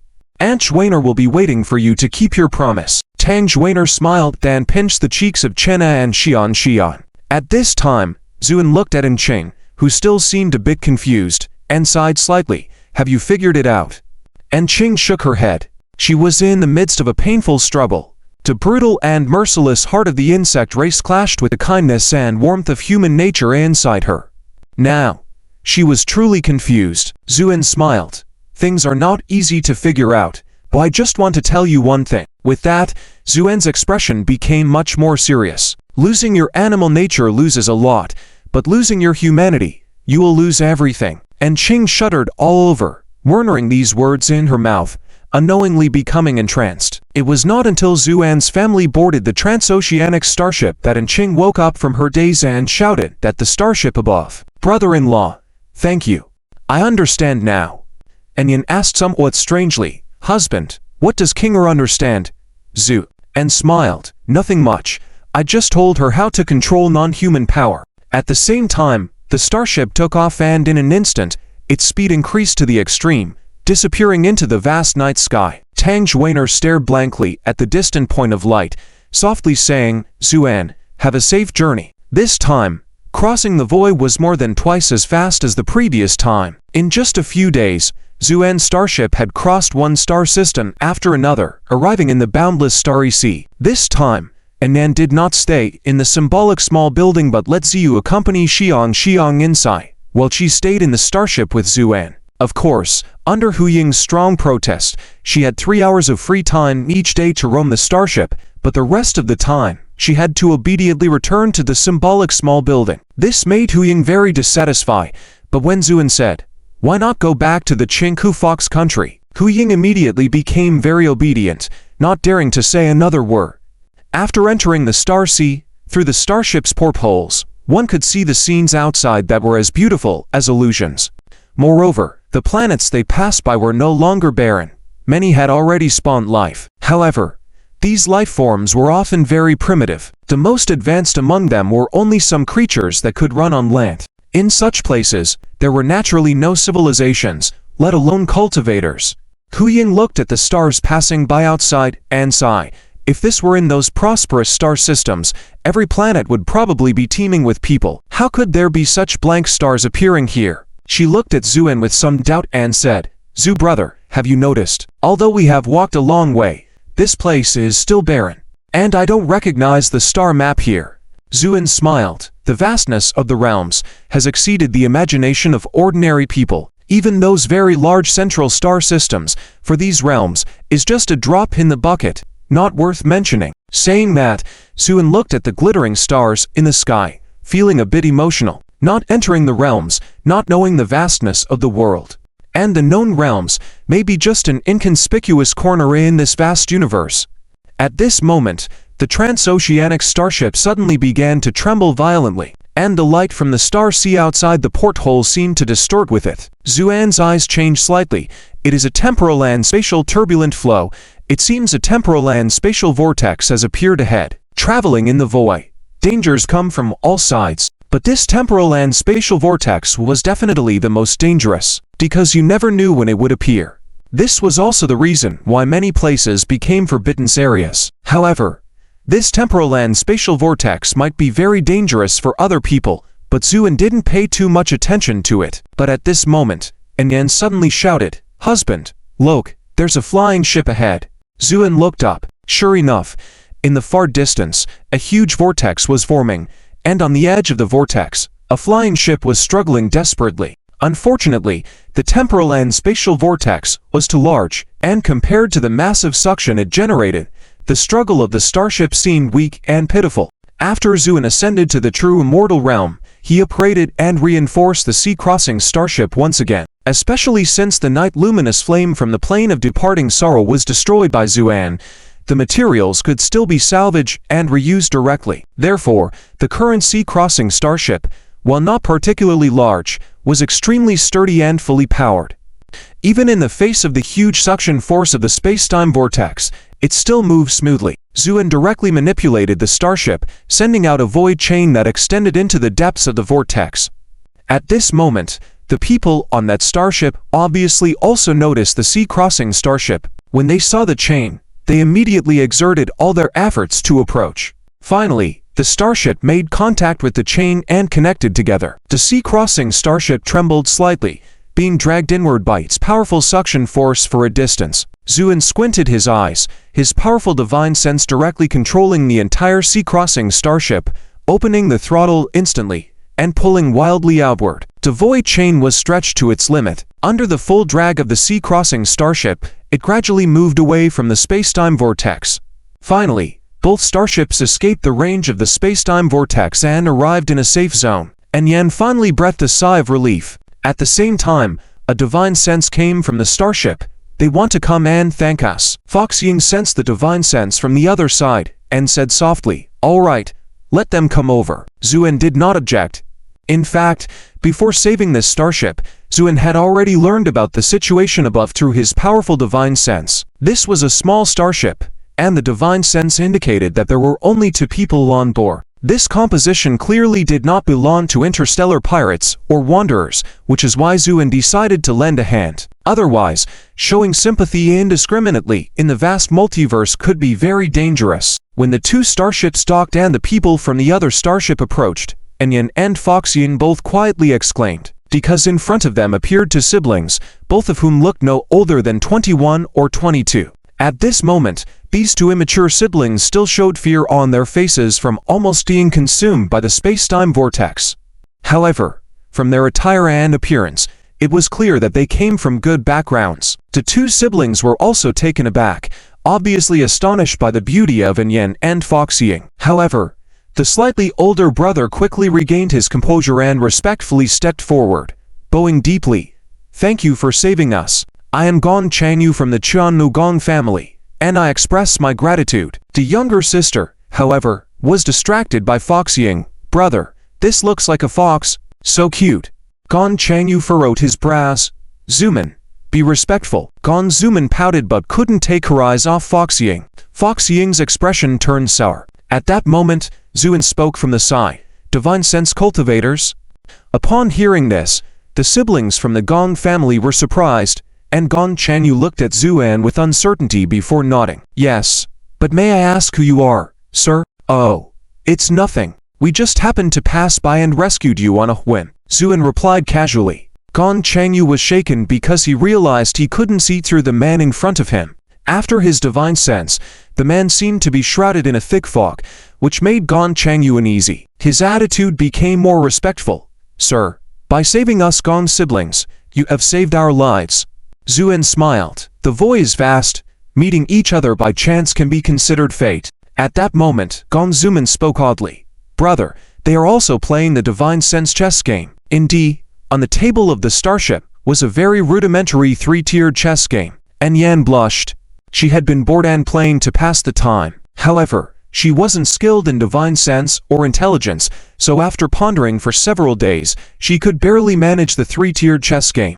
Gong Zuman covered her mouth and giggled. "Hey ha, I could have won this kind of game with my eyes closed at the age of 3. Are people actually playing this now?" Gong Changyu's face stiffened as he spoke sternly. "Zuman." It was evident that Gong Zuman held her brother in great awe. She stuck out her tongue but whispered, "With this level of skill, do you still want to participate in the extraordinary chess tournament?" Although said softly, Zuin heard her, and a glint flashed in his eyes. Gong Changyu, with a look of apology, said, "I apologize. My sister has a mischievous and outspoken nature. Please don't judge her by her actions." Zuin chuckled. "It's all right. I overheard my sister say something about an extraordinary chess game." Gong Changyu was surprised. "Aren't you going to participate in this game? Otherwise, how did you end up in such a remote star domain, Zu?" And evaded the question. "I'm passing through because of other matters." Gong Changyu sighed. "I see. It seems that my brother and I are truly fortunate, or we would have perished in the space-time vortex." Gong Changyu then briefly explained the extraordinary chess game. This extraordinary chess game is a grand event held in the Tianzhou star domain, which is a month away from here. Our Gong family received an invitation due to our skill in chess, but because of the long journey and other matters, we are running out of time. In order to arrive at the Tianzhou star domain before the opening, we took a shortcut, intending to cross directly through this wild star domain, only to encounter the space-time vortex. Zuin had initially paid little attention, but when he heard about the Tianzhou star domain, his eyes lit up. With interest, he suggested, since I also have some knowledge of chess, why don't we go together to the Tianzhou Star Domain to witness this lively event? Gong Changyu was momentarily stunned. Gong Zumin dared not make a sound, but her eyes were still full of defiance. Then Gong Changyu hesitated and said, well, it's possible, but it's still a month's journey away from the Tianzhou Star. He was about to continue speaking when suddenly outside the porthole, their starship dimmed abruptly, lost all power, and drifted in the void. What's going on? Both of them were stunned, then exclaimed in shock. Zhu calmly said, although your starship has escaped from the temporal vortex due to the gravitational tearing, it has damaged the power source irreparably and is now completely useless. This statement left both of them looking ashen. Even before becoming a Grand Master, physical cultivators dared not linger too long in the void, let alone them as mental cultivators. Zhu smiled slightly. It seems I have no choice but to go after all. Although the transoceanic starship was not very large, it was well equipped with various facilities, including several guest rooms. After Gong Changyu's repeated gratitude, the siblings ended up staying on the transoceanic starship. The starship then changed direction and, following Gong Changyu's guidance, flew towards the Tianzhou Star region. When both siblings had returned to their rooms to rest, and Yan curiously asked, husband, are you really planning to participate in this incredible chess game? Zhu smiled faintly, of course not. Then you? Zhu looked ahead and said lightly, Yanner, didn't you hear them mention that the chess tournament is being held in the Tianzhou Star region? And Yan's eyes gradually lit up. I understand. Zhu smiled, what do you understand? And Yan grinned, although I may not fully comprehend, I do know that Tianzhou is a divine spirit in the legends of Country R, and obviously, there's a connection with the Tianzhou Star region, right, Zhu? And patted in Yan's head. Good, you're getting smarter. And Yan felt a bit annoyed. It's as if you're saying I was dumb before. Zhu smiled, be confident, remove the you. And Yan was so angry she could almost bite Zhu. Hu Ying turned around and said softly, ahem, Zhu Zhe, behave yourselves, I am here. Zhu raised an eyebrow, I almost forgot. The 3 hours are up today. Let's hurry back into the small building. Hu Ying's face immediately fell. Don't be mean, Zhu Zhe, come on, let me massage your shoulders. With that, she very solicitously approached Zhu wanting to serve him, Zhu, and waved his hand. Forget it, if your brother Hui sees this, he'll think I'm taking advantage of you. Oh, let's not mention that guy now. But Zhu Zhe, are you planning to enter the heavens through the Tianzhou Star region? Hu Ying asked Zhu, and nodded, yes, after all, neither you nor I are familiar with the star map here, and it would take a long time to find our way. As he was about to say more, Gong Zumin sneaked out of the room, her eyes gleaming as she looked at Hu Ying. Wow, this little fox can actually talk. So cute. With that, she approached unabashedly and reached out to pinch Hu Ying's cheek. Hu Ying now appeared like a 12 or 13-year-old girl, with her cheeks flushed and adorable. Such charm naturally made it difficult for someone like Gong Zumin to resist. And Yan was about to intervene when Zhu smiled nonchalantly and gestured for her not to speak. He had encountered many of these spoiled brats and knew that to make them obedient, a harsh lesson was necessary. So it was good to let Hu Ying teach her a lesson. Indeed, just as Gong Zumin's hand was about to touch Hu Ying's cheek, Hu Ying's face, which had turned dark, looked like it was about to drip water, and she sternly said, do you know, I hate it when people say I'm cute, huh? Gong Zumin was taken aback. Before she could react, Hu Ying lifted her head and glared fiercely. So today, I'm going to teach you a lesson about that. With that, she grabbed Gong Zumin's hand, twisted her wrist forcefully, causing Gong Zumin to cry out in pain and topple over. But her reaction was swift. With a cold snort, a surge of mental energy rushed towards Hu Ying, trying to control her mind. However, when her mental energy reached Hu Ying, it dissipated like a gust of wind. Gong Zumin was stunned. Hu Ying said coldly, do you dare show off that little mental energy in front of me? With a cold tone, Hu Ying's sparkling eyes made Gong Zumin unable to resist. She looked mesmerized. Hu Ying then said coldly, "Now kneel." Gong Zumin obediently knelt down. With a look of triumph, Hu Ying raised her chin. "Speak up. Will you dare to do it again in the future?" Fear was visible in Gong Zumin's eyes.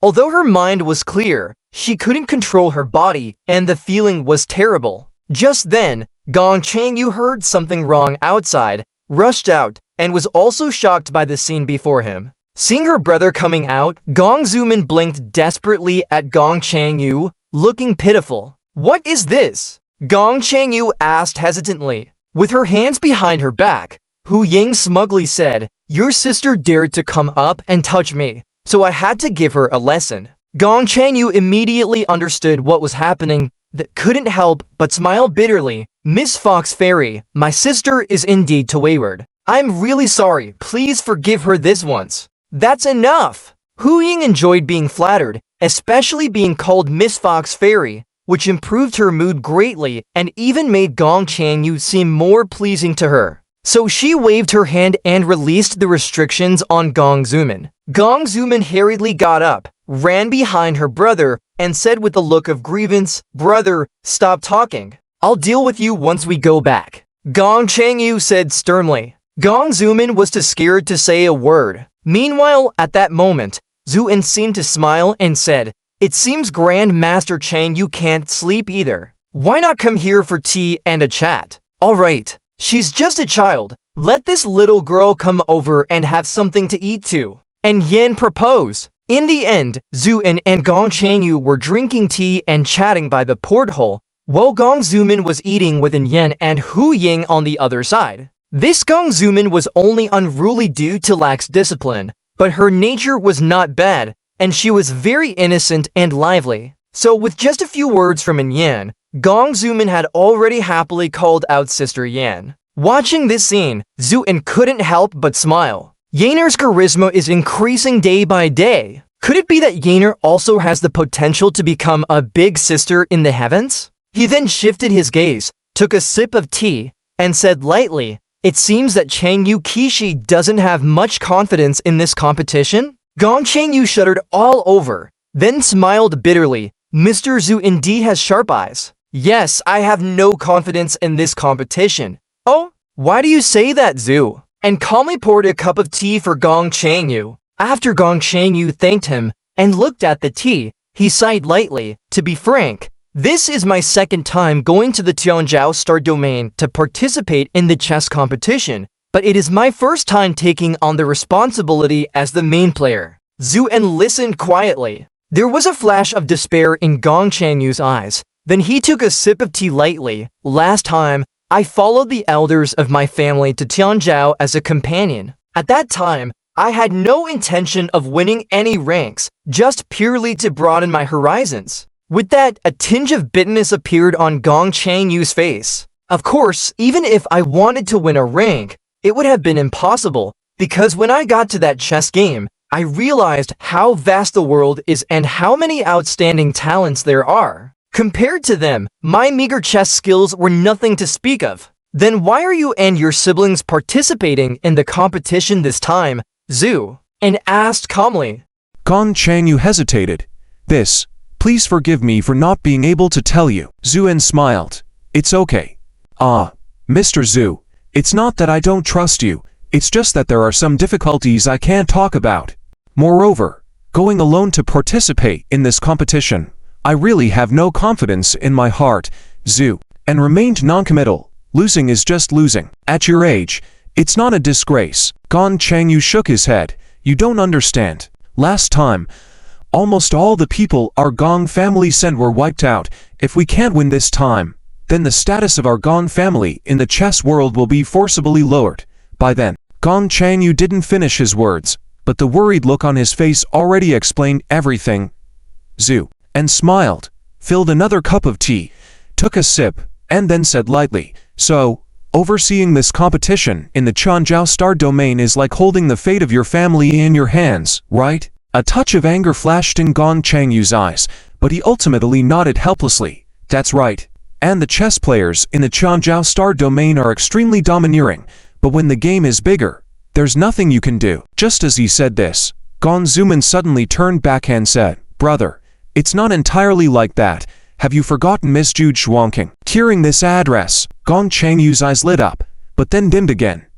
Yes, Miss Zhuangqing's strength is indeed enough to challenge many chess players in the Changzhou Star domain. Last time she almost defeated the 3-time champion of the Changzhou Chess Academy, the young genius Jing Tianrui. But it is said that Jing Tianrui closed his doors for 3 years after the last competition, and when he came out, his chess skills soared. The result of this competition is hard to predict. Zuan listened quietly on the side, but when he heard the surname Juge, his expression suddenly became somewhat strange, and he could tell that Gong Changyu was full of affection when mentioning Zhuangqing's name. It was as if he was on the brink of carving secretly in love on his face. Zuan smiled, raised his teacup, and said, "It sounds very interesting. I think I'll participate in this competition and see how it goes. If I can become a chess king or something, that would be great." Gong Zuman raised an eyebrow at his words, about to say something, but was fiercely glared at by her brother, so she pretended to cough and cover it up. Gong Changyu then raised his cup with a worried look. "In that case, I'll toast Mr. Zhu here." However, both his words and expression showed that Gong Changyu had no confidence in Zuan's words. Zuan did not explain further, just smiled and let it pass. The following was a dull time of interstellar travel. Because the speed of the Transocean starship was faster than that of the Gong siblings starship, the journey that was supposed to take a month was almost completed in 20 days. At this time, the surrounding star regions began to change. Signs of human habitation could already be seen on the stars they passed, and there were even civilizations on several planets. Of course, the level of these civilizations was not particularly high, but they were no longer primitive. "Mr. Zhu, the Changzhou Star domain is ahead," Gong Changyu said. Zuan stood in front of the porthole and looked quietly, a formless divine sense spreading out, trying to explore this star domain. Ever since he reached true immortality, Zuan's divine sense once again expanded, even being able to explore an area as large as a solar system at once. However, when his divine sense touched the edge of the Changzhou Star domain, it was blocked by an invisible barrier. Zuan was not surprised. In places where chess was prevalent, it was natural for a majority of divine sense cultivators to be present. So, it was not surprising that there were defensive formations to prevent divine sense from peaking. When the Transocean starship passed through that barrier, the surrounding environment changed again. The previously silent void became lively.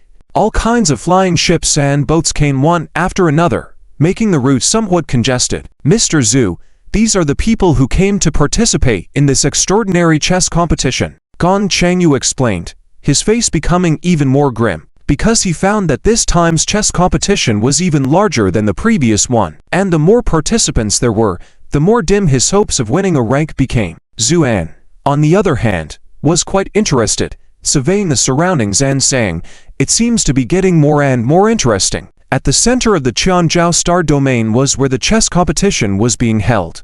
All the flying ships and boats that had come were docked on a few planets not far from the central location. The starship crossing the sea also docked on one of the planets. When coming down from the starship, there were already many people on the huge landing platform. Of course, this is just a general term, and in reality, many of them cannot be considered human. For example, that mechanical-like creature has nothing to do with humans at all. And Yan's horizon was truly broad in this time. As soon as he came down, his eyes never stopped wandering, showing great interest in everything. Of course, the majority here are human cultivators. After all, no matter how prosperous other races may be, they cannot compare to the prosperity brought by the heavenly fate to the human race. Among these human cultivators, there are clear distinctions. Those with small stature, wearing wooden clogs, and looking arrogant, all gathered together, gossiping and occasionally laughing scornfully at the arriving cultivators. Faced with such extreme rudeness, these cultivators could only lower their heads in displeasure as they passed by, with no one daring to look up. Zuan took note of everything, his expression unchanged. But Gong Changyu's expression was not as good. He lowered his head, as if trying to avoid something. However, in front of a mind cultivator, such actions were just deceiving oneself. After a brief exchange among the cultivators on clogs and a burst of laughter, A cultivator dressed in scarlet approached with a proud expression. Gong Changyu turned pale and whispered to Zuan, "Mr. Zhu, we should leave quickly." "Leave? Why should we leave, Zhu?"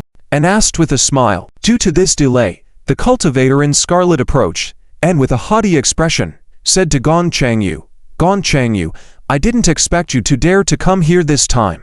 What? Do you feel that losing last time wasn't humiliating enough?" Gong Changyu looked ghastly, but still mustered the courage to raise his head. "Du Yuanlong, what do you want?" "What do I want?" Du Yuanlong sneered, then turned around and said, "What's this? Your Gong family didn't even send an elder this time. Just the two of you came. Does this mean your Gong family has completely given up?" "Ha ha. If that's the case, I suggest you return home early to avoid embarrassing yourselves on the chessboard again. After all, last time even your Gong family's elders were defeated and had to slink back." These words were extremely harsh. The Gong siblings both showed anger, especially Gong Changyu. He was a skilled chess player who had qualified for the match. Now, being insulted like this, even his family was not spared, and his inner anger was evident. But then, his expression dimmed, because what Du Yuanlong said was indeed true.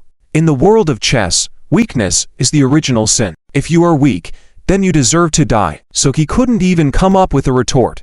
Just as he felt utterly hopeless, a slender and powerful hand gently patted his shoulder, and a voice said, "Changyu, you said you wanted to achieve a rank in this competition to prove yourself, didn't you? Why have you forgotten so quickly?" Gong Changyu trembled all over, then looked up blankly at Zuan. Zuan smiled at him. At this moment, Du Yuanlong furrowed his brows. "And who are you, Zhu?" and glanced at him, smiled faintly, and said, "Me? I am also here to participate in the competition. I heard that the Qianzhou Star region has a good chess culture, and even boasts a young chess king. I thought I'd come and see if I could also become a chess king or a chess saint." This statement dumbfounded the surrounding crowd. Du Yuanlong was even stunned, then became furious. "How dare you be so disrespectful to Lord Jing? What rank of chess player are you?" Zuan smiled slightly. "Sorry, just disembarked from the starship, haven't had the chance to take an exam, so I currently have no rank." This statement initially quieted the crowd. Then, it erupted into peals of laughter. "This is the best joke I've heard this year. A nobody without a rank daring to challenge Lord Jing Tianrui of the Qianzhou Chess Academy. What a ridiculous thought." A Qianzhou chess player sneered. Alas, the Gong family used to be a giant in the world of chess, but now it seems their descendants are getting worse, associating with such individuals who don't know their place, lamented a chess player who knew the Gong siblings. Even the Gong siblings were dumbfounded by Zuan's boastful words. Especially Gong Zuman, who looked disdainful, thinking that Mr. Zhu who saved her was all talk. At this moment, Du Yuanlong sneered. "Huh, this really amazes me. Gong Changyu, do you want to turn the tables using someone like this?" This questioning again triggered laughter from the surrounding people. Gong Changyu was speechless, not knowing how to respond. Tu Ying, however, was visibly upset. She hated it when anyone questioned her invincible brother Zhu, so she was about to lose her temper. But just then, there was commotion in the crowd. "It's Miss Juge. Miss Juge is here. Miss Zhuangqing has arrived." Amid the respectful clamor, the crowd automatically made way. Even Du Yuanlong, who was so self-assured, restrained his arrogance and moved aside. From a distance, a woman was walking gracefully towards them. The woman was tall, dressed in black, which accentuated her slender figure.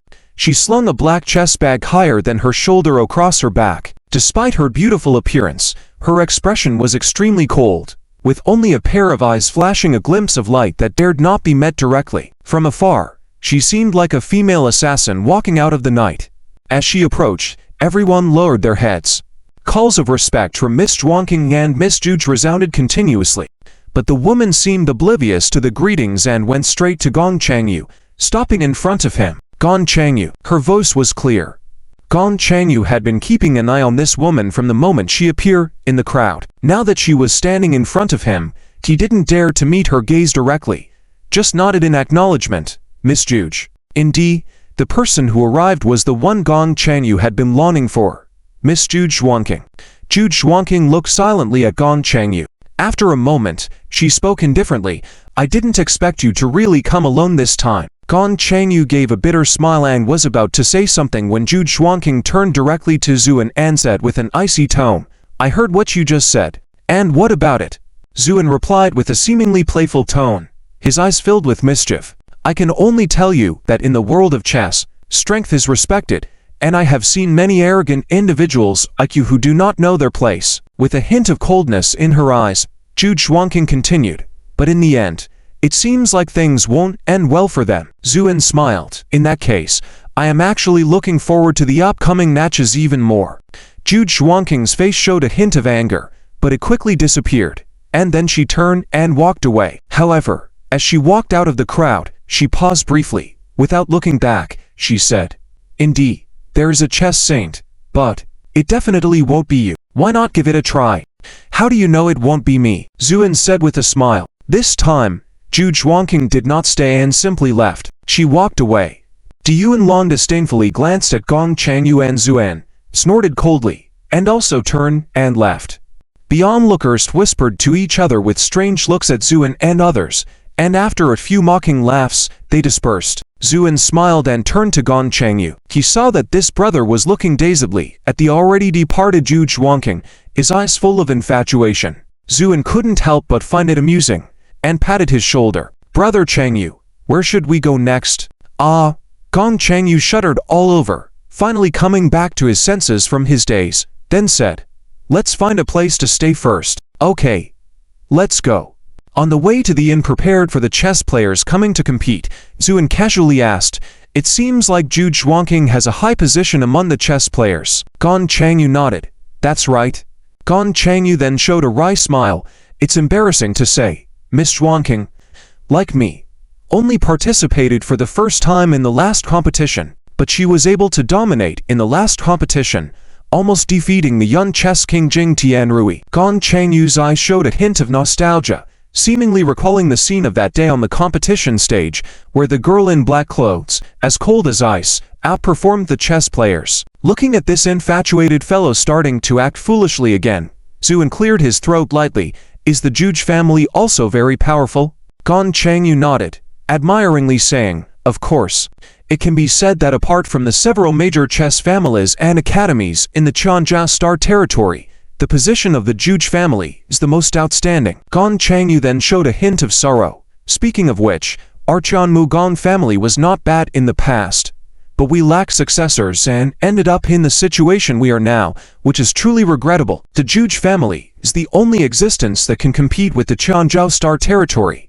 Outstanding talents emerge one after another, and the number of amazing individuals is countless. This Miss Xuanqing is a genius girl who emerged last time, and before that. Gong Changyu spoke with admiration.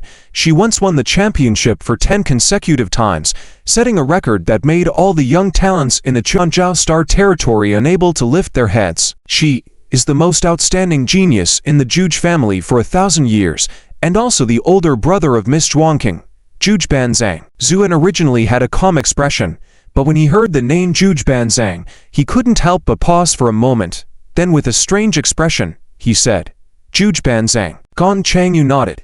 It is said that this genius got his name because he understands half of the chess games among the various heavens. Understanding half of the chess games. What a terrifying level of insight and intelligence. Gong Changyu sighed in amazement. A faint smile appeared on the corner of Zuan's mouth, seemingly amused. Banzhang, interesting. As a 9th-rank chess player, Gong Changyu's accommodation was different from elsewhere. Although Zuan did not have a rank, because of Gong Changyu, they were able to stay together under the guise of family members. The inn was very large, with beautiful scenery and elegant decor. Each chess player had their own small courtyard, equipped with a barrier against mental probing to prevent others from spying. In this quiet environment, chess players could concentrate on studying chess diagrams. Gong Changyu and the others stayed in one of the courtyards to the east, because they had been traveling all the way. After the Gong siblings finished settling in, they all rested, and sat in the courtyard drinking tea. These mental barriers were useful for others, but almost transparent to him. Therefore, when Zuan's mental perception expanded, the situation in the entire inn became clear to him. Essentially, most of the chess players had already gone to bed. Only a few were still studying chess diagrams all night. Seeing these chess players engrossed in their studies, Zuan couldn't help but feel a bit amused and, at the same time, respectful. No matter when, Hardworking people always earn respect. In the best courtyard of the inn, the one who had provocatively challenged Gong Changyu repeatedly today, Yunlong, was living there. He was standing in the courtyard with an expression of respect, apparently waiting for someone to arrive. Zuan lightly muttered in surprise. At that moment, a black light appeared in Yunlong's courtyard. Yunlong quickly took a few steps forward, respectfully calling out, "My lord." The black light nodded, then walked out from the darkness, revealing a handsome but sinister-looking man. Zuan remained composed, continuing to observe with his mental perception. The two entered the room. The man spoke in a low voice. "How did things go?" Yunlong respectfully replied, "My lord, Gong Changyu arrived today, but under my probing, it is clear that he has no confidence in himself anymore." The man nodded. "Very good. This time, we must ensure that this Gong family is completely ruined." "Understood. However, what? Today, Jude Xuanqing also arrived, and it seems she is quite familiar with this Gong Changyu." The man's face showed a hint of hatred. "Of course, they know each other, but that's all there is to it. Last time I was careless, almost letting this Jude Xuanqing succeed. But this time, under the personal guidance of the chess saint, my chess skills have greatly improved. This time, I will make the Juge family understand the power of the Changjiao Star territory." At this point, the man's identity was becoming apparent. Yes, it was none other than the young chess king of the Changjiao Star territory, Jing Tianrui. This Jing Tianrui was evidently very arrogant, pacing back and forth in the room, then sneering, "The chess saint personally told me that the Juge family is too arrogant, especially that Juge Banzhang guy, who once suppressed us in the Changjiao Star territory for 10 competitions. And now this Jude Xuanqing seems to want to follow in her brother's footsteps, which is absolutely not allowed. It must be snuffed out in its infancy, and all means can be used. You must closely monitor the movements of this Jude Xuanqing, understand? Zhu, and spread his divine consciousness, instantly engulfing the entire city." Soon, he sensed Zhu Xuanqing's presence in a solitary building to the east of the city. As Zuan's divine consciousness descended upon the area, he found Zhu Xuanqing engrossed in studying a chess game comprised of over 100 layers on the table. With a thought, Zuan's divine consciousness drew closer. However, at that moment, Zhu Xuanqing, who had been bowing her head, suddenly lifted it, her face cold as she stared in Zuan's direction and sternly asked, "Who goes there?" As she spoke, her divine consciousness surged out in an attempt to capture Zuan's. But with her strength, how could she possibly reach Zuan's side? With a flicker of thought, Zuan retracted his divine consciousness. Zhu Xuanqing missed her target, her expression immediately turning grim. Although she hadn't made direct contact, her keen sense could still detect the formidable nature of that divine consciousness, like an immeasurable ocean. Who could possess such a powerful divine consciousness? Could it be those formidable figures from the Changjiao Star territory? Zhu Xuanqing's mind was filled with uncertainty. Meanwhile, after retracting his divine consciousness, Zuan smiled faintly. It seemed he had underestimated Zhu Xuanqing, who could actually sense his presence. Nonetheless, things were becoming more intriguing. The next day, there was still some time before the official competition started, so early in the morning, Gong Zuman clamored to go out and play. Even Gong Changyu couldn't dissuade her and had to agree. And Yan also felt a bit tempted to go out for a stroll but hesitated, fearing Zuan might not approve. Zhu, and saw through Yan's thoughts at a glance and couldn't help but laugh, saying, "Yanner, why don't you go out for a walk too? This journey has indeed been a bit dull. Let it be a way to relax." "But and Yan hesitated a bit because she was afraid of causing unnecessary trouble. Zuan waved his hand. "Go. Why should my woman be afraid to have fun? If there's any trouble, your husband will take care of it." His words filled Yan with emotion. "Husband." And on the other side, Hu Ying's eyes sparkled with stars. "Zujij, I." Zuan shook his head. "No need to discuss, and your fun time for today is up. It's time to return to the symbol treasure tower." Hu Ying. "Hey, Zujij, do you have to treat us differently? Why can Sister Yan go out but not me?" "Because Yanner is my wife." "Zujij, then I can too." Hu Ying puffed up her chest, full of hope, Zhu, and shuddered because Hu Ying currently looked like a 12-year-old girl. So hearing her say such things with such a tender expression made him feel overwhelmed with a sense of wrongdoing. Zuan felt his body hair stand on end. "Stop it. If your brother hears this, he might think I have ulterior motives." "Oh, I said not to mention that guy. Hu Ying seemed annoyed by her brother, Fox Knight, in a very irritable manner. And Yan, watching the banter between the two, couldn't help but cover her mouth and smile. Okay, let's not argue. Husband, Hu Ying has also been through a lot on this journey. Why not let her come out and play with us? And Yan proposed. So naturally, Zuin agreed. Okay, but make sure to keep an eye on her. Don't let anyone snatch her away, Zuin said seriously. Hu Ying was almost revealing her true form, stomping her foot stubbornly. Zujich. And Yan smiled and said, all right, I get it. I'll definitely keep an eye on her. How about we also let Xian and Zhang Xiaoyu out? They've been cooped up inside all day, just playing games. It's a good time to go out together and relax. Zuin naturally had no objections. After the two little girls and Xian emerged from the symbol treasure tower, Xian hadn't had a chance to say anything before Zhang Xiaoyu, on the verge of tears, exclaimed, Adult, next time can you give me a heads up before letting me out? I just found a good item, but didn't have a chance to pick it up before being taken out, Su, and nodded. Well, you can go back now and pick it up. No need. Zhang Xiaoyu quickly shook her head, then took a deep breath as if intoxicated by the fresh air.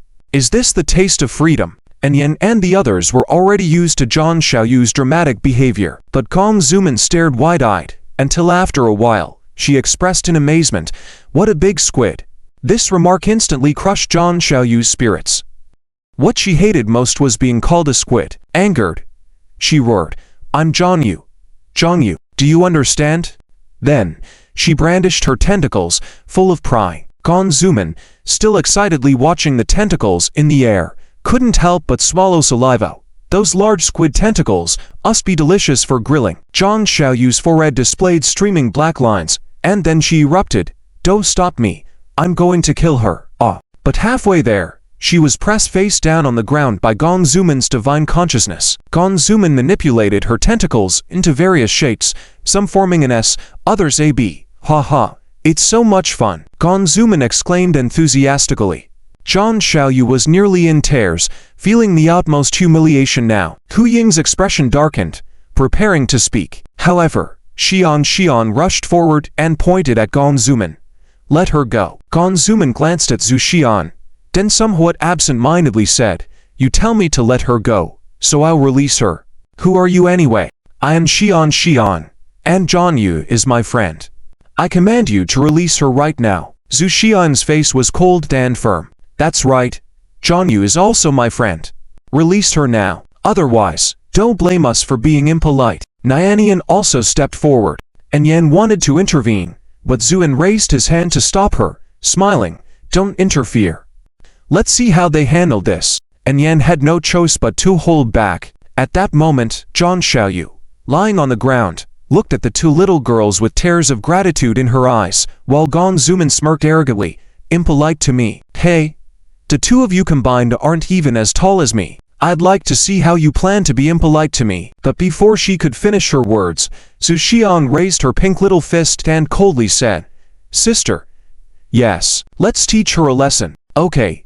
It is precisely in this moment of distraction. The two little girls had already charged forward and raised fists the size of milk bottles, raining blows on Gong Zuman. During this time, Zuin had begun consciously laying the foundation for his two daughters, sparing no effort to use the power of the true immortal to enlighten and cleanse them daily. Under this extravagant and almost terrifying foundation, Xian's strength was also advancing rapidly. Of course, Zuin did not intend to cultivate his daughters like the successors of the Void Grand sect, but merely to provide them with an extremely solid foundation for future cultivation. The most important thing now was to ensure that the two little girls had a wonderful childhood. Therefore, apart from laying the foundation for them, Zuin did not impart any martial arts or secrets.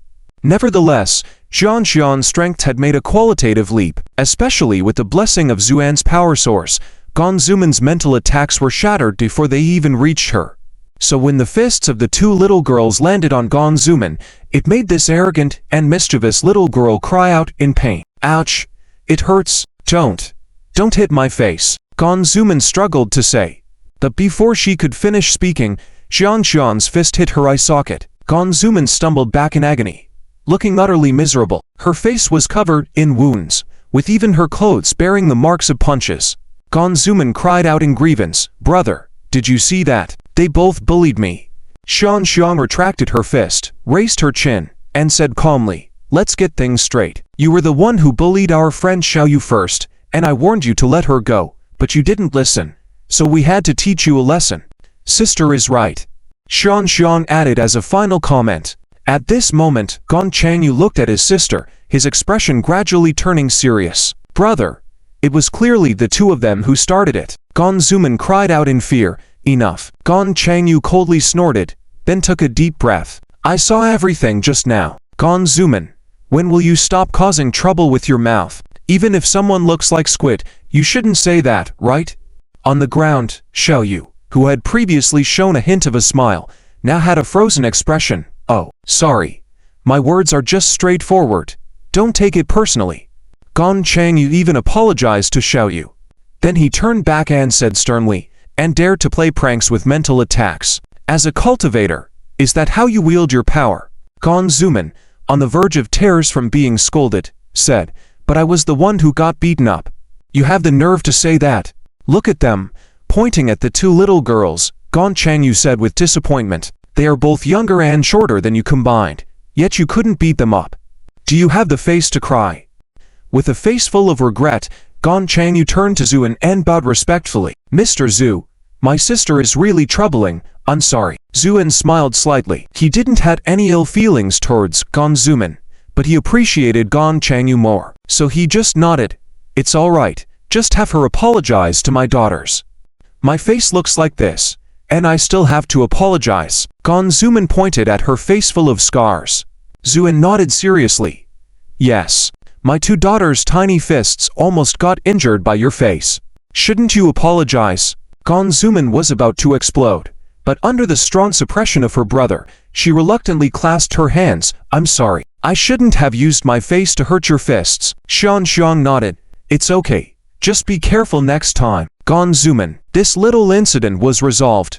Gong Zuman, heartbroken, looked at herself in the mirror and felt that her plans for going out were probably ruined. As she lamented, Zhu handed her a small bottle. "What's this?" Gong Zuman was puzzled. "Take it orally and apply it externally. It'll heal the wounds on your face," Zhu said with a smile. Gong Zuman hesitated but couldn't resist the attraction of the exquisite bottle. After applying a little bit on her face, the injuries immediately began to heal at a visible speed. "Wow, it's amazing." Gong Zuman was shocked. "Don't forget to thank Mr. Zhu." "Thank you." "You're welcome." Meanwhile, Xiang Xiang and Xiang Nian witnessed the scene. Xiang Nian asked softly, "Sister, why did Dad give that bad sister medicine?" Zhu Xian thought for a moment and whispered, "Silly Xiang Nian, haven't you figured it out yet? It's like they said, to hit someone and then give them a sweet date." Xiang Niang suddenly understood and praised sincerely, "Sister, you are so knowledgeable." Proudly, Xiang Xiang lifted her head. "Of course, how else could I be your sister?" Completely ignoring the fact that she was only 6 minutes older than Xiang Niang, Zhu heard the conversation between the two little girls and couldn't help but chuckle. His two daughters were becoming more and more sensible. Especially Xiang Nian, she was becoming more calculating. But it was a good thing. If they were as honest as Xiang Niang, they would easily be taken advantage of. Zhu sighed inwardly. Meanwhile, Yan was ready, and with Suxu, the two little girls, and Xiaoyu, she went out for a walk. Gong Zuman, who had just been punched, reluctantly followed behind, and Yan decided to stay. Shopping was a woman's nature but a man's nemesis. He believed that few men would enjoy shopping like me, and Yan would rather face strong opponents than go shopping. So he stayed in the inn, and Yan planned to tidy up the chess records in his mental power and seize the opportunity to teach Gong Changyu. But just as he immersed himself in his studies, a slight palpitation suddenly reverberated through his mental power, and Yan was startled, then disappeared in an instant from his original position. Soon after, Gong Changyu, who was preparing for the competition in his room, also sensed that something was wrong and hurried over. At this moment, in a bustling street in the city, a confrontation was unfolding. "Don't waste my time. Who is she?" Gong Zuman pointed viciously at the voluptuous and flashy woman beside Cai Yongshin, asking coldly. Tsai Yongshin's eyes showed a hint of fear, but then he composed himself and said, Gong Zumin, who she is and what is the relationship between you and her? You. Gong Zumin's forehead bulged with veins as she exclaimed angrily, Tsai Yongshin, are you secretly seeing such a vulgar woman behind my back? Have you forgotten our engagement? This statement caused the onlookers to widen their eyes, turning them into a curious crowd. At that moment, the alluring woman spoke in a distressed voice. Master Tsai, she actually called me a vulgar woman. Tsai Yongshin's face darkened with a hint of coldness. Then he smirked. Gong Zumin, yes, we have an engagement, but we are not married yet. And besides, with your figure flat in the front and back, unable to differentiate between the front and back in the dark, so what harm is it to find a companion to pass the time? This remark sent a chill over the faces of everyone, and Gong Zumin was dumbfounded until after a while. She said bitterly, you are the one who can't differentiate between the front and back. Your whole family can't distinguish right from wrong. Also, Tsai Yongshin, don't think I don't see what's going on. If it were before, you would not dare to see another woman in front of me, right? Don't forget how much effort your Tsai family put into form an alliance with our Gong family. But now, as soon as we encountered trouble, your Tsai family couldn't wait to disassociate with us. Is that the case? This questioning made Tsai Yongshin's face turn alternately pale and red. The onlookers who had been mere spectators until now could understand what was happening. It seemed that Gong Zumin had an engagement with Tsai Yongshin, but now something seemed to have happened in the Gong family that made this man no longer value the engagement. He's a scum! Zhang Xiaoyu spat out hatefully. At that moment, Tsai Yongshin gritted his teeth, with a face full of maliciousness, nodding, yes, just as you said. What can you do about it? Your Gong family has just suffered a defeat. In the last competition, all the elders from your Gong family participated, but didn't achieve a single victory, returning with nothing. If you failed to win a place this time, the reputation of your Gong family in Tianmu will be completely tarnished. I heard that your Gong family only sent you and your sibling to participate this time, revealing a lack of confidence. If your Gong family fails again, your rank will surely drop, and then it will be our Tsai family's rank above yours. By then, HMPH, if your Gong family wants to rise again, you will have to rely on our Tsai family. In that case, would you still dare to act recklessly? Tsai Yongshin portrayed the sly villain perfectly. Even the onlookers couldn't stand it. Gong Zumin turned ashen, her body trembling slightly. But at that moment, Gong Zumin took a deep breath, gradually regained her composure, and then gave Tsai Yongshin a cold smile. I must say, the way your Tsai family first flatters and then betrays is truly shameless, you. Tsai Yongshin's face turned cold, about to erupt. Gong Zumin coldly continued, the K, go back and tell your father and the elders of your Tsai family that I, Gong Zumin, do not agree to this marriage. Speaking, Gong Zumin reached into her bosom, took out a jade pendant, and threw it on the ground. With a clang, the pendant shattered into pieces. Tsai Yongshin's expression changed several times. You, very well. Gong Zumin, this is not a game. Your words represent yourself or your Gong family. You must make it clear. Gong Zumin's face turned pale, but she showed a determined look. I represent myself, and at the same time, I represent our Gong family. Heh, I'm afraid you can't. As soon as the words fell, a voice full of anger sounded. She can't represent, but what about me? With the sound of that voice, Gong Changyu appeared before them. Brother, Gong Zumin finally saw her family and tears welled up in her eyes, but she held them back. Gong Changyu smiled at his younger sister. Zumin, well done. Our Gong family must have this backbone. Then he turned coldly to Tsai Yongshin. Tsai, you just said my sister can't represent our Gong family. Can I represent? You, Gong Changyu, have you considered the consequences of doing this? Tsai Yongshin's face gradually darkened, his voice sinister. Gong Changyu shook his head. I haven't thought about it, nor do I intend to. Because she's my only sister,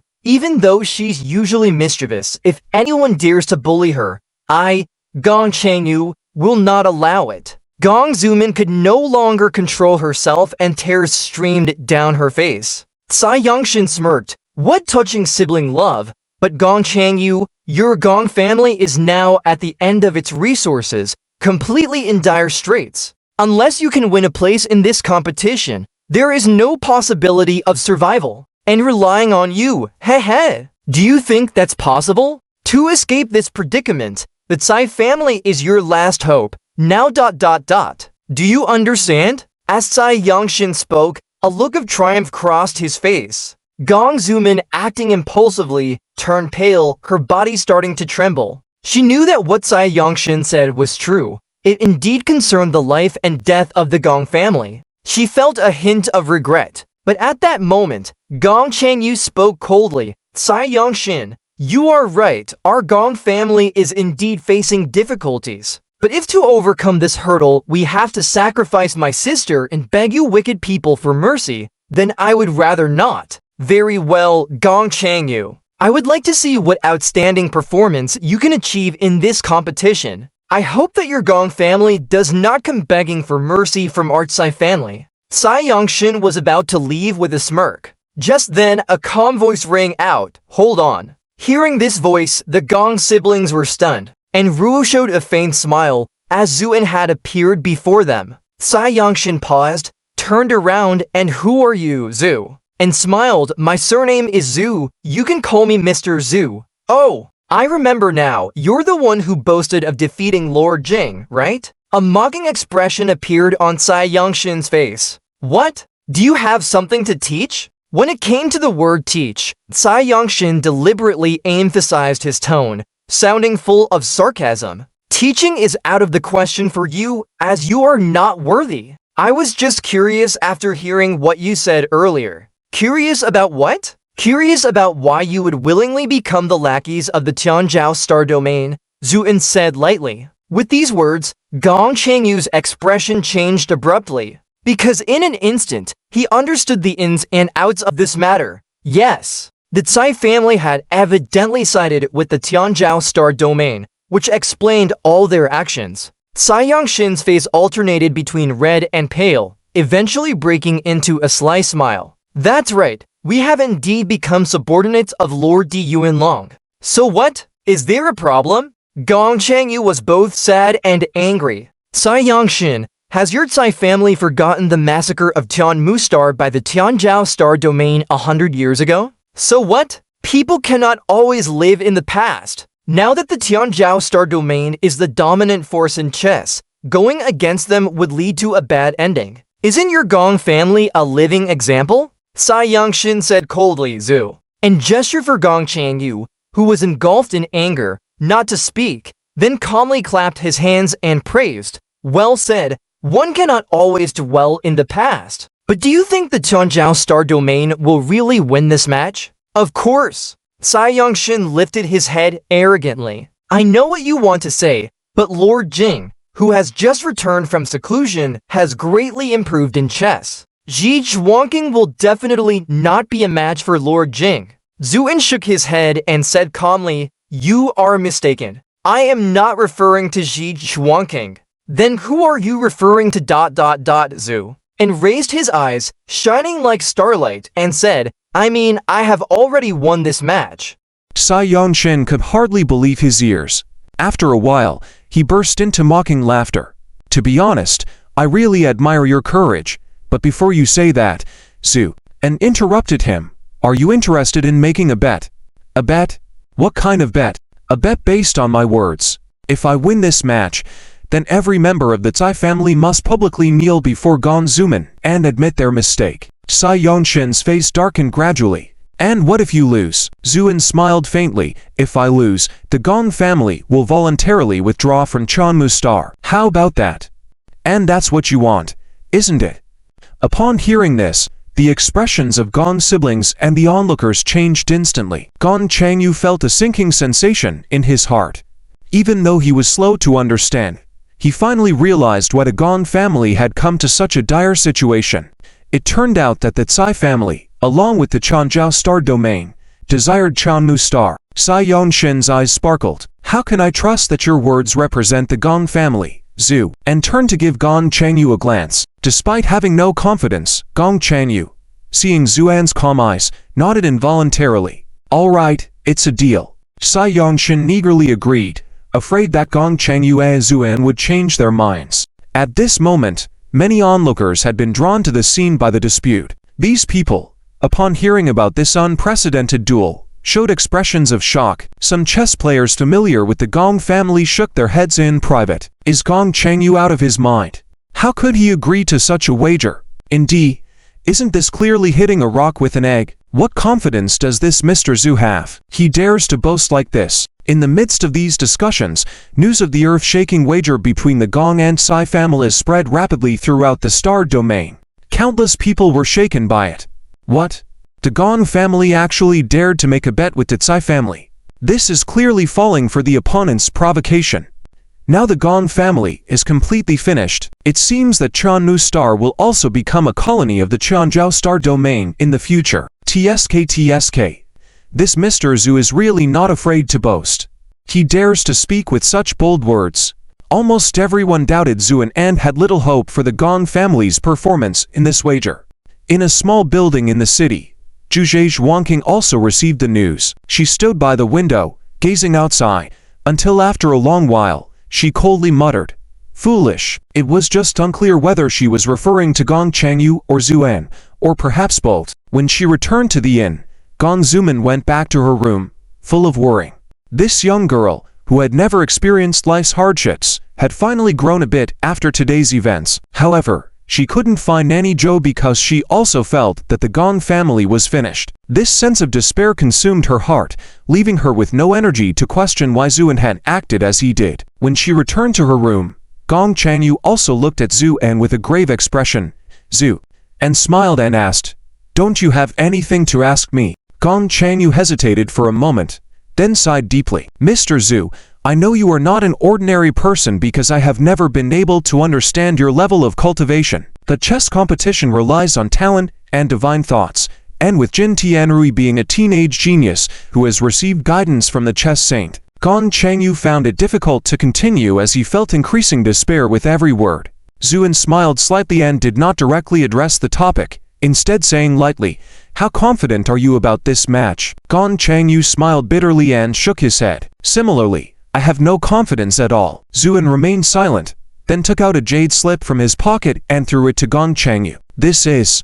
Oh, these are ancient chess manuals that have been passed down since ancient times. I think they're quite good. You can take a look. I'm not saying you will definitely win, but you should be able to secure a good place." Gong Changyu held the jade slip, and as soon as he sensed it, he froze in place. The chess manuals recorded within were all priceless treasures, making all the chess manuals treasured by the Gong family seem like trash in comparison. This, Gong Changyu looked up to say something, but he realized that Zuan had already stood up, stretched lazily, and walked back into the room. On the day when the formal chess match officially started, the entire Tenchoshan domain was bustling and extraordinary. As the main venue, the Moonview Star was the most significant presence in the entire Tenchoshan domain, apart from the Tenchoshan Star. The crucial point was that the Tenchoshan Chess Academy was also located here. Therefore, this place became a holy land in the hearts of many chess cultivators.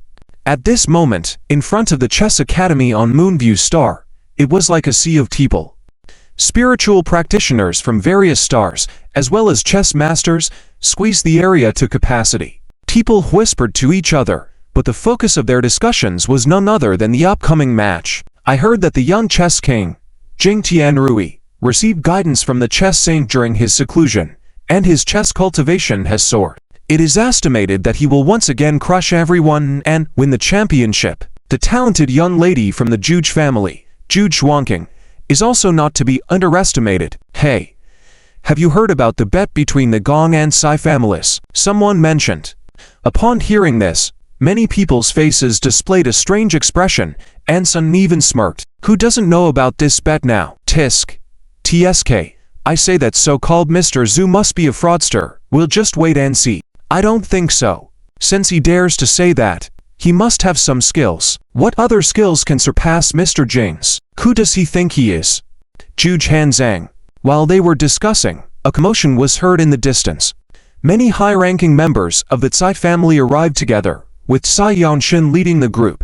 At this moment, Tsai Yanshin had a satisfying and proud expression, walking as if he owned the place. Since they were all 9 chess players, they naturally didn't need to wait outside but walked straight to the platform prepared for advanced chess players. However, before they could sit down, Du Yunlong led many chess players from the Tenchoshan domain to arrive.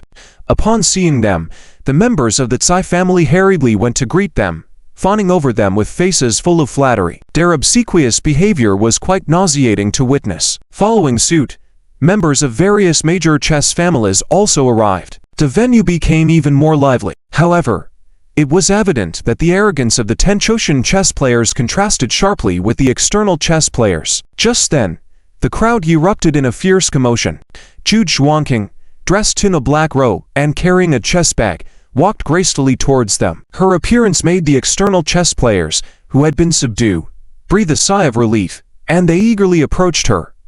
Zhu Zhuangqing nodded expressionlessly as a form of greeting and then sat on the platform on her own. Whether it was an illusion or not, when Zhu Zhuangqing appeared, the voices of the Tenchoshan chess players seemed to lower, and many people looked at her with reverence. As Zhu Zhuangqing had said, in the world of chess, strength is everything. If you are strong, naturally, people will respect you. Everything is so naked and irrefutable. Soon, the arrogance of the Tenchoshan chess players rose again because Jing Tianrui had arrived. This genius chess king, known as a once-in-a-century talent in the Tenchoshan domain, had a different aura from ordinary people when he appeared. When he was seen, including Du Yunlong, all the chess players in the Tenchoshan domain, as well as the families like Tsai who sincerely sought shelter under the Tenchoshan, stood up. Mr. Jing, greetings, chess king. These greetings were continuous, giving Jing Tianrui a sense of enjoyment. However, he quickly focused his attention on Zhu Zhuangqing sitting on the platform. A greedy glint flashed in his eyes at the coolness of this girl, and then he pretended to be warm and approached her. Miss Zhu, it's been 3 years since our last match. I didn't expect you to be even more splendid than before. Zhu Zhuangqing glanced coldly at him and said lightly, you're not bad either. This indifferent response made Jing Tianrui feel a bit embarrassed. However, he did not give up and continued with a smile. With Miss Zhu's skills, you don't need to come so early. After the preliminary rounds, you can directly enter the finals. It was indeed a rule of the chess match. For those recognized as strong chess players, they could skip the preliminary rounds and advance directly to the final round. However, Zhu Zhuangqing just shook her head. Thank you, but I prefer starting from the preliminary rounds and winning step by step.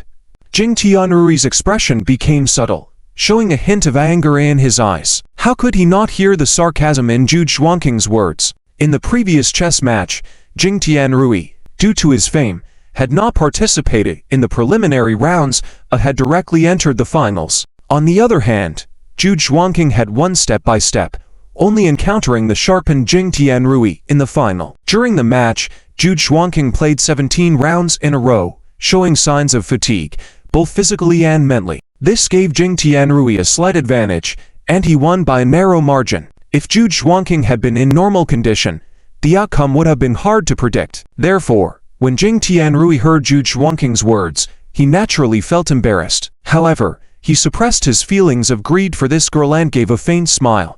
In that case, I also want to start from the preliminary rounds and win step by step. Zhu Zhuangqing remained noncommittal, with a slight furrow between her eyebrows, showing a hint of impatience. Jing Tianrui felt resentful, but ultimately he just nodded, returned to his seat, his eyes full of coldness. What he valued about Zhu Zhuangqing was not just her beauty. With his status and position, he could easily attract countless beautiful women. What he valued was Zhu Zhuangqing's talent and lineage. In the world of chess, there was always a saying that the combination of talented chess players could produce even more amazing offspring. This was the reason he coveted Zhu Zhuangqing. Oh, don't get too cocky. After this match, I will make you speechless in defeat and make you kneel before me willingly. Jing Tianrui thought with resentment. Just then, the siblings from the Gong family arrived together. Their appearance caused quite a stir, with many people whispering and lowering their voices while discussing with those around them. It was evident they were talking about the Gong family members. However, before the commotion could subside, Zuan's figure appeared in the arena. After the rumors of the past 2 days, Zuen had become a celebrity. Many people, upon seeing him, smiled strangely. Zuen paid no attention to the reactions and proceeded towards the platform with the Gong siblings. When these words were spoken, a burst of mocking laughter immediately surrounded him. Zuen felt a slight movement in his heart, raised his head to look, and saw Di Yuanlan above the platform looking smugly in this direction. Zuen understood that this was probably instigated by him, and couldn't help but smile. Trying to show off with such crude means, it was evident how petty Di Yuanlan was. Seeing Zuen smile, Di Yuanlan was somewhat surprised. The guards were indeed arranged by him, with the aim of trying to oppress Zuen through this method, making him understand who was the boss in this Chanjiao Star domain. But he didn't expect Zuen to show no sign of anger, instead showing a smile. What's going on? Di Yuanlan was puzzled. Zuen turned to Gong Changyu and said, "It seems I can't go now." Gong Changyu looked embarrassed. "Mr. Zhu." Zuen waved his hand and said lightly, "Both of you wait here for me." "Where are you going?" Gong Zuman asked in confusion. Gong Zuman's attitude towards Zuen had improved a lot by now, although she still didn't believe he could defeat Jing Tianrui and Zhu Xuanqing and other geniuses, but because of the jade token Zuen gave to her brother, Gong Zuman's impression of Zuen had improved a lot. Zuen smiled. "I'm naturally going to take a 9th rank." "What?" This not only stunned Gong Zuman, but also dumbfounded the crowd, watching the excitement around. Although it seemed there were many 9th rank chess players in this venue, it was filled with elites who had come from countless stars. In fact, a 9th rank chess player was already a terrifying existence in many stars. Many people couldn't achieve 9th rank in their lifetime, but hearing Zuen's tone now, it was as casual as going to the market to buy vegetables. Soon, Zuen's words spread throughout the venue. Many people looked at Zuen mockingly. On the high platform, Jing Tianrui stared at Zuen below, a cold smile on his lips. "Yuanlan, sir." Di Yuanlan approached. "Send a few people to give this ignorant guy a little boost," Jing Tianrui said faintly. "Understood." Di Yuanlan showed a strange smile and quickly left. Zhu Xuanqing coldly watched Zuen's figure, a hint of doubt flashing in her eyes. She suddenly felt that Zuen seemed familiar, but she couldn't pinpoint where. At this moment, a chess player approached Zhu Xuanqing. "Miss Zhu, I saw Di Yuanlan just went out. Probably not with good intentions, should we?" Zhu Xuanqing shook her head. "No need. Even I can't achieve 9th rank in such a short time." Zhu Xuanqing's meaning was clear. If even she couldn't achieve 9th rank, then this Mr. Zhu, who came out of nowhere, was even less likely. Since it was impossible to achieve 9th rank, no matter what scheming Jing Tianrui had, the result would be the same. Understood. The chess player thought about it and realized that was true, so he left. Because the competition had not officially begun, many people who enjoy watching the excitement followed Zuen to the examination room of the chess academy. This was where the chess players' ranks were assessed. Zuen had no rank at the moment, so he could only start from the 1st rank. When he arrived at the 1st rank examination, a small group of people had already gathered there. But these people were mostly 7 or 8-year-old children, the oldest being around 10 years old. In comparison, Zuen stood out among them. Many chess players who followed Zuen saw him standing among a group of children and couldn't help but sneer. But Zuen didn't show any sign of anger.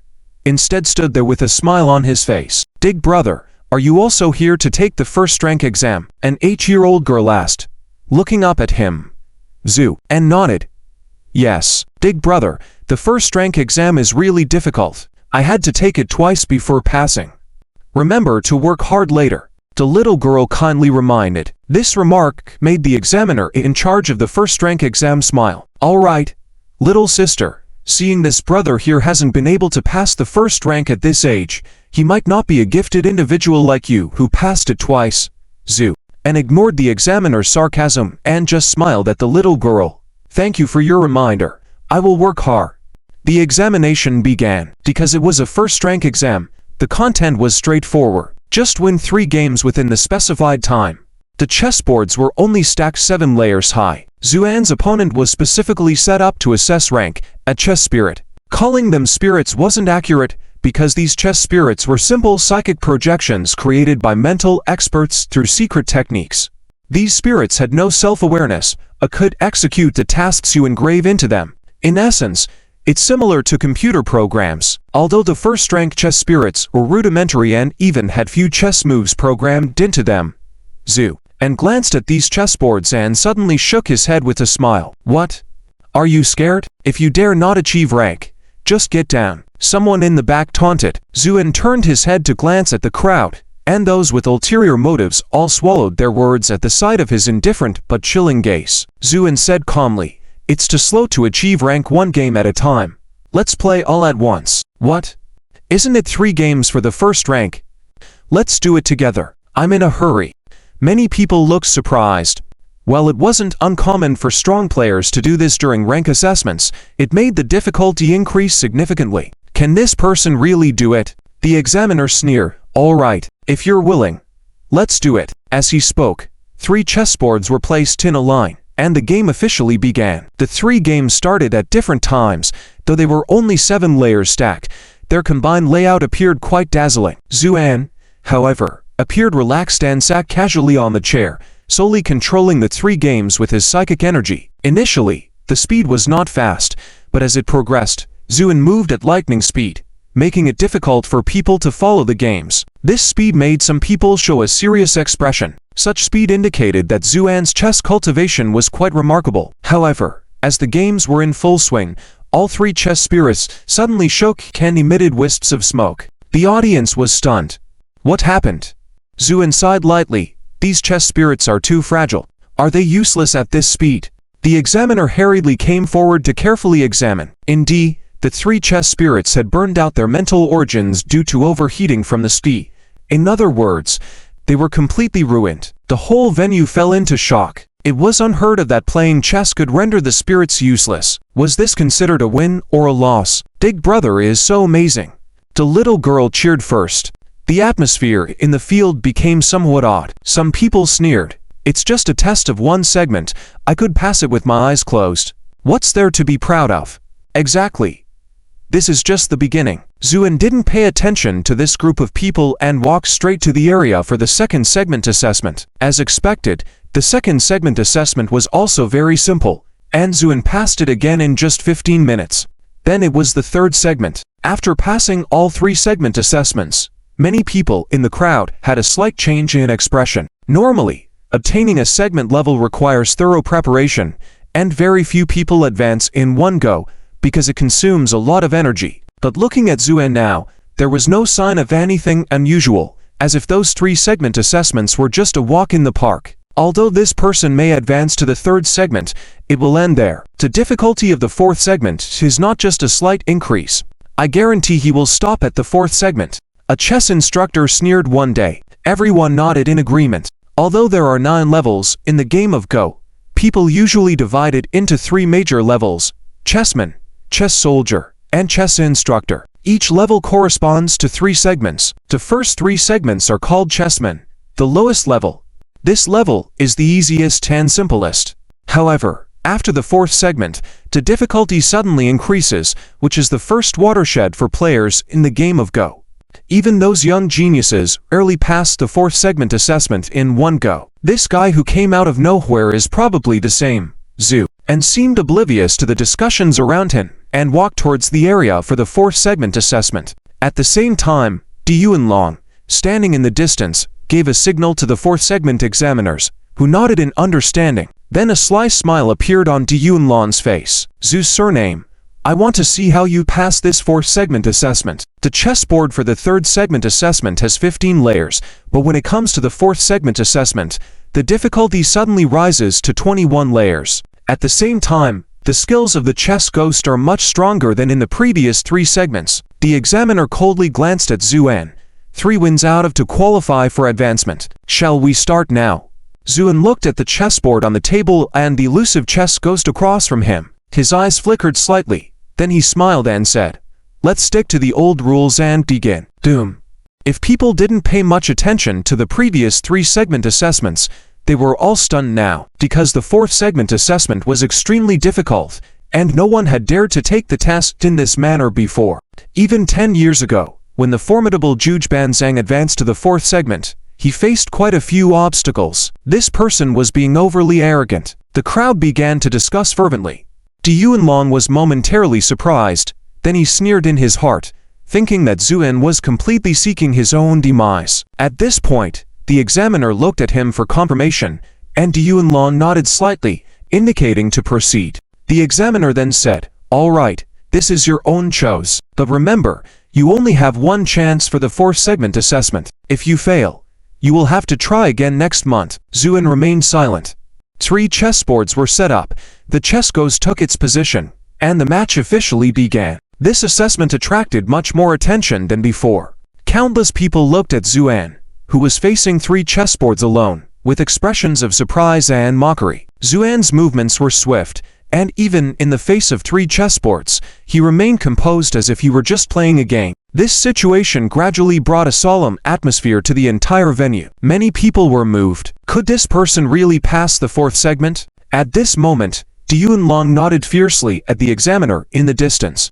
The examiner remained composed, but his hands behind his back formed a subtle gesture. The previously illusory chess ghosts suddenly emitted a flash of light, and both their speed and chess skills were greatly enhanced.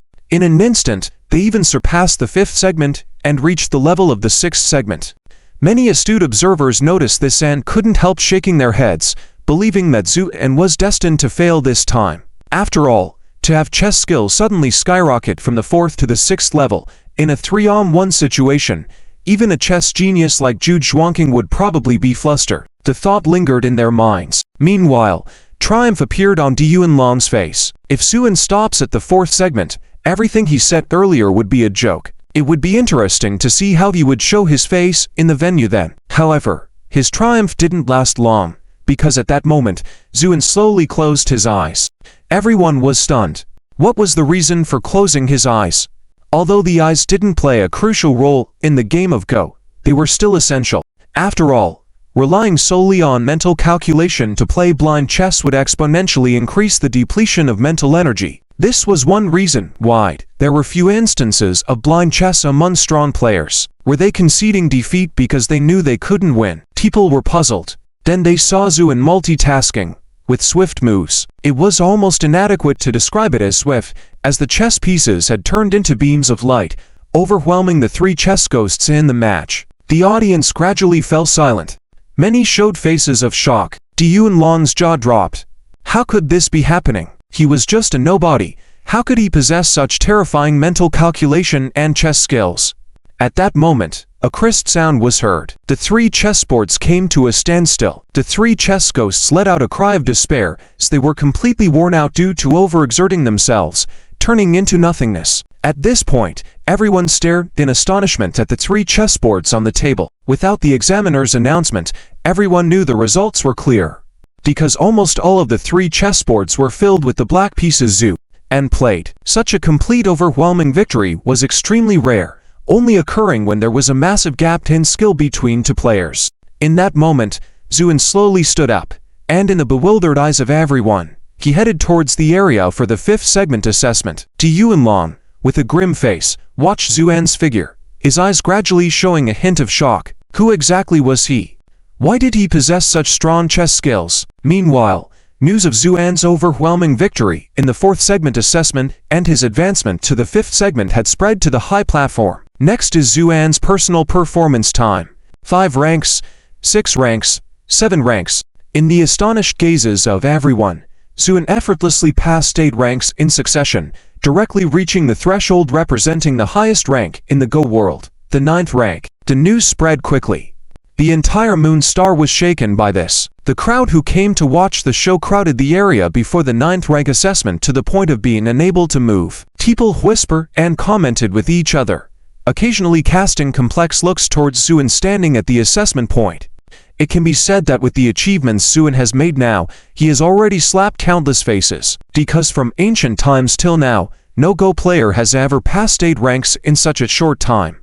This proves that Zuan indeed possesses extraordinary strength. Those who mocked and laughed at Zuan before now felt their faces burning and were left speechless. At the same time, Zuan raised his head and glanced at the grand 9th rank assessment field, smiled slightly, and took a step towards it. The crowd was shocked. Heavens, is he really going to challenge the 9th rank? How is that possible? This is too arrogant. Zuan's actions were like pouring cold water into boiling oil, causing the whole venue to become restless, because everyone understood what the 9th rank symbolized.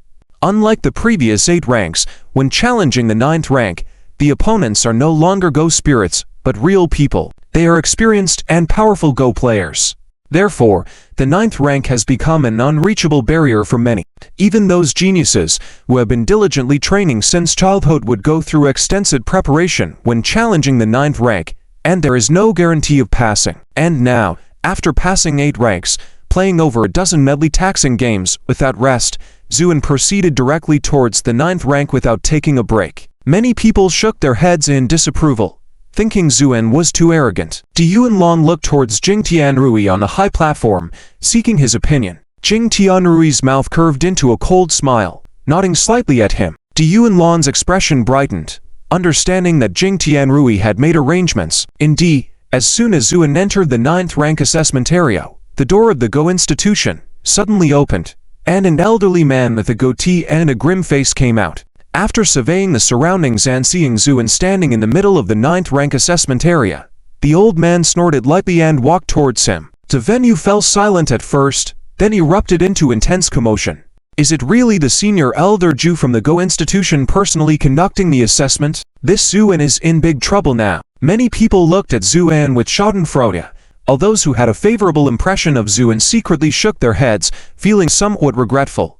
This old man with a goatee was none other than Zhu Fei, a senior elder in the Go institution known for his formidable strength and cunning style, earning him the title of Ghost Go Master. Usually, the assessment of the 9th rank is conducted by ordinary 9th rank Go players, and it is rare for a senior elder from the institution to act as an examiner. The current situation only proved that Zuan's luck was not Go. On the viewing platform, Zhu Zuking's expression gradually darkened. She admitted that even if she faced the Ghost Go Master Zhu Fei herself, it would be challenging to win. Moreover, with Zuan having played over a dozen games and expended a lot of energy, the sudden intervention of the Go institution's senior elder indicated foul play.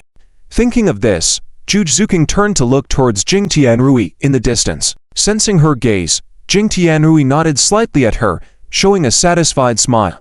Zhu Zuking's pupils constricted suddenly. Indeed, he was the mastermind behind the scenes. But now, with the situation unfolding, Zhu Zuking could only sigh with regret. It seemed that he was really going to lose this time. In light of Zuan's performance in the previous 8 ranks, Zhu Zuking's opinion of him had improved considerably. However, his ostentatious behavior had drawn the ire of the powers in the Celestial Star region, resulting in the sending of the senior elder from the Go institution to intercept him.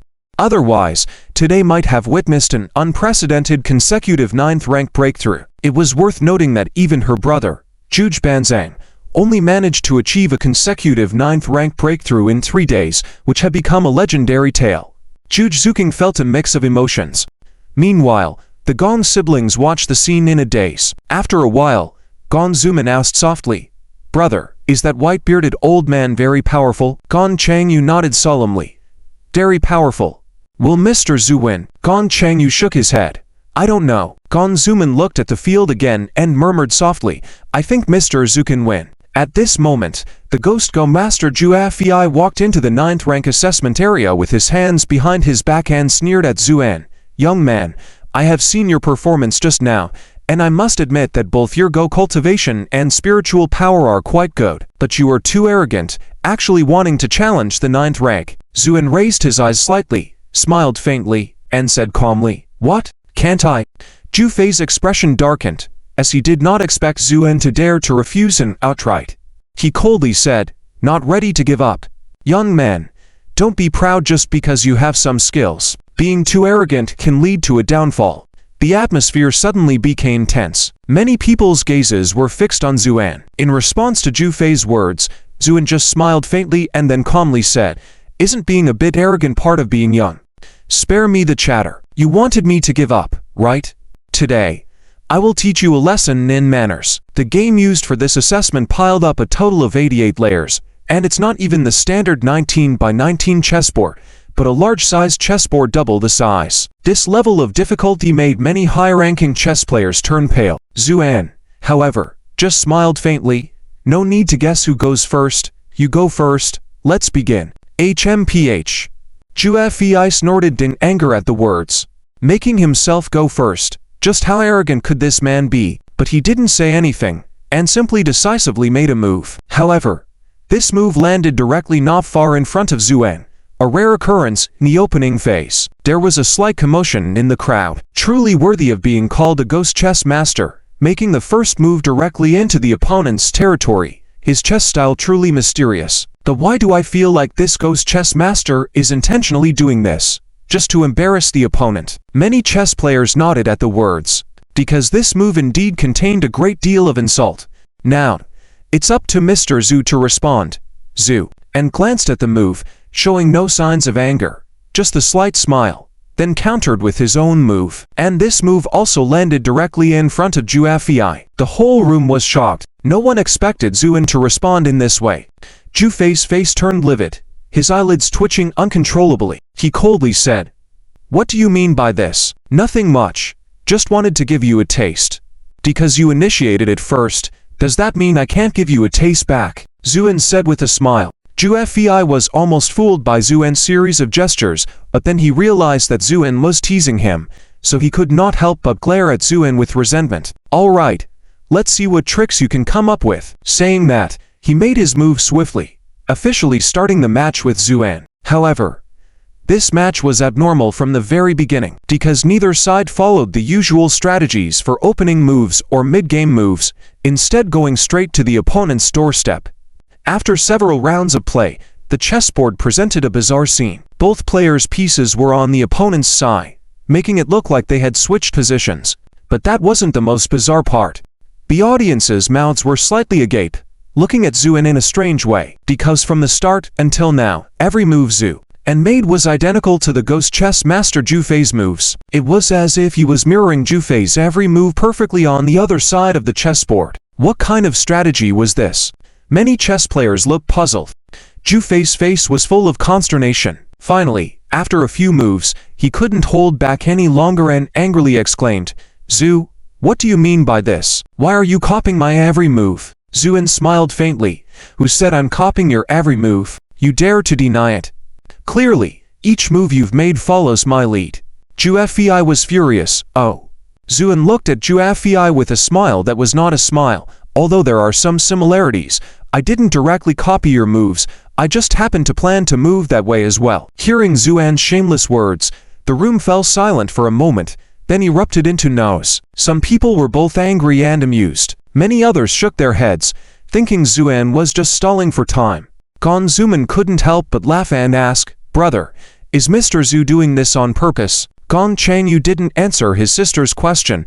He was looking at the chessboard with a serious expression, because he realized he couldn't see through this game. What was Zuan trying to do? Did he really want to follow Ju Fei's moves step by step?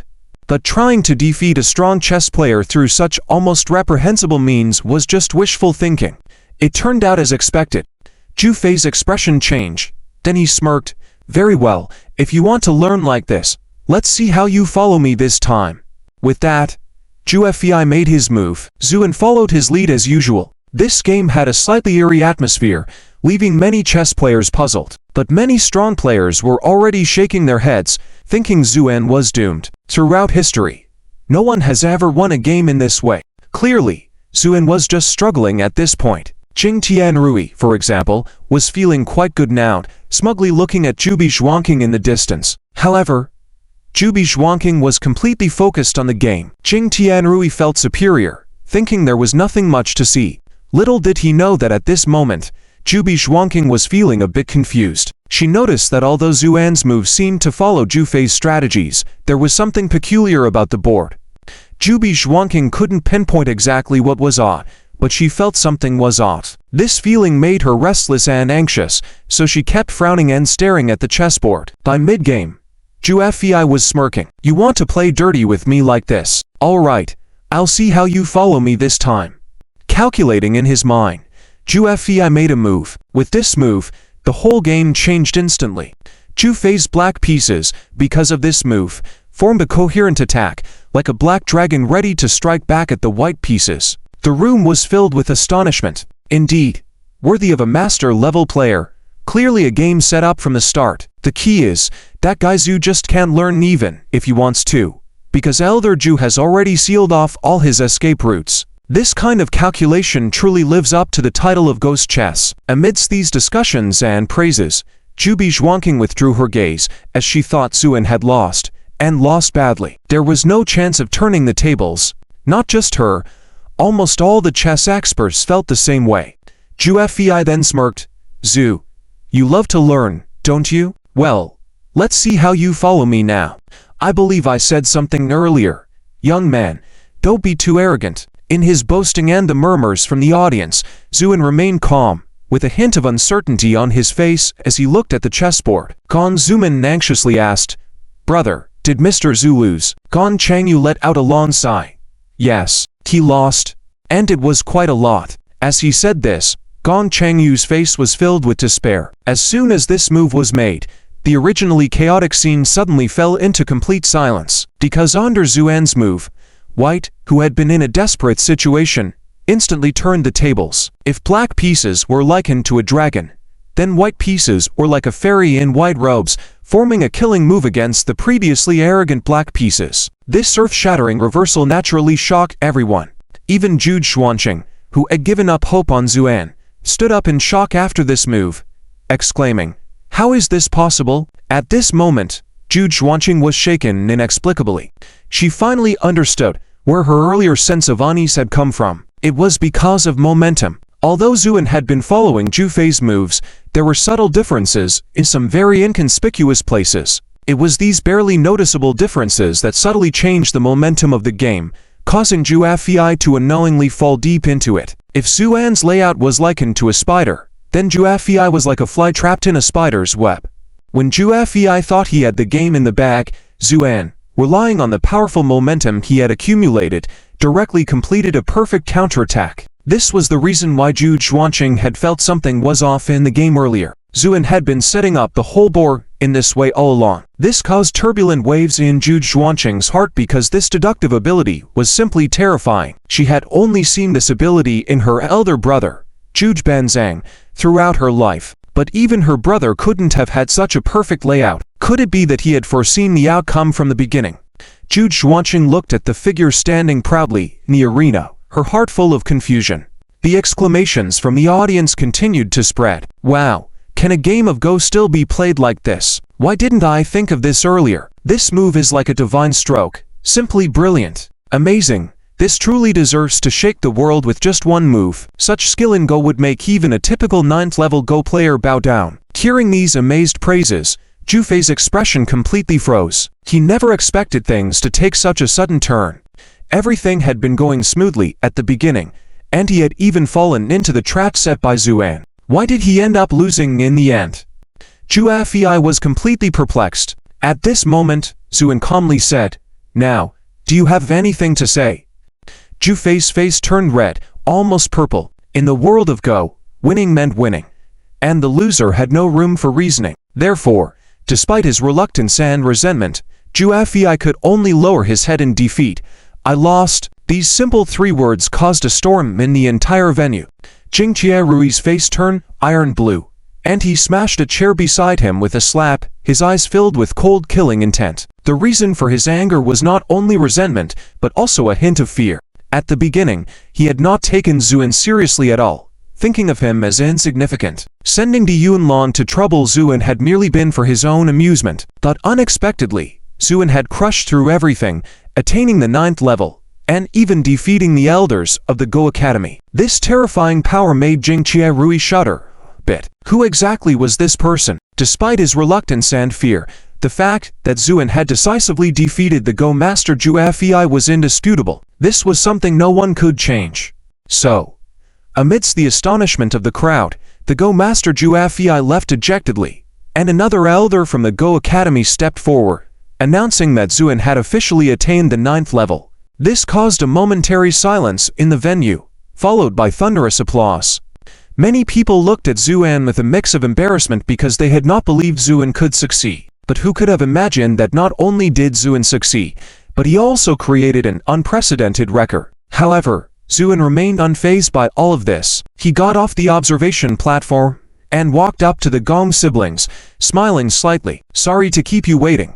The Gong siblings snapped out of their daze, looking at Zuan in astonishment, especially Gong Changyu. Although he vaguely knew that Zuan's Go skills were decent, he didn't expect him to be this amazing. Gong Zuman was even more pleasantly surprised. "Mr. Zhu, you are amazing, Zhu," and glanced at her, smiling. "What? Didn't I just brag?"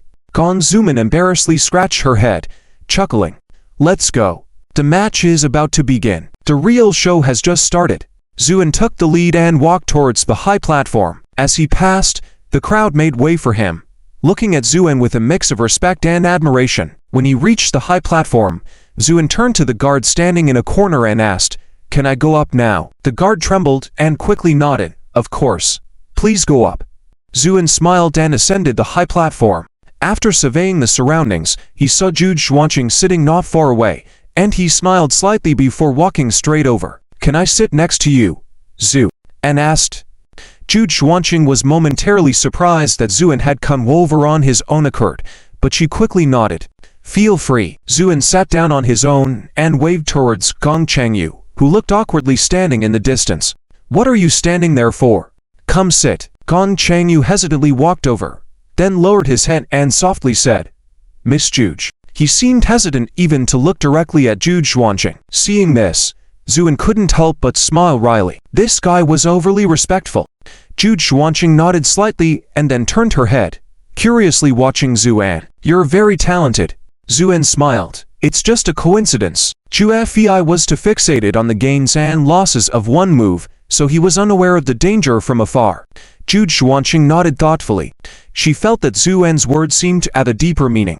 At the same time, she was strongly curious about Zuan's identity. Who exactly was he? Zhu Xuanqing pondered. Zuan turned to look at Jing Rui and the Tsai family members sitting next to him on the high platform. Coincidentally, Tsai Yongxin also glanced in this direction. When their eyes met, Zuan gave a faint smile. However, this smile made Tsai Yongxin's face turn pale, and he hastily turned away, not daring to look again. At this moment, fear filled his heart. This was also the common idea of many Quanzhou chess masters present. In the eyes of these consistently proud Quanzhou chess masters, apart from the Zhu family, there was simply no existence that could match up to the Quanzhou chess masters. As for Zuan, it was nothing more than luck that he happened to win against the ghost chess master Zhu Fei. Many people also felt that Zuan had already expended too much energy in his previous proof of Dao the 9th grade, so it was estimated that he would have a hard time in the upcoming match. Zuan just smiled lightly at these unusual looks, not bothering to pay any attention to them. The competition finally officially began. The major chess contest adopted a single elimination system, meaning that as soon as a player lost one match, they would be directly eliminated. This extremely cruel competition rule made the participating chess players not dare to be the slightest bit lax, because to them, every match was a matter of life and death. As a result, the atmosphere in the entire venue became solemn. Countless people widened their eyes, watching the giant curtain arranged by the powerful divine thoughts in the sky. It divided into small squares, showing the actual situations of the chess games of various participating players. Since it was a single elimination match, each person's opponent was random. Zuan drew an opponent who was a middle-aged woman of good appearance. The woman's face lit up upon seeing Zuan, as she also thought that Zuan was now on his last legs, making her feel confident about winning the first match. Zuan just smiled lightly at this and without a word, directly started the match. The chessboards used in this match were specially made, stacking up to 170 layers and were giant chessboards of 70 by 72 squares. Looking at such chessboards, even a glance would likely make an ordinary person dizzy. The complexity within the chessboards was simply staggering. Though this middle-aged woman was not well known, anyone who could become a 9th-grade chess master was no ordinary person. At the start, it was revealed that this middle-aged woman possessed strong chess skills, playing in a very steady style where each move was made with textbook precision. This cautious and strategic style of play lacked entertainment value, but it was the most secure and headache-inducing chess style. Unless there was a stark difference in chess skills between the players, it was difficult to unravel such a tactical approach in a short time. Due to Zuan's astonishing performance before, many eyes turned towards him. However, upon seeing the beginning of the match, many shook their heads, privately thinking that Zuen's chances of winning seemed slim. It seemed that the middle-aged woman had pinpointed Zuen's significant energy depletion and intended to slowly wear him down with her methodical approach. Though it sounded boring, it was the most effective strategy. What surprised everyone, however, was that Zuen showed no signs of impatience in this situation. Instead, he calmly began to engage with the middle-aged woman. While she was gradually progressing, he was building up layers of defenses. Thus, the style of the game began to deviate. Both sides seemed overly cautious, positioning all their pieces defensively without much aggression. As time passed, the match became so dull that many spectators among the chess players also seemed dumbfounded. Zuen seems clever. Perhaps he aims to buy time to recover his strength quickly, speculated some. Others shook their heads, saying, it's just a stopgap measure. I doubt they can keep this up indefinitely. Yet, to their surprise, the situation remained at a standstill. While others had progressed to the middle game or even completed their matches and eliminated opponents, Zuen continued his defensive strategy at a leisurely pace. Many chess players couldn't help but show disdain. Though this style of play was not wrong, to many, Zuen had clearly lost his courage, and someone who lost their courage wasn't deserving of being called a chess master. The atmosphere grew increasingly oppressive. Zuen remained indifferent. However, the middle-aged woman he was playing against had begun to struggle. Her face paled, and she hesitated with her moves. Finally, after some time had passed, the middle-aged woman could no longer withhold herself and launched an attack. Due to her meticulous earlier plays, her attack was quite fierce once unleashed. Many who were almost nodding off watching the game suddenly perked up at this sight. Was it finally happening? Contrary to everyone's expectations, Zuen, in the face of this attack, made no changes and continued to methodically advance his defensive line. In front of such a nearly impregnable defense, all of the middle-aged woman's attacks proved futile. In the end, through this nearly shameless approach, Zuen managed to suffocate the middle-aged woman's gameplay and won the match. The game concluded, and the middle-aged woman, with a pale face and full of resentment, gave Zuen a fierce look before leaving the chessboard. The audience was initially stunned, then erupted into a buzz of discussions. Isn't this chess style a bit too shameless? I never thought one could win against opponents in this way. Many people expressed their contempt for Zuen's tactics. Zuen, however, sat there expressionless, showing no emotion. In a game of chess, losing simply meant losing, without any justifications. With this, the first round of matches came to an end, eliminating half of the participating chess players. Zuen glanced back and unsurprisingly saw Gong Chengyu win the first match, progressing to the second round smoothly. As for Zhu Xuanqing, he was the first to defeat his opponent and advance to the second round. Jing Tianrui followed closely behind. The time it took to complete the matches could also reveal their respective strengths. Compared to others, Zuen was almost the last one to finish his match, causing Jing Tianrui to snort and completely let go of any worrying. In his view, Zuen's victory in this match was truly luck, and without a doubt, he would be the first to be eliminated in the second round. Such a weak opponent was not worth his attention. After a brief rest, the second round of matches finally began. This time, Zuen drew a man who looked very honest and trustworthy. In fact, upon sitting opposite Zuen, this man even chuckled a few times and said, "Hello." Yet, upon seeing this man, everyone in the venue was stunned, then showed a rather strange expression. Some couldn't help but burst into laughter at the sight. Chess maniac. Yes, the reason he's called that is because his style of playing chess is like a true maniac, charging recklessly ahead, with an extremely crazy chess style, and his killer moves are terrifying, especially skilled at dealing with those stable chess players. With that, the chess master looked at Zuen with a mischievous smile. Isn't he known for his stable and methodical chess style? Now that he's facing a chess maniac, he probably won't even be able to cry later. Indeed, just as this person said, this seemingly honest and simple big man, when holding the chess pieces in his hand, seemed to transform into a different person, with his eyes becoming crazy in an instant, his expression like that of a madman, fierce and terrifying. With one move, he directly inserted a piece into Zuen's central palace on the chessboard. This extremely audacious opening move elicited a low gasp from the entire audience. Even those who didn't know this big man could see what type of chess player he was at this moment, so they all gave up hope for Zuen in this game. However, Just when everyone thought Zuan was destined to lose this game, Zuan lifted his head and, staring coldly at the big man across the chessboard, said, "I really like your style." With that, Zuan decisively made his move. This move wasn't aimed directly at the opponent's central palace, but rather at the opponent's forehead. This aggressive style shook the whole room with astonishment. Did my eyes deceive me? Wasn't he known for his stable style? Why did he suddenly change tactics? Someone exclaimed in surprise.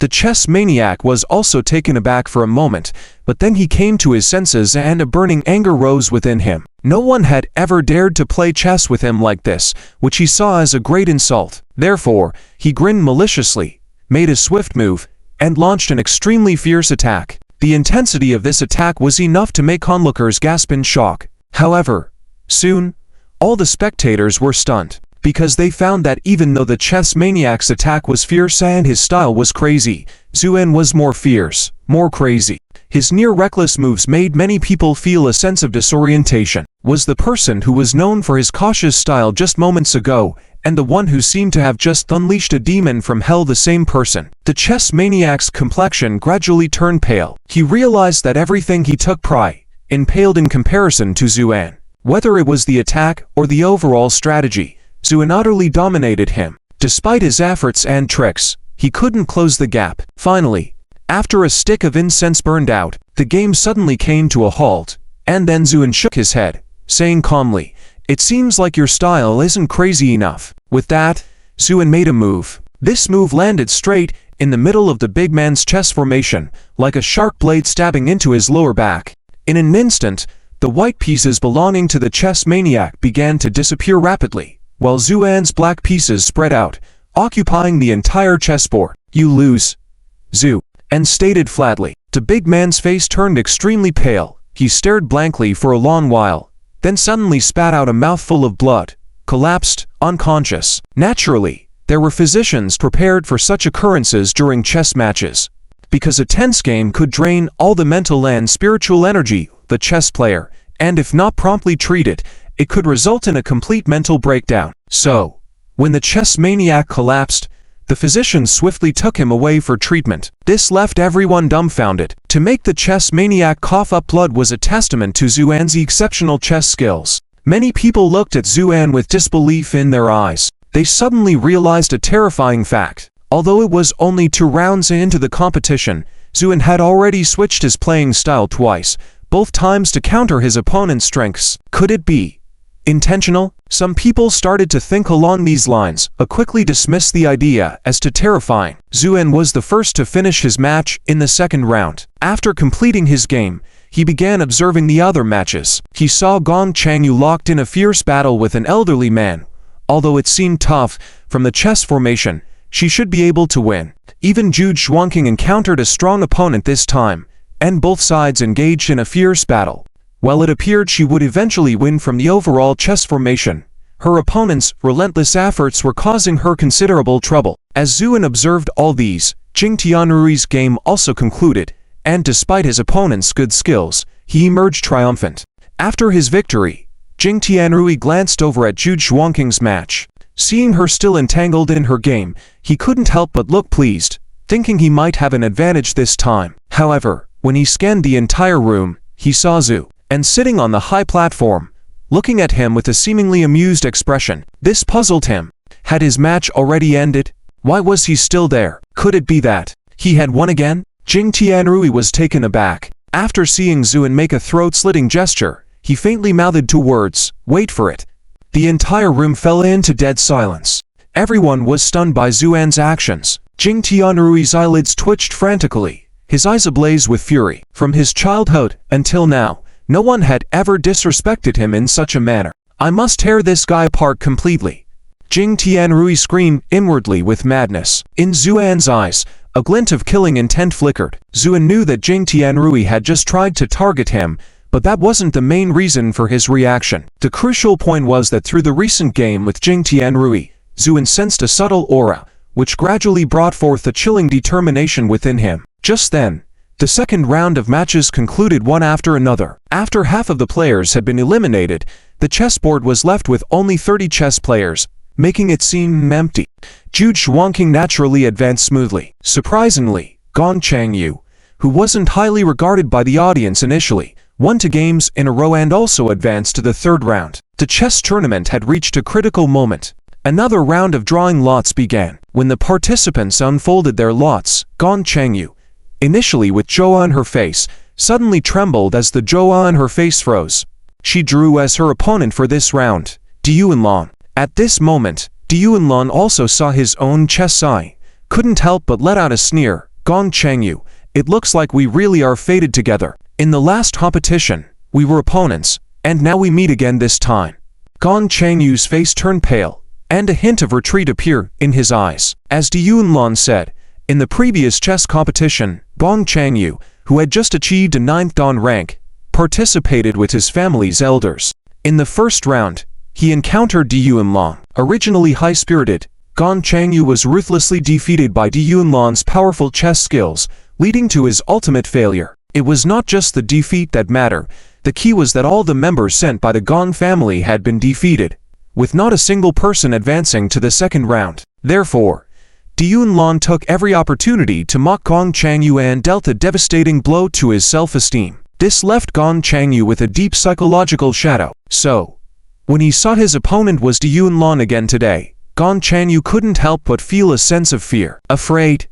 Don't worry, when we get to the competition later, I will take care of you well and give you a beautiful memory, Du Yunlong said, licking his lips with a fierce expression on his face. Hearing this, Gong Changyu involuntarily took 2 steps back, his face showing hesitation. Just then, a slender and powerful hand gently patted his shoulder, and someone softly said, "Do you know what is most important as a chess player?" Gong Changyu was stunned, looked up, and saw Zhuan smiling at him. Then he shook his head, in confusion, Zhu, and glanced at Du Yunlong opposite them and said lightly, "As a chess player, the most important thing is to have the spirit of even. If facing 1,000 enemies, I will go forth." Facing 1,000 enemies, go forth, Gong Changyu murmured. Zhuan smiled. In other words, it's just 2 words.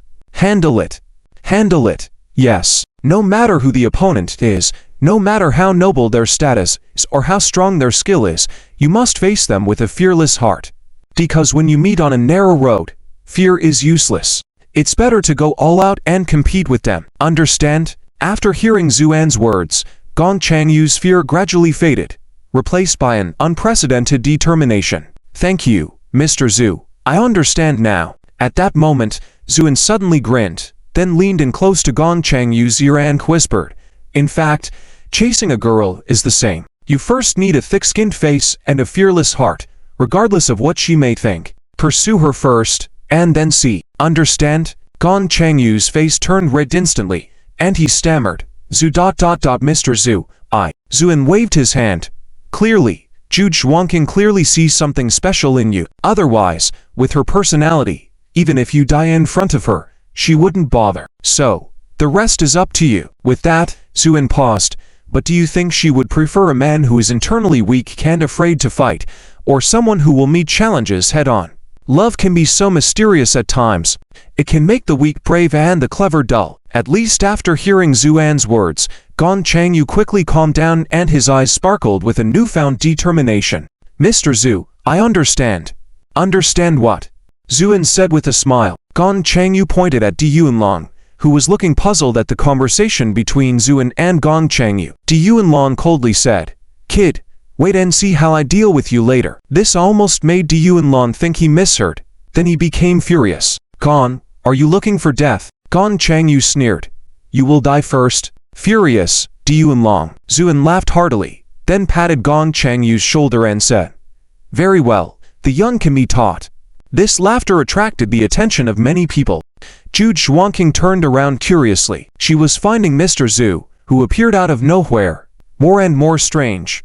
But she couldn't pinpoint exactly what was odd about him, leaving her full of doubts. The 3rd round of the competition officially began. By this point, the competition had become fiercely intense. Those who had made it through the first 2 rounds were all formidable in strength. However, it was clear to see the division of chess players' strength. Out of the 30 players, chess players from the Changzhou Star region made up more than 2/3. This situation made the faces of all non-local chess players somewhat unpleasant, as it indicated the dominance of the Qianzhou Star region was becoming unstoppable. This time, Zuan's opponent was a heavily made-up woman. After sitting down, she pitifully said to Zuan, "Mr. Zhu, I am weak in chess. Please spare me and have mercy on me." This sweet and coquettish plea, combined with the woman's sorrowful look, could be considered charming. But Zuan remained unmoved, not even lifting his head. He simply said, "If you think you are weak in chess, you can surrender now, you." The woman clearly did not expect Zuan's response. Also, Zuan raised his head and calmly looked at the woman. "The game hasn't started, and you are already eager to weave illusions. Isn't that a bit inappropriate?" The woman trembled all over, a hint of shock in her eyes. She did not expect Zuan to see through her tricks. Zuan then lowered his gaze, playing with a chess piece in his hand, and said lightly, "Although I don't want to say it, madam, your heavy makeup is enough to paint a wall. It's uncomfortable to hear you calling yourself a servant." Upon hearing this, the whole room was stunned. Some couldn't help but chuckle, finding Zuan's words too harsh. Especially the term madam was truly cutting. The woman was almost driven mad, trembling as she pointed at Zuan. "Kid, you wait, I will teach you a lesson later." Zuan's lips curled up. Okay, the game began. The woman clearly hated Zuan to the core, starting with a deadly move. It must be said that this woman's chess style was fierce, her killing intent strong, making her a strong player in the world of chess. The only pity was that she was facing Zuan. This time, Zuan's chess style changed again. The madness he had against the chess lunatic was now completely gone. The whole venue was once again filled with awe. Even though only a few rounds of the game had been played, many people could already see that Zuan was clearly defeating his opponents with the opponent's own strengths and styles. This ever-changing chess style was truly unbelievable and breathtaking. However, Zuan paid no attention to these reactions. At this moment, he was casually playing chess with the woman next to him, while observing the surrounding chess games. It was predictable that Zhu Zhejuanqing could still emerge victorious. Qing Qiarui probably as well. Then Zuan focused all his attention on Gong Changyu. In fact, since the moment they sat down, the chess game between Gong Changyu and Di Yunlan had attracted a lot of attention. Because many people were aware of Gong's current situation, it could be said that if Gong Changyu couldn't defeat Di Yunlan and stand out from the third round of the competition, the entire Gong family would slide into ruin. Moreover, the private grudge between Di Yunlan and Gong Changyu was also well known. Many people were eager to see how the game between the two would turn out. It was Di Yunlan's turn to move in this game. He sneered at Gong Changyu a few times and then made a move. "Gong Changyu, I admire your courage, but in the game of chess, victory doesn't rely solely on courage. Let me show you what it means to be a true champion." This tactic of starting the game by undermining the opponent's morale with words was quite common among chess players in the Qianzhou Star region, especially when facing opponents whose mental fortitude was not strong. This move often had a significant effect. However, Di Yunlan miscalculated this time. Gong Changyu, with a solemn expression, coldly glanced at Di Yunlan and began to place his pieces without saying a word. This silent response left Di Yunlan's words hanging in the air. This made Di Yunlan burning with anger. "What?" Scared speechless now, Gong Changyu looked up at Di Yunlan and said coldly, "In the world of chess, one relies on skill, not on words. You can shut up now, you." Di Yunlan was furious, but had no choice but to suppress his anger and continue the game with Gong Changyu. Di Yunlan did indeed have the confidence, as he had been rigorously trained at the Qianzhou Chess Academy since childhood, excelling both in chess skills and mental cultivation, surpassing Gong Changyu in every aspect. This gap had not narrowed over the 3 years. So, when the two reached the middle of the game, Gong Changyu was already showing signs of weakness and falling behind. Many spectators couldn't help shaking their heads. Di Yunlan seems to have a slight advantage. It appears that the Gong family, once a giant in the world of chess, is now declining. Even their sole heir has fallen to this state. Someone sighed. At this moment, Di Yunlan smirked arrogantly. "Gong Changyu, where is your confidence now? Why aren't you flaunting it? Weren't you going to defeat me?" Gong Changyu's eyes reddened, overwhelmed by a sense of helplessness. Had he truly exerted his full effort, only to be defeated by this person in the end? Gong Zuman, watching her brother in such a state, had tears welling up in her eyes. Just then, Zuan, who was still calmly playing chess, sighed lightly. Sometimes, only by facing a desperate situation can one have a chance of rebirth. Many people were puzzled by his words, not understanding their meaning at all. However, Gong Chengyu, who had been consumed by despair, suddenly had a moment of clarity in his eyes. That's right. Only through adversity can one find a new beginning. With that thought in mind, Gong Chengyu made a move as if inspired by a stroke of insight. This move was seemingly unremarkable, almost like a casual play. Seeing this, Du Yunlong sneered. After all that boasting, are you ready to surrender now? In a high-level chess match like this, there was almost no room for casual moves. Once such a move was made, it signaled that one side had completely given up, merely attempting to delay the inevitable defeat in order to save face. Du Yunlong clearly thought that Gong Chengyu had surrendered, so he began to advance confidently, capturing Gong Chengyu's pieces one by one. In a blink of an eye, Gong Chengyu's once dominant pieces were being eliminated rapidly. Everyone had lost hope for Gong Chengyu. Du Yunlong gloated. Kid, today is the day of the Gong family's downfall. He then made a move. Many turned away, unable to watch any longer. They believed that with Du Yunlong's move, Gong Chengyu was doomed to lose. But just as everyone had given up hope, Gong Chengyu calmly stated, "For you, this may be the end, but for me, it is a new beginning." With that, Gong Chengyu made a move among the scattered casual pieces. This move surprised many spectators. Has Gong Chengyu gone mad? Indeed, with this move, he's actually harming his own pieces. And lo and behold, as that move was made, Gong Chengyu's pieces suddenly started to extinguish one by one. Du Yunlong burst into laughter. So, after all that grandstanding, you're planning to take your own life. Such a unique tactic. His laughter abruptly ceased. The entire venue was filled with incredulous gasps as the game board underwent a sudden and monumental reversal. What once belonged to the overwhelmingly dominant Du Yunlong now became a stalemate, with large sections of his pieces rendered immobile. On the other hand, though fewer in number, Gong Chengyu's pieces were cohesive, forming a flexible and nimble dragon. How is this possible? Du Yunlong could hardly believe his eyes. Meanwhile, Gong Chengyu remained composed. Now, it's your turn to make a move. The venue fell silent.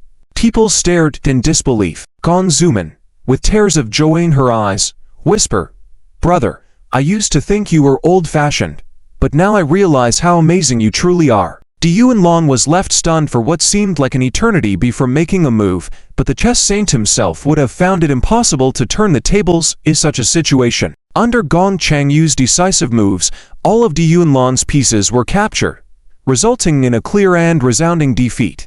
The entire audience erupted in astonishment. Du Yunlong's face turned gray with defeat as he sat there, utterly petrified. He couldn't comprehend how he, who was once destined to win, had suddenly become the defeated. What kind of chess move is this? Du Yunlong asked with a hoarse voice. Gong Chengyu calmly replied, "This is the move of putting oneself in a desperate situation to find a new beginning."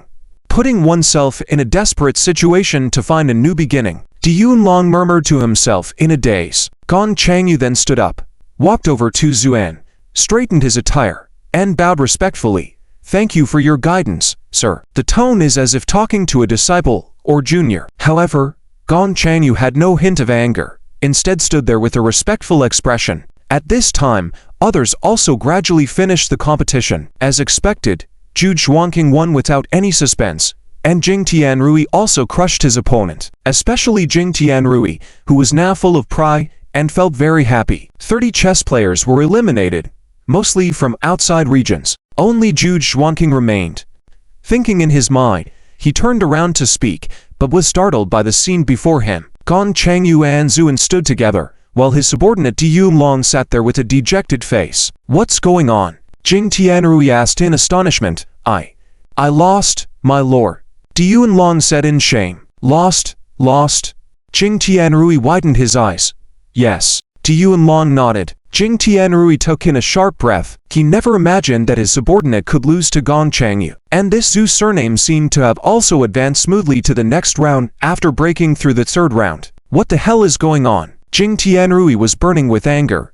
Even his gaze towards Zuan was not right. If before he had a contemptuous view of Zuan, now it was naked hatred. The most frightened person in the audience was Sa Yongshen.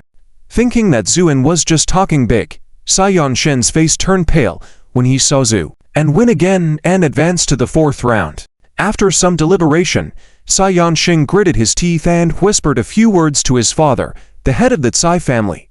The head of the Tsai family thought for a moment and finally nodded. At this time, Zhu Zhuangqing also saw this scene and her expression became somewhat complicated. Just before she could react, Gong Changyu took a deep breath, walked over with a smile and said, "Miss Zhu, as you expected, I have defeated Di Yunlong and advanced to the 4th round. The reputation of the Gong family has been preserved. Advancing to the 4th round meant achieving a ranking in this competition, and anyone had to admit that it was a good result, especially for the Gong family, who scored 0 in the previous tournament. This was even more valuable. However, Zhu Zhuangqing felt something was off. She seemed to notice that Gong Changyu standing in front of her had changed a lot. It appeared that he had become more confident, but now was not the time to dwell on these things. Zhu Zhuangqing glanced at the remaining chess players, her expression becoming solemn.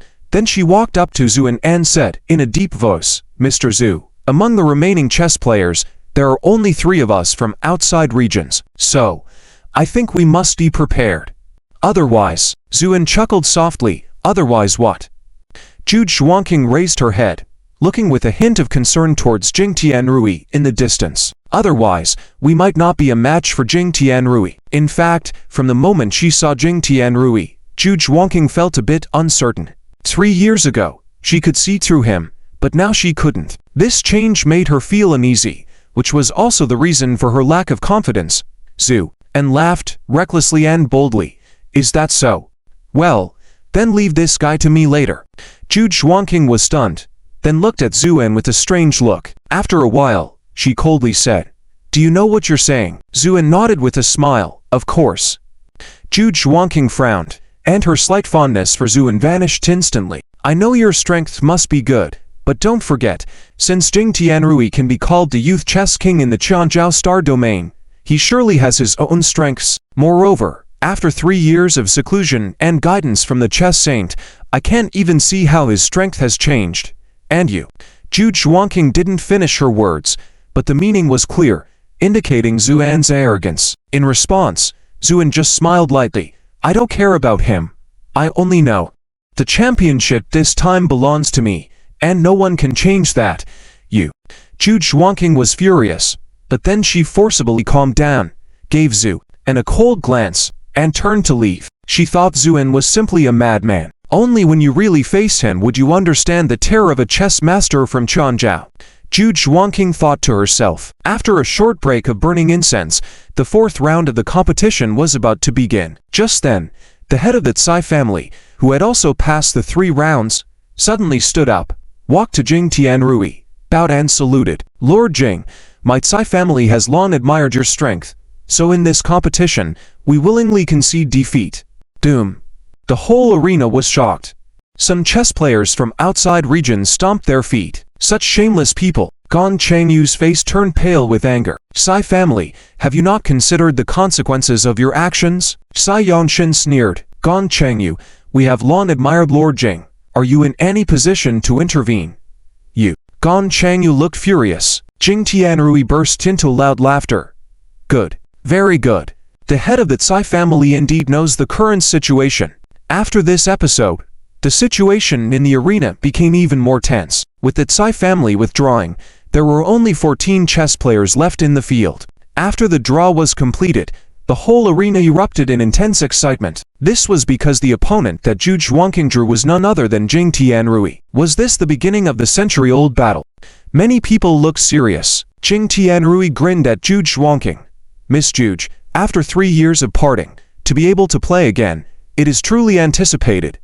Zhu Zhuangqing did not speak, just sat silently by the chess table and coldly said, "Guess first." The match unfolded once again. This time, almost everyone's eyes were focused on Zhu Zhuangqing. Especially for all the chess masters from outside regions, she was their last pillar. If she lost, then Jing Tianrui would be unstoppable. Compared to this, the other matches seemed insignificant. This time, Zhuan's opponent was a timid man, whose style of play matched his timid appearance. Extremely sly, but his slyness was surpassed by Zhuan's chess style, which was 10 times more sly. Zuan's opponent was momentarily stunned upon hearing the words.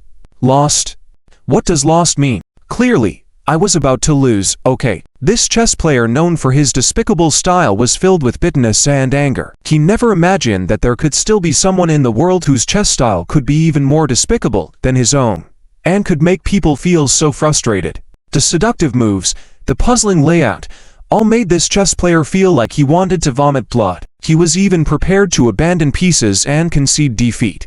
At this moment, Zuan said he had lost.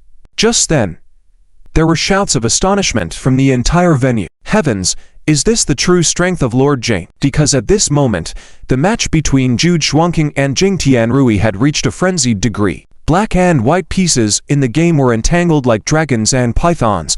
Sometimes Zhu Xuanqing would have the upper hand, but the next moment, she would be cornered by Jing Tianrui. This rapidly changing situation made everyone gasp in surprise.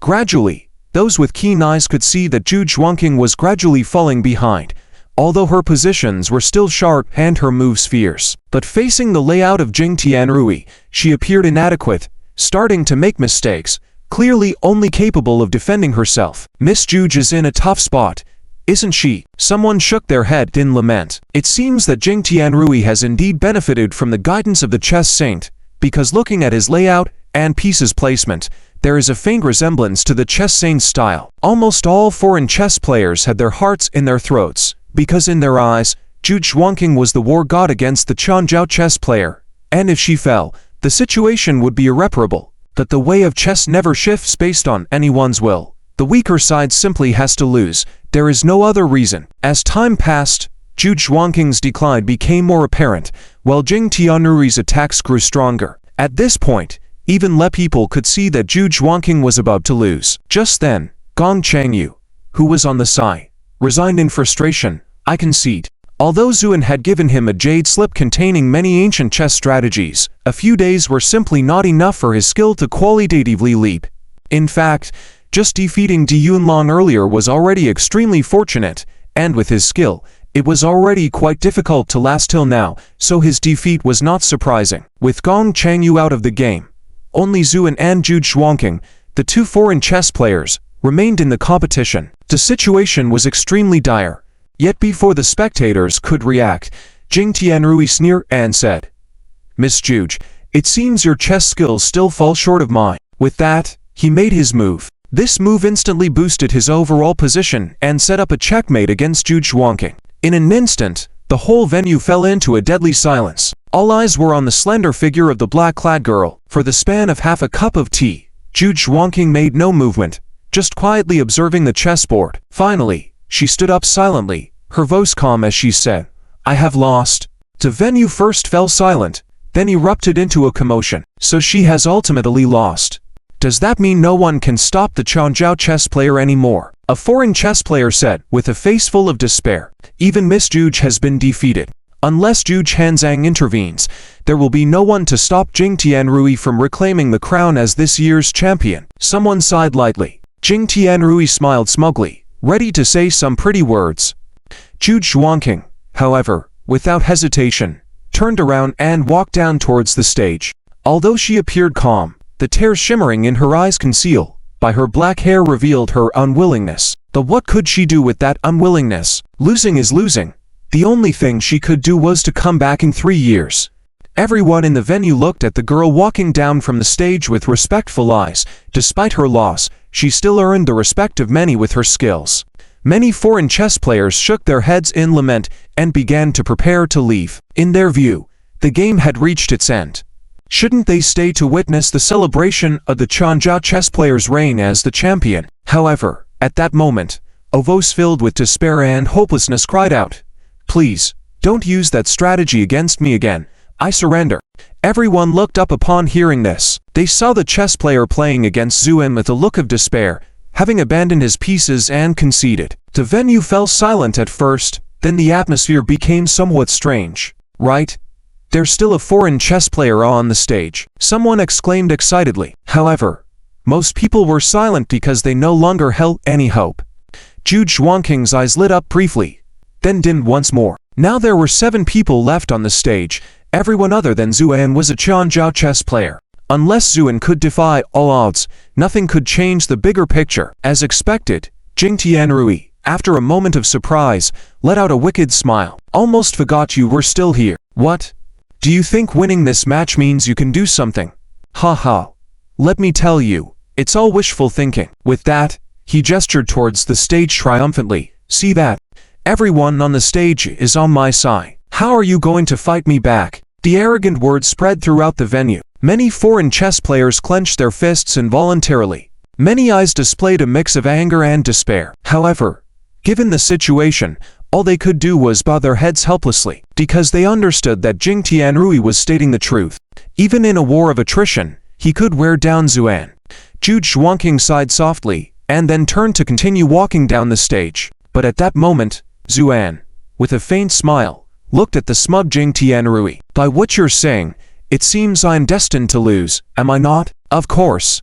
Zhu, if you surrender now, I can offer you a graceful exit, otherwise. Jing Tianrui stood with his hands behind his back, a look of arrogance on his face. However, Zhuan shook his head and chuckled lightly. It sounds promising, but can an exit granted by others still be called graceful? You. Jing Tianrui was taken aback and about to speak. Zhuan raised his hand, gesturing to everyone on the stage. If you think outnumbering me can ensure victory, then today, I shall take you all on single-handedly. Hiss. Everyone collectively took a sharp breath, then looked at Zhuan in horror as he spouted nonsense. Jing Tianrui couldn't believe his ears until after a while, he finally reacted, and then glanced at a few chess players on the stage, and they all burst into laughter. The laughter echoed throughout the venue, causing many people's faces to change. Zhu, and remained unfazed, just watching quietly, until after a moment, he said calmly, had enough laughter. The laughter subsided, and Jing Tianrui glared at Zhuan with malice. Kid, no one has dared to act so arrogantly here before. I'm puzzled. What gives you the courage? Zhuan showed his white teeth and grinned coldly. Of course it's Fish Leng. Jing Tianrui was puzzled as he had no idea who Fish Leng was. However, he soon realized that Zhuan was messing with him, and couldn't help but angrily shout, Kid, you brought this upon yourself. 6 sets of chessboards were lined up in a row. Such a formation was unprecedented. Zhu Xuanqing looked at Zhuan in confusion, not understanding what Zhuan was planning to do. Could it be that he really intended to play chess with Jing Tianrui and the other 6 Tencho chess players? How was that possible? Even her brother, Zhu Banzhang himself, couldn't do this. What was he up to? Zhu Xuanqing was hesitant, then walked up to Zhuan and pondered for a moment before asking, Mr. Zhu, what are you planning to do? Zhuan smiled faintly. Can't you see? I naturally plan to play chess with these guys.